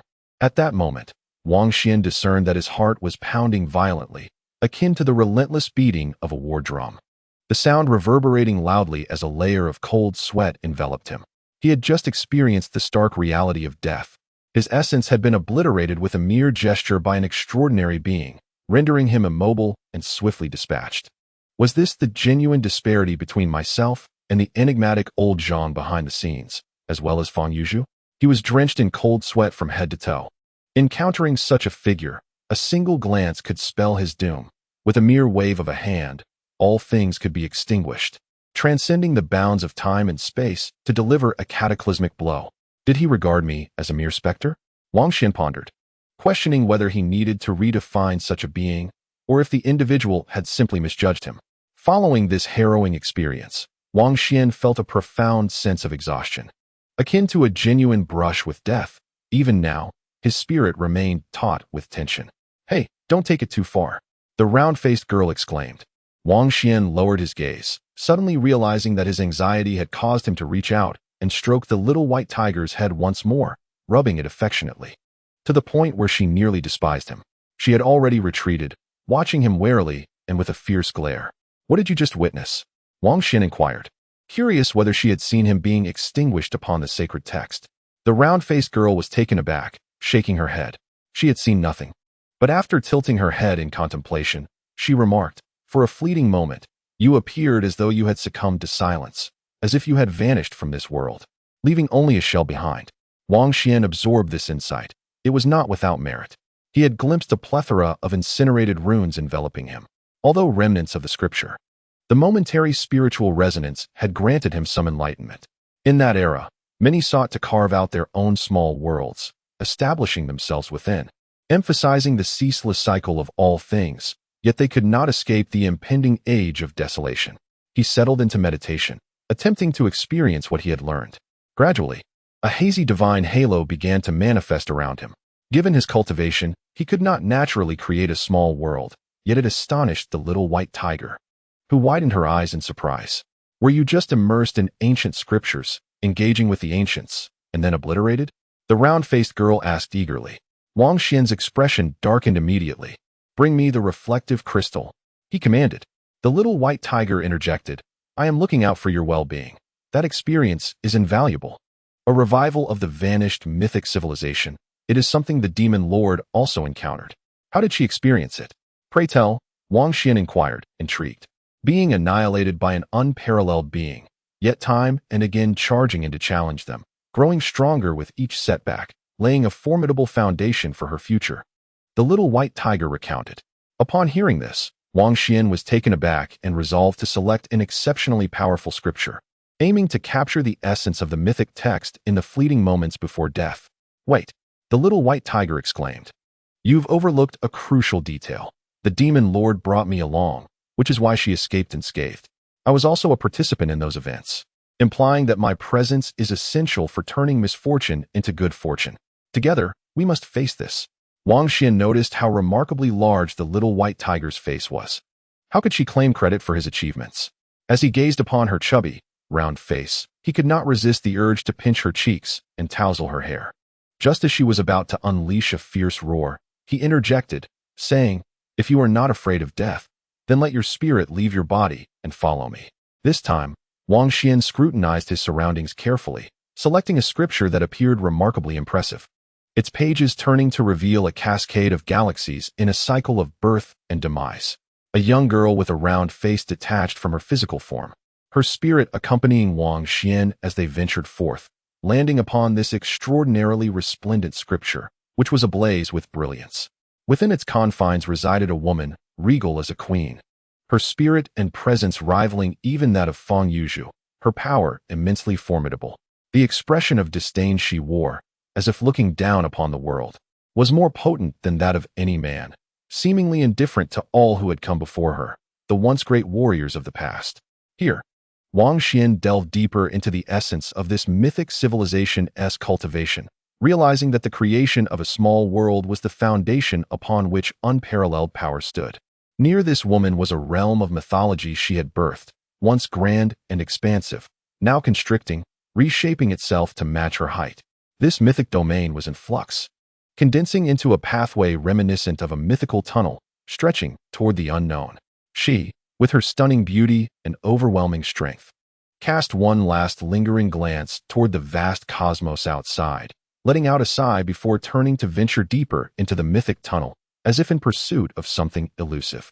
Wang Xuan's pupils contracted. In that moment, he distinctly sensed a faint essence of reality emanating from the depths of the tunnel, ethereal yet undeniably present. This woman, a being of immense vigor with silvery hair cascading down, was in search of a power that approached the authentic, and she had made some progress. However, she remained unsuccessful. As the extraordinary was being corrected, the universe reverting to its ordinary state, and the mythic civilization nearing its end, destined to fail. Despite her formidable strength and initial closeness to the essence of reality, it was a tragic fate. Wang Xuan sighed, though these thoughts echoed only in his mind. The true waves of his spirit could not be transmitted. He witnessed the aftermath of the extraordinary's collapse, the mythic tunnel continuously caving in, the woman and her scripture ablaze, drifting through the air, as she transformed into blood and fire, entwined with the scripture, reaching a poignant conclusion. In her final glance before vanishing, she cast a fleeting look at him and the round-faced girl, making no move against them. Yet, as the scripture fell, the two were engulfed in an explosion of light and rain, disappearing from sight. After a profound darkness, Wang Xuan and the little white tiger revived. The experience of death so vividly real, leaving a lingering sense of dread. See, With me here, everything has turned out fine, and we have returned safely. Upon returning to her corporeal form, the round-faced girl eagerly sought recognition for her bravery. Wang Xuan, unable to resist her charm, affectionately patted her tiger head, ruffling her fur once more. "Aru," she exclaimed, playfully baring her teeth.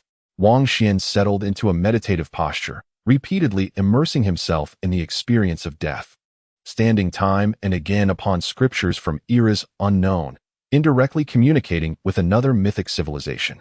The benefits were clear. Some extraordinarily powerful individuals were also seeking a path, striving to recreate a new world of mythology, having made initial strides toward grasping the essence of reality. Wang Xuan was immersed in contemplation, drawing from the ethereal essence that wafted from the fire pit. In a fleeting moment, he seemed to glimpse a realm of truth. The Q-version characters from the celestial realm appeared. Those intrigued may explore my BSB, Chapter 340, where the scriptures serve as kindling and civilization as the flame.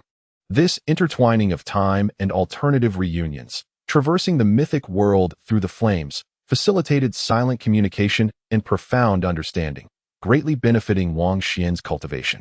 Once, twice, 10 times, 20 times, he observed the scenes of joy and sorrow, the lives of others in the world of yore. He felt their worries, sighed for them, and silently bid them farewell. They were beings of unmatched brilliance, earth-shattering in their essence. Yet alas, they fell into the annals of the past. Before the vast cosmos, in moments of transcendent exhaustion, even the mightiest individual merely illuminates a fragment of the starry sky, ephemeral in nature. In the boundless darkness of the universe, they were rendered insignificant. Those extraordinary souls ultimately succumbed to mortality, leaving behind endless regrets.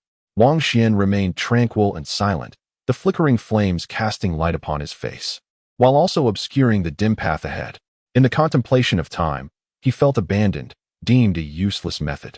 Such methods, deemed ineffective, mislead the youth and squander precious time. Better to eradicate them entirely. The aged voice echoed as, within the rough, weathered hands, the last stack of scriptures was cast into the flames, both hands following suit, consumed in the blaze. This was a manifestation of profound disappointment. Unwilling to discuss further or struggle any longer, they resolved to incinerate everything, allowing the extraordinary to sink into ashes. Amidst the crackling flames, Wang Xuan heard weeping. The scriptures that had fallen into the fire bore witness to someone seated atop, wailing heartily, an unparalleled powerhouse he had encountered in the previous temporal intertwining, capable of shattering the heavens, yet now displayed such disarray. Why? He remained with the last few individuals, personally incinerating all the texts of this extraordinary civilization. Ultimately, there was an overwhelming sense of reluctance. These were the crystallizations of their lifelong efforts, now to be irrevocably lost. As he ignited the flames himself to bury them, a white-haired man, laughing through tears, coughed blood as he gazed down at the papers stained with his true essence. He let out a deep roar, only to be engulfed by the flames. As the fire neared its conclusion, the extraordinary faded into silence, and they could no longer endure. Even if future generations emerged, they would merely be another fleeting meteor appearing by chance. Farewell. Another soul dissipated. Do not forget, our efforts remain unspent. With all scriptures as fuel and a mythic civilization as the blaze, we forged a treasure boat, uncertain if it could traverse to the other side, approaching the truth. Beneath the flames, a solitary vessel emerged, leaping forth in the firelight, a precious creation nurtured by countless scriptures, steeped in the essence of a mythic civilization. Within it lay the true blood of various races, carrying their hopes, breaking through the flames, and slicing through time and space, departing into the distance. Go forth, if successful. Do not look back. Should you return, it would signify failure, a descent along the path. Our final efforts may merely be a fleeting endeavor, betraying the tranquil passage of time. It was a profound yearning, carrying with it their aspirations, as the treasured vessel vanished into the boundless darkness of the cosmos. Wang Xuan's heart trembled violently. Could it be the celestial boat? Its origins were indeed remarkable. I caution future generations not to squander precious time, for to struggle in the void is utterly meaningless. Instead, let them find solace in the mundane realities of life. This reflects a sense of desolation, a resignation born from despair, as the mythic strongman advises others to shun the ethereal void, never to tread such perilous realms again. The flames flickered dimly, on the verge of extinguishing, leaving only the last elder before the embers, his hands consumed by fire. In his final moments, he turned to gaze at the approaching Wang Xuan and the little white tiger. "Shenling, perish," he uttered, his eyes shimmering with a final glimmer of vitality before he disintegrated, both body and spirit annihilated. Yet, a malevolent light surged forth from his gaze, seeking to ensnare Wang Xuan and the round-faced maiden. This time, Wang Xuan sensed an ominous shift. Even across the fabric of time and space, he felt an impending threat to his very existence. The elder's eyes sparkled with the last flicker of mythical civilization's flame, terrifying, indeed. Without a moment's hesitation, he brandished the god-slaying flag and fled swiftly with the little white tiger. A thunderous roar erupted. The flag's surface charred, igniting at one corner, an astonishing occurrence that left Wang Xuan in shock. Never before had he witnessed such a phenomenon. Was the flag truly ablaze? Even before the meteorite pit, where reality approached, the flag had only sustained scorch marks from the radiant onslaught. Yet here, separated by untold eras and dimensions, an entity from another time had managed to damage the god-slaying flag. As the flag momentarily shielded them, Wang Xuan and the round-faced maiden retreated rapidly, only to erupt in a cascade of light above the embers of the Grand Avenue. In that moment, Wang Xuan felt as though he had waited an eternity, suffocated in darkness, unable to focus his consciousness, almost succumbing to the brink of death. At last, his dispersed awareness began to crystallize, his spiritual essence coalescing in the remnants of the flickering flames, re-manifesting itself. The round-faced maiden also transitioned from a blur to clarity, her ethereal form composed of radiant light. And she let out a terrified cry, truly frightened. Neither I nor the demon lord had ever faced such a conflagration before, yet this experience felt distinctly different. Who was that old man?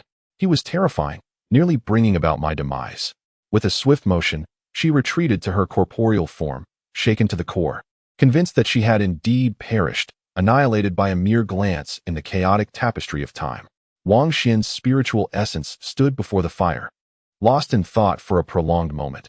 Without the god-slaying flag, he believed that both he and the little white tiger would have been obliterated. This was indeed alarming. How could a guardian of such formidable strength exist, transcending dimensions and time? He hastily examined the god-slaying flag, noting that while the burning corner had extinguished and suffered damage, the golden patterns intertwined, gradually beginning to mend themselves. Excellent. He grasped the small flag tightly. Wang Xuan calmed himself. The elder claimed to be Shenling, a revelation that was quite astonishing. Did this imply a need to redefine Shenling?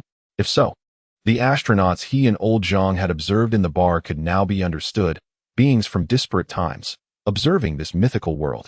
However, in the city where the Sun family resides, the discovery of those seemingly ancient astronauts becomes rather perplexing, particularly when contemplating the eerie spirits of the departed. He is overwhelmed by a sense of dread, for amidst the vast ocean, countless crimson eyes abound, some as large as lanterns. The sheer number of monsters is staggering. If they too are a consequence of a chaotic time-space distortion, how many observers must be watching him? Are they all fervent voyeurs, perhaps even afflicted with a voyeuristic obsession? He shook his head, convinced that this was not the case. The nature of the eerie spirits is intricate and multifaceted, not reducible to a singular scenario. The notion that a latecomer, like himself, caught in a chaotic time-space, could be perceived as one of these eerie entities is indeed thought-provoking and warrants vigilance. Next time, he must capture a few for study. The fire was waning, yet it emitted an energy that was strikingly close to the essence of reality, subtle and not abundant. But Wang Xuan found it immensely valuable. Discovering such a superlative substance in the real world holds profound significance. Soon, Wang Xuan realized that the so-called authentic energy material derived from the real world was somewhat inaccurate. It seemed instead to be the residue from the incineration of the scriptures of that mythical deity. As the flames gradually extinguished, Wang Xuan's physical form, along with his spirit, was slowly growing stronger. This was a unique form of cultivation. He was on the cusp of a breakthrough. If he continued to accumulate this energy without entering the void, he could elevate his standing even in the realm of reality. He was infinitely close to the seventh stage. With a flash, the entire fire was extinguished, and a mythical civilization faded into obscurity. Yet around him, the square, the edifices, and the ancient streets remained intact. At this moment, the god-slaying banner was fully restored. As magnificent as ever, its marvel could not be overstated. Wang Xuan rose, brandishing the banner as he sifted through the ashes, eager to see if anything had been left behind. A golden bamboo slip was found amidst the embers of other avenues. "Let me assist you." The little white tiger dashed over, filled with enthusiasm, her plump, round face adorned with a forced smile as she quickly extended her paw. However, she yelped in pain and retreated, for beneath the ashes lay still smoldering embers. Even her formidable physique could not withstand the heat, narrowly avoiding being scorched. There was no need for further contemplation. This fire pit was truly exceptional. Fortunately, she had not fully plunged into the lingering embers. Otherwise, Wang Xuan mused, she might have emerged as a one-armed, round-faced white tiger. Beneath the fire pit, something remarkable was indeed left behind. This revelation sparked a gleam in Wang Xuan's eyes. With the flames extinguished, could there be supreme divine artifacts or exalted scriptures?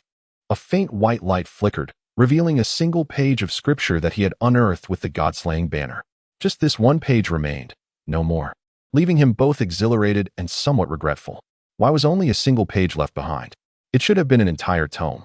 Soon, the white light faded, leaving behind an ordinary sheet of paper, parched and dim, both sides inscribed with dense, cryptic symbols.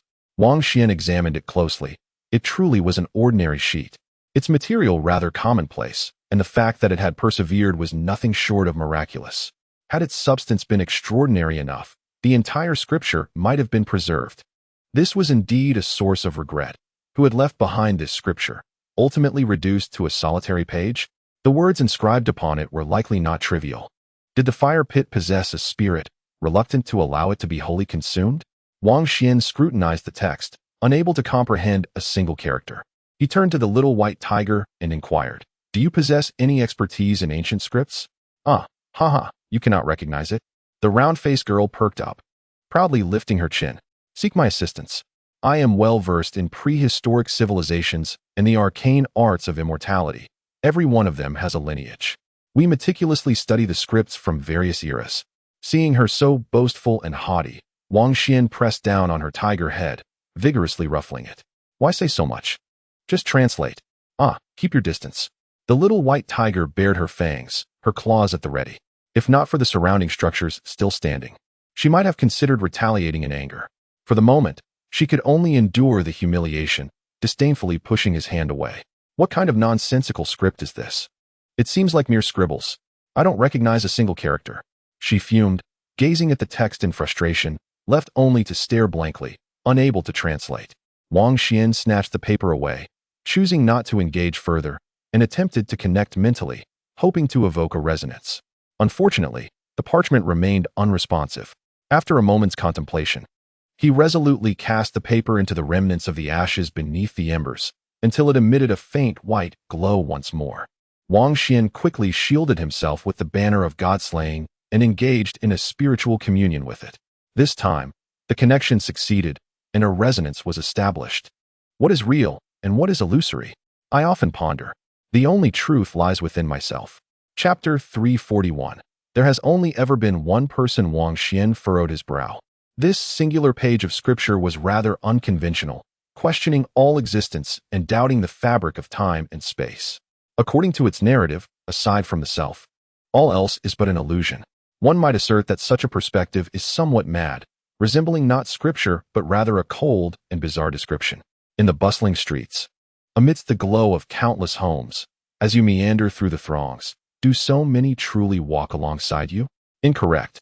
In truth, there exists only the self. The vast city and its vibrant nightlife are merely figments of one's imagination. The true you may be lying beneath the frozen earth or sprawled across the cold cosmos.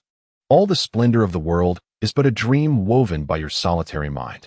Upon awakening, you may discover that the so-called bustling human realm, with its dazzling fireworks, dissipates like a bubble, leaving only you, lying in the darkness. In the expanse of heaven and earth, there exists solely your essence. All the colorful past is merely the musings of your own thoughts. You awaken, and the authentic you returns. In the deep of night, amidst profound silence, as you quietly read, do the city outside, the sounds of cars on the road, and the distant villages truly exist? No, all is illusion. You lie beneath the cold soil, merely your thoughts animating this entire scene. In this world, only you exist, an illusion of one, with all things and sights extending from your own musings, weaving a grand yet ephemeral bubble. Truly awaken. Perhaps the frozen earth and the vastness of space do not exist. You are simply lying in unspeakable void, your body cold, yet your spirit alive, constructing the world through thought. As dreams fade, all must collapse, revealing the truth. Wang Xuan was entranced, lost in thought. Is this scripture?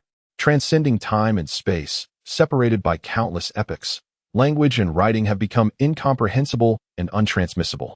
Only this spirit remains capable of resonance. If the words inscribed on this page are to be believed, the reality of the world is indeed terrifying. All of this appears to be an external manifestation of one's own thoughts. Throughout history, there exists but a solitary individual. All things and the universe itself are but illusions. Wang Xuan was left bewildered, for this scripture possessed a certain mystique, akin to brainwashing, reaching the utmost heights of idealism, suggesting that beyond oneself, there is naught else in existence. Was this akin to a diary penned by a person afflicted with mental illness? His expression was one of deep conflict. Was this truly the final scripture? To him, it seemed devoid of utility. However, within the flames of civilization, it was inscribed on ordinary material, yet remained undiminished, unconsumed by the fire, indicating that the wisdom it contained was extraordinary. Fortunately, these were merely a few segments of cryptic symbols, not the entirety. Wang Xuan cast it into the fire and continued to resonate, aligning his mental waves before once again capturing the traces of its thoughts. Do you believe now? Since time immemorial, there has only been one person in this world. I am you. When I am awake, I leave a record, and when your spirit extends, you behold this singular document that records the truth of existence. Wang Xuan remained speechless. The subsequent passages still resembled the musings of a deranged mind, continuing the cycle of brainwashing. In truth, this was merely a hypothesis. Belief and disbelief are both valid. Reality is far more unpredictable and bizarre than I have conveyed. What I express is merely a reminder. Perhaps the truth is that you are a patient, lying on a sickbed for the better part of your life. Your body has aged, and as your spirit hovers near its end, it sketches all things and scenes, thus giving birth to everything. Toxic, Wang Xuan exclaimed, then beckoned the little white tiger, saying, "Come, let me unveil the true world for you, imparting upon you a supreme scripture that elucidates the essence of all things." Without hesitation, he began to infect the little white tiger with this spiritual imprint. To his astonishment, the round-faced girl became dazed, deeply entangled in it, murmuring, "How reasonable! The demon lord is my true self, my primary consciousness. Wang Xuan is the dross of my spirit, hence, he must be eliminated. Among all things, I alone am the truth." Wang Xuan, upon witnessing this, was rendered speechless and chose to ignore her. He hastily captured the spiritual imprint once more, and at last, he glimpsed the genuine scripture. What I have spoken is merely an introduction. The cycle of cause and effect arises from your true heart. The spirit is our soul sword capable of cleaving through the mists and approaching the truth. Yet the accumulation of genuine energy and the defense of the physical body are equally indispensable. If the world were to consist solely of myself, then let this be the standard, capturing the truth beyond myself. The ensuing passages revealed the authentic scripture. Yet it still hinged upon the hypothesis of a mentally ill person's diary, using this as the premise for deduction. What the devil? To learn your ways, must I first brainwash myself and become a mental patient? Wang Xuan was nearly at a loss for words. Yet, from the author's perspective, everything seemed so natural. This was indeed a letter written to himself, asserting that he was the only one in existence. In this scripture, it is believed that the influence of reality is omnipresent, resonating with me, yet the genuine energy material is challenging to capture. Only through a pure spirit, recognizing that there has only ever been oneself, and cultivating a spiritual third eye, can one seize the resplendent essence of reality amidst the boundless darkness, accumulating it within oneself for personal use. I need not strive to purify myself further, for I already possess a spiritual third eye. By this reasoning, am I a naturally afflicted patient of severe mental illness? Wang Xuan pondered. This individual is quite intriguing. Is he truly serious? It feels as though he is subtly toying with future generations. According to the scriptures, if one could attain a spiritual eye, The mere allure of such a possibility would compel certain practitioners to risk themselves, potentially leading to a state of madness. Nevertheless, the subsequent teachings indeed possess substance, yet they require a dialectical perspective for proper refinement. Otherwise, he might genuinely become a severe case. In the frigid cosmos, the solitary self encounters various illusions, such as life and death, or the sudden disintegration of brilliantly shining celestial bodies, all emanating glimmers of tangible reality amidst the ethereal, elements worthy of cherishing and extracting. Wang Xuan exerted considerable effort to decode the mental processes of the severely afflicted, transforming them into a narrative he could assimilate, extracting their essence while discarding the ailments of the primordial spirit. Whether concerning the lifespan of living beings or the energy released by resplendent stars, within this scripture, they are all external stimuli, a fantastical provocation of one's own perceptions. From that illusion, he sought to distill the shards of genuine substance that interacted with the unique true self, thereby fortifying his being and preparing for a future closer to the realm of authenticity. As Wang Xuan delved deeper into the interpretations, he grew increasingly agitated. All things served as external stimuli, interacting with the inner self. He felt he had strayed from the scripture's intended path. External stimuli, inner self. Ah, he could not help but exclaim, believing he ought to pass this scripture to old Zhang, to see him driven to madness. However, he harbored reservations about entrusting it to figures like Yaozu, Mingxue, or Zheng Yuantian. Should their primordial spirits falter, it would be one matter, but what if they successfully cultivated it? In contrast, gifting it to old Zhang would likely result in mere schizophrenia, a condition that could be gradually mended, while the risk of their successful cultivation posed a greater threat. After a prolonged session of practice, Wang Xuan realized that without immersing himself fully, without pushing himself to the brink of madness, it was impossible to engage with this scripture. Furthermore, he needed to adopt the mindset that the world is inherently as it is, and his thoughts must align with that truth. He became entranced for quite some time, hypnotizing himself. Remarkably, it proved effective. Wait, such an unconventional method, such a patient, does not necessarily indicate a malady of the primordial spirit. Rather, I suspect he is intentionally challenging future generations, urging self-correction to unveil the essence of the scriptures. He glanced back at the little white tiger, who appeared thoroughly enraptured, lost in her own world with vacant eyes. Since I am the sole existence, let us sever all causal ties and begin with the dross of my own spirit. Extinguishing it, the round-faced girl attempted to push Wang Xuan into the fiery embers. Slap! Wang Xuan struck her forehead, jolting her awake, and turned away with a scowl. This scripture is quite fascinating. Provide me with the latter half. I wish to comprehend it. Once the round-faced girl regained her senses, she was elated, radiating joy. She sought a cool spot to gather her thoughts. Wang Xuan nudged her aside. Ultimately, before the flames, he discerned that by standing from his own perspective, he could interpret this scripture, discarding notions of external stimuli and inner self. Within his own cultivation system, all things coalesce into a layered reality. He sought to identify and absorb that rare, yet genuinely existent special substance.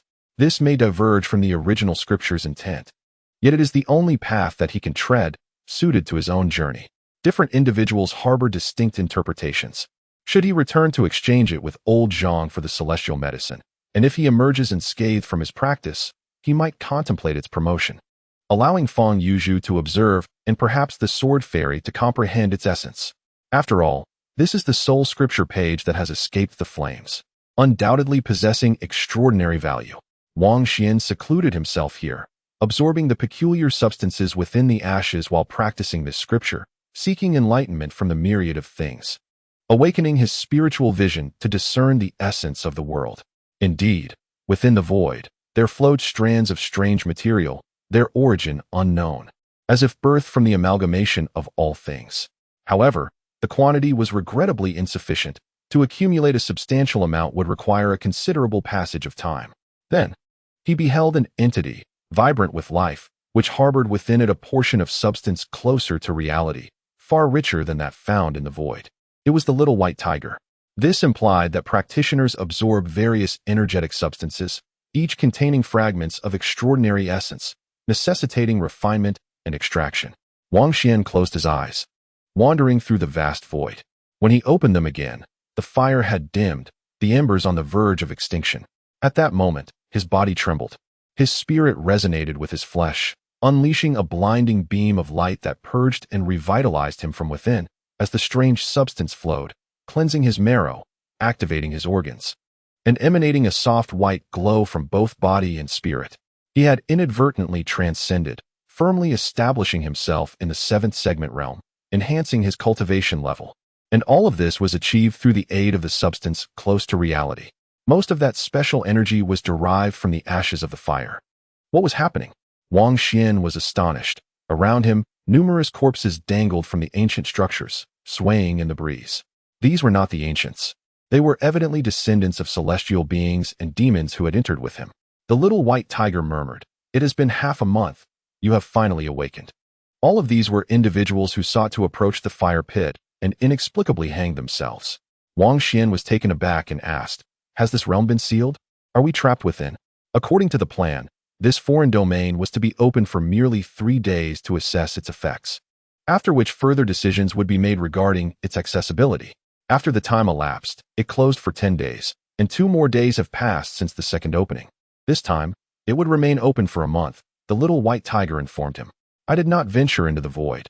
I broke through in the outside world, all stemming from external stimuli. However, without the abundant, peculiar substances contained within the fire pit, success would be elusive, requiring time to gradually accumulate." Wang Xuan pondered. He rose, surveying the ancient square and the silent streets, noting that among the hanged were several familiar faces, including a certain fairy clad in armor with a snow-white waist, who had spoken arrogantly at the entrance, only to meet her demise. There were 6 or 7 formidable individuals who bore animosity towards him, having attempted to block his passage at the entrance, hunting him down, both men and women, demons and descendants of celestial beings, who had met the same fate. The ember of a civilization's remnants is not something that just anyone can approach. Their deaths were not unjust. The round-faced girl nodded, declaring that some individuals deserved their fate. They had rushed in, attempting to ambush them, only to end up sacrificing themselves. Serves them right. "Let us depart," Wang Xuan announced, indicating it was time to leave this place. "What about the scripture?" the little white tiger inquired, still fixated on it. "I fear you may encounter issues with your primordial spirit. By the way, where is my crystal for recording images? If you refuse to return it, I shall not take you with me," Wang Xuan threatened. The little white tiger hesitated, contemplating betraying the demon lord.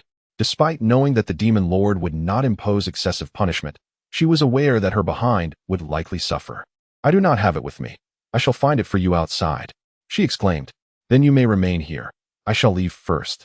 With a swift motion, Wang Xuan vanished from the square. "Come out, and I shall give it to you." The little white tiger became anxious, fearing she might end up among the numerous newly hanged corpses lining the streets.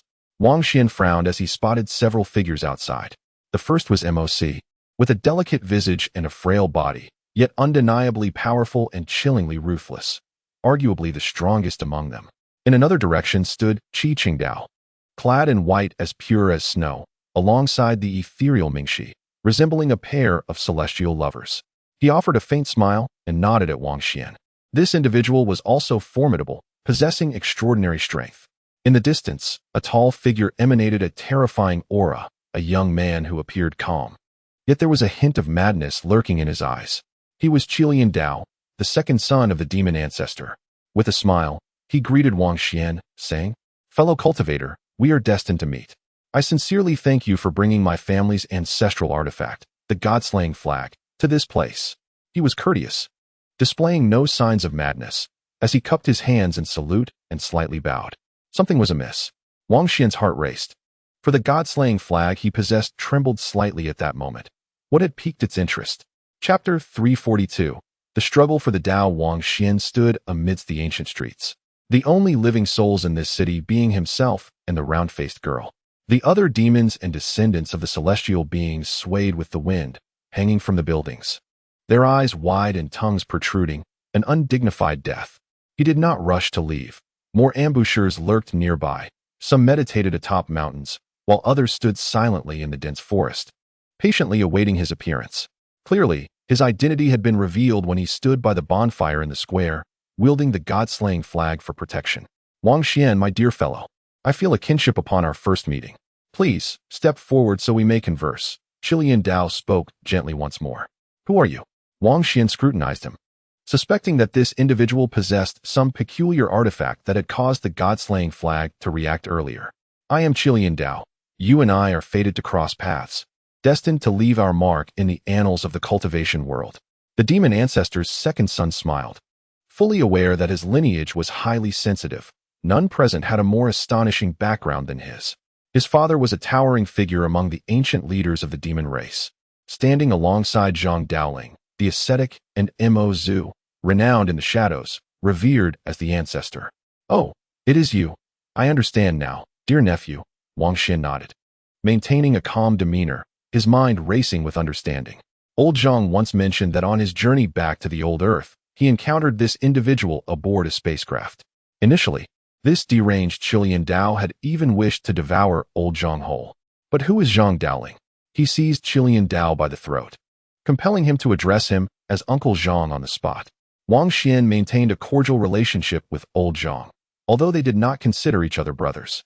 He felt that their conversations were akin to exchanges between peers. Thus, he elevated his own status in his mind, looking at this frenzied prince of the demon clan and naturally assuming that he was his own nephew. Nearby, everyone stood in stunned silence, their expressions contorting in disbelief, their faces twitching as they struggled to contain their reactions. Qilian Dao almost thought he had misheard. How could he believe his ears?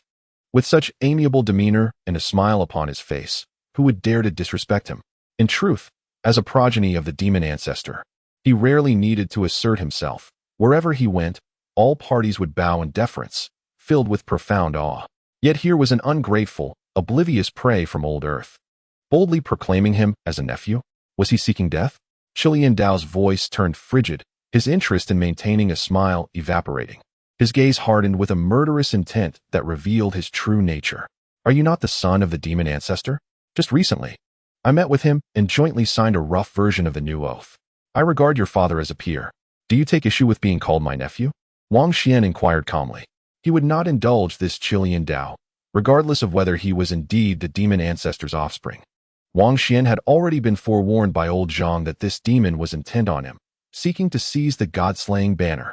Wang Xuan smirked coldly. This individual intended to take his life and claim his unparalleled treasure, which could not end well for him. He had no intention of offering polite words. Although his cultivation level did not match that of Qilian Dao, he believed in maintaining his principles. He would not refrain from calling him nephew simply because he was a demon prince. What a fool, Qilian Dao thought, eager to seize him by the neck and shatter his spine. How dare a mere mortal cultivator court death? He could easily end his life in an instant. I will break every bone in your body, leaving not a single one intact, and feed you to the dogs, Qilian Dao declared coldly.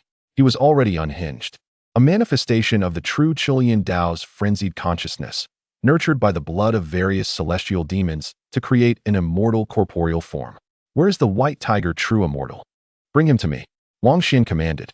The onlookers exchanged glances, astonished. Was this fellow truly so composed as to summon reinforcements? Yet, where would a true immortal come from? Then, they witnessed a small white tiger, about a foot long, bounding towards them, which suddenly transformed into a round-faced young girl in a flash of light. You, the white jade immortal, Qilian Dao exclaimed in surprise, recognizing the legendary white tiger. Others were equally astonished. The white jade immortal, renowned as a trusted confidant of the demon lord, possessed tremendous power and was a celebrated celestial demon. Many faces paled as they regarded Wang Xuan. Realizing he was indeed close to such significant figures, even the white jade immortal appeared at his side. Wang Xuan was taken aback. Was the little white tiger truly that formidable? Judging by the expressions of those around him, the round-faced girl did not seem as simple-minded and cute as she appeared. She seemed to be quite the formidable character. Qilian Dao, your primordial spirit is indeed troubled, he remarked. The white tiger true immortal spoke, her round face adorned with an expression of disdain as she placed a label upon the second son of the demon ancestor. Wang Xuan found this curious. Not long ago, she had been engrossed in the scriptures left by a severely mentally ill patient, yet now she derided another for their mental state. Clearly, both Qilian Dao and Baiyu Immortal were well aware of the underlying tensions, with the demon ancestor and the demon sovereign at odds, the latter seeking to usurp the former's dominion. Baiyu Immortal, do you wish to be my adversary? Chilean Dao inquired coldly. If I wish to strike you, I shall do so. Do you dare to contest? The round-faced young woman raised her chin defiantly and made her way outside, gesturing for Wang Xuan to accompany her. Wang Xuan recognized that he had underestimated this formidable creature. It seemed that after departing from the campfire in this ancient city, she truly could rampage through this foreign land. Chilean Dao, shall we engage in a spar? Moc suddenly interjected, his pure smile concealing an ironclad will and extraordinary confidence. He dared to confront the offspring of the demon ancestor. Though he was a fourth-generation core figure among the demon cultivators, he was still an upstart, separated by a significant age difference from his opponent. Many were taken aback, surprised by the audacity of this demon cultivator to step forward on his behalf. Moc glanced in their direction, offering a slight smile and nodding, before turning his attention back to Chilean Dao, an overwhelming aura emanating from him. He approached like an unparalleled true demon, suffocatingly oppressive, causing many extraordinary beings nearby to involuntarily retreat.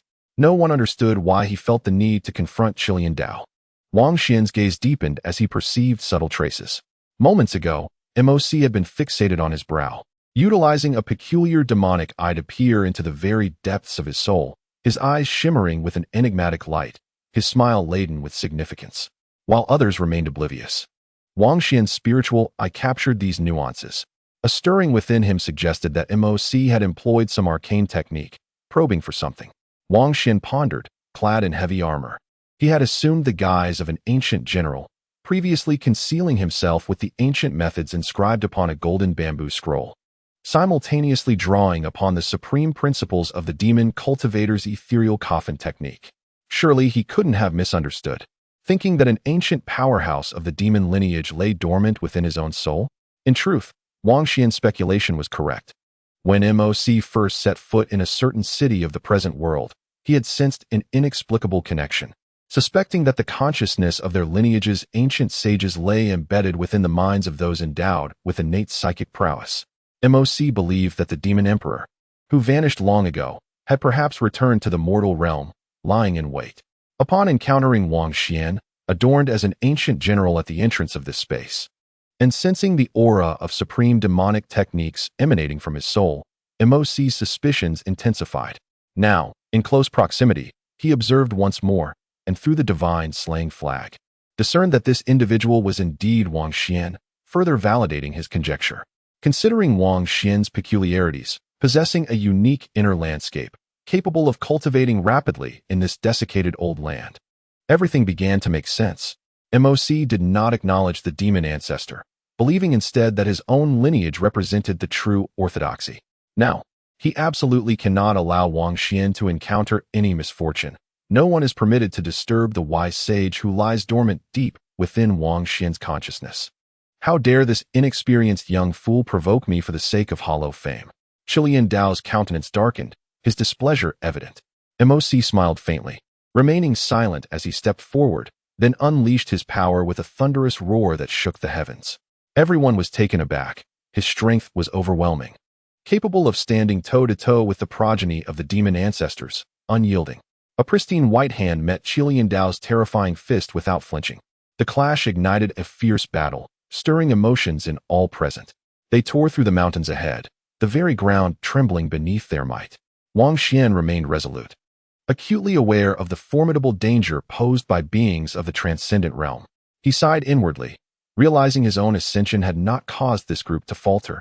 Indeed, old Chen had overthought it. His breakthrough had not disrupted the realms of others. Perhaps I did not ascend in the void. I should return and test myself there again. Wang Xuan contemplated. He then extended his hand towards the round-faced girl, demanding what was owed to him. He was on the verge of departure. The recording crystal must be secured and not forgotten. If not provided, she could remain behind. Here you go, the little white tiger exclaimed, her eyes wide with displeasure, muttering, "Apologies, Demon Lord, it was unintentional." With a swift motion, a shard of crystal vanished, claimed by Wang Xuan as he departed the ancient city with the jade-skinned fairy. Wang Xuan, I harbor no ill will towards you. Rather, I admire you. However, the god-slaying banner pertains to my path, and I must engage. This is not merely a personal grievance between us. It concerns the struggle for the future. Qi Qing Dao approached, his snow-white attire immaculate, exuding a formidable presence. "I will deal with him.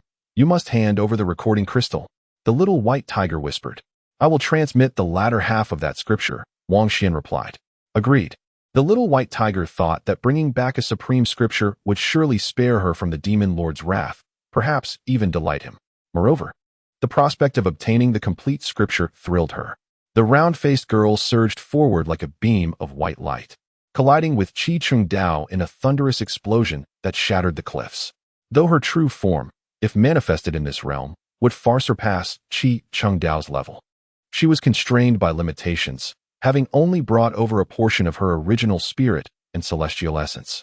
The stronger one was, the more severely the old covenant would target them. Amidst this chaos, the ethereal and graceful woman, Ming Shi, approached with a smile, stepping towards Wang Xuan. Clad in a moon-white gown that exuded an otherworldly elegance, she appeared as if untouched by the mundane world. "Brother Wang, forgive me, I bear no grievances towards you. However, concerning the path ahead, a conflict is unavoidable. Chung Dao requires the god-slaying banner, and thus, offense is inevitable." Chapter 343. A poetic declaration. Gu Ming, she approached gracefully. Adorned in a classical, celestial moon-white gown, her shoes and stockings matching in pristine white, presenting an image of unparalleled purity and transcendence. In the realm of reality, a woman of such ethereal beauty walking down the street would undoubtedly draw the gaze of every passerby. Her eyes, clear and radiant, and her striking features exude an otherworldly charm. However, to Wang Xuan, she was merely an impressive adversary. Although undeniably exquisite and resembling a celestial being, what did it truly matter? She was just a competitor. His current concern revolved around assessing the prowess of this woman, destined to be his opponent. How formidable was she? Could he defeat her? He furrowed his brow. The extraordinary beings emerging from this phase were all of remarkable lineage, formidable in strength, often transcending the ordinary, and thus quite challenging to confront, leaving him feeling quite disoriented. "Please, enlighten me." Gu Mingxi approached, untainted and exuding an ethereal grace. Her smile was breathtaking, surrounded by a hazy halo that accentuated her extraordinary poise. Yet, it was precisely this that unveiled her true power. A supermaterial vapor enveloped her, swirling around her form. Indeed, she was a practitioner of the realm of carefree wandering, her strength imposing. Clang! The heavy armor Wang Xuan wore trembled, resonating with a metallic vibration. Glinting with a cold sheen, the black long knife in his grasp was raised high, emanating a menacing aura. Boom! At that moment, a searing and blinding beam of light surged forth, narrowly grazing the side of Gu Mingxi, obliterating a distant hillock. Wang Xuan was taken aback, swiftly turning to see another woman appear. Dressed in contemporary attire, a crisp white shirt, and sporting a pair of silver-framed glasses devoid of lenses, she possessed a striking beauty and an air of tranquility, reminiscent of an intellectual.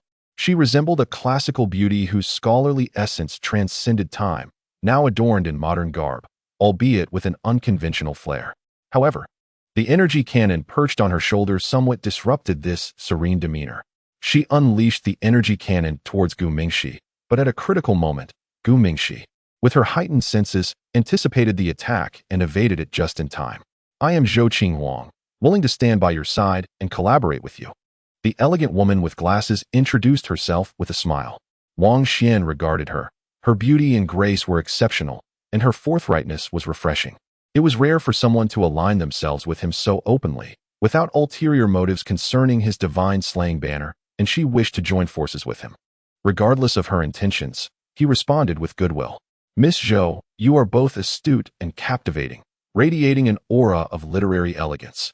You clearly embody the virtues of knowledge and propriety," Wang Xuan replied with a smile.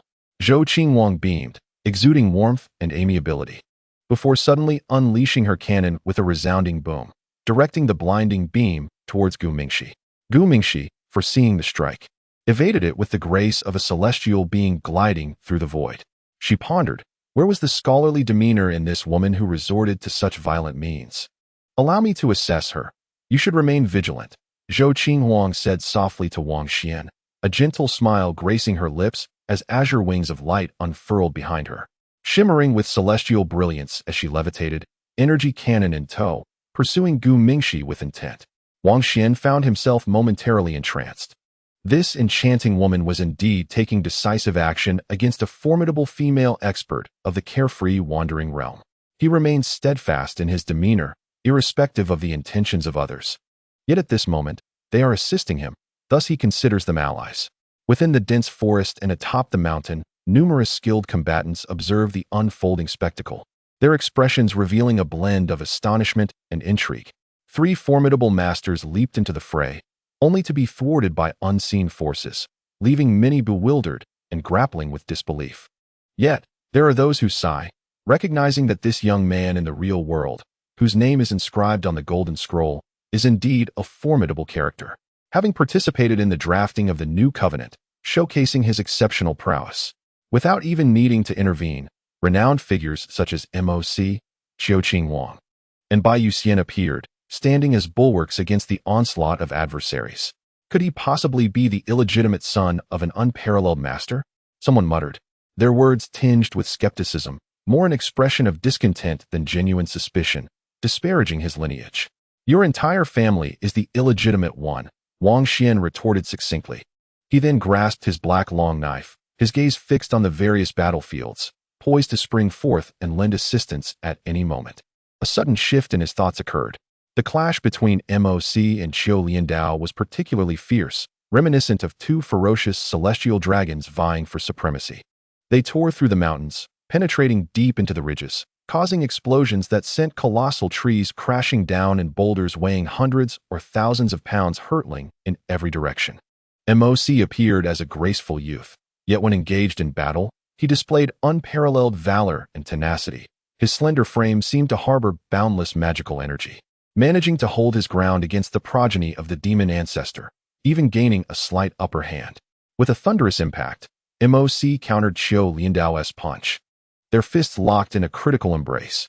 At that moment, their mental domains unfurled, transforming into an enigmatic mental space that clashed violently. MOC's mental realm radiated a silvery hue, imbued with a sacred light that enveloped him, as if he stood in a realm of purity beyond this world. In stark contrast, Qiu Liandao's mental domain blazed with golden brilliance, pulsating like a flame of madness, engulfing him entirely. The silver and golden forces collided, akin to 2 sanctuaries in violent confrontation, obliterating everything tangible in their vicinity. Trees splintered, rocks crumbled to dust, and thorny plants along with massive boulders were uprooted, swirling around them before erupting in chaos. As their fierce confrontation reached a stalemate, Wang Xuan approached with an effortless stride, his metallic armor exuding a chilling aura, while the black long knife in his hand emanated a ghostly coldness. Upon nearing the conflict, he observed the scene intently. Without uttering a word, he launched a decisive attack against Qiu Liandao, disregarding notions of fair combat or one-on-one duels. These individuals, masters of the transcendent realm, had come to hunt him. They were in no position to speak of fairness. With a swift motion, he used the god-slaying banner to carve a path through Qiu Liandao's golden mental domain, inflicting upon him a searing mental anguish akin to a venomous kiss. A portion of that domain instantly vanished. Subsequently, Wang Xuan raised his blade and struck downwards. His use of the god-slaying banner served to both clear a path and provide defense. A sharp sound echoed, and the brilliant blade light illuminated the entire forest. The atmosphere was charged with tension as Qiu Liandao faced off against MOC in a critical confrontation. Their mental realms were intertwined. A golden spiritual expanse clashing with a silver domain, resonating with thunderous echoes, rendering retreat impossible. To withdraw now would likely result in MOC invading the deepest recesses of his consciousness, seizing control of his mind and spirit, transforming him into a puppet of the demonic path, or worse, crafting him into a primordial spirit coffin, a terrifying legend indeed. The great figures of the demonic realm were known to possess primordial spirit coffins that could surpass their own power, often acquired through unexpected invasions. With a roar, Qiu Liandao unleashed the pinnacle of demonic magic, his spirit resonating with his corporeal form, sending forth terrifying ripples and blinding light, aiming to hurl Wang Xuan away and inflict severe wounds upon him. However, much of his strength was ensnared by MOC, and Wang Xuan proved far more formidable than he had anticipated, certainly not someone to be underestimated simply due to a few realms of difference. Standing firm, Wang Xuan remained unshaken. The blade descended with a dazzling brilliance, and with a sharp sound, it struck true.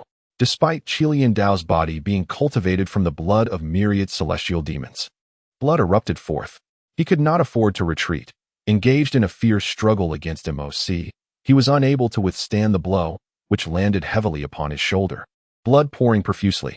Originally aimed at his neck to behead him, he had managed to alter the trajectory of the blade at the last possible moment through sheer force of will. The consequence was that his mental domain was breached by MOC, and the wound on his body was grievously deep. With a furious roar, his unparalleled true blood surged forth, cleansing his corporeal form and pushing back against MOC's invasion to protect himself from being cleaved in two by the blade. Wang Xuan, undeterred, continued to swing his sword, blood erupting from Qilian Dao with each strike. He could not help but admire Qilian Dao's resilience. His tough skin and sinewy flesh allowed him to remain rooted in place, even as his body trembled, leaving behind a series of afterimages. Qilian Dao was reduced to a bloodied figure, his head struck multiple times, fractures appearing in his bones, yet miraculously, he remained intact. Wang Xuan was not surprised. Within Qilian Dao's body flowed obscure runes that preserved his physical state. The sound of bones cracking echoed as Wang Xuan's blade nearly severed his neck, yet astonishingly, it healed rapidly. Everyone present was astonished, rendered speechless. What did they witness?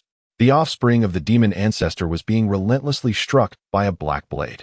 Qilian Dao, in a fit of rage, finally broke free from MOC's invasion, only to feel a piercing pain in his mind as the divine slaughter flag sought to penetrate his mental domain once more. Wang Xuan, equally baffled, had struck him numerous times without delivering a fatal blow. What was this absurdity? Defiantly, he declared, "Let us change the venue. I'll help you sever your ambitions." With the black demonic blade in hand, he powerfully swung upwards between Qilian Dao's legs and then slashed again. Qilian Dao was shaken, his entire being bristling in alarm. He had never encountered such an adversary and found himself utterly unprepared. How could he continue to fight with such ferocity in this dire situation? He roared, his body pulsating with vitality, the crimson clouds swirling like a rainbow, and suddenly, with a surge of strength, he fled. The fourth demon pursued him, casting a deep glance at Wang Xuan, increasingly convinced that his demeanor bore a striking resemblance to that of a legendary figure from antiquity, a renowned master of demonic arts. Wang Xuan also chased for a while, preoccupied with the mysterious artifact within Qilian Dao's body, which seemed beyond his control and could not be summoned. Why else would it be concealed so carefully, left unutilized even in peril? With another strike, the black demon blade in Wang Xuan's hand cleaved into Qilian Dao's back, blood erupting like a crimson fountain. Qilian Dao executed the blood escape of the celestial demon, transforming into a haze of red smoke, fading away before reappearing at the edge of the earth. The fourth demon, resolute in his intent, followed him into the distance, determined to capture him. Wang Xuan pondered for a moment before deciding not to pursue further. His current realm was insufficient, and a direct confrontation with Qilian Dao could lead to unforeseen complications. Nearby, onlookers were astonished, caught in a surreal spectacle. The prince of the demon clan, a true heavyweight, was being held at bay by the fourth demon due to cross-boundary constraints. Yet, now he was being relentlessly attacked by a young man of relatively low cultivation, bleeding profusely, a most extraordinary sight. Alas, a bitter enmity had been forged this day. He must hasten to elevate his realm, lest he become the target of Qilian Dao's wrathful vengeance. Wang Xuan was certain that once the opponent regained his composure, he would unleash the most ferocious reprisals. On his way back, he witnessed the battle between the round-faced maiden and Qi Cheng Dao and felt compelled to intervene. How could he remain indifferent while his comrades fought? "Mingxi, I'm leaving." Qi Cheng Dao communicated telepathically, promptly commandeering a treasure ship to flee into the void. Having witnessed Qilian Dao's dire condition, he wished to avoid drawing the attention of the unscrupulous Wang Xuan. Managing a white tiger celestial demon was already daunting, and he felt immense pressure. "Capture him," Wang Xuan shouted, instructing the little white tiger to pursue relentlessly, to eliminate Qilian Dao and avert future troubles. In another battlefield, Zhou Qinghuang and Gu Mingxi clashed, energy cannons hurled into the mountainous terrain, expending their power and becoming mere scrap metal. Upon receiving a message, Gu Mingxi prepared to soar into the sky, riding an extraordinary lotus platform, her garments billowing, resembling a celestial being gracing the mortal realm, breathtakingly ethereal. Stay here. You are a gift I have prepared for someone else, Zhao Qinhuang declared, her laughter losing its softness, casting aside her glasses with a hint of allure and wildness. Phoenix feathers locking the void, she exclaimed, unfurling her azure divine wings, showering the skies with a multitude of radiant feathers, sealing the expanse. Countless energy feathers danced around her, as if she were a divine phoenix in flight, her movements graceful and enchanting, captivating hearts, enveloping the small realm with her energy feathers. Gooming, she found herself ensnared, momentarily trapped. The spectators were astonished. To possess the ability to lock the void at Zhao Qinhuang's level was exceedingly rare, showcasing her extraordinary talent. However, she found herself straining. Capturing Gu Mingxi was beyond her capabilities, her beautiful cheeks flushed with a hint of crimson, akin to intoxication. Breathing heavily, she said, I present her to you, a gift. Please accept her. Chapter 344.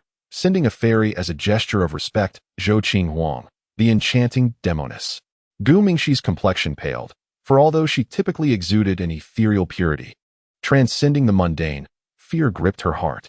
If she were to become a captive, falling into the hands of a stranger, reduced to a mere prisoner, what fate could await her? The horrifying images swirled in her mind, too dreadful to contemplate.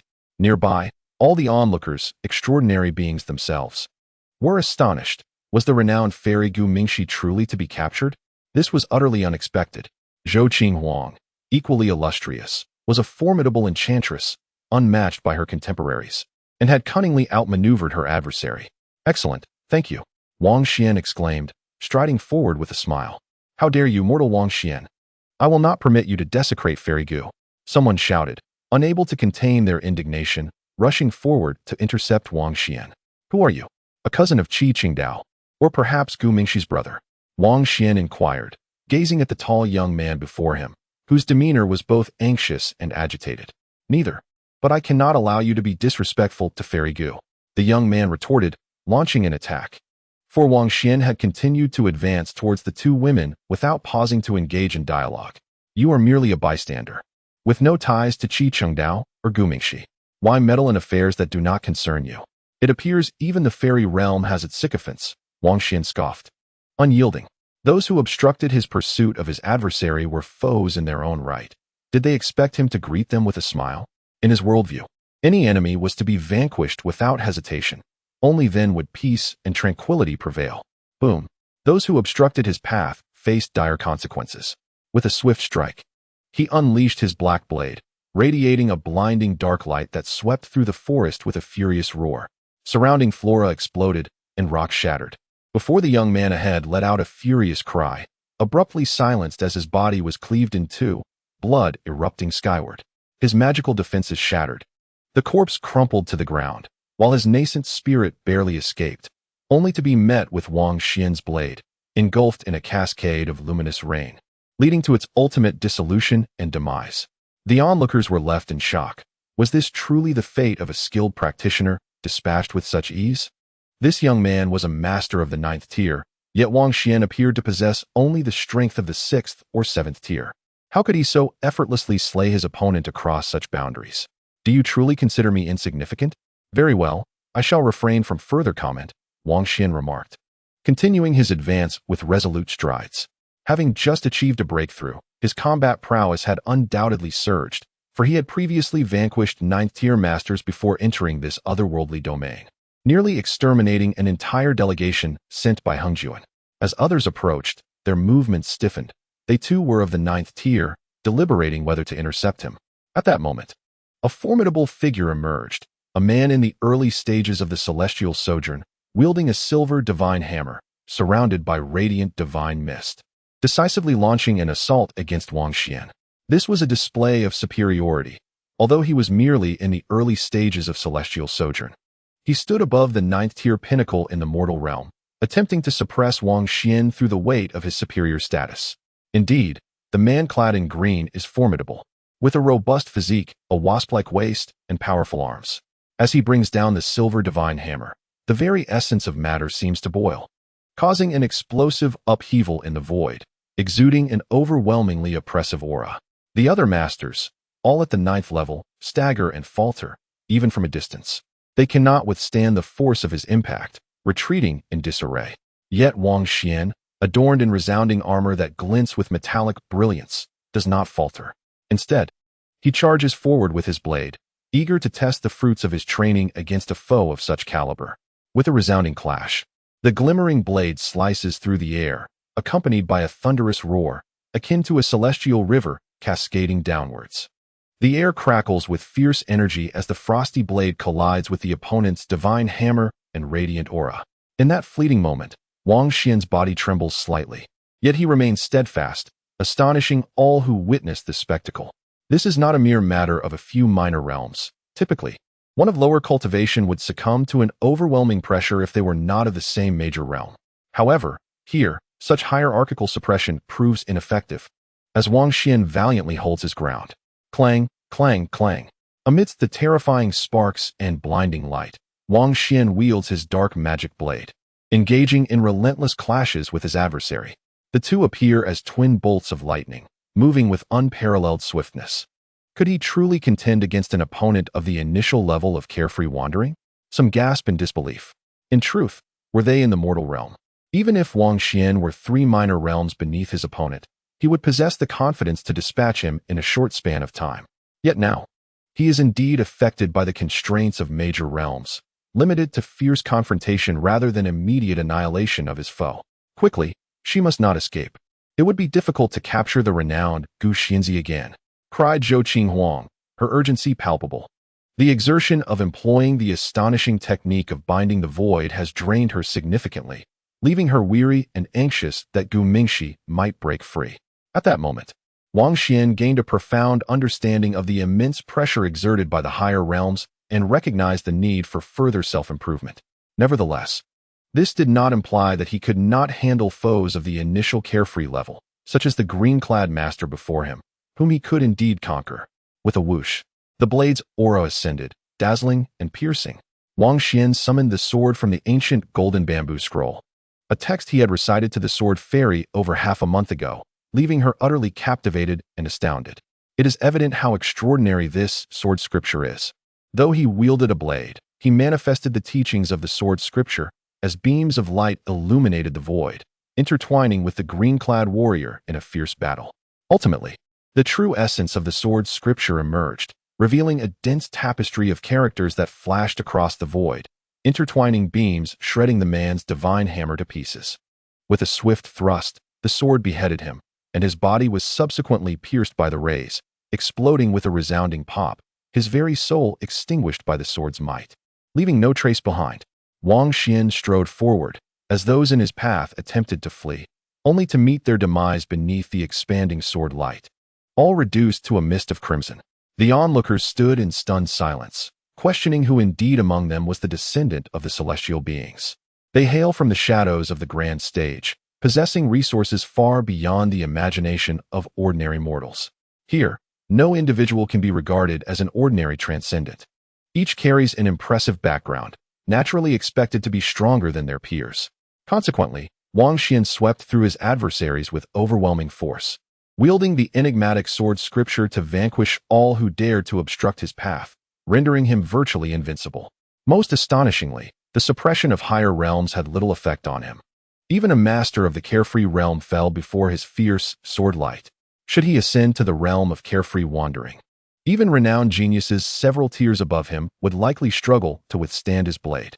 Whispers echoed, acknowledging that while there were undoubtedly mightier figures present, none dared to intervene. After all, what if the likes of MOC returned or Bayuxian appeared? It seemed he had recently broken through a barrier. Such prospects were indeed terrifying. In this era, Wang Xuan continued to elevate his realm amidst a desolate world. Many felt trepidation. Should Wang Xuan step into the domain of carefree wandering, retaliation would be inevitable, and few could hope to resist his brilliance. Quick, quick, quick, Zhou Qinghuang urged, her once composed demeanor now marred by a wild urgency. She trembled in the sky, on the verge of collapse. Fortunately, at that moment, Wang Xuan dispatched all opponents, traversing hundreds of meters in a single stride, gliding toward her. Gu Mingxi radiated celestial light.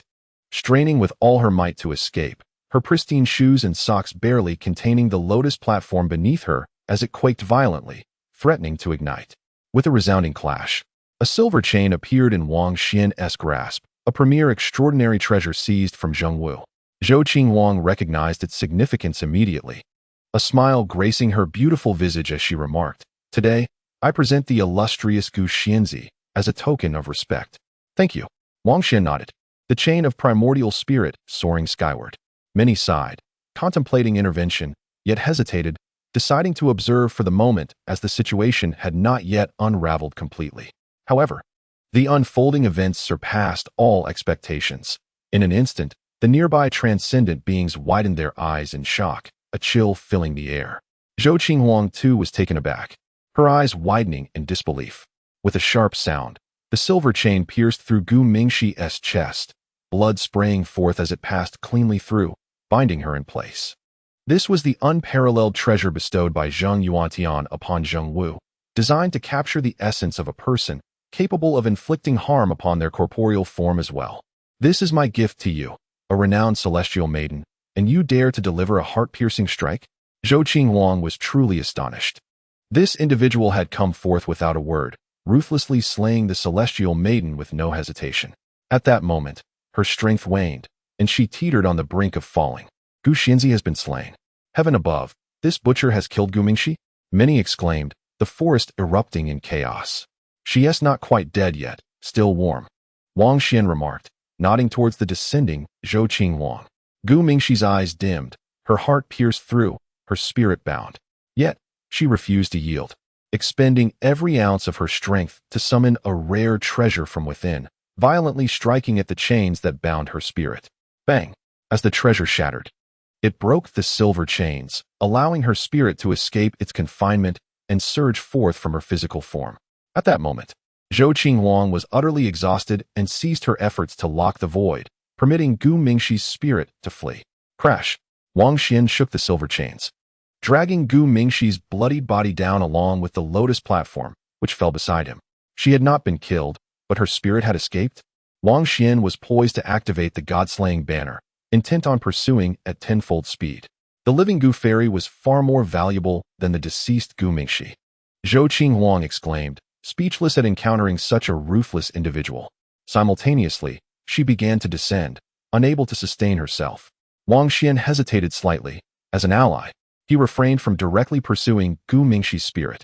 Instead, he held the god-slaying banner in one hand and the spirit chains in the other, taking precautions as he opened his arms to catch Zhou Qinghuang. With a thud, he caught her in his embrace. Surprisingly, as he beheld her long legs and graceful figure, he found her surprisingly substantial in his grasp. She wore a short white shirt, a quintessential modern outfit. At some point, a pair of glasses had been perched upon Zhou Qinghuang's elegantly defined nose, restoring her intellectual charm. "Release the Zhou fairy," someone shouted, undoubtedly recognizing Zhou Qinghuang's considerable fame and multitude of admirers. "Do you think you can dictate my actions?"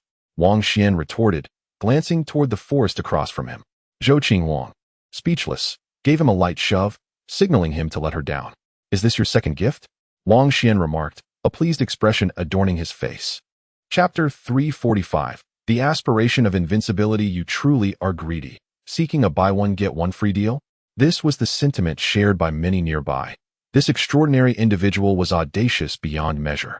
However, considering that he had mercilessly dealt with Gu Mingxi, they understood that there was nothing he would not dare to contemplate or execute.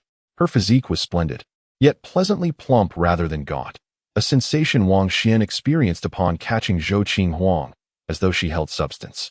What one professed verbally often diverged from their true thoughts. He remained highly vigilant, hence his left hand wielded the god-slaying banner while his right grasped the spirit chains, all the while maintaining a watchful demeanor. "Quickly save her.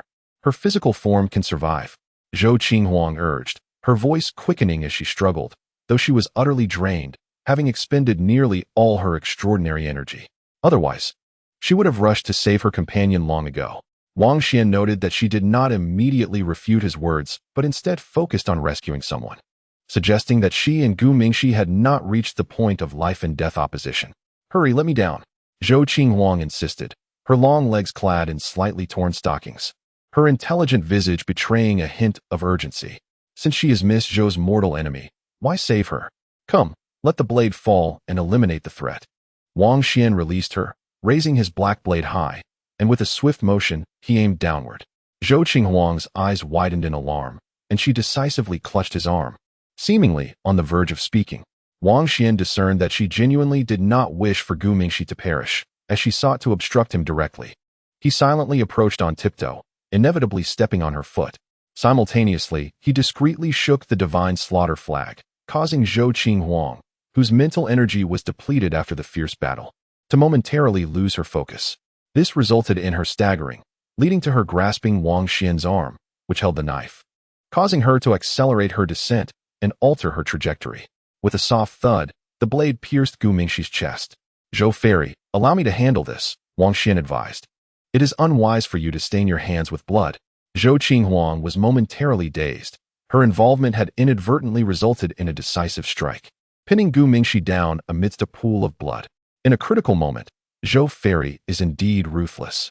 Someone sighed. Another shouted, "Zhou Qinghuang, Zhou Fairy, show some mercy." Some could no longer contain themselves. Perhaps there was still a chance for salvation, but after this wound, could she possibly survive? Zhou Qinghuang swiftly retrieved a crystal shard, containing a top-tier healing elixir, shimmering blue. As she unsealed it, a rich vitality emanated forth. She quickly administered it to Gu Mingxi and applied some to her wound, instructing Wang Xuan to retract the silver divine chain. Gu Mingxi has a significant background. She cannot die now. With a swish, Wang Xuan extracted the soul-locking chain from Gu Mingxi's chest, but then ensnared her physical form with the divine chain, securing her from the outside. He had determined that, although Zhou Qinghuang was targeting Gu Mingxi, she did not genuinely wish for her demise. Were they merely putting on a performance? Or could it be that they shared a rivalry yet possessed a certain camaraderie, their relationship far from the dire assumptions? It was not that he was overly cautious. Within this space, trust was a rare commodity. All these individuals hailed from the shadows of greater powers, and their encounters were entirely new, devoid of any prior bonds or familiarity. After Zhou Qinghuang's entrance, she promptly aligned with him, expressing her desire for collaboration. Wang Xuan was grateful, regardless of her motivations. He welcomed her willingness to stand in the same camp with him. However, expecting him to lower his guard and trust her completely was out of the question. They were strangers, and such unwavering support upon their first meeting was far from a common occurrence. Genuine enthusiasm was never without reason. For the moment, he chose not to delve deeper into their motives, aiming instead to unite with fellow companions to confront their adversaries. Zhou Qinghuang remained the astute and remarkable Miss Zhou. Should she turn against him, he would have no choice but to regard her as the malevolent Zhou Demoness. After a flurry of activity, Zhou Qinghuang sighed in relief. For the time being, this body would not perish. With some effort, she believed she could find a way to save it. Although survival was assured for now, the severity of the two wounds was alarming. The silver chain had pierced through the heart, while the black blade had carved a gaping wound, leaving her speechless. To treat you, an otherworldly fairy, in such a manner, was the intent truly to kill? She felt overwhelmed, uncertain of how to face Gu Mingxi's faction. If Gu Mingxi were to survive, even if they had some private rapport, would she not seek revenge? Gu Fairy was deeply protective of her body, having never sustained such injuries throughout her life. The sight of blood pooling around her left Zhou Qinghuang feeling faint and exceedingly guilty. Why do you wish to kill her? The living Gu Mingxi can serve a greater purpose. Her faction is formidable, and her grandfather is a near-legendary master, Zhou Qinghuang interjected. Did you not send her to me? I believe keeping her would only turn her into a rival, Wang Xuan replied, astonished. Simultaneously, he dismissed her concerns. What did it matter if her grandfather was a near-legendary master? As long as she stood as an adversary, she was destined to be eliminated. Besides, did he truly care about such matters now? He had already struck down the son of the demon ancestor many times, once an enemy. One would not concern themselves with lineage. Zhou Qinghuang gently rubbed her forehead, realizing that reasoning with him was futile. Moreover, I believe Miss Zhou is far superior, graceful, gentle, beautiful, cultured, and polite. Isn't that 100 times better than her immediately resorting to violence against me? She thought warily, wondering if he intended to deliver a fatal blow as well. In truth, I wish to keep Gu Mingxi. I envision the three of us sitting down to converse. I have no affection for Qi Qingdao and do not wish to see Gu Xianzi grow too close to him. Now, you've made things complicated for me, Zhou Qinhuang lamented, massaging her temples, the situation increasingly precarious. After a moment's thought, she continued, however, Qi Qingdao fled with the treasure ship without waiting for Gu Mingxi to leave. I shall pursue her primordial spirit. I will accompany you, Wang Xuan declared. Zhou Qinhuang glanced at the god-slaying flag in his hand and promptly refused, fearing that his presence might lead to the destruction of the primordial spirit. Surely, you wouldn't harm her physical form, would you? She asked, casting a worried glance at Wang Xuan before looking down at Gu Mingxi's unconscious body. Rest assured, I will not strike her for now. It depends on whether she recognizes her circumstances, Wang Xuan assured her. Zhou Qinhuang fell silent, adjusting her glasses, nearly casting them aside in frustration. In your estimation, does such a renowned fairy only exist as a choice between life and death? Very well, just refrain from any reckless actions, she replied with a nod. Wang Xuan grimaced, stating, she is drenched in blood, devoid of her soul, a veritable corpse. What comparison is there to Miss Zhou's brilliant and captivating presence? Stop. I'm terrified of you. Zhou Qinhuang exclaimed, vanishing in an instant, commandeering Gu Mingxi's lotus platform. Wang Xuan had no intention of delivering a final blow. Gu Mingxi's body still held considerable value. With numerous enemies looming, he sought to unite powerful allies for his cause. Indeed, such unity could be fortified by strength. For instance, if Gu Mingxi's primordial spirit were to re-emerge, the two factions could negotiate terms, allowing her to act on Wang Xuan's behalf. Even should Qi Qingdao appear, peaceful coexistence was not out of the question. He could assist Wang Xuan in battle, pursuing Qilian Dao. These were all promising options. Of course, such collaborations would be temporary. As for the future, once he ascended in rank, would these individuals truly turn against him? If they dared to do so, he would strive to quell the conflict. Peace in the world often requires a measure of bloodshed. My wish is for a world without enemies, filled with friends, striving to achieve an invincible realm, Wang Xuan mused. A heartfelt aspiration. Many extraordinary beings lingered nearby, uncertain of what Wang Xuan and Zhou Qinhuang had discussed. Yet, Gu Xianzi's body remained in his possession, and some among them were reluctant to depart. Dispersed, each returns to their own abode, each seeks their own mother. Wang Xuan, with a silver divine chain, bound Gu Mingxi as if she were a mere handbag, lifting her effortlessly in his grasp. This spectacle left the onlookers astounded, truly. The notorious butcher Wang displayed no regard for delicate beauty, unceremoniously hoisting her away. Wang Xuan, this is rather uncouth. Regardless of the circumstances, Gu Mingxi is a renowned fairy. Even in captivity, she deserves a semblance of dignity. Such behavior is utterly unbecoming. Unable to restrain their indignation, someone in the forest spoke out against him. Wang Xuan halted and replied, do you expect me to carry her on my back or clasp her under my arm? The speaker's countenance shifted. Then hold your tongue. As Gu Mingxi was taken away, news of the event spread, causing a stir among the extraordinary beings in the vicinity. A portion of them followed suit. Wang Xuan's audacity was remarkable. He had subdued the fairy, with rumors suggesting he had pierced her chest. Had he not been stopped, Gu Mingxi might have perished at his hands. Along the way, whispers of astonishment circulated. What is this? You know too little, have you not heard? Wang Xuan has long been infamous for his deadly techniques, known even among the natives. Chen Yongjie arrived, accompanied by several allied demon clan powerhouses, sharing intriguing revelations while reflecting on how Wang's style had remained unchanged. Little Wang, travel along that great river for 300 miles. You shall encounter a thunderous marsh, home to a mysterious blood pool, brimming with fortuitous opportunities. Chen Yongjie discreetly communicated, revealing a promising location. After a transformation, he posed as a metamorphosed demon cultivator, closely associating with several fiends and reaping significant rewards. He further cautioned that area is occupied by the blood god monkey. However, he is temporarily absent. Remain vigilant to avoid any ambush. Chen Yongjie felt satisfaction. After half a month, he had broken through, now a late-stage 6th segment expert. Poised to enter the 7th segment realm, he intended to continue mingling with the demons until he ascended to the 7th or 8th segment. Wang Xuan, astonished, responded discreetly to acknowledge the information, then continued on his path, carrying Gu Mingxi's form. Wang Xuan, once I emerge from seclusion, I shall not spare you. You will face 1,000 tortures. From deep within a mountain range, Chen Dao growled, heavily wounded. Wang Xuan's interference had led to numerous strikes against him, distracting him enough that he nearly fell to the hands of MOC. His body was in tatters, his primordial spirit damaged, yet he managed to escape with great difficulty.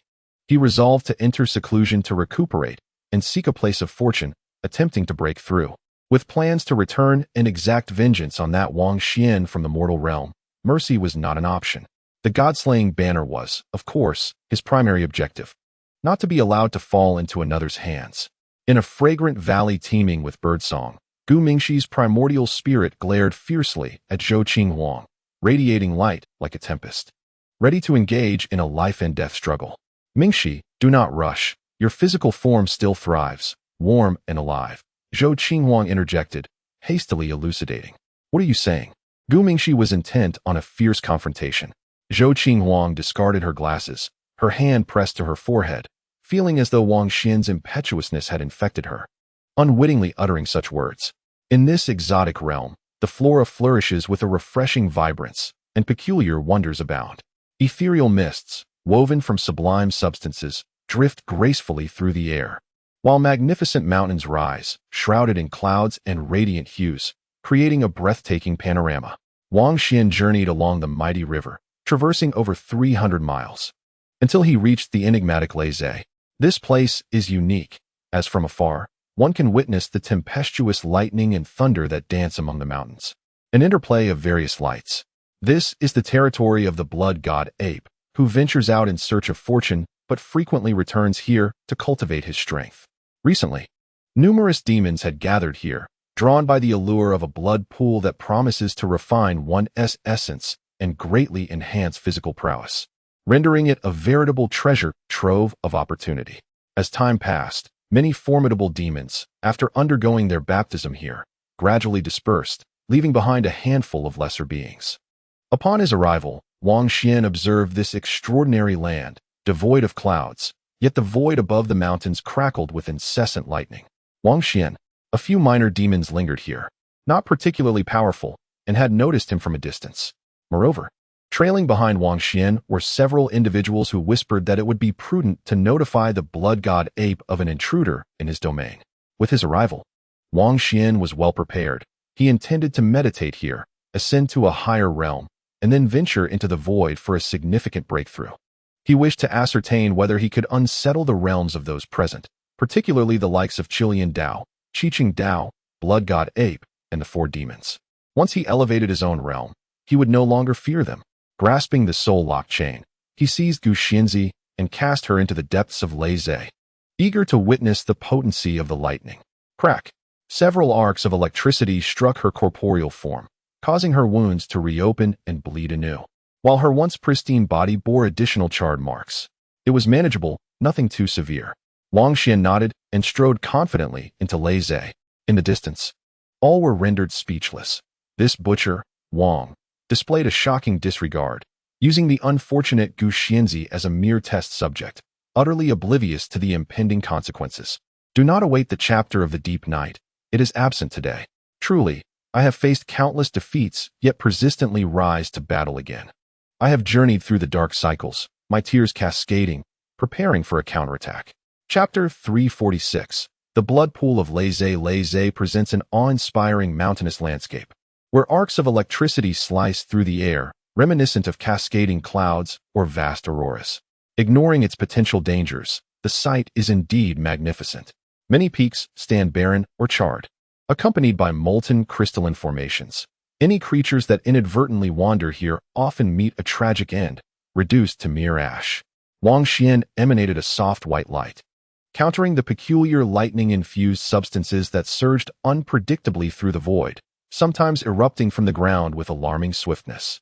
At last, he approached the sacred ground of Leze, where the terrain was stripped of vegetation and rocky outcrops emerged, revealing sporadic depressions that seemed to harbor pools of blood. Is this liquid flowing from the blood pool? Wang Xuan scrutinized with his spiritual eye. It was not true blood, but rather an extraordinary mineral substance. Crack! Another wave of intense lightning descended, a vivid violet hue, akin to flying swords plunging from the void, piercing the ground and scattering radiant shards. Wang Xuan abruptly vanished from sight, racing towards the realm of creation. He has arrived. Whispers of malice echoed among the demons, yet there was an unmistakable air of trepidation, particularly from those fiends originating from the new star, who regarded him with heightened reverence. Wang Xuan and Chen had vanquished a significant number of demons during their campaign against the Scourge. Deep within the thunderous depths of the Thunder Marsh, a mist of crimson blood enveloped a pool, where dazzling rays of light intermittently erupted, its extraordinary substance pulsating with vibrant life. Vivid red liquid flowed forth, transforming into streams of sanguine light that spread outward, forming numerous blood pits in the vicinity. Apologies for the intrusion. This blood pool is vast, and I occupy but a mere corner. Wang Xuan greeted the demon cultivators. With few beings present and no formidable demons around, the atmosphere was relaxed. Feel free to continue. A goat spirit, though humanoid in form, retained its prominent horns, replied amiably. As Wang Xuan was recognized due to the god-slaying banner, he reverted to his true visage, though still donned in heavy armor.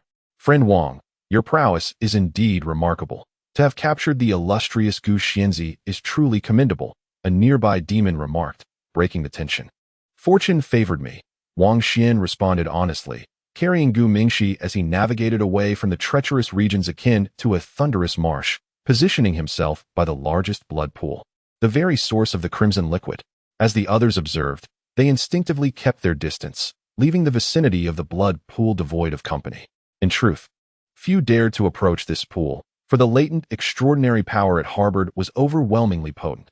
Those who sought to cleanse themselves within its depths risked being flayed and shattered. Apart from the blood god ape, only a handful of formidable demons had ever entered this realm. Friend Wang, your humility is excessive, though Gu Mingxi is young. She possesses strength that surpasses even the earth immortal level, a peculiar demon, shimmering with metallic luster and resonating with a clangorous voice, interjected. This was a metallic demon formed from ancient bronze, or Wang Xuan was taken aback, surpassing earth immortal? This revelation was unexpected. Yet what of it? He recalled the Chilean path, pondering the unimaginable strength of the progeny of the demon ancestor, who had previously endured over a dozen strikes from him. Placing Gu Mingxi at the edge of the blood pool, he circled it, noting the surface bubbling with the vivid liquid, the luminous aura casting a sacred glow, devoid of any foul scent. Gazing with his spiritual eye, he scrutinized the pool, discovering its profound mystery. What he observed revealed parts of its essence and truth. It was indeed not mere blood, nor was it simply ordinary minerals. Within the extraordinary substance of the pool lay an exceedingly rare material. Red mist. A substance approaching the essence of true energy? He was astounded. Yet, this material was exceedingly sparse, still predominantly composed of conventional extraordinary energy. Wang Xuan lowered Gu Mingxi's legs into the pool. In an instant, her calves swelled rapidly, showing signs of impending injury. At this rate, she might suffer a layer of skin being peeled away. The blood pool, let us assume it harbors rare minerals, is not a gentle nurturing but rather akin to a sword piercing through veins, a brutal method of cleansing the flesh. Wang Xuan lifted her and placed her aside. He removed his heavy armor, donned simple garments, and leaped into the pool, only to be met with excruciating pain. His entire body felt as though it were being pierced by countless sharp needles, racing through his flesh, eliciting involuntary groans from him. Some demon cultivators withdrew, unwilling to approach him closely. After all, he bore a notorious reputation for having slain numerous demons in the new star. This audacious fellow dared to venture here alone for a thorough metamorphosis, and at a critical moment, when his internal organs were on the brink of renewal and his flesh was peeling away, would they strike him down? Those demon cultivators who had just been attempting to mend relations with Wang Xuan quickly changed their demeanor as they retreated to a distance. Are you confident? Gu Mingxi nearly fell to him. This individual is undoubtedly formidable. Perhaps it is wiser not to take any risks. A portion of the demon cultivators observed for an extended period before finally deciding to leave quietly, realizing there was no need to meddle, as doing so could very well lead to their own demise. Yet, they harbored resentment towards this mortal, unwilling to witness his physical enhancement and spiritual progress. Did he not fear being cornered here? Why linger? While we may refrain from direct action, we can certainly send word out, hoping the blood god ape will arrive or that Qi Qingdao will come to eliminate him. This group of demon cultivators fled, preparing to use him as a pawn in their schemes. watching from the sidelines. At this moment, Wang Xuan trembled all over. The sensation of pain was one he would never forget. As time passed, it felt akin to being dismembered, as if someone wielding a bone knife were stripping away his flesh. Yet he could sense that it was indeed beneficial for him, breaking the inherent balance within, leading him toward a rebirth through blood transformation. The extraordinary power within the blood pool was overwhelmingly tyrannical. Though it ostensibly nurtured vitality, it felt more like torture. Worse than scraping bones, now it could be described as marrow scraping. Half an hour later, Wang Xuan's exterior began to crack, the violent shedding of skin causing him to frown. For his internal organs and bones had not been reshaped. Is my body not already in its optimal form? Is reshaping unnecessary? His sinews and bones remained unaltered. Yet a certain vitality emerged within his flesh, causing his organs to resonate and his marrow to glow, creating a harmony throughout his being. An hour later, Wang Xuan completed the blood transformation, his wounds healed, and his entire body shone with a radiant glow, confirming an enhancement in his physical constitution and a growth in mental acuity. However, he felt dissatisfied. The blood pool had not rendered him the profound effects he had anticipated, as he had merely progressed from the early to the mid-stage of the 7th segment. At that moment, several skilled individuals appeared in the Thunder Marsh, having come upon hearing the news, yet none dared to act impulsively. Wang Xuan prepared to submerge to the bottom of the pool, seeking to explore the dense red mist of energy, hoping to find a richer essence below, as the surface was too thin. With a swift motion, a black long knife materialized in his hand, poised against Gu Mingxi's swan-like, snow-white neck, causing a trickle of blood to flow. Not far away, Qi Qingdao emerged silently from behind a massive stone, his expression grim as he coldly commanded, "Release Mingxi. Stay away from here and guard for me," Wang Xuan responded. Qi Qingdao's gaze was piercing as he declared, "If you are a man, let us engage in battle to determine who is stronger and who is weaker, based solely on our true abilities. Very well, keep watch outside for me. I am experiencing some insights and wish to break through a barrier. I will return for a spar with you," Wang Xuan replied gently. In the distance, many individuals displayed expressions of astonishment. What era was this? Preserving their current strength was already commendable, yet he still aspired to rapidly transcend boundaries once more. With a cold demeanor, Qi Qingdao remarked, "Wang Xuan, I hold no grudge against you. In fact, I once admired you. However, you are disappointing me now by resorting to such threats, which is not the behavior of a true hero. Are you seeking a so-called fair contest of extraordinary paths against me?" Wang Xuan chuckled lightly and inquired, "What level are you at now, the 2nd or 3rd stage of the carefree journey?" He then continued matter-of-factly, "I bear no ill will towards you either. Once I enter the 8th segment of the human realm, it will not be long before I will engage with you." Numerous onlookers had gathered nearby, collecting the crimson liquid flowing from the blood pool, preparing to take it elsewhere for their own rejuvenation. The crowd expressed their disbelief. Wang Xuan spoke the truth. His cultivation was significantly inferior to Qi Qingdao's. Engaging in a confrontation now would hardly qualify as a contest for the path, suppressing his murderous intent. Qi Qingdao restrained himself. In the gaze of the public, if he were to attack, it could provoke Wang Xuan to harm Gu Mingxi, which would portray him as excessively domineering and ruthless. Simultaneously, he genuinely did not wish for Gu Mingxi to be harmed here. "I shall give you time. Let us see how far you can go," Gu Mingdao stated expressionlessly. Wang Xuan said nothing further, focusing on the bottom of the pool, preparing to dive down. From afar, Zhou Qinghuang arrived, carrying Gu Mingxi's primordial spirit, hidden in a secluded area of the Thunder Marsh. "See, your physical body is unharmed," she said. Gu Mingxi was reluctant to engage with her. Was it truly unharmed? Bound by a silver divine chain, her body bore the charred marks of lightning strikes and dreadful knife wounds, having once been pierced through by the very chains that now restrained her. With a splash, Wang Xuan tossed Gu Mingxi's body into the pool and glanced back at Qi Qingdao, saying, "Do not worry, the blood pool will benefit her." Qi Qingdao's expression remained frigid, and he uttered no further words. In the distance, Gu Mingxi's primordial spirit grew restless, yearning to rush over. A profound bitterness filled her heart. Her body was damaged and she was captured, losing both her dignity and her freedom. Being dragged into the blood pool was utterly humiliating. Upon reaching the bottom of the pool, Wang Xuan was taken aback. The blood pool appeared to have been formed by a meteorite crashing down, with distinct markings at the base, remnants of some extraordinary substance that seemed to verge on genuine power. This revelation sent tremors through his heart. Had such a meteorite once carried that kind of material? Chapter 347. It should be shaken. There should have been fragments of the meteorite remaining, but they had long since vanished, likely taken away by someone ages ago, prompting deep contemplation within him. Although it was merely a substance closely resembling the realm of truth, it ultimately fell short and was insufficient to incite a qualitative change. Wang Xuan shook his head. Nonetheless, this ignited his imagination. Could there be even greater sources from which such meteorites descended in the vast expanse of the universe? For countless ages, the celestial beings have not been idle. Their footprints are etched upon numerous mythical planets throughout the cosmos, yet no remarkable discoveries have emerged.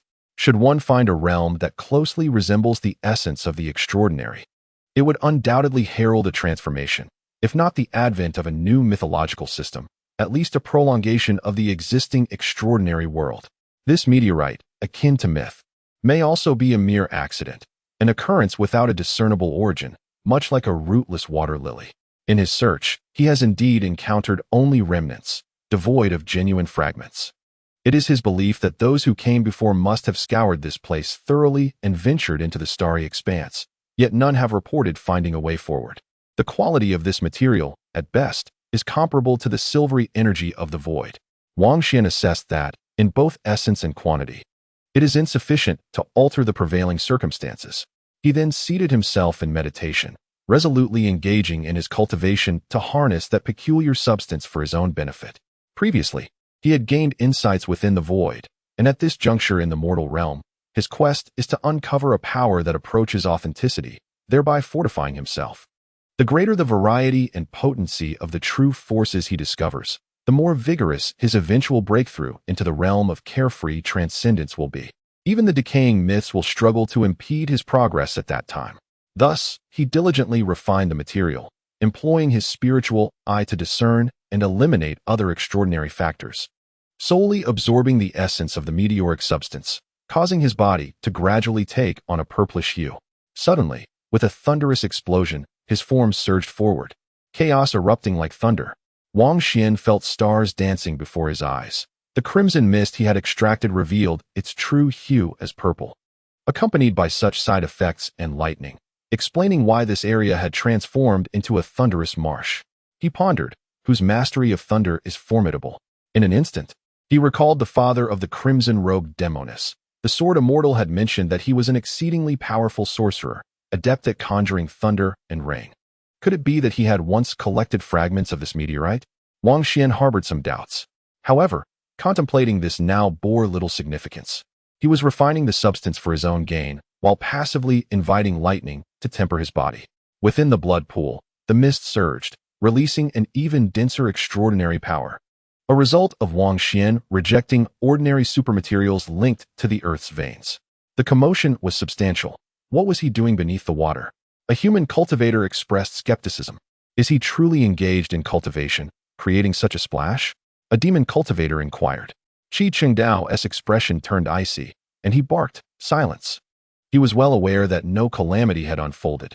It was merely Wang Xuan frantically refining the extraordinary material beneath the water, expelling it all externally, an exercise in futility. In the distance, Gu Mingxi's expression shifted dramatically. She could no longer remain seated, and even Zhou Qinghuang struggled to restrain her. Mingxi, it's nothing to worry about. He won't act recklessly. Zhou Qinghuang, you have led me into a dire predicament, and you dare utter such words. Perhaps I should cast your body in as well to see. Numerous extraordinary beings gathered in the thunderous marsh. Most terrifyingly, a streak of bloodlight surged forth, heralding the arrival of a formidable blood god ape, its massive fleshly wings casting shadows that blotted out the sun. Its blood aura surged, far surpassing that of other demon cultivators. He possessed 3 heads and 6 arms, his body cloaked in crimson fur, with divine halos encircling each of his 3 heads, projecting an aura both fierce and fearsome, reminiscent of a demon god descending upon this realm. I had asserted that this was my territory. Without my consent, no one, save for the demon cultivators, was permitted to tread here. He spoke calmly. As the son of a demon saint, his bloodline was immensely potent, and having undergone rigorous training from a young age, his mastery of the arcane was captivating. He approached the blood pool step by step, his gaze fixed intently. However, this was fortuitous, for I had been seeking him, having long coveted the god-slaying flag. He grinned broadly and said, Wang Xuan, let us settle this. Wang Xuan was at the bottom of the pool, refining the meteorite substance and absorbing its violet essence. His senses were acutely attuned to the outside world, and he perceived a looming threat, prompting him to say, Chi Hu Fa, please hold him off for now. It is not the right time for me to emerge. Initially, Qi Chengdao had not registered his words, but upon Wang Xuan mentioning his name once more, his countenance darkened abruptly. He had intended to disregard the situation, allowing the blood god ape to deal with the sequestered Wang Xuan while he sought an opportunity to act. But now, he had been elevated to the role of protector? Such audacity. His expression soured. Are you attempting to use me to eliminate Gumingxi? Wang Xuan queried. Qi Chengdao yearned to leap into the blood pool and slay him immediately, feeling resentful at the notion of serving as his protector. However, in the presence of the gathered crowd, he could not afford to show his true feelings, nor could he force Wang Xuan's hand to destroy the flower. Brother Ape, I must ask you to halt.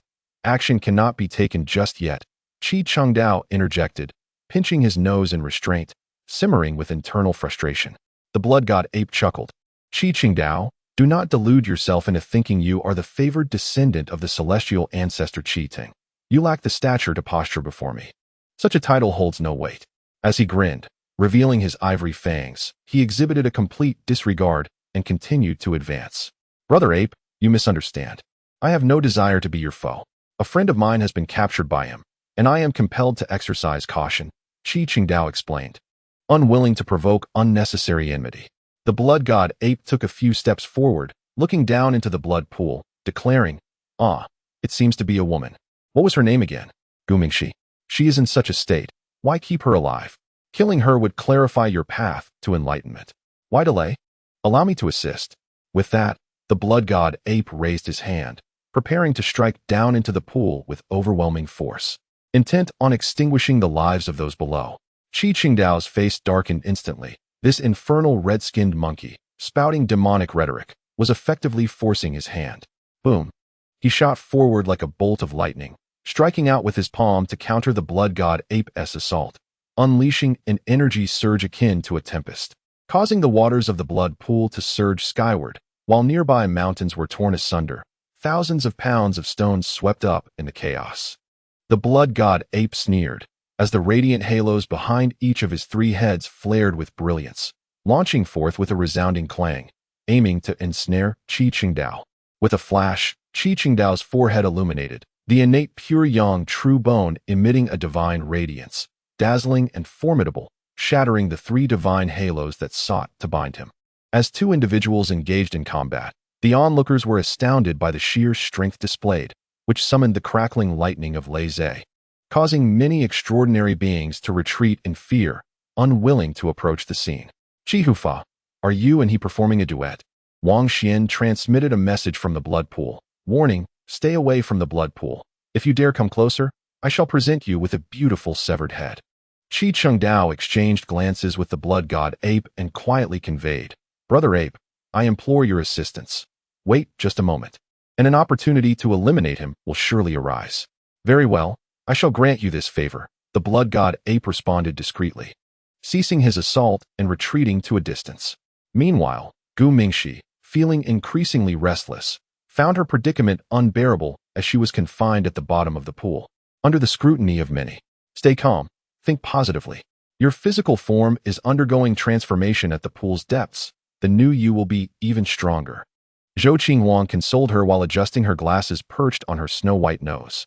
Zhou Qinghuang, if you utter such words once more, I shall turn against you. Gumingxi retorted, filled with urgency and anger. Why not offer your body to me? Shall we exchange? Absolutely, no problem, Zhou Qinghuang replied with a smile. Gumingxi, now highly vigilant, exclaimed, You scheming vixen, are you plotting something? After all, it is not even your body. What are you insinuating? I merely believe I am familiar with him and can negotiate. Zhou Qinghuang clarified. In another direction, the blood god ape communicated with the demons behind him, asking, Who among you excels at earth evasion? The somewhat sinister Chen Yongjie stepped forward first, declaring, I do. I am well versed in the art of traversing mountains and breaking through the earth.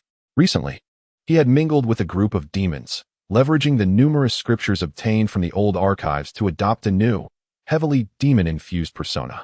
He had come here primarily to inform Wang Xuan of the potential for transformation, fearing that should Wang Xuan break through, he might be cast down. Do you have the courage to enter the blood pool and eliminate Wang Xuan? The blood god ape inquired. Yes, I am willing to alleviate the Saint Sun's burdens. Chen Yongjie replied boldly, thumping his chest. Nearby, some demons murmured among themselves, you truly excel at flattery. You directly addressed the illegitimate child of the demon saint as the Saint Sun? The blood god ape handed him a crimson talisman, stating, once you enter the blood pool, throw this at him. It will equal my full force strike. He added, moreover, if you return alive, I shall regard you as my confidant.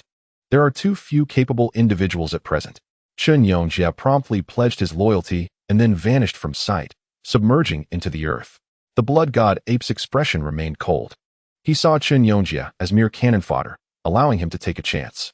Success would be commendable, but failure was inconsequential.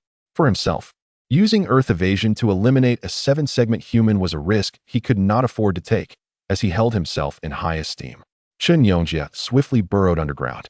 Now at the peak of the 6-segment realm, on the verge of entering the 7-segment territory, capable of slaying beings of the 9-segment realm, making him a formidable force in the present world. Wang Xuan remained alert, his spiritual eye immediately detecting an anomaly. Swiftly discerning the essence of the presence, it was old Chen. Chen Yongjie transmitted a message, explaining the situation, and added, will you make a breakthrough this time? I shall remain here. Not long ago, I did break through, but it was not a seismic event, Wang Xuan informed him. Have you reached the 7 segments? Old Chen fell silent. He believed he had caught up with Wang Xuan, only to discover that he remained behind. Never mind. I shall hide within the earth and not return. I shall wait for an opportunity to strike that great monkey with this talisman, he declared. He speculated that Wang Xuan had not recently trembled, possibly because he had not broken through in the void land. He did not wish to risk his hard-earned progress, fearing that if Wang Jiaozu were to shake him down, it would be safer to remain here. Wang Xuan, having absorbed the violet meteorite material, felt he was nearing his limit. While there was an abundance of ordinary, extraordinary materials here, the rare substances were limited, and he had only progressed to the latter part of the 7th stage. He sensed that the void land was more reliable for a breakthrough, and if he could shake everyone down a realm in the process, that would be splendid. It was likely unrelated to him, but what if it were a coincidence? The treasure within the great curtain might stir again. It was time to shake things up. Wang Xuan resolved to journey to the ethereal realm once more to test the waters. Meanwhile, in the old land, Zhang Daoling arrived again, conversing with a female practitioner, inquiring if she wished to revisit the otherworldly expanse of outer space to see if those young individuals would bring unexpected surprises and extraordinary gains. In the thunderous marsh, the blood god ape sat cross-legged, a divine pearl nestled in its mouth, beginning its cultivation. This was a treasure it had recently obtained, a fragment of a demon core left by an ancient celestial demon found in a relic. It prepared to break through once more. Who could suppress it then? The entire otherworldly space would bow to its supremacy, and all fortunes would be plundered by it first. When Qi Chengdao was born, his forehead glowed. Endowed with pure yang bones and acute senses, he quickly detected something amiss with the blood god ape nearby, sensing an incredibly powerful aura of an ancient great demon. It has acquired a demon core? No, I must find a way to ascend as well. Alas, I shall use that drop of heavenly essence ahead of time. Qi Qingdao warned himself, determined not to let the blood god ape run rampant here. Otherwise, no one would be able to compete with that great monkey, which would be a dire predicament. He too was ready to utilize a rare artifact for his breakthrough. In a certain secret realm, Qilian Dao radiated with a resplendent glow, brimming with demonic energy, its power surging mightily. It murmured to itself, after all, I am the son of the demon ancestor. Today, I shall utilize a petal from a heavenly herb to forcefully break through and slay you all. It was a pity, however, as he had initially intended to reserve it for a time when he could approach the earth immortal realm in the mortal world. The round-faced girl exclaimed excitedly, I can't believe I've discovered the lair of the ancient White Tiger clan. How delightful. Let me see if I can break through the heavenly barrier here. Nearby the blood pool, Zhou Qinghuang, adorned with spectacles that highlighted her intellectual beauty, gazed at Gu Mingxi's primordial spirit and said, Mingxi, Would you like to swap bodies with me? I would be willing. No swap. Gu Xinzi decisively refused, fearing that Zhou Qinghuang might recklessly cause trouble while inhabiting her body. Zhou Qinghuang did not press the issue, saying, "It's fine if we don't swap for now.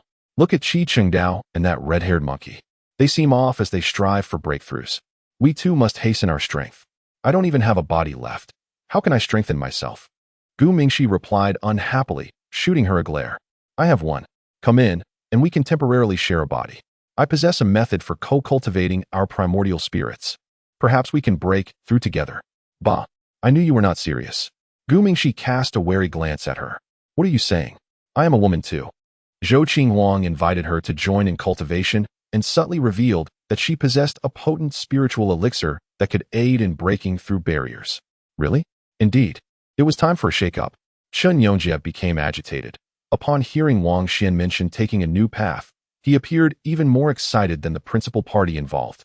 Filled with anticipation. Chapter 348. The collective reverse upgrade catastrophe. Everything was in place as Wang Xuan prepared to once again venture into the ethereal realm. Drawing closer to the truth, Chen Yongjie stood at the ready, prepared to wield his formidable black sword against Gu Mingxi, tasked with vigilance and the safeguarding of the hostage. As for his undercover identity within the demon clan, it could be discarded at any moment. Wang Xuan fell into silence as his primordial spirit entered the realm of Wu, a place teeming with life, where a delicate silver mist floated, reminiscent of spring snow or willow catkins, signaling the imminent awakening of all things. A pristine celestial herb had emerged from the soil for many days, painstakingly harvested by the unparalleled powerhouse Zheng Yuantian in the highest spiritual realm. Now, it had sprouted 2 tender silver buds, thriving with an invigorating aura capable of resurrecting the dead. Evidently, this place had indeed established a tenuous connection with the void, as wisps of silver material vaporized, accelerating the growth of the celestial herb. Another celestial herb had similarly developed 2 tender shoots, shimmering with a faint purple light amidst the mist, exuding an ineffable aura of mystery. The celestial herb born from the roots nurtured beneath the health furnace had an unknown ultimate form. Old Chen speculated that breaking through in his ethereal realm was akin to discovering a new mythical world while treading uncharted paths, thus disturbing the existing extraordinary realm. Although Wang Xuan shared some doubts, he rationally considered it merely a coincidence, coinciding with the emergence of a precious treasure. Wang Xuan contemplated his next move and approached the health furnace, exerting force to lift the colossal cover, then letting it fall with a resounding clang. He intentionally shook the precious treasure, pondering whether this would provoke anomalies in other treasures within the mythic domain. He recalled that during the previous emergence of treasures from the Great Curtain, the health furnace had resonated with a thunderous roar, only to quiet down after his warning. Wang Xuan knocked a few more times before hastily withdrawing, knowing when to stop. "Let us set forth." He took the god-slaying banner and tucked the silver beast-skin book into his possession, plunging deep into the Bengu, vanishing in an instant. Once more embarking on an ethereal journey, Wang Xuan sensed that approximately 2 months had passed before he found himself near the pool of life. By transporting a substantial amount of Vingtu and planting the celestial herbs, the distance between the 2 realms seemed to have drastically diminished, saving a considerable amount of time. He had felt this same sensation during his last return. Initially, it had taken him a full 18 months to traverse from Wu to this place, but now the journey felt significantly shortened. Silver material permeated the area, brimming with vitality, and the liquid in the rough basin showed no signs of diminishing, remaining abundantly full. Wang Xuan was astonished, especially by the remarkable transformation of the small hill of Vingtu and the transplanted celestial herbs. The earthen mound is cloaked in vibrant life, with silvery mist transforming into vivid creatures. Dragons coil and tigers raise their heads, resembling fierce birds in flight. This mound of life essence enveloped in mist flows continually upwards. The 9 calamities celestial lotus has undergone a remarkable transformation, sprouting a long tendril adorned with 3 new leaves that shimmer with a silvery glow. Has it mutated? It bears no resemblance to its original lotus form, instead resembling a vine that has grown over a foot long, now adorned with fine, dark red thorns. Is this a means of self-protection? Such rapid growth suggests it may soon be time to consider replanting the celestial medicine, drawing closer to the essence of life and the surrounding environment. Wang Xuan increasingly believes in the validity of his prior speculations, where the essence of life reaches, where his footsteps tread, and where the celestial medicine exists. It is akin to pioneering in a realm of nothingness, drawing him nearer to the truth. Setting aside all else, he decides to take a bath. He leaps into a pool seemingly hewn from rugged rock, immersing himself in the silvery elixir. It is exquisite, far superior to lingering in the blood pool. Indeed, his own pool is the best. His spiritual form greedily absorbs the silvery liquid, a source of exalted energy that astonishingly nourishes both body and spirit, revitalizing his primordial essence. Each visit here brings forth new changes, shedding layers of spiritual chrysalis, significantly enhancing his spiritual power. What of the meteorite in the blood pool? What is its origin? Was it captured from some distant corner of deep space as it passed through the solar system before plummeting to the ground? He furrows his brow. That meteorite harbors powers close to the truth, spawning numerous contemplations. Wang Xuan gazes into the distant, pitch-black void. Is this the true cosmos? Can a corresponding place be found in the realm of reality? With a tinge of doubt, he wonders if this space truly belongs to him, or if it remains an extension of the vast external universe. Or perhaps he has stepped into a realm of peculiar wonders, approaching a new mythological system. What indeed does the so-called realm of truth consist of? Wang Xuan harbors suspicions regarding the traces left by the meteorite in the blood pool. Could it have fallen from the void? Or was it collected and taken away by someone? The ethereal realm also harbors meteorite zones, accompanied by eternal flowers of longevity, posing considerable danger, a place he resolves to explore. Of course, before embarking on that journey, he must first devote some time to cultivating his strength here. After half a month, seated before the sacred fire, he ascends to the 7th stage, drawing near to the essence of reality. Overall, the paper of the severely mentally ill has proven beneficial, perceiving all things as external sensations, interacting with the depths of his own heart. It offers a fresh interpretation of truth, and since it has inspired him, he shall borrow 2 characters from it to name this 7th stage external sensation. Prepared, Wang Xuan sets forth with the god-slaying banner and the beast-skin scroll, ready to intercept the crimson dawn. Once more, it is a journey of torment. He remains fully aware that this interception is mutual, primarily involving himself being harried, entangled by the red clouds, eroded, scorched, and bombarded. Days later, he beheld the distant crimson clouds surging forth like a tidal wave, illuminating the dark void as if 1,000 troops were charging, instilling terror in the soul. Wang Xuan enveloped himself in the god-slaying banner, cautiously guiding the red mist, embarking on a harrowing level of cultivation, enduring torment that rendered life unbearable.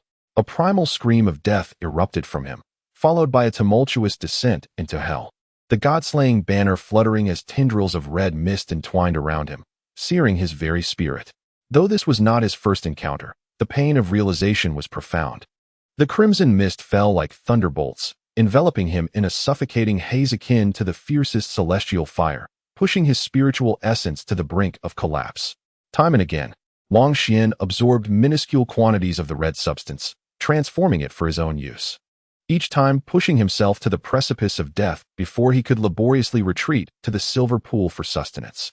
In the vastness of outer space, in an alien realm, a round-faced girl with a gleeful demeanor discovered the ancient cave of the White Tiger clan. Immediately, she reaped rewards, indulging in a rare tiger herb within the tiger's den. Rolling about in ecstasy, happiness was so unexpectedly simple. She then prepared to ascend to greater heights, but just as her power began to grow and her path advanced, she felt her body sway, disorienting her. No, it was not she who swayed, but her foundational Tao, her realm unstable. What? I have not ascended, but rather, I am on the verge of a fall, she exclaimed in frustration. On the old soil, old Zhang had just entered the deep space spacecraft base in its city, ready to board a vessel to explore the alien realm. However, he found himself halted, standing rigidly in the base, unease washing over him. What was causing this tremor? He promptly contacted the female practitioner to inquire if she sensed any anomalies, asking, is the great backstage, the human sword, or the carefree boat making an appearance again? It was possible. Fang Yuzhu was uncertain, yet she distinctly felt the tremor return, most likely heralding the emergence of a treasured artifact. This tremor is quite severe. Zhang Daoling remained frozen in place, pulling out a rusty copper mirror and shining it upon himself, the brilliance illuminating his entire being. Feeling uneasy, he pressed the mirror against his face, standing still as if in a trance. A concerned young man approached, asking if he needed assistance. "Stay back. Do not come near me. I am over 2,000 years old. Please do not support me, lest I deceive you. Your actions are not acts of valor." Old Zhang warned them, urging them not to move. In the depths of outer space, within that alien realm, at the bottom of the blood pool, Wang Xuan intermittently emitted red light, arcs of electricity intertwining, scorching his flesh until it was raw and charred. Moments later, his body radiated silver light, vibrant with life.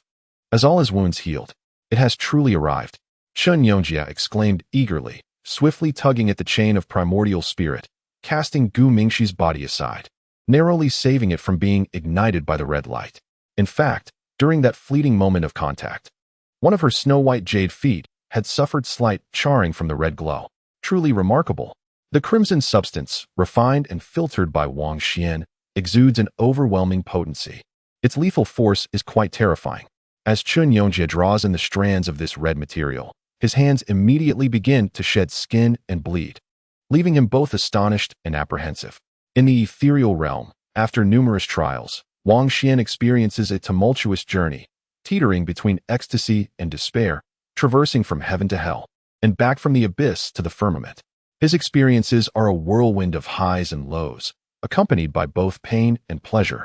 Yet he is indeed on the verge of breaking through. Upon advancing to the 8th segment, I intend to venture to the meteorite crater, to test whether I can excavate the meteorite and ascertain if I can extract new mysterious materials to further enhance my path. Wang Xuan dances between life and death. This arduous cultivation is fraught with peril, as one misstep could lead to his demise, akin to kicking the table of the king of hell, vociferously demanding his return to the mortal realm. In the vastness of outer space, in a realm far removed from the blood pool, the blood deity monkey, with its 3 heads and 6 arms, adorned with a resplendent halo, holds remnants of ancient celestial demon elixirs in its mouth. Originally, an inexhaustible flow of demonic energy surged within it, yet as it was absorbed and refined, it prepared for a breakthrough. However, now, with tremors shaking its very being, its body begins to sway, and the life essence within stirs, leading to instability in its cultivation, threatening a regression in its realm. With a fierce glint in its eyes, the blood deity monkey exudes a murderous aura, filled with rage and confusion. What is happening? It lets out a furious roar. Meanwhile, Qi Chengdao also widens his eyes in disbelief, experiencing a regression instead of an ascension. What on earth is going on? The ceiling of his realm crashes down upon him, leaving him dazed and seeing stars. Zhou Qinghuang, are you stealing my extraordinary power? In the distance, the fair-skinned, long-legged Zhou Qinghuang removes her glasses, which had exuded an intellectual charm, and tosses them aside. Clearly, the voice speaking now is not hers, but rather that of Gu Mingxi, venting her frustrations. I am not. I am also facing a decline in my realm. Heaven, are you gently patting my head? This is not affection. It is a collapse of the ceiling, an unbearable calamity. Zhou Qinghuang exclaims, overwhelmed by the tumultuous upheaval that threatens to disrupt her imminent breakthrough. In a secluded domain, Daoist Qilian's hair billows as he gazes with lightning-like intensity, shouting, I will ascend and break through. Yet, in an instant, his fury reignites as he declares, here it comes again. This time, more decisively.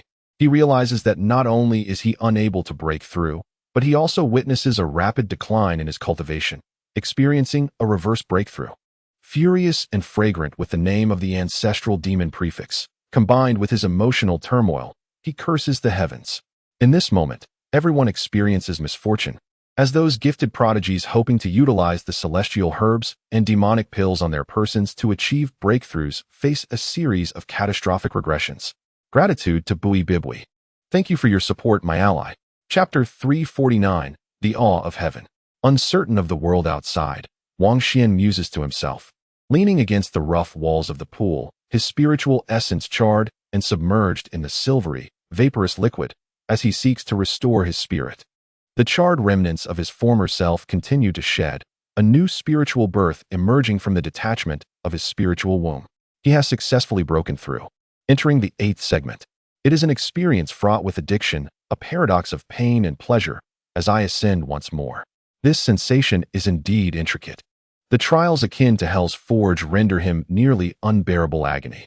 Yet, when tranquility envelopes him and he reclines in this space, everything transforms into sheer beauty. He feels an overwhelming sense of ease, a pinnacle of indulgence. Upon opening his eyes, beams of silvery light burst forth. Yet within the depths of his gaze flickers an enigmatic symbol, ephemeral and elusive. This red essence, metamorphosing from clouds into flames, thunder, and calamity, has finally been absorbed and refined into his very being. In the recesses of his spiritual eye, each orb reveals a crimson symbol that dances in accordance with his thoughts, weaving intricate patterns of mystery. The deep red filaments resemble tears of sanguine hue, cascading into the void, expanding and momentarily constricting a confined space. Wang Xuan silently comprehends the magnitude of his recent gains, with a sudden surge of power, as his eyes widen in fury. The confined space becomes a crucible of constriction and destruction, its potency terrifyingly formidable. This confinement allows for unilateral slaughter within. He articulates the essence of this power. Simple words imbued with the force of calamity. Wang Xuan sits within the pool, serene and tranquil, diligently contemplating his newfound abilities. Embodying the stillness of a figure from a painting. Efforts may not always yield rewards, yet without endeavor, one shall never reap the benefits. Now, he has acquired an astonishing and novel capability. Recently, he has risked his life to channel the red essence, deciphering and contending with it between life and death. And now he perceives the most resplendent light amidst the darkness. Wang Xuan reminds himself to exercise restraint, to refrain from hasty actions. Once unleashed, it signifies the inevitability of death. Whether it be the crimson energy or the extraordinary blood patterns, their levels are astonishingly elevated, and he shall not carelessly reveal them. He meditates for an extended duration, longer than the trials of life and death, nurturing his spirit and thoroughly comprehending this ability, utterly satisfied. Eventually, he rises slowly, murmuring to himself, "I must further solidify and refine the power of my spiritual eye." He remains oblivious to the external circumstances. Could they be linked to a new path of myth? Thus, he prepares to embark once more. In the vastness of outer space, in an alien realm, the blood pool has remained still for some time. Surely, all is well now. The tempest has passed. The blood god ape bears a grim countenance, as the three corresponding divine rings behind its three heads have dimmed. Moments ago, an unprecedented disturbance ensued, as if life itself were violently tossed about, leaving his life force restless. Not only did he fail to breach the barrier, but he also lost his standing. I must restore myself. Fortunately, I possess the remnants of the ancient celestial demon's essence.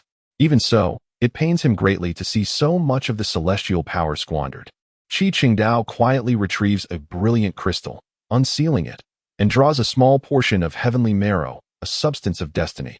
Half a drop is enough to alter fate. He conservatively absorbs it in delicate strands, yet his heart bleeds at the thought of earlier losses, tears nearly falling. Mingxi, let us cultivate together, to begin anew. Damn the heavens, with their gentle yet lethal touch, I detest you. Zhou Qinghuang rolled her eyes, beckoning Gu Xianzi to continue, preparing her potent spiritual elixir, intent on restoring her fallen realm. My heavens, the medicinal petals have been consumed. In a certain secret domain, the demon ancestor, Qilian Dao, growled in frustration, nearly bursting with rage. He hesitated to consume the second petal, gripped by fear. What if another quake were to strike? After a prolonged wait, according to recent rumors, the tremors should have subsided. Recently, the extraordinary beings of reality had gained experience. All vibrations followed a discernible pattern, with a steady rhythm. Now, it seemed the period of silence had extended sufficiently. Indeed, this turmoil had passed. Yet, unease lingered, and he remained vigilant until he was certain all was well. I have lingered too long, pondering new abilities, wasting far more time than in cultivation or travel. I must continue to be diligent, Wang Xuan sighed. He then plunged into the dark void, resolutely pursuing the crimson mist once more, vowing to conquer himself, embracing the tortures of hell as a path to rebirth. How unforgivable! Heaven, how dreadfully unjust you are to have targeted me. Qilian Dao's countenance darkened. It had scarcely been long since he consumed the second medicinal petal, and once again, he was shaken. His fury ignited. He stood suspended in the air, addressing the heavens with a sincere yet fervent greeting. Is there truly no law? The blood god ape also erupted in rage, expelling an ancient celestial demon pill, its halo trembling violently as it roared with all three heads and shook its 6 arms, as if to pierce the heavens. In the ancient lair of the White Tiger clan, a round-faced girl rolled about in the tiger's den, her cheeks puffed in indignation, her large eyes wide with astonishment. In the old Earth, at the deep space vessel base, old Zhang pressed a bronze mirror against his face, sealing himself in place, as motionless as stone, hoping to endure this celestial quake. However, several enthusiastic youths believed he was not merely physically incapacitated but mentally disturbed as well. Otherwise, why would he be shouting about extortion? Thus, they lifted old Zhang, intending to take him for a medical examination. Do not move me. Put me down. This is not salvation. My stillness is my self-rescue. I am over 2,000 years old and do not lie. Truly, if you extort me, you shall regret it. Old Zhang exclaimed in desperation, but to no avail, as he could only press the mirror against his face. This time, as he solidified his spiritual third eye and deepened his cultivation, Wang Xuan found the results extraordinarily effective. Upon completion, he had ascended to the mid to late stage of the 8th segment. Meanwhile, outside, chaos reigned. A group of pallid faces surrounded them, as even the prodigious talents of the broken board level suffered greatly, for this celestial quake primarily targeted them. Many remained silent. This time, there was no adherence to martial ethics or celestial principles.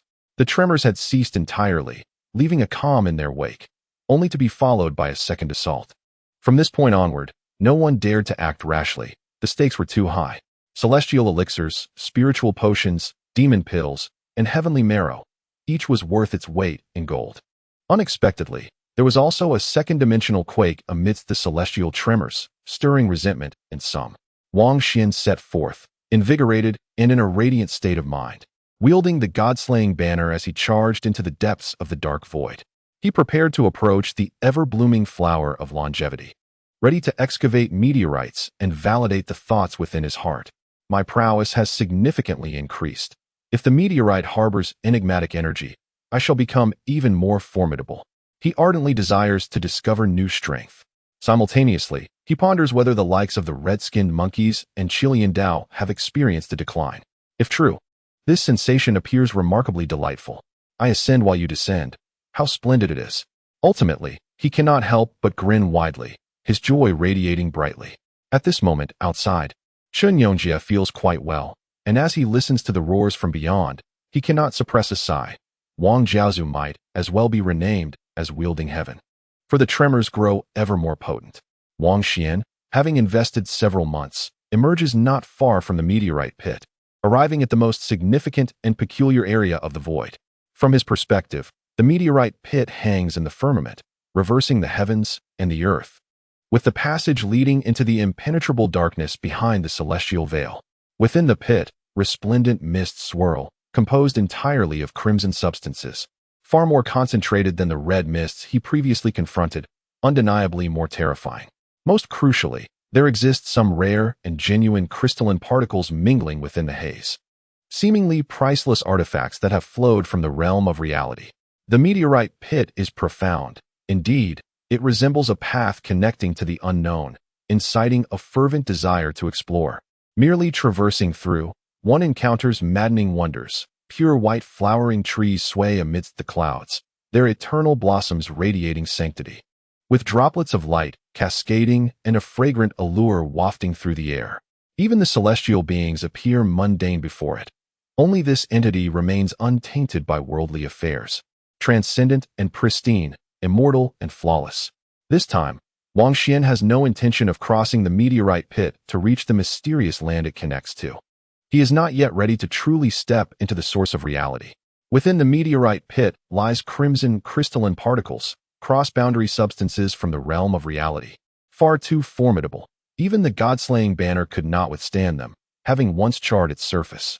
Grounded and taking it step by step, without accumulating small efforts. One cannot traverse 1,000 miles. Someday, perhaps sooner than anticipated, I shall cross the meteorite passage. Wang Xuan seeks a location distant from the passage, gradually approaching the meteorite obscured by the darkened sky, preparing to strike and excavate. With a clang, He strikes the meteorite with the flagpole of the god-slaying banner. This seemingly rough stone surprisingly emits a melodious sound akin to jade, crisp and delightful, yet remarkably sturdy. Were it an ordinary meteorite, the god-slaying banner would have shattered it, reducing it to mere dust. Wang Xuan begins to exert force, utilizing the god-slaying banner as a tool, officially commencing his excavation. It resembles the sound of jade striking against jade, akin to pearls cascading onto a jade platter, clear and harmonious. Soon, stone fragments appear, rapidly dislodging from the surface. Ah, truly, there exists extraordinary matter. Wang Xuan is moved. As he peels away a thin layer of stone, a surge of vitality wafts forth. Deep within the meteorite, there seems to be something even more astonishing. As he touches the stone that falls into his hand, it is rough, textured, imbued with extraordinary attributes, and pulsating with life reminiscent of reality. Could it be that the meteorite from outer space, from that alien realm, truly originated from such a place, having fallen there? Wang Xuan could not help but ponder deeply. His fingers gently caressed the stone skin, sensing that the peculiar substance contained within was rather sparse, yet of an exceptionally high grade, necessitating further excavation. If I were to carve a passage from here, could I potentially enter the realm of reality and reach the very source of the mysterious world? A peculiar expression crossed his face. As fragments of stone fell away, Wang Xuan exerted himself to dig deeper, discarding pieces of stone skin until he unearthed a block imbued with potent energy. Within this meteorite lay something, seemingly concealed, vibrant and vigorous, lying dormant at its core. He did not cease his efforts. He continued to excavate. Chapter 350, A Celestial Mine at Home. Clang. Clang. Wang the miner was diligently at work, having toiled for 8 consecutive days, disciplined and industrious, scarcely pausing to rest, alternating between chipping and striking. How remarkably hard this stone is. What a wretched rock. He was utterly exhausted, beginning to question his life choices, wielding the god-slaying flag. Yet having only penetrated a mere few meters thus far, the meteorite was coarse in texture. Had he been in the real world, he felt that a single step could shatter a colossal meteorite that obscured the sky. Yet now, after delivering 2,523 kicks, his soles ached terribly. His throat parched, and his hair seemingly ablaze, with little to show for his efforts. After a brief attempt, he vigorously shook the god-slaying flag, letting it expand in the wind, wielding the flagpole as a makeshift iron rod, striking the stone with sparks flying and resonant clangs echoing. The outer layer, 2 meters thick, was relatively brittle, yet the inner brown stone was many times harder than the so-called alloy plates of copper mother and mithril. It was exceedingly difficult to excel as a seasoned miner. Wang Xuan was rapidly losing his temper. He had never envisioned that he would divert from his arduous cultivation journey to excavate meteorite mines. However, after reaching a depth of 6 meters, wisps of mist began to emerge, approaching the genuine energetic substance. With the density elevated by 1 tier, he could not help but take a deep breath.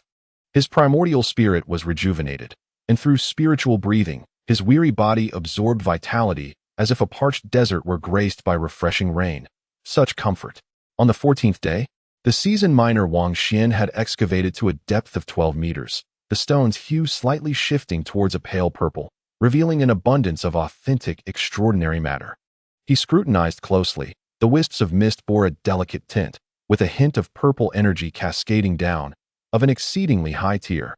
Digging on, with a mine at home. Should I keep this for the new year? I must see what treasures lie within the depths of this meteorite. Wang Xuan remained undeterred, knowing he need not fear the depletion of extraordinary matter or the exhaustion of his powers. Clang, bang, crash. He struck the seams of the stone with the flagpole as if forging iron, cleaving and kicking, employing it as a lever, growing increasingly adept in his motions. He regarded mining as a form of cultivation, diligently laboring to strengthen his physique.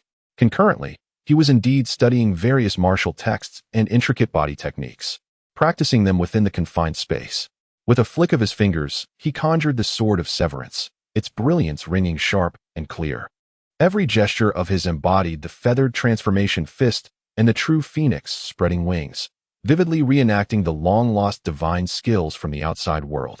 On this day, as Wang the miner delved 26 meters deep, a surge of purple energy wafted forth from the cracks of the stone, astonishingly dense in energy.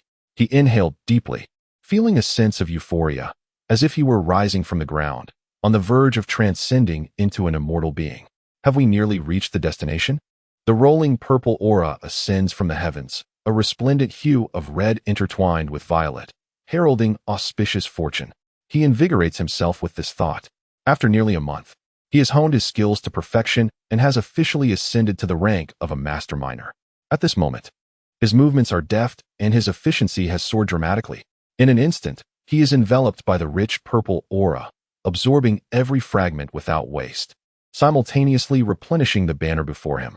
In the tangible world, cultivators greet the dawn each day, capturing the first wisps of purple aura imbued with extraordinary essence. He recalls the records in ancient texts, noting that when the tide of the extraordinary does not recede, the purple mist that emerges with the sun is highly coveted.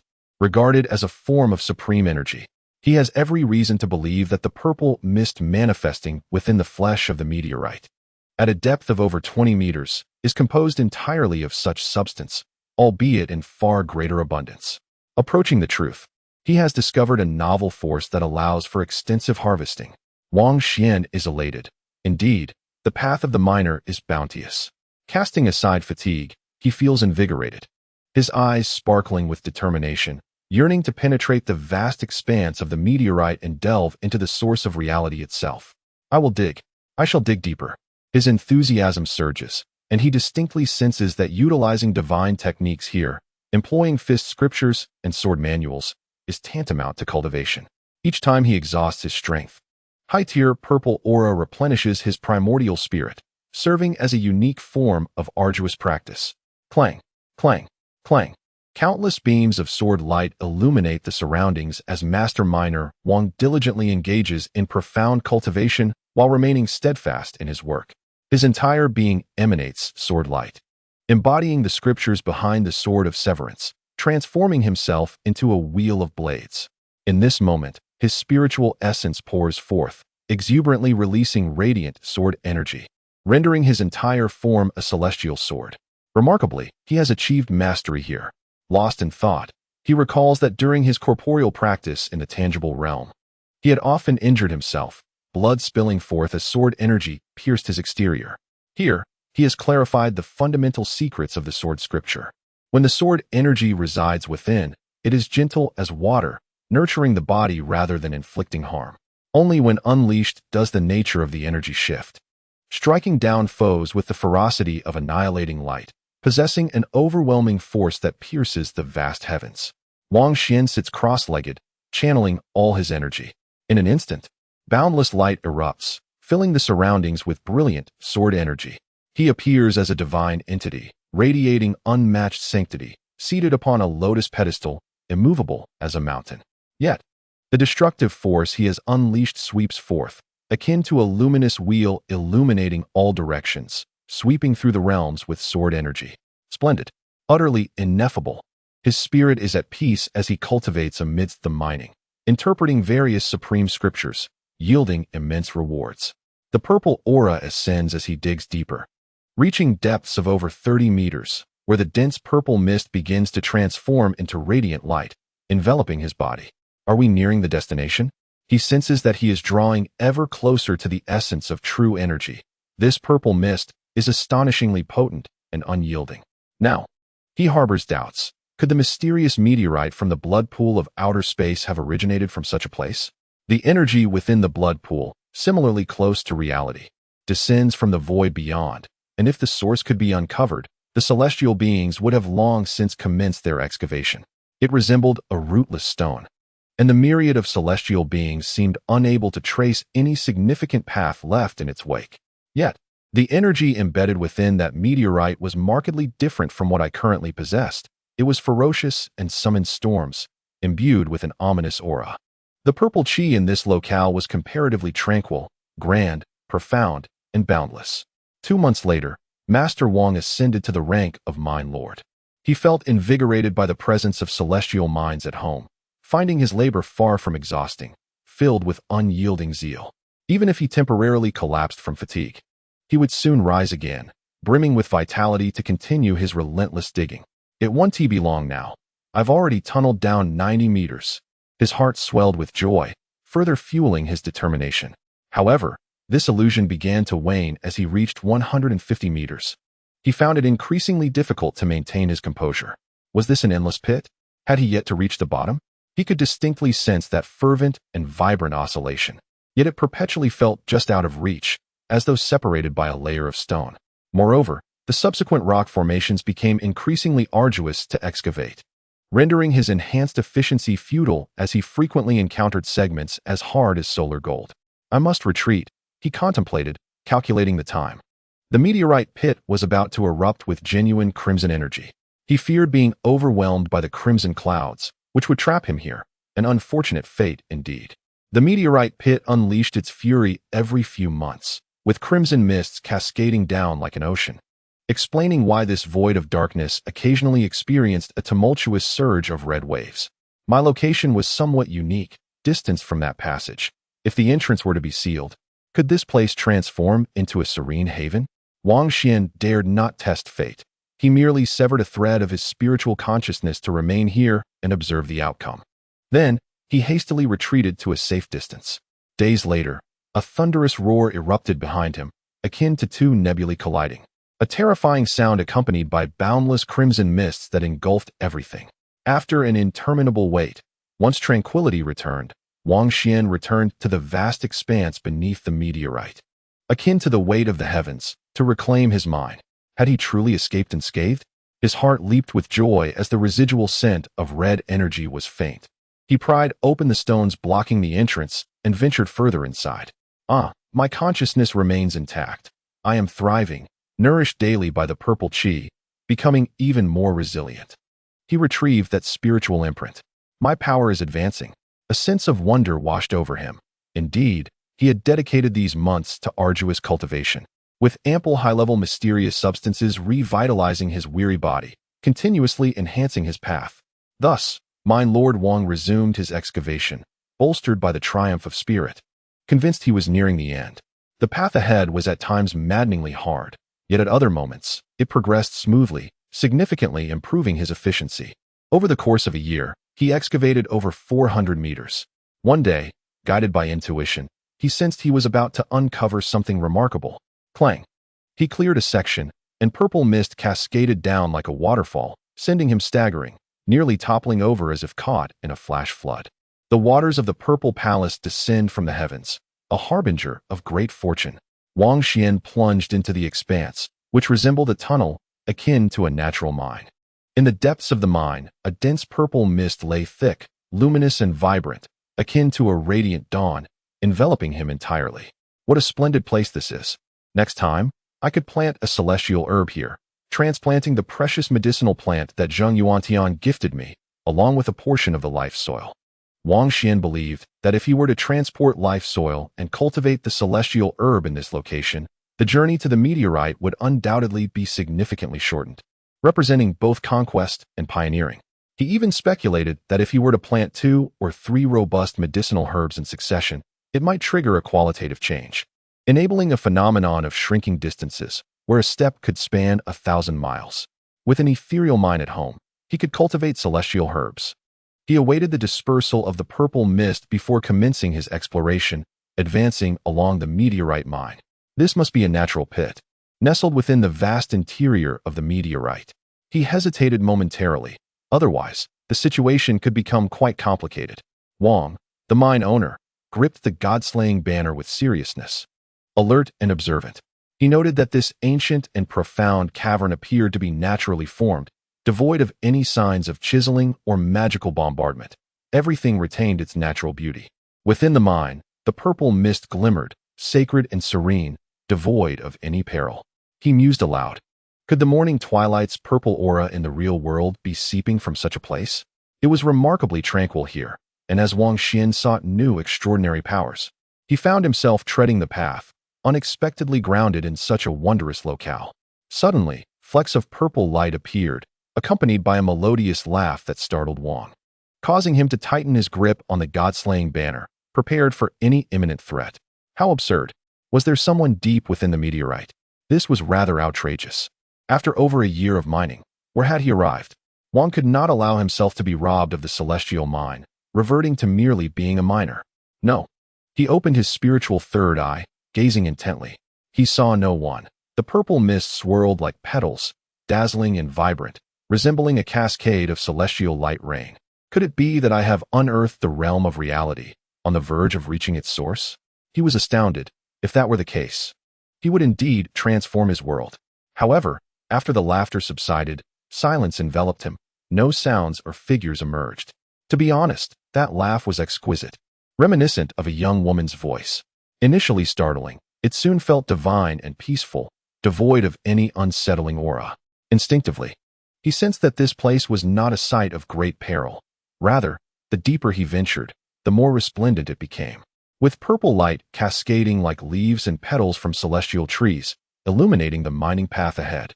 After a prolonged search yielded no results, Wang Xuan withdrew his spiritual third eye, only to soon encounter another anomaly. Laughter echoed once more, and a fleeting vision appeared within the purple mist ahead. A magnificent palace, grand and imposing, emerged. It seemed to move, vanishing in an instant. There, a stunning figure stood at the railing, her smile capable of captivating the world. Wang Xuan frowned, but decided to follow. If something were to happen, it would be too late to retreat. Rather than hesitate, he opted for boldness and pressed on. He sprinted swiftly, simultaneously opening his third eye, attempting to lock onto the ethereal palace, anchoring his focus on the figure enshrouded in celestial mist and purple light rain. In truth, Master Wang harbored some uncertainty in his heart. Most importantly, whose grand palace had emerged in his celestial mind, accompanied by a woman? Chapter 351, killed 1,327 times. Master Wang's spiritual sense pierced through the air, and the ephemeral shadow of the purple palace swiftly vanished, along with the melodious laughter of the woman. A grave expression surfaced on his countenance. Was it truly so swift? The situation seemed rather peculiar. The cavern lay in profound silence, as if the majestic palace and the enchanting laughter had never existed, leaving only a simple meteorite passage. He advanced, the purple mist flowing like a river, crashing against him. Yet, he moved with determination, seeking through the ancient mine, untouched by human hands for eons. Where the walls bore no signs of artificial excavation, their patterns naturally formed. Suddenly, he sensed an intense vitality ahead, where something pure and white was moving, resembling a beautiful serpent slithering gracefully. Then, he heard laughter once more. However, when he attempted to capture it with his spiritual sight, he saw no one, and the sound faded rapidly. Wang Xuan approached, his eyes widening in astonishment. What did he behold? The ground was covered in a snowy brilliance, akin to exquisite jade, revealing roots of a plant that shimmered with an ethereal glow, pure and immaculate, exuding an almost sacred presence, seeming more transcendent than celestial beings themselves.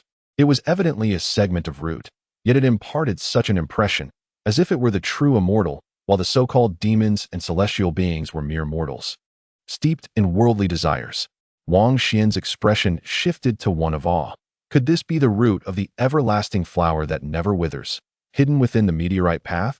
He felt a surge of excitement, leaving behind a fleeting shadow as he stood before the root, which was indeed stirring, albeit slowly, as if attempting to escape. Was this mine not far from the everlasting flower? Wang Xuan scrutinized it closely. Under his spiritual gaze, nothing was concealed. There was no malevolent force, nor anything that stirred unease. Rather, the root exuded a calming aura that focused the mind. Could it be that the everlasting flower had manifested as that woman? A look of doubt crossed his face. Otherwise, why did the figure vanish whenever he employed his spiritual sight? Gazing at the snow-white root, as thick as a barrel, he speculated on the size of the main root. From a distance, the everlasting flower had not seemed extraordinary, but the underground roots were astonishing. While he could not yet partake of the everlasting flower itself, consuming the roots might yield commendable results. Then, he observed flashes of white light, various luminous rains rising, and simultaneously, sounds resonating from afar. Wang Xuan spoke. Indeed, it is you. Fear not, I shall not harm your essence. For the pursuit of new mythical powers, I merely require a small amount of your everlasting sap to ascend. The snow-white roots, resembling great serpents, suddenly fled with remarkable speed. Wang Xuan immediately gave chase, entering a state of spiritual essence, traversing distances in an instant, and soon caught up with them. After all, this was a medicinal entity, lacking formidable powers, and he seized the snowy roots. I shall take but a few bites. I will not be greedy. Wang Xuan reassured himself. This could be something more astonishing than heavenly medicine, possibly a true elixir, or even a Taoist remedy. He had come into contact with the everlasting flower that never withers. Wang Xuan did not hesitate. To avert any unforeseen circumstances, he swiftly took a bite. In that moment, as the snow-white root broke the skin, a rich and intoxicating fragrance instantly permeated the cavern, an aroma so enticing it made one's mouth water. With a gulp, Wang Xuan swallowed deeply, feeling a radiant energy envelop him, his spirit lifting as if he were on the verge of transcending to immortality. After consuming 3 mouthfuls of the elixir, he surprisingly felt a sense of fullness. Had he truly satiated his hunger? As he released his grip, the snow-white root vanished with a swift motion, and he leisurely followed its trail, his thoughts lingering on the pristine flower. Moreover, the prospect of clandestinely crossing over to the realm of reality from this place was simply enchanting. A woman's voice echoed once more, and ahead, celestial melodies resounded. Ethereal palaces materializing amidst the white mist, standing tall in the purple glow, creating an illusion of entering the heavenly realm. With graceful singing and dancing figures, he quickened his pace. Had he truly stepped into the realm of reality? Wang Xuan was astonished. Upon exiting the cavern, a breathtaking vista unfolded before him, a vast, azure lake, pure and sacred, with mystical substances rising from its surface. On the opposite shore lay various celestial palaces, clusters of divine temples radiating in the twilight. Celestial maidens soaring through the air, and divine flowers and jade trees embellishing the sanctified land. By the lakeside rested a magnificent golden vessel, astonishingly crafted from the ethereal bamboo of transformation, a feat beyond belief, as the original bamboo would require over 20 individuals to transport. Hollowed out, it had become a natural grand ship. Particularly, near the celestial palaces across the lake, clusters of ethereal bamboo thrived. This was a plant of divine lineage that had nearly vanished from the world, now flourishing as a picturesque landscape. The realm of reality. Before the lake stood a stone tablet inscribed with incomprehensible characters, yet resonating with the spirit, imparting understanding of its meaning. Had he truly arrived at his destination? Wang Xuan could scarcely believe his eyes. It was utterly unexpected, indeed a stroke of extraordinary fortune. Although he felt somewhat euphoric and lightheaded, his clarity remained intact as he focused his spiritual vision on the scene before him. Suddenly, a searing pain struck his eyes, tears streaming down, resembling blood, and he stumbled, feeling as if the world were spinning beneath him. Trespassing into the realm of reality to behold the sacred ground, such was the penalty. In that instant, he sensed a cold blade pressing against his brow, radiating a dazzling light. It was a celestial sword, unmatched in sharpness, with a voice of authority echoing in his ears. As thunder might, it commanded him, "A blade must pierce your brow and heart, sparing you from death. Otherwise, your very essence shall be obliterated, doomed to eternal descent." The weight of such divine power was overwhelming. Could this be a being of the realm of reality? Though invisible, it was a formidable presence that loomed over him, issuing commands and threatening to punish him should he defy. Wang Xuan shook his head vigorously, gripping the banner of divine slaying, feeling a surge of indignation within him. To pierce his own brow and heart would likely lead to the ruin of his spirit. He felt a flicker of anger. The other party's severity was excessive. Even if he had erred, such coldness seemed unwarranted. Moreover, what fault could he possibly have? In his quest for authenticity, he yearns to prolong the extraordinary and uncover a new mythological realm. Yet the people here seem exceedingly unfeeling. He abruptly raises the god-slaying flag, contemplating self-destruction. Such a notion is utterly inconceivable. He would rather resist and face death than submit as a spineless wretch and annihilate his own essence. Yet, deep within his heart, a profound sense of unease surges forth, and the god-slaying flag reverberates, incessantly trembling as if attempting to escape his grasp. This flag possesses an intriguing quality. I must examine it further, for it appears vaguely familiar. The individual speaks coldly, yet Wang Xuan cannot see him. However, why would he voluntarily relinquish it? He grips it tightly, preparing to unleash an offensive against his adversary, only to find himself once more gripped by terror. Something is amiss. Why do I feel that such an action would lead to my own demise? He vigorously shakes his head, exerting all his strength to open his spiritual eye. In that moment, The crimson patterns deep within his gaze intertwine, as if a drop of blood has fallen outward and then spread, resulting in a resounding crash, as if something has been shattered. Instinctively, he employs this newfound ability to confine a small space, and then he constricts. Subsequently, Wang Xuan's muddled mind begins to clear slightly. He sees the truth. He holds the god-slaying flag aimed at his own head, intent on self-annihilation. He is astounded. Why would he contemplate suicide? Just moments ago, he aimed to attack the enemy. How did he arrive at this state? No wonder the god-slaying flag quivers violently. It was because he had initially refined it, and it was merely issuing a warning. It does not wish to harm him. Although in a spiritual state, Wang Xuan feels a cold sweat break out. The recent experience has been utterly sinister. He then gazes ahead, but there are no splendid palaces, divine temples, or serene celestial lakes. And as for the ethereal divine vessel, it is merely a figment of imagination, non-existent. Had my spiritual eye been veiled earlier, unable to open, revealing only illusions? He even seriously suspects that when he first opened his spiritual eye, it too was a mere delusion. Perhaps he has been ensnared for quite some time. What is my current state? Am I still ensnared in an illusion? He is horrified. In an instant, he once again activates that newfound ability. The runes within his eyes intertwine, and mysterious patterns expand, locking onto the void ahead, incessantly constricting. Through this, he seeks clarity, striving for genuine spiritual perception. And then he brandishes the god-slaying flag, sweeping through this realm to eradicate the falsehoods. Throughout this process, his primordial spirit revisits old scenes, searching for flaws, attempting to ascertain whether he had succumbed to confusion long ago. Indeed, all that talk of opening the heavenly eye and witnessing the roots of the immortal flower of longevity is nothing but a fabrication. He had long been ensnared in chaos, wavering between truth and falsehood. Wang Xuan yearns to unravel the authentic situation, merging his spiritual eye with that newfound capability, dispelling the fog, slaying the illusory, ensuring that the inexplicable mirage does not encroach upon him, as he seeks to observe closely. Soon, he uncovers a clue. This indeed is a mine, but it does not appear to be natural. He sees decaying roots, nearly transformed into soil. The mine is a remnant of once mighty roots that have been unearthed, where a singular plant has taken root within a meteorite. It dawned upon me that the everlasting flower of immortality, too, requires transformation. This is the debris it has left behind, which astonishingly induces hallucinations and affects me profoundly. Wang Xuan was taken aback, and his astonishment quickly turned to rage. He drew forth a silver beast-skin tome, invoking the power of supermatter to amplify it, wrapping it around himself for protection.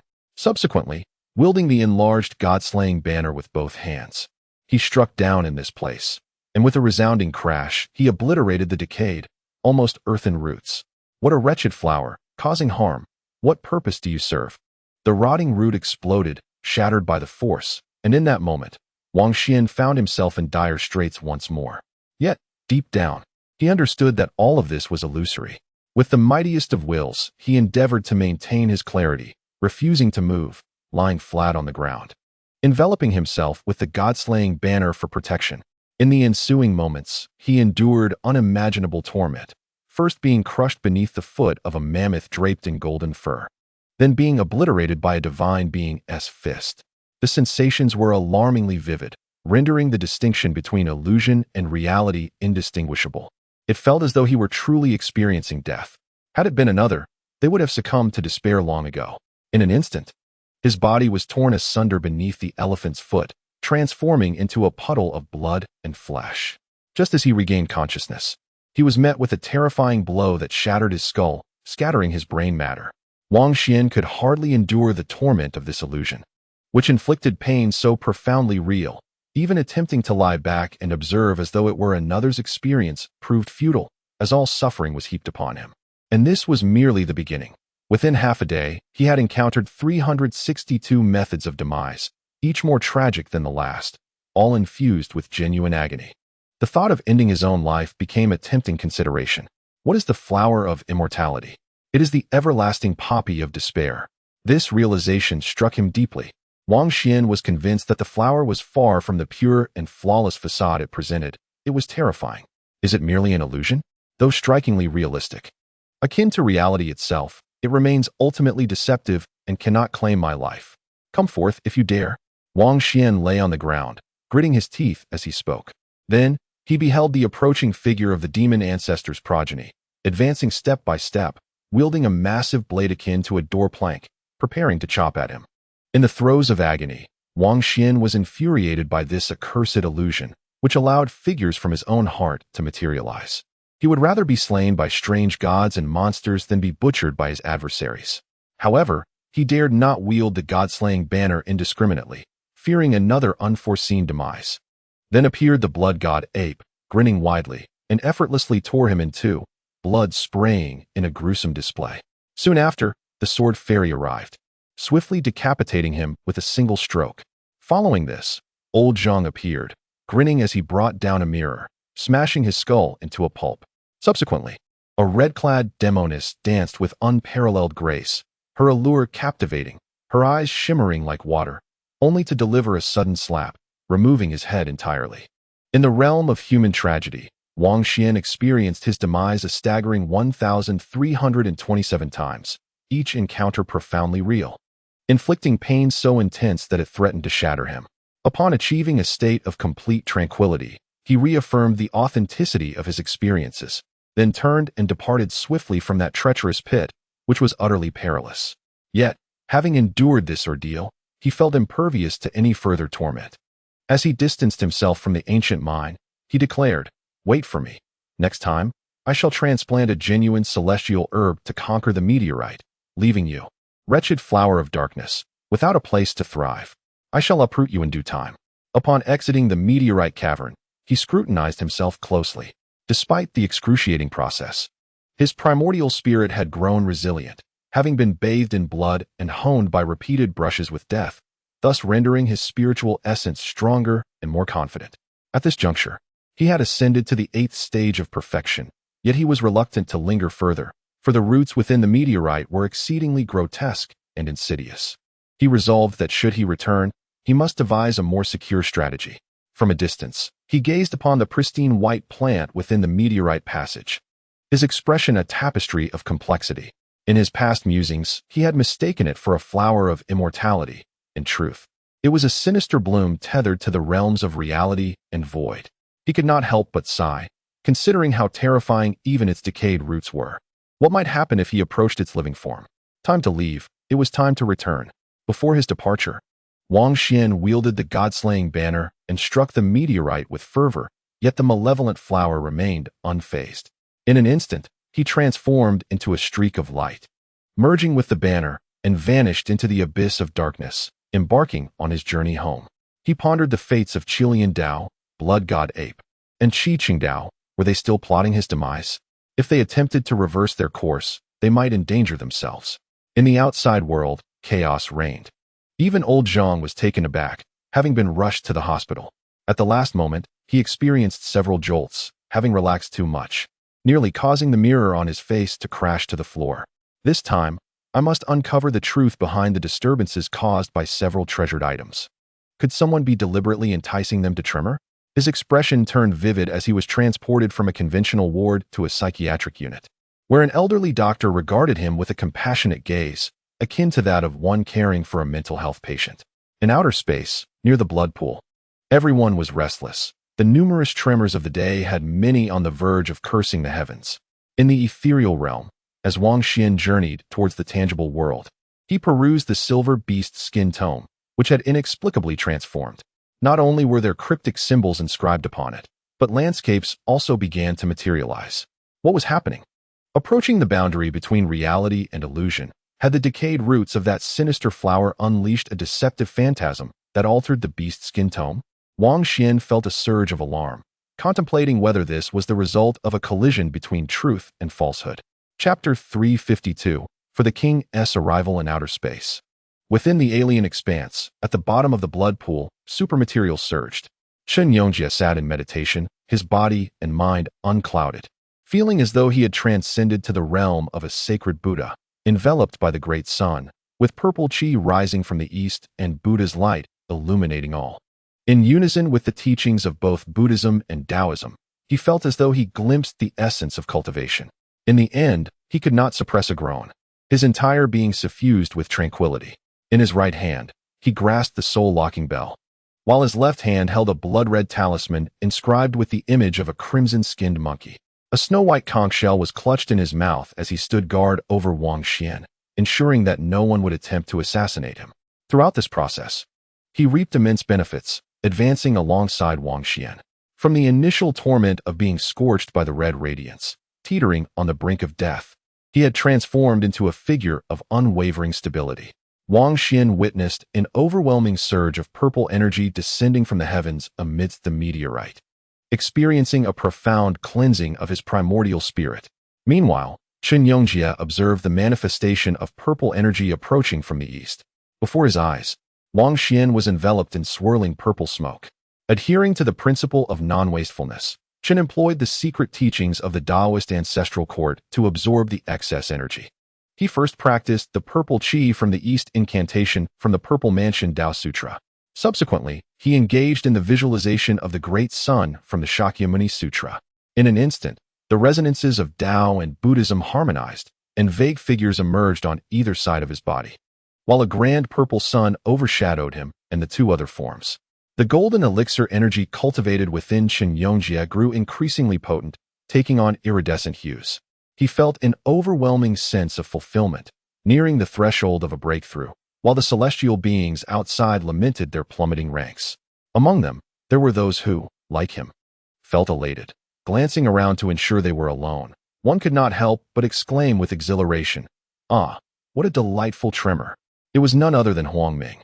Alongside Kong Yuan, Zhou Shiqian, Chao Qingyu, Chen Yan, and others, he was among the earliest to emerge from the Grand Curtain, a lineage of flesh and blood, representing the pinnacle of combat prowess at that time.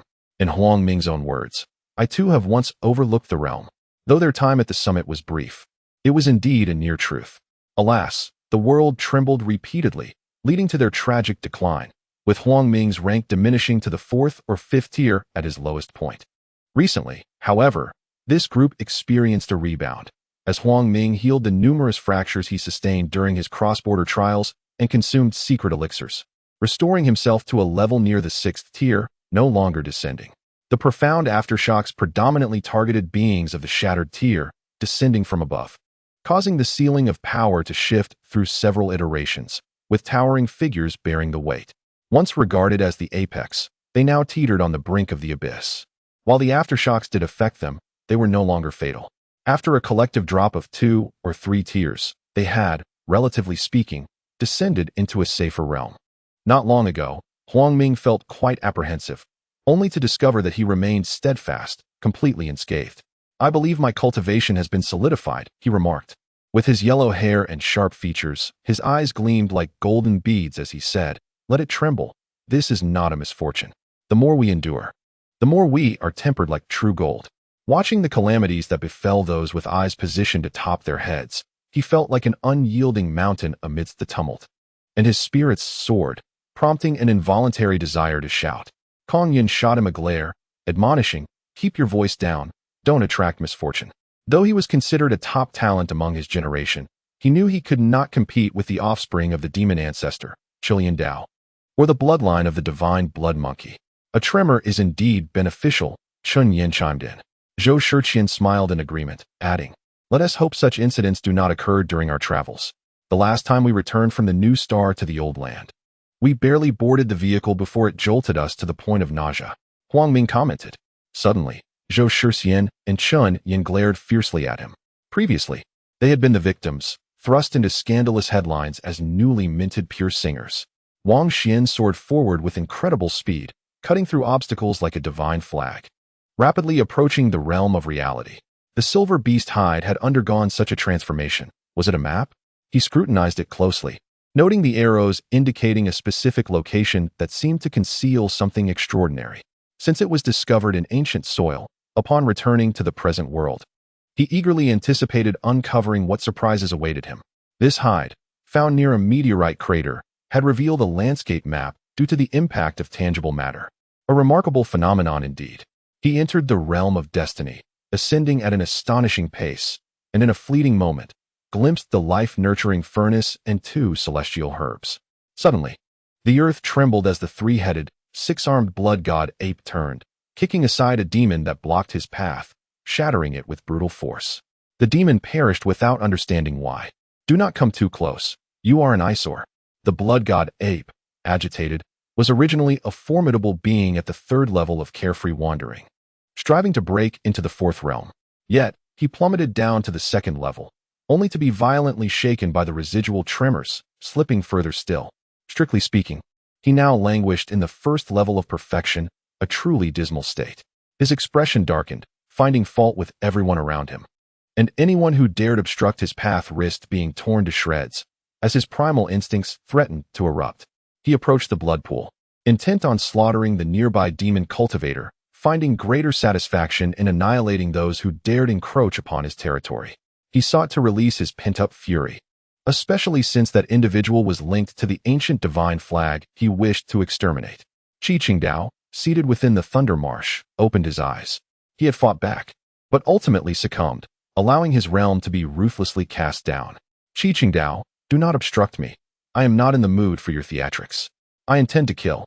That lowly being, as insignificant as a chicken or a dog, dares to tread in my blood pool. They deserve to be obliterated for invading my territory. Everything here belongs to me. The blood god ape spoke, his towering physique, draped in crimson fur, exuding an oppressive aura, suffocating those nearby. Qingdao's expression was far from pleasant. The losses he suffered today were substantial. Coldly, he replied, I can assist you in the ambush. I will safeguard Mingxi's body. To kill a mere 7th-tier wild cultivator, and you require two to do so? I cannot afford such an embarrassment. The blood god ape stomped, cracking the ground beneath him, creating a myriad of fissures that spread outward like a web. You may pursue the kill, but the ownership of the divine flag is a separate matter. Qingdao interjected calmly. This artifact could not be relinquished.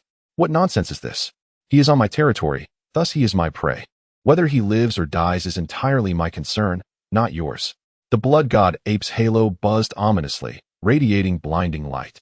Zhou Qinhuang gracefully approached, her steps light as she remarked, You two seem oblivious, treating one another as mere prey upon a platter, do you? Especially regarding Qingdao. Does he not care about Mingxi's reality in his grasp? She dressed in a modern fashion, her sheer stockings torn on her long legs. And she even took the initiative to break the heel of her high-heeled shoes to avoid hindering the battle.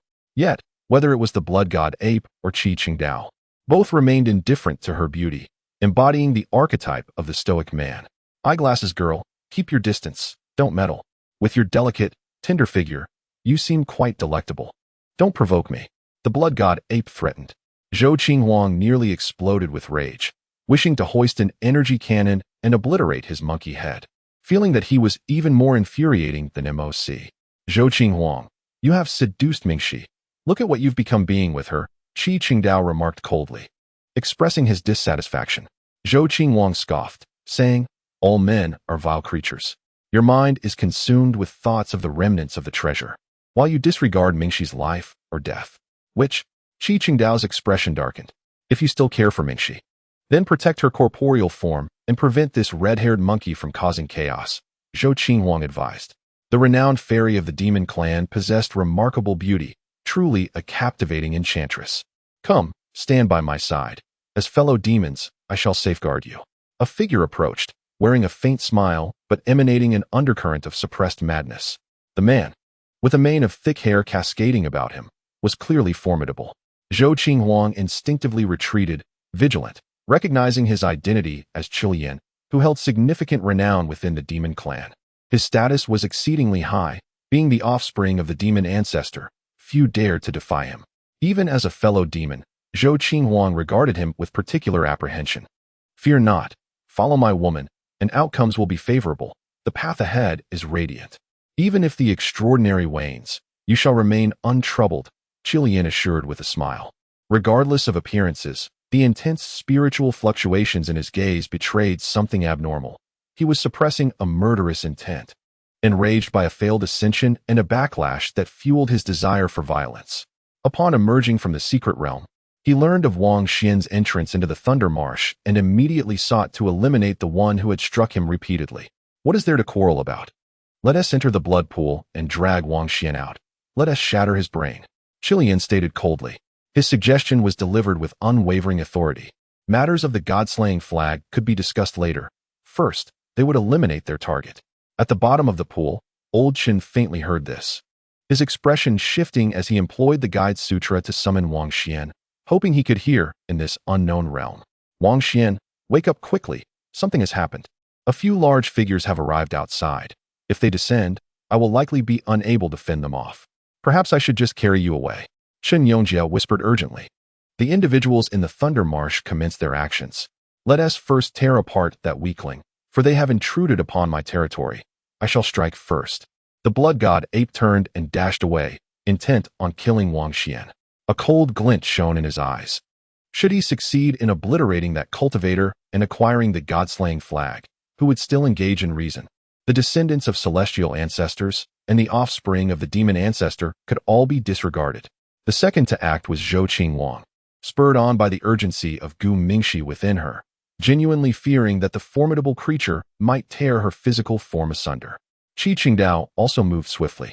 The offspring of the demon ancestor did not remain idle. It leaped into the air, traversing hundreds of meters in an instant. Splash!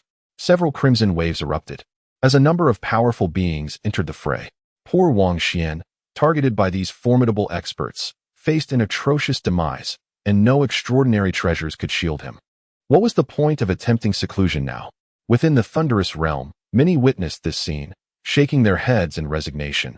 What suspense could possibly remain? At the bottom of the pool, Wang Xuan abruptly opened his eyes, his brilliant gaze more radiant than lightning. Surrounding him was an ethereal purple mist.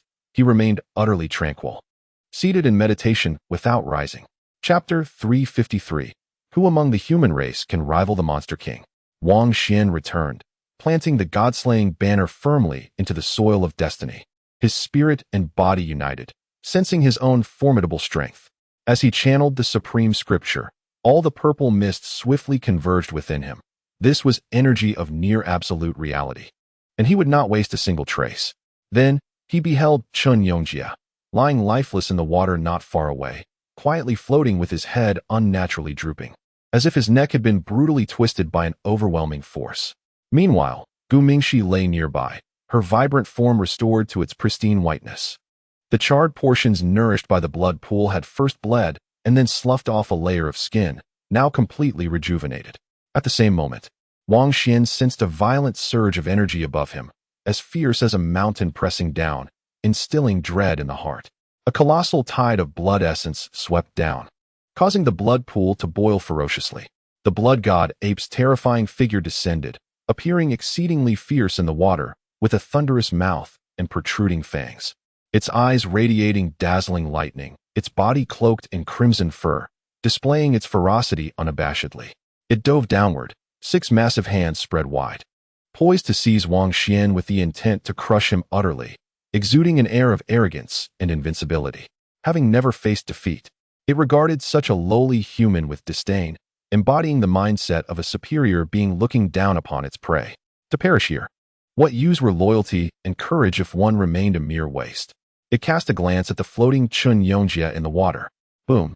Crimson auroras erupted as Chen Yongjia extended his hands in the water, launching a blood-colored talisman that unleashed an extraordinarily blinding beam. Akin to the explosive wrath of thunder from the heavens, the blood god ape was taken aback, then seething with fury. The talisman he had bestowed was hurled back at him by that wretched, worthless demon cultivator. At such close range, and with such suddenness, there was no way to evade it. Indeed, he was completely caught off guard. A dead demon had seemingly risen from the grave. Beam after beam of crimson light struck the blood god ape, revealing the emergence of demon manifestations within the intense red haze, energy forms identical to his own. The blood god ape felt as though its lungs might burst, nearly driven to madness. The power of this talisman was unmatched, rivaling its peak vigor, leaving it utterly overwhelmed. With a roar, it spewed forth demon blood, its body repeatedly struck by the energy monkey, further ravaged by swathes of crimson thunder that battered its form. His armor exploded on the spot, the dense red beast fur charred and shedding in large patches. With a sudden thrust, the blood god ape felt excruciating pain in one of its hands, as it was unexpectedly pierced by a black sword wielded by the seemingly lifeless demon cultivator. For him, This was akin to capsizing in a gutter, an unbearable humiliation. With a thunderous roar, his spirit shook the heavens, causing even those outside the blood pool to tremble in their primordial spirits. At the bottom of the pool, Wang Xuan was momentarily speechless. Old Chen feigned death, seizing the opportune moment to strike, and his choice of timing was impeccable, fooling even Wang Xuan upon his initial awakening. It is worth noting that he possessed a spiritual eye. Chen Yongjia practiced various secret techniques, and this was the technique of false death, which, from the results, was undoubtedly a resounding success. In a critical moment, Wang Xuan acted. He could not allow old Chen to bear the brunt of the attack, fearing for his safety. As this was a demon of the Xiaoyao level, a gleaming flying sword surged forth as Wang Xuan channeled his short sword, transforming it into a streak of silver light, fiercely cleaving towards the red-haired giant monkey. At this juncture, although the blood god ape was filled with fury and indignation, its consciousness remained remarkably sharp, instinctively warning it that the situation was perilous and danger was imminent. With a thunderous boom, it decisively struck downwards with a palm, unleashing a torrent of energy, before soaring skyward, leaping out of the blood pool. Behind it was Zhou Qinghuang, who caught sight of the blood god ape coughing up blood, and Wang Xuan rising with newfound vigor, prompting her to spit in disdain. For the current Wang Xuan bore no impurities, having just emerged from seclusion.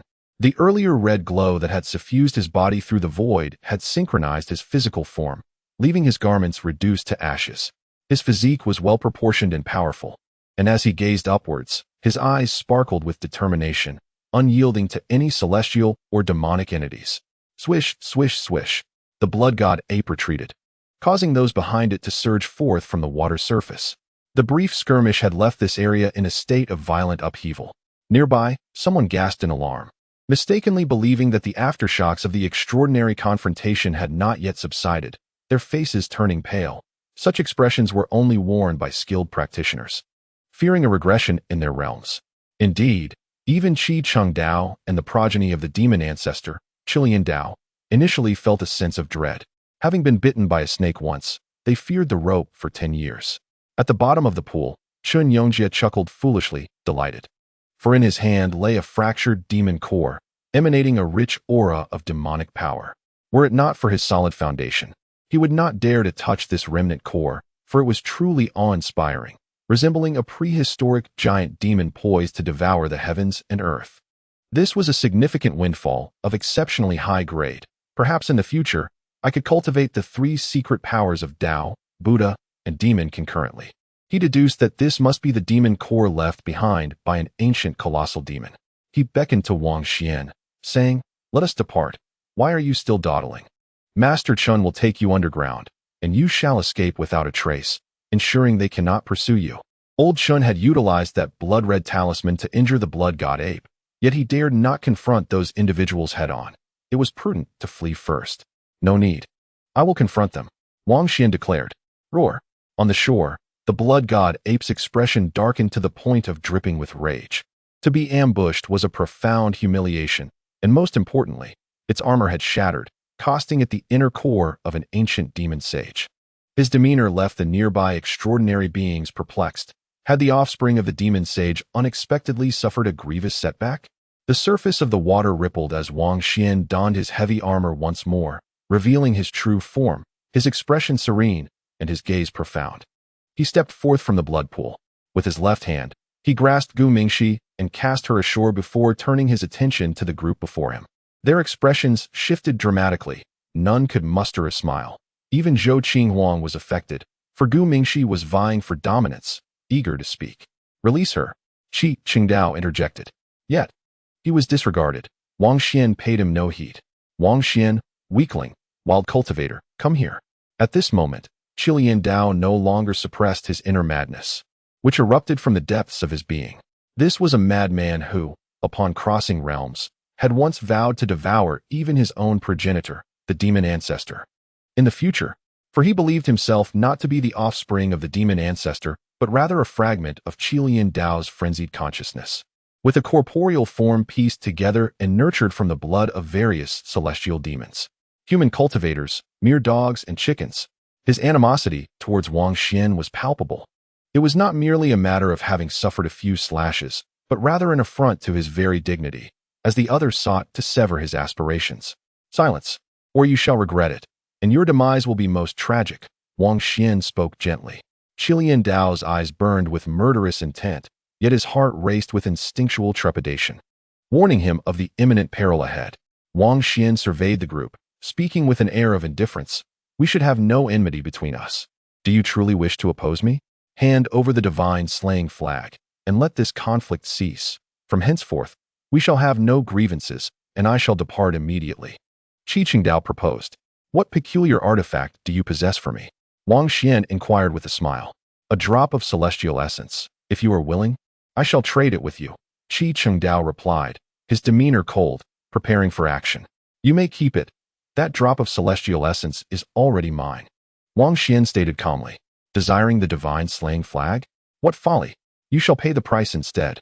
You, mere dog, present the divine slaying flag at once, or I shall tear you apart. The blood god ape, wild and tempestuous, glared, its 6 eyes radiating crimson beams. Having just suffered a significant loss, it now turned its gaze upon Chen Yongjia, declaring, and you, oblivious to your impending demise, shall be skinned alive shortly.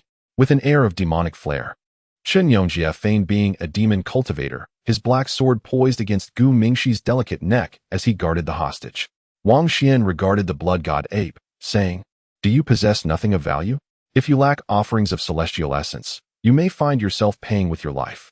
Nearby, all extraordinary beings were left in a state of stupefaction. Perhaps this one had truly lost his mind, exhibiting unfathomable arrogance. Did he understand the caliber of those he faced?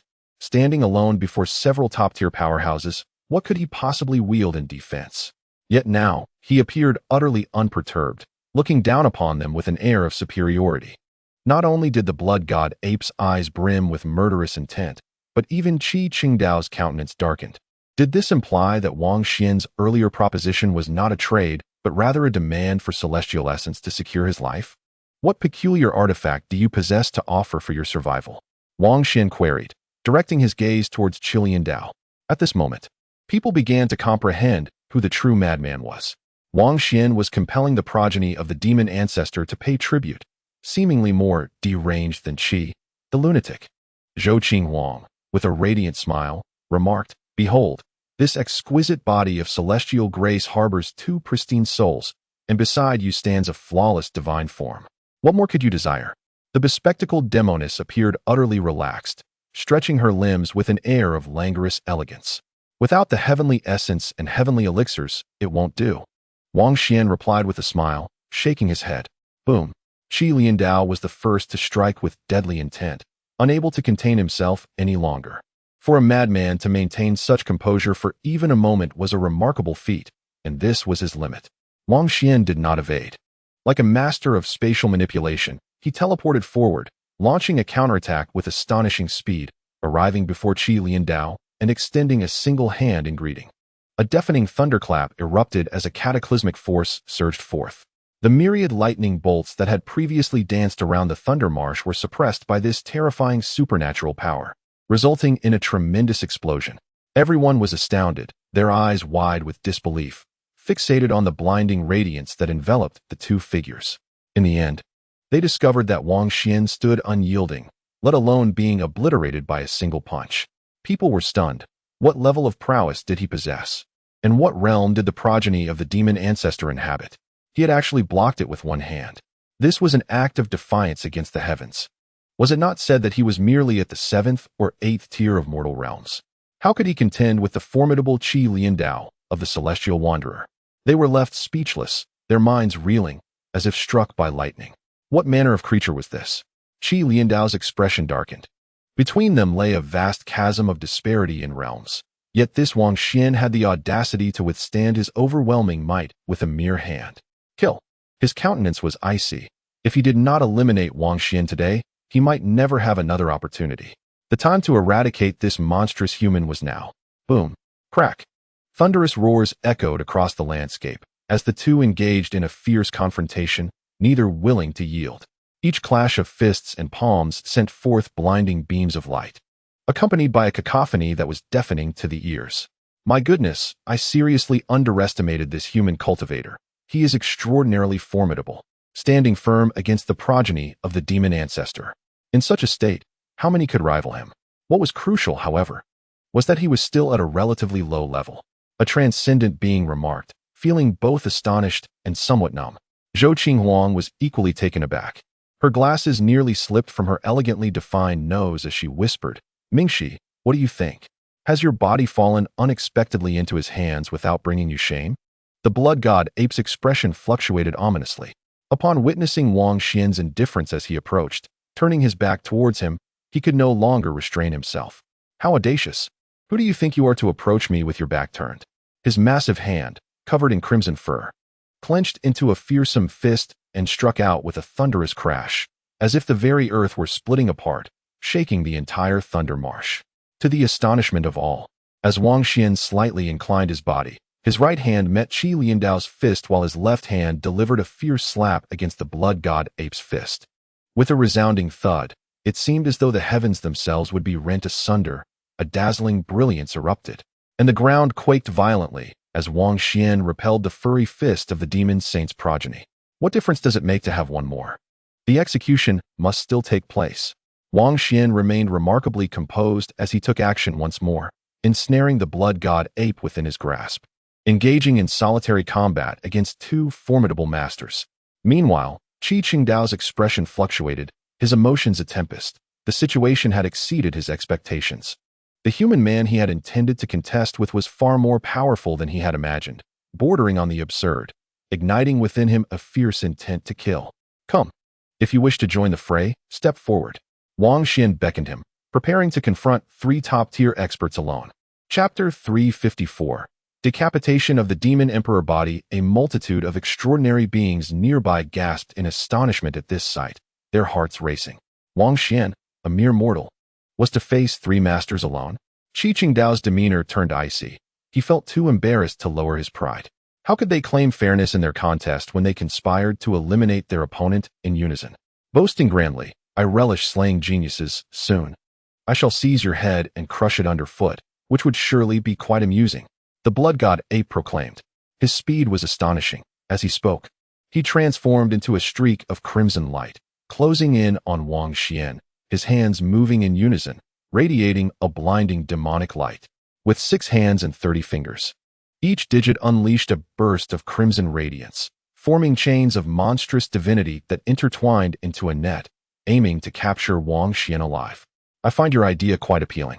You possess 3 heads, and I shall pluck them off one by one and crush them," Wang Xuan replied calmly.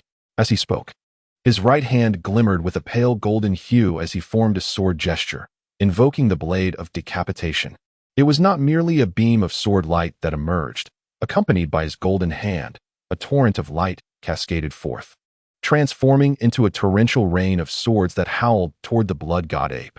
The exchange of their techniques left many spectators gasping in awe. Had they dared to engage, they would have been swiftly annihilated without a shred of doubt. The golden sword rain collided with the crimson net of chains, igniting sparks, while numerous delicate sword raindrops pierced through the net's openings, striking directly at the adversary. Hee. At that moment, Qi Liandao also made his move, his fingers weaving with a resounding rumble, as if countless meteors from the heavens cascaded from his palms.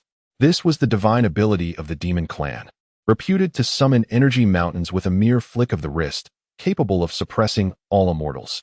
Such prowess was undoubtedly the creation of an unparalleled powerhouse, the demon ancestor. Wang Xuan remained undaunted, his body radiant, enveloped in a gentle aura that resembled a domain. Standing amidst it, he exuded an air of invulnerability. Yet this was not mere defense. It was a means to enhance his offensive capabilities. The light formed a framework inspired by the ancient methodologies of alchemists, constructing an energy reservoir akin to a reflective mirror. One must concede, the methods of the demon ancestor's progeny were astonishing. Countless energy meteors converged into a mountain, hurtling toward Wang Xuan with the intent to subdue him. Boom, boom, boom.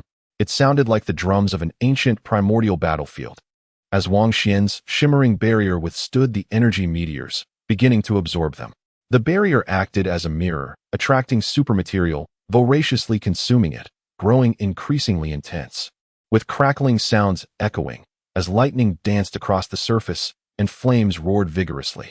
As the ethereal curtain rapidly compressed, it converged from the surface of Wang Xuan's body to his left hand, transforming into a gentle mirror-like glow. The arcane energy of Qilian Dao surged into this soft luminescence, vanishing without a trace. Simultaneously, the rain of sword light from Wang Xuan's right hand clashed violently against the web of claws constructed by the blood god ape, sparks flying as the two forces collided with an overwhelming ferocity. Suddenly, Wang Xuan shifted his body and struck towards Qilian Dao with his sword, then directed the mirror-like light at the blood god ape. The sound of sizzling filled the air as the sword energy crisscrossed, the dense shower of blades rendering Qilian Dao, who had just executed his spell and was unprepared for a new assault, somewhat flustered, narrowly avoiding a fatal strike. Wang Xuan's left hand, emanating a soft golden light akin to rippling water, released a torrent of energy meteors that cascaded towards the blood god ape, forming a colossal energy mountain that pinned him down beneath its weight. "Monkey, I shall suppress you for 5 centuries," Wang Xuan declared with a smile. The blood god ape ensnared the energy mountain with his vast net, yet he could not withstand Wang Xuan's own burgeoning power, which coalesced upon the energy mountain summoned from Qilian Dao, crashing down with a thunderous roar, burying the crimson-skinned ape beneath it. The blood god ape glowed fiercely, attempting to break free from the energy mountain. Wang Xuan abandoned Qilian Dao, allowing the golden light from his right hand to dance as he brought his sword down upon the ape's head. In a desperate bid, the blood god ape burrowed into the energy mountain to evade the strike, unleashing a deafening roar that shook the very ground, displaying his formidable strength as he shattered the massive energy structure. However, the sword still grazed one of his heads, causing blood to spurt forth, leaving him with a chilling sensation atop his skull and a cold sweat breaking out. As the blood god ape extricated himself, he touched one of his severed heads. Immediately noticing his hand covered in blood, the top of his head bald where the skin and red fur had been cleaved away, nearly exposing his skull. His expression turned frigid with rage. This was an unbearable humiliation, for he had nearly lost his head. Casting a cold glance at Qilian Dao, he attributed the chaotic situation to his interference. "Great monkey, embrace the path of Buddha." Chen Yongjia, exuding an uncanny aura, clasped his hands together, radiating a beam of Buddhist light while gazing at him with a smile. The blood god ape's eyes turned icy as he pivoted to eliminate old Chen first, intending to vent his wrath before returning to settle the score with Wang Xuan. Yet, at that very moment of his turn, Wang Xuan launched his offensive, declaring, "Upon entering the battlefield, do you still wish to retreat? Each departure must leave behind a monkey's head." With the mask of civility already torn asunder, there was nothing left to lose. He prepared to offer a fitting lesson to the so-called progeny of the demon, with decapitation being the most appropriate outcome. With a crackling sound, Wang Xuan invoked his extraordinary technique, manifesting a fusion of thunder and fire, an uncommon energy substance laced with strands of crimson mist, utterly terrifying. This, however, was not the pure red radiance of the void, but rather a diluted form. Otherwise, Wang Xuan himself would not withstand it and would be scorched. The blood god ape, in a moment of instinctive caution, turned sharply, executing a counterattack akin to a drag-with-the-blade maneuver, suddenly pivoting as 6 immense hands wielded energy blades, thick and sharp, emanating an intimidating chill, retaliating with 6 energy broadswords.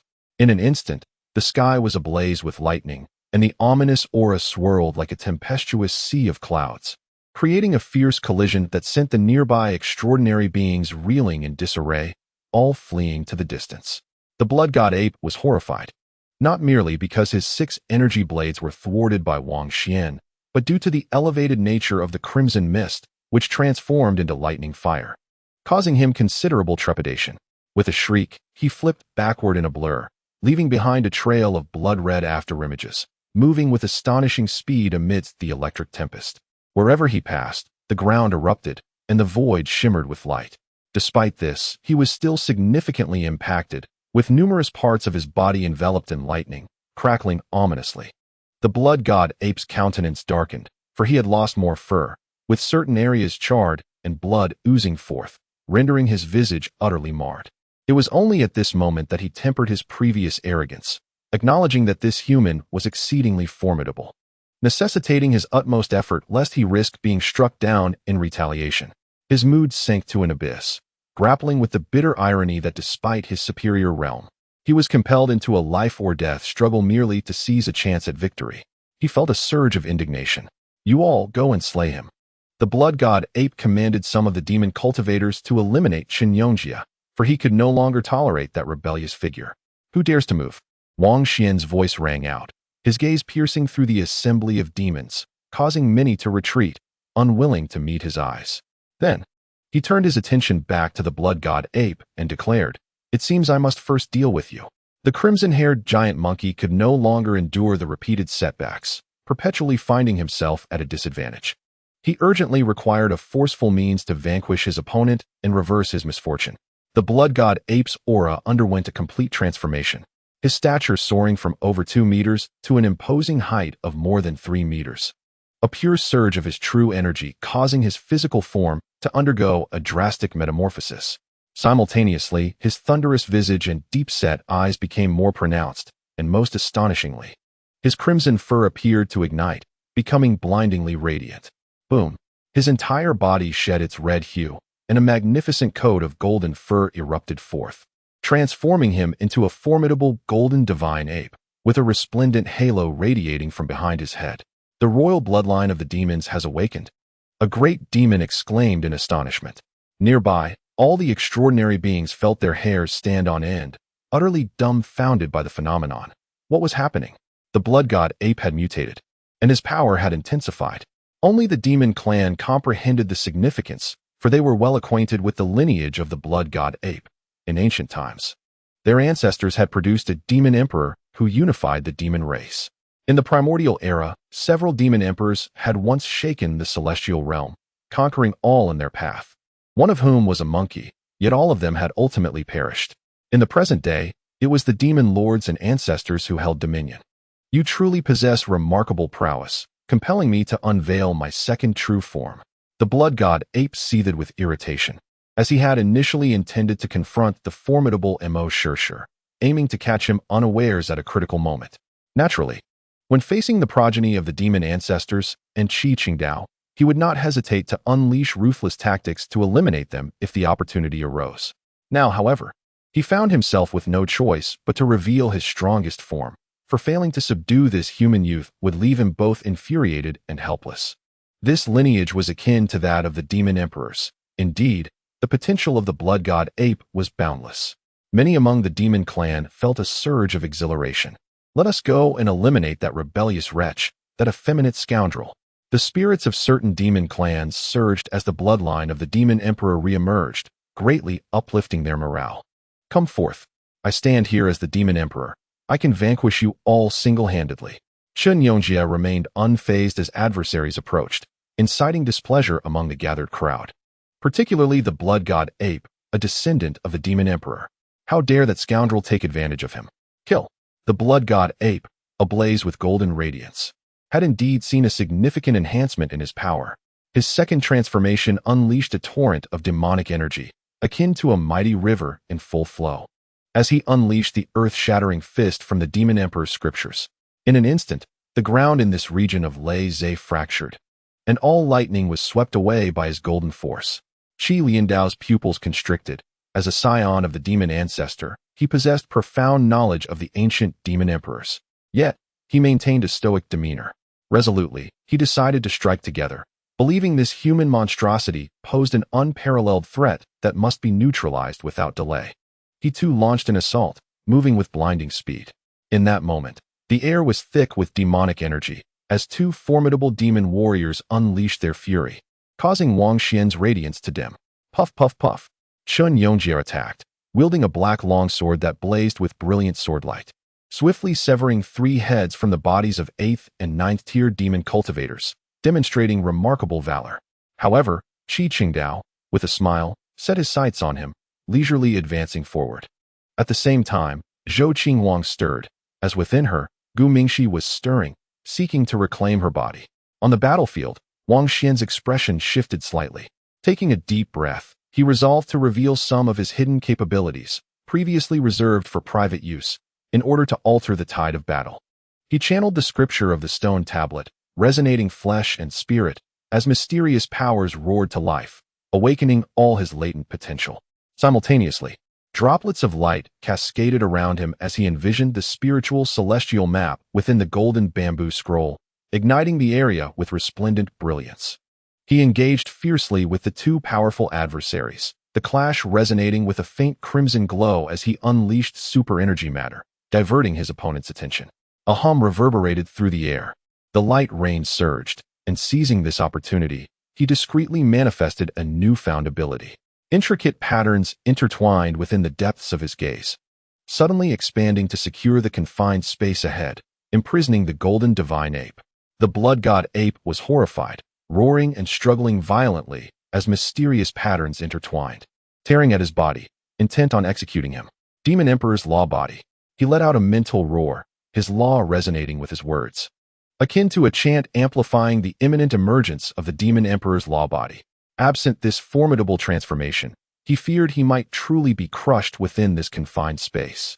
At the same time, Qi Liandao felt a chill run down his spine, sensing the imbalance. Without hesitation, he unleashed his full might to assault Wang Xuan, aiming to disrupt his incantation and shatter the astonishing patterns forming before him.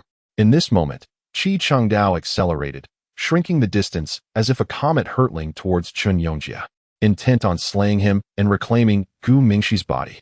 Wang Xuan exerted himself to the utmost, yet the intricate patterns of his dual eyes were hindered. And with the emergence of the Demon Emperor's corporeal form, it was indeed challenging for him to unleash his full potential in this strike. Nevertheless, he bore no regrets.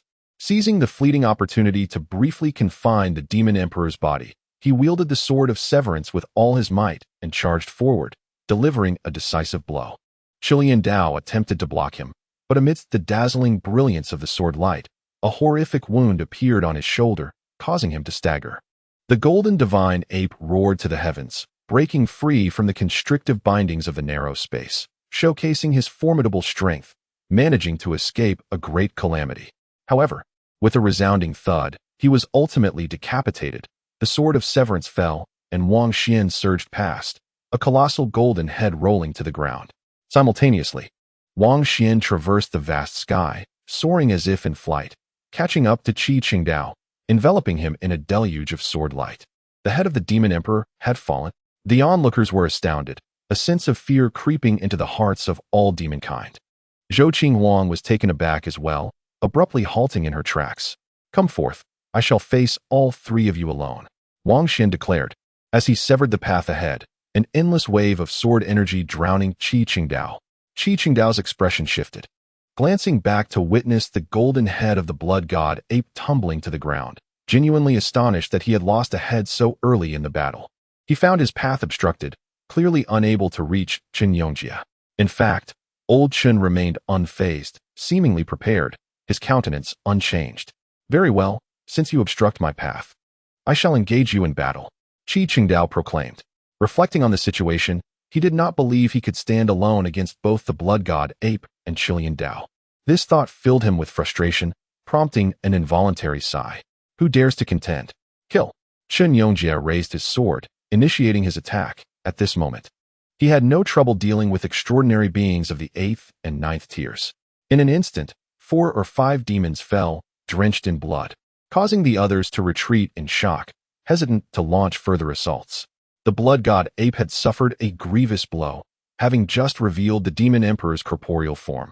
He was swiftly decapitated by a single sword strike, causing the morale of his side to plummet. At this moment, the blood god ape, adorned in radiant golden fur, stood rigidly, resembling the sun in its brilliance, towering at 10 feet tall. Though he still possessed 2 heads, they remained silent, and after a brief pause, he let out a thunderous roar. He had unleashed his strongest battle form, only to be decapitated, a devastating blow to his pride. He initially activated the bloodline of the Demon Emperor and subsequently displayed his corporeal form, yet the outcome was so dire. Deep down, he felt a sense of injustice. Believing he had been careless, trapped in an inexplicable space, rendering him immobile and vulnerable to losing a head. Swoosh! Sword energy surged forth, filling the air, as the void was woven into a net of intertwining sword lights from both Wang Xuan and Qi Qingdao, creating a chilling spectacle of relentless sword rain. Qi Qingdao was forced back, willingly joining the fray, abandoning any sense of hesitation. The priority was to eliminate the adversary. He profoundly realized that in this desolate era, those who had reached this stage were extraordinarily unique, with the most critical factor being Wang Xuan's ability to suppress them despite being at a lower tier. Once such individuals mature, what will they ultimately become? At the very least, they should be revered as ancestors. Not only that, but Qi Chengdao shifted his thoughts and sought to advance further, beckoning Zhou Qinghuang to join him.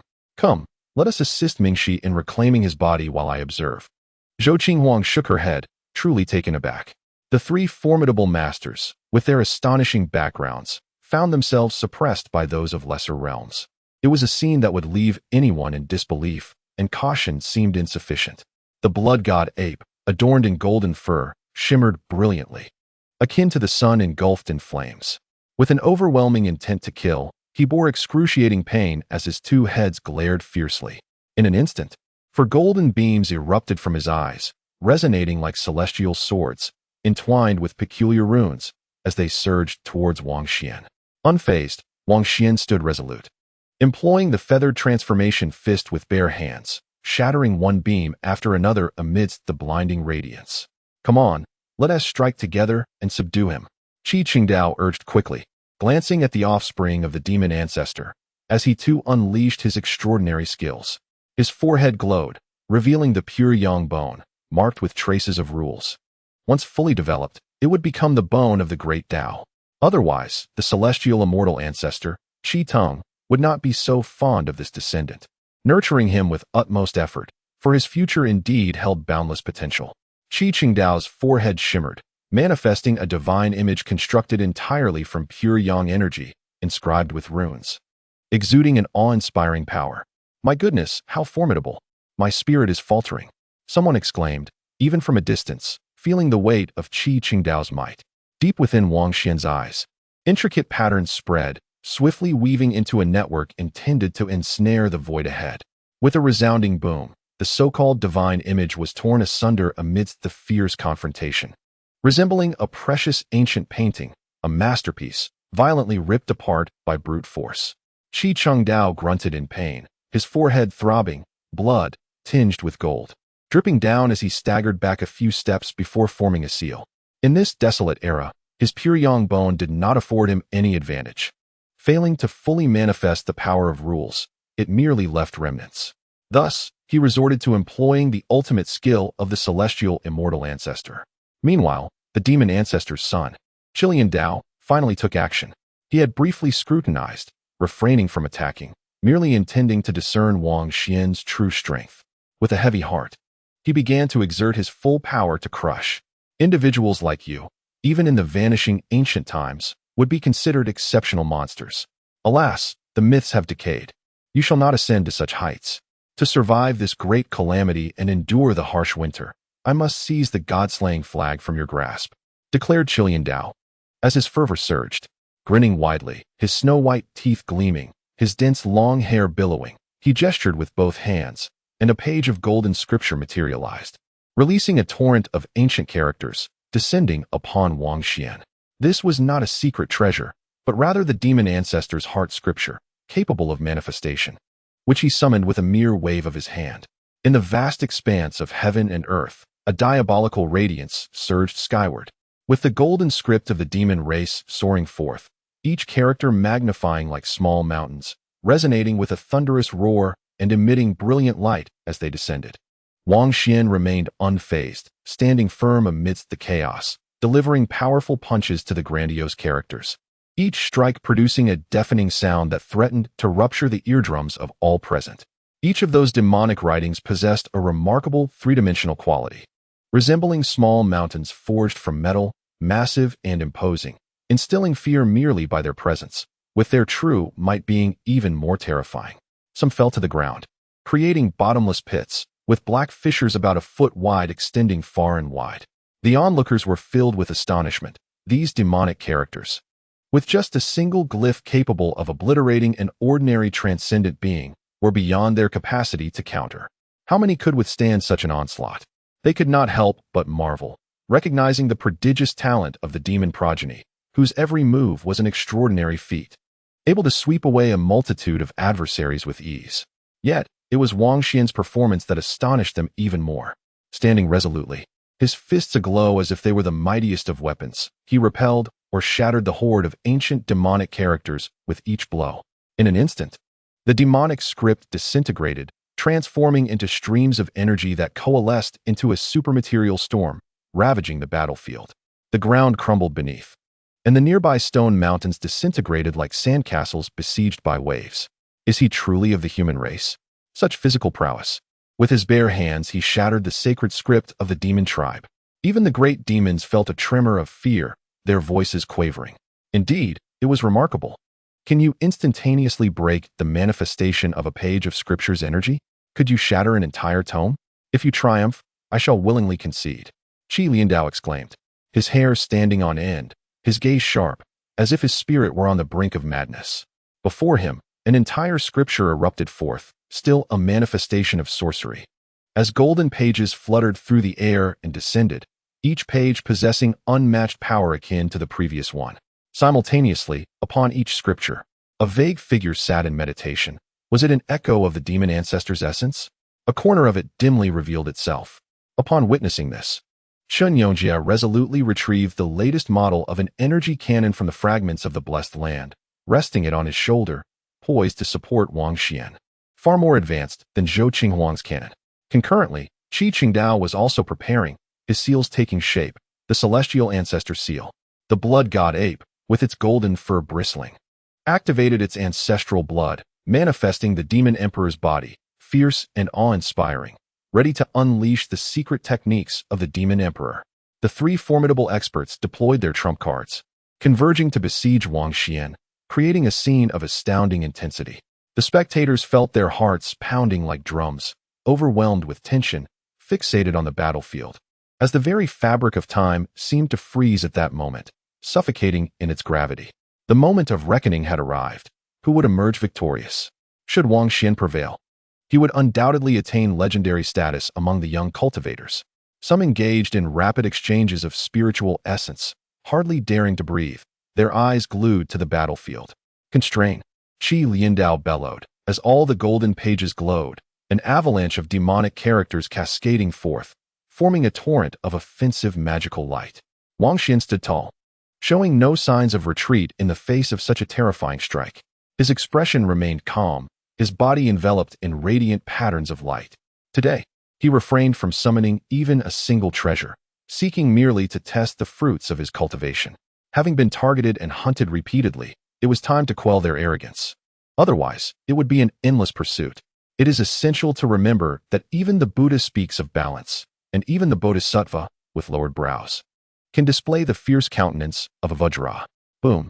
The sword light surged into the heavens, emanating from every pore of his body, rendering him an unstoppable force, transforming him into a wheel of swords. At this moment, the sword chi surged like a rainbow, a mist, a vast ocean, elevating him into the air as he soared amidst the countless golden scriptures. Now, within the sword wheel, he shone like the sun at noon, illuminating the sword radiance. This was a supreme technique from the sword scripture of the path of severance, inscribed on the golden bamboo slips he forged while traversing the ethereal realm. Wherever the sword wheel traversed, nothing could withstand its might. The sacred texts of the demon clans were effortlessly severed one after another. As for the golden papers cascading from above, the unparalleled scriptures created by the demon ancestor were also cleaved, bursting into fragments and igniting into ashes that filled the sky. The scriptures of the demon ancestor could no longer materialize, obliterated by the sword of severance. Puff, puff, puff. Dozens, even hundreds, of sword lights shot forth from Wang Xuan's transformed sword wheel, piercing through Qi Liandao's body, nailing him to the ground amidst a pool of blood. Anyone else would have perished. However, Qi Liandao astonishingly survived, with some of his wounds even beginning to heal. "My lord," many demon cultivators shouted from a distance, with some rushing forward. Qi Liandao, being the progeny of the demon ancestor, naturally had his followers. Wang Xuan immediately sensed something amiss as the sword wheel glowed, extracting an object directly from the flesh of Qi Liandao. It was a crumpled, ancient parchment, faintly golden, resembling the flag of the god-slaying banner, yet of inferior quality. Wrapped within this parchment were 3 petals, seemingly of celestial medicine. Wang Xuan collected it, standing suspended in the air while simultaneously fending off two formidable foes who continued their assault. The sword will radiated an intense sword chi, allowing him brief moments of flight as he confronted Qi Dao's heavenly immortal seal. Boom! The sword wheel shone brilliantly as he surged forth like a golden sun, unleashing countless rays of sharp sword light that shattered Qi Dao's myriad seals, sending him reeling with blood-soaked wounds. I concede, the heavenly essence is yours, he bellowed, tossing a crystal towards the sword wheel to meet the onslaught of sword chi. Wang Xuan halted the sword, beckoning it to him for closer inspection, confirming it to be a priceless artifact. I will not yield. It is either your demise or mine, roared the blood god ape, showing no signs of retreat. His form swelled, the demon emperor's body threatening to tear through the void as he transformed into a towering figure, exuding overwhelming demonic energy, charging forth with 6 arms raised, shaking the very heavens. To protect the holy sun, let us strike together to slay him, commanded the loyal followers of the blood god ape. A number of powerful demon cultivators rushing forward, unafraid of death, joining in the fray. Wang Xuan gazed down with an air of tranquility, embodying the essence of a sword wheel, radiating like a resplendent sun, as brilliant sword energy surged forth. He soared through the air, leaving a trail of annihilation in his wake, as all the assailants from the demon clan were mercilessly vanquished. The atmosphere was charged with the violence of slaughter, blood and viscera raining down like a macabre tempest. Even the blood god ape was not spared, despite exerting every ounce of strength to manifest its colossal demon emperor form. It was powerless against the sword wheel. Countless beams of sword light erupted, piercing through its form, as the blinding sword energy severed its head, instantly reducing its massive body into dozens, if not hundreds, of fragments, accompanied by a cloud of blood mist that cascaded to the ground. Chapter 356. The Dance of the Demon Immortals. High above, a magnificent sun slowly descended, transformed by sword energy, with Wang Xuan standing at its center, emanating boundless sword light that instilled awe. Beneath him lay a crimson expanse, the blood god ape lying lifeless, its activation of the demon emperor bloodline and the manifestation of its strongest form proving futile. Silence enveloped the scene. Disbelief hung in the air as the offspring of the demon saint was obliterated, and 3 formidable adversaries were defeated, unable to withstand the might of a single individual. As Wang Xuan touched the ground, the sword wheel dissipated, for such a lethal technique exacted a tremendous toll, making it impossible for him to continuously unleash sword radiance. He bore not a single drop of blood upon him, his countenance calm and composed, as he approached Qi Liandao, the demon ancestor's son, contemplating whether to eradicate him entirely. Soon, a peculiar expression crossed his face. Qi Liandao teetered on the brink of death, his consciousness fading, and Wang Xuan perceptively sensed his thoughts of merging with the demon pool to seek an opportunity to devour the demon ancestor. Wang Xuan sighed, reflecting on the depths of madness one could reach. Such a state of mind indicated profound spiritual affliction, and he decided to spare him, allowing him to engage in internal strife among the demon clan.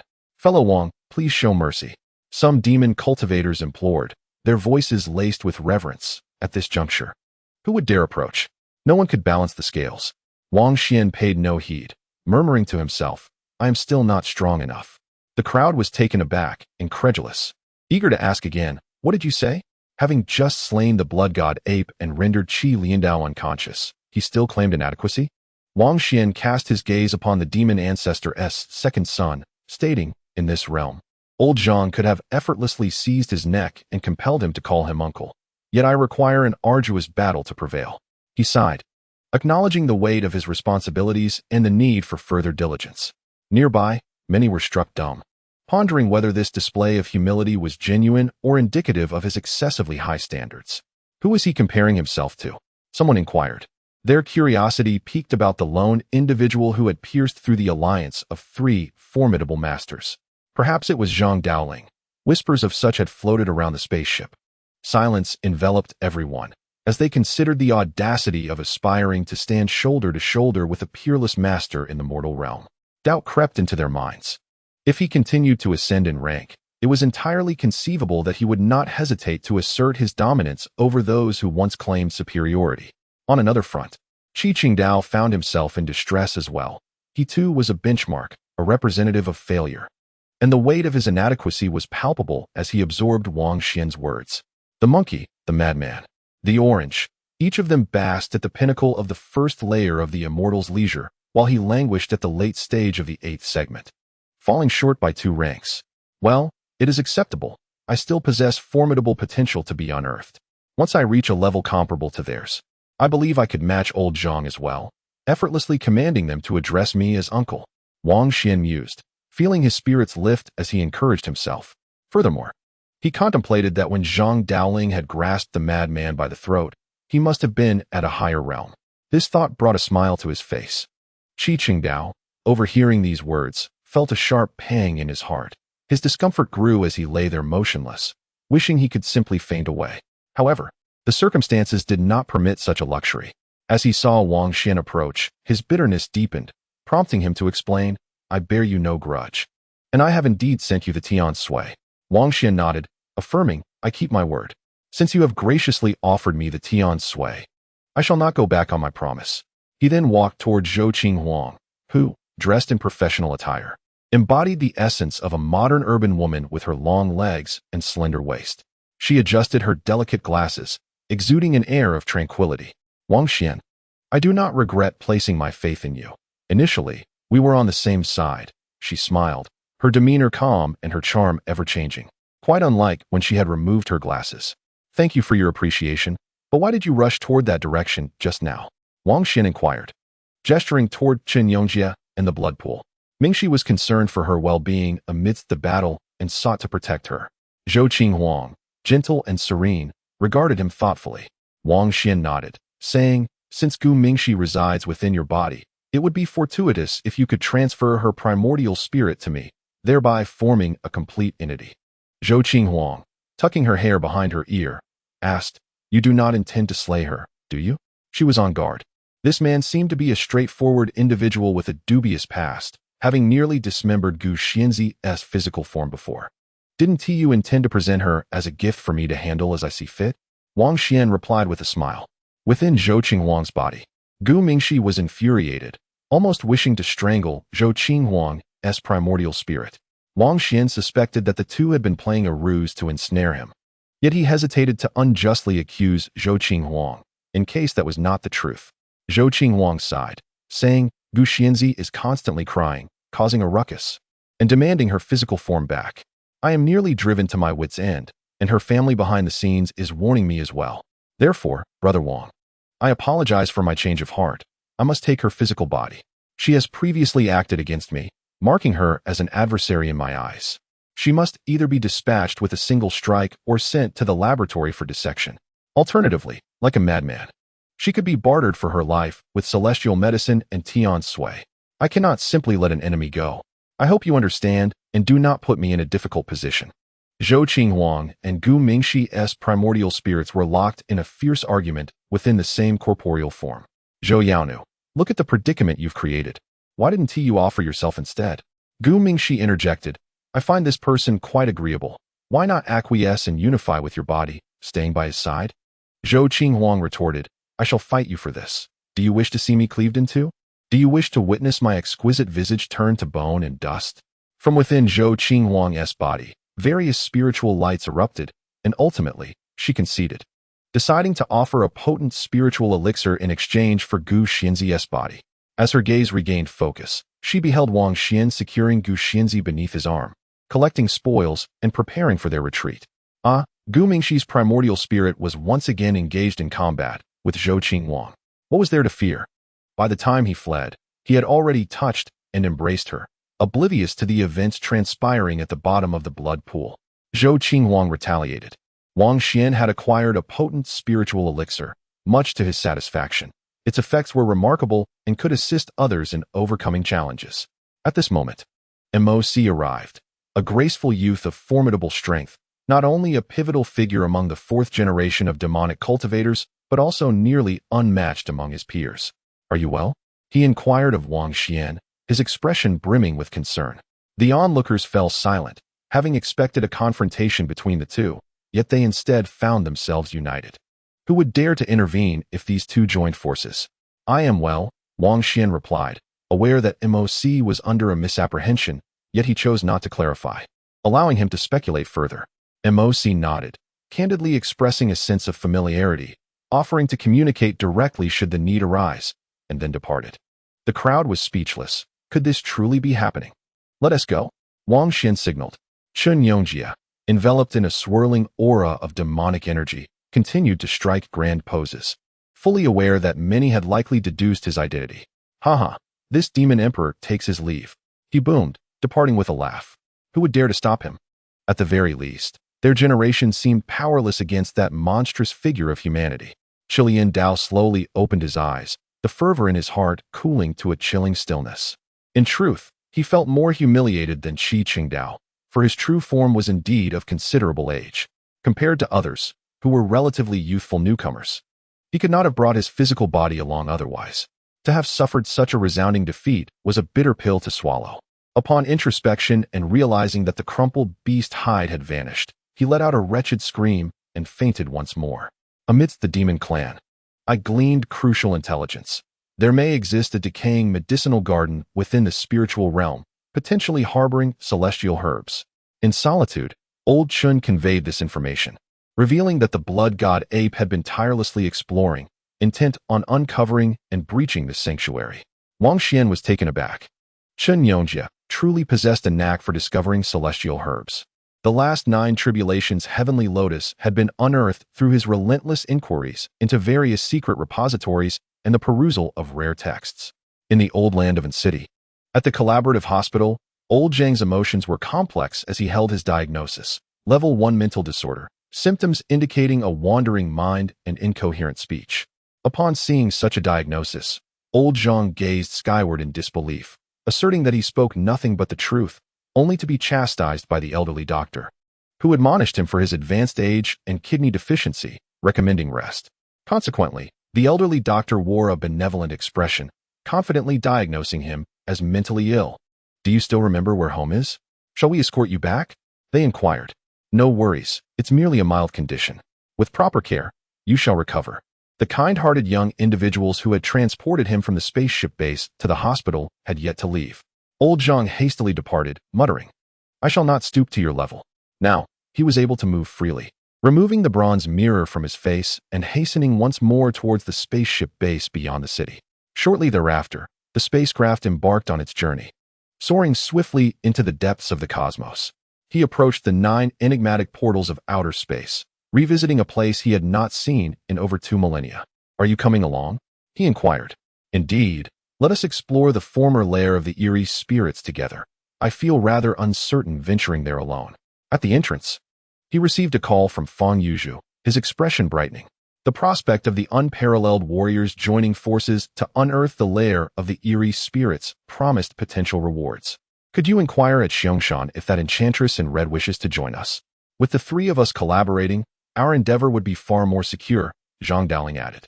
Within the otherworldly space, Wang Xuan meticulously assessed his spoils, his spirits lifted upon gazing at the crystal of memories gifted by the little white tiger. He began to evaluate its quality. What is it? Chen Yongjia approached curiously. Do not underestimate it. It bears significant causality linked to unparalleled warriors. Wang Xuan pushed him aside and activated the crystal, revealing a vision of a figure in red, gracefully swirling beneath a rotating oiled paper umbrella.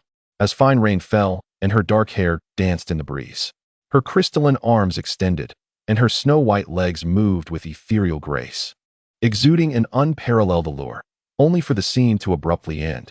What began with such promise concluded far too swiftly, courtesy of that mischievous little white tiger.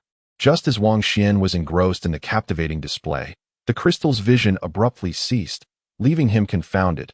He had been ensnared by the round-faced girl. No wonder she had confronted Qi Qingdao and ultimately failed to return, not even seeking payment for the scripture left by that severely disturbed individual. He harbored resentment for being deceived, yet he reflected that perhaps it was merely an obsession, a desire to witness the powerful fairy dance. Not having seen it would not cost him anything. In the future, he could seek the real person once he had grown stronger.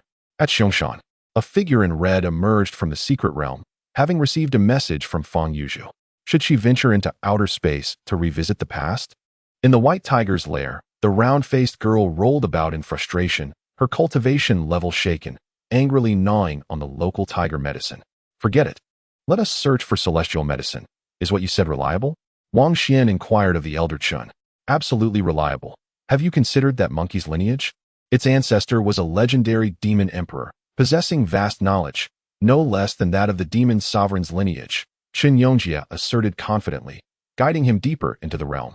Approaching the border with the spiritual world, the decayed medicinal garden did not belong to this era. It was a remnant of a once great civilization that had perished. In its heyday, the garden boasted 5 celestial herbs.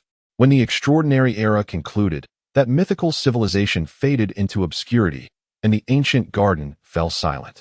Whether any celestial herbs still existed was uncertain.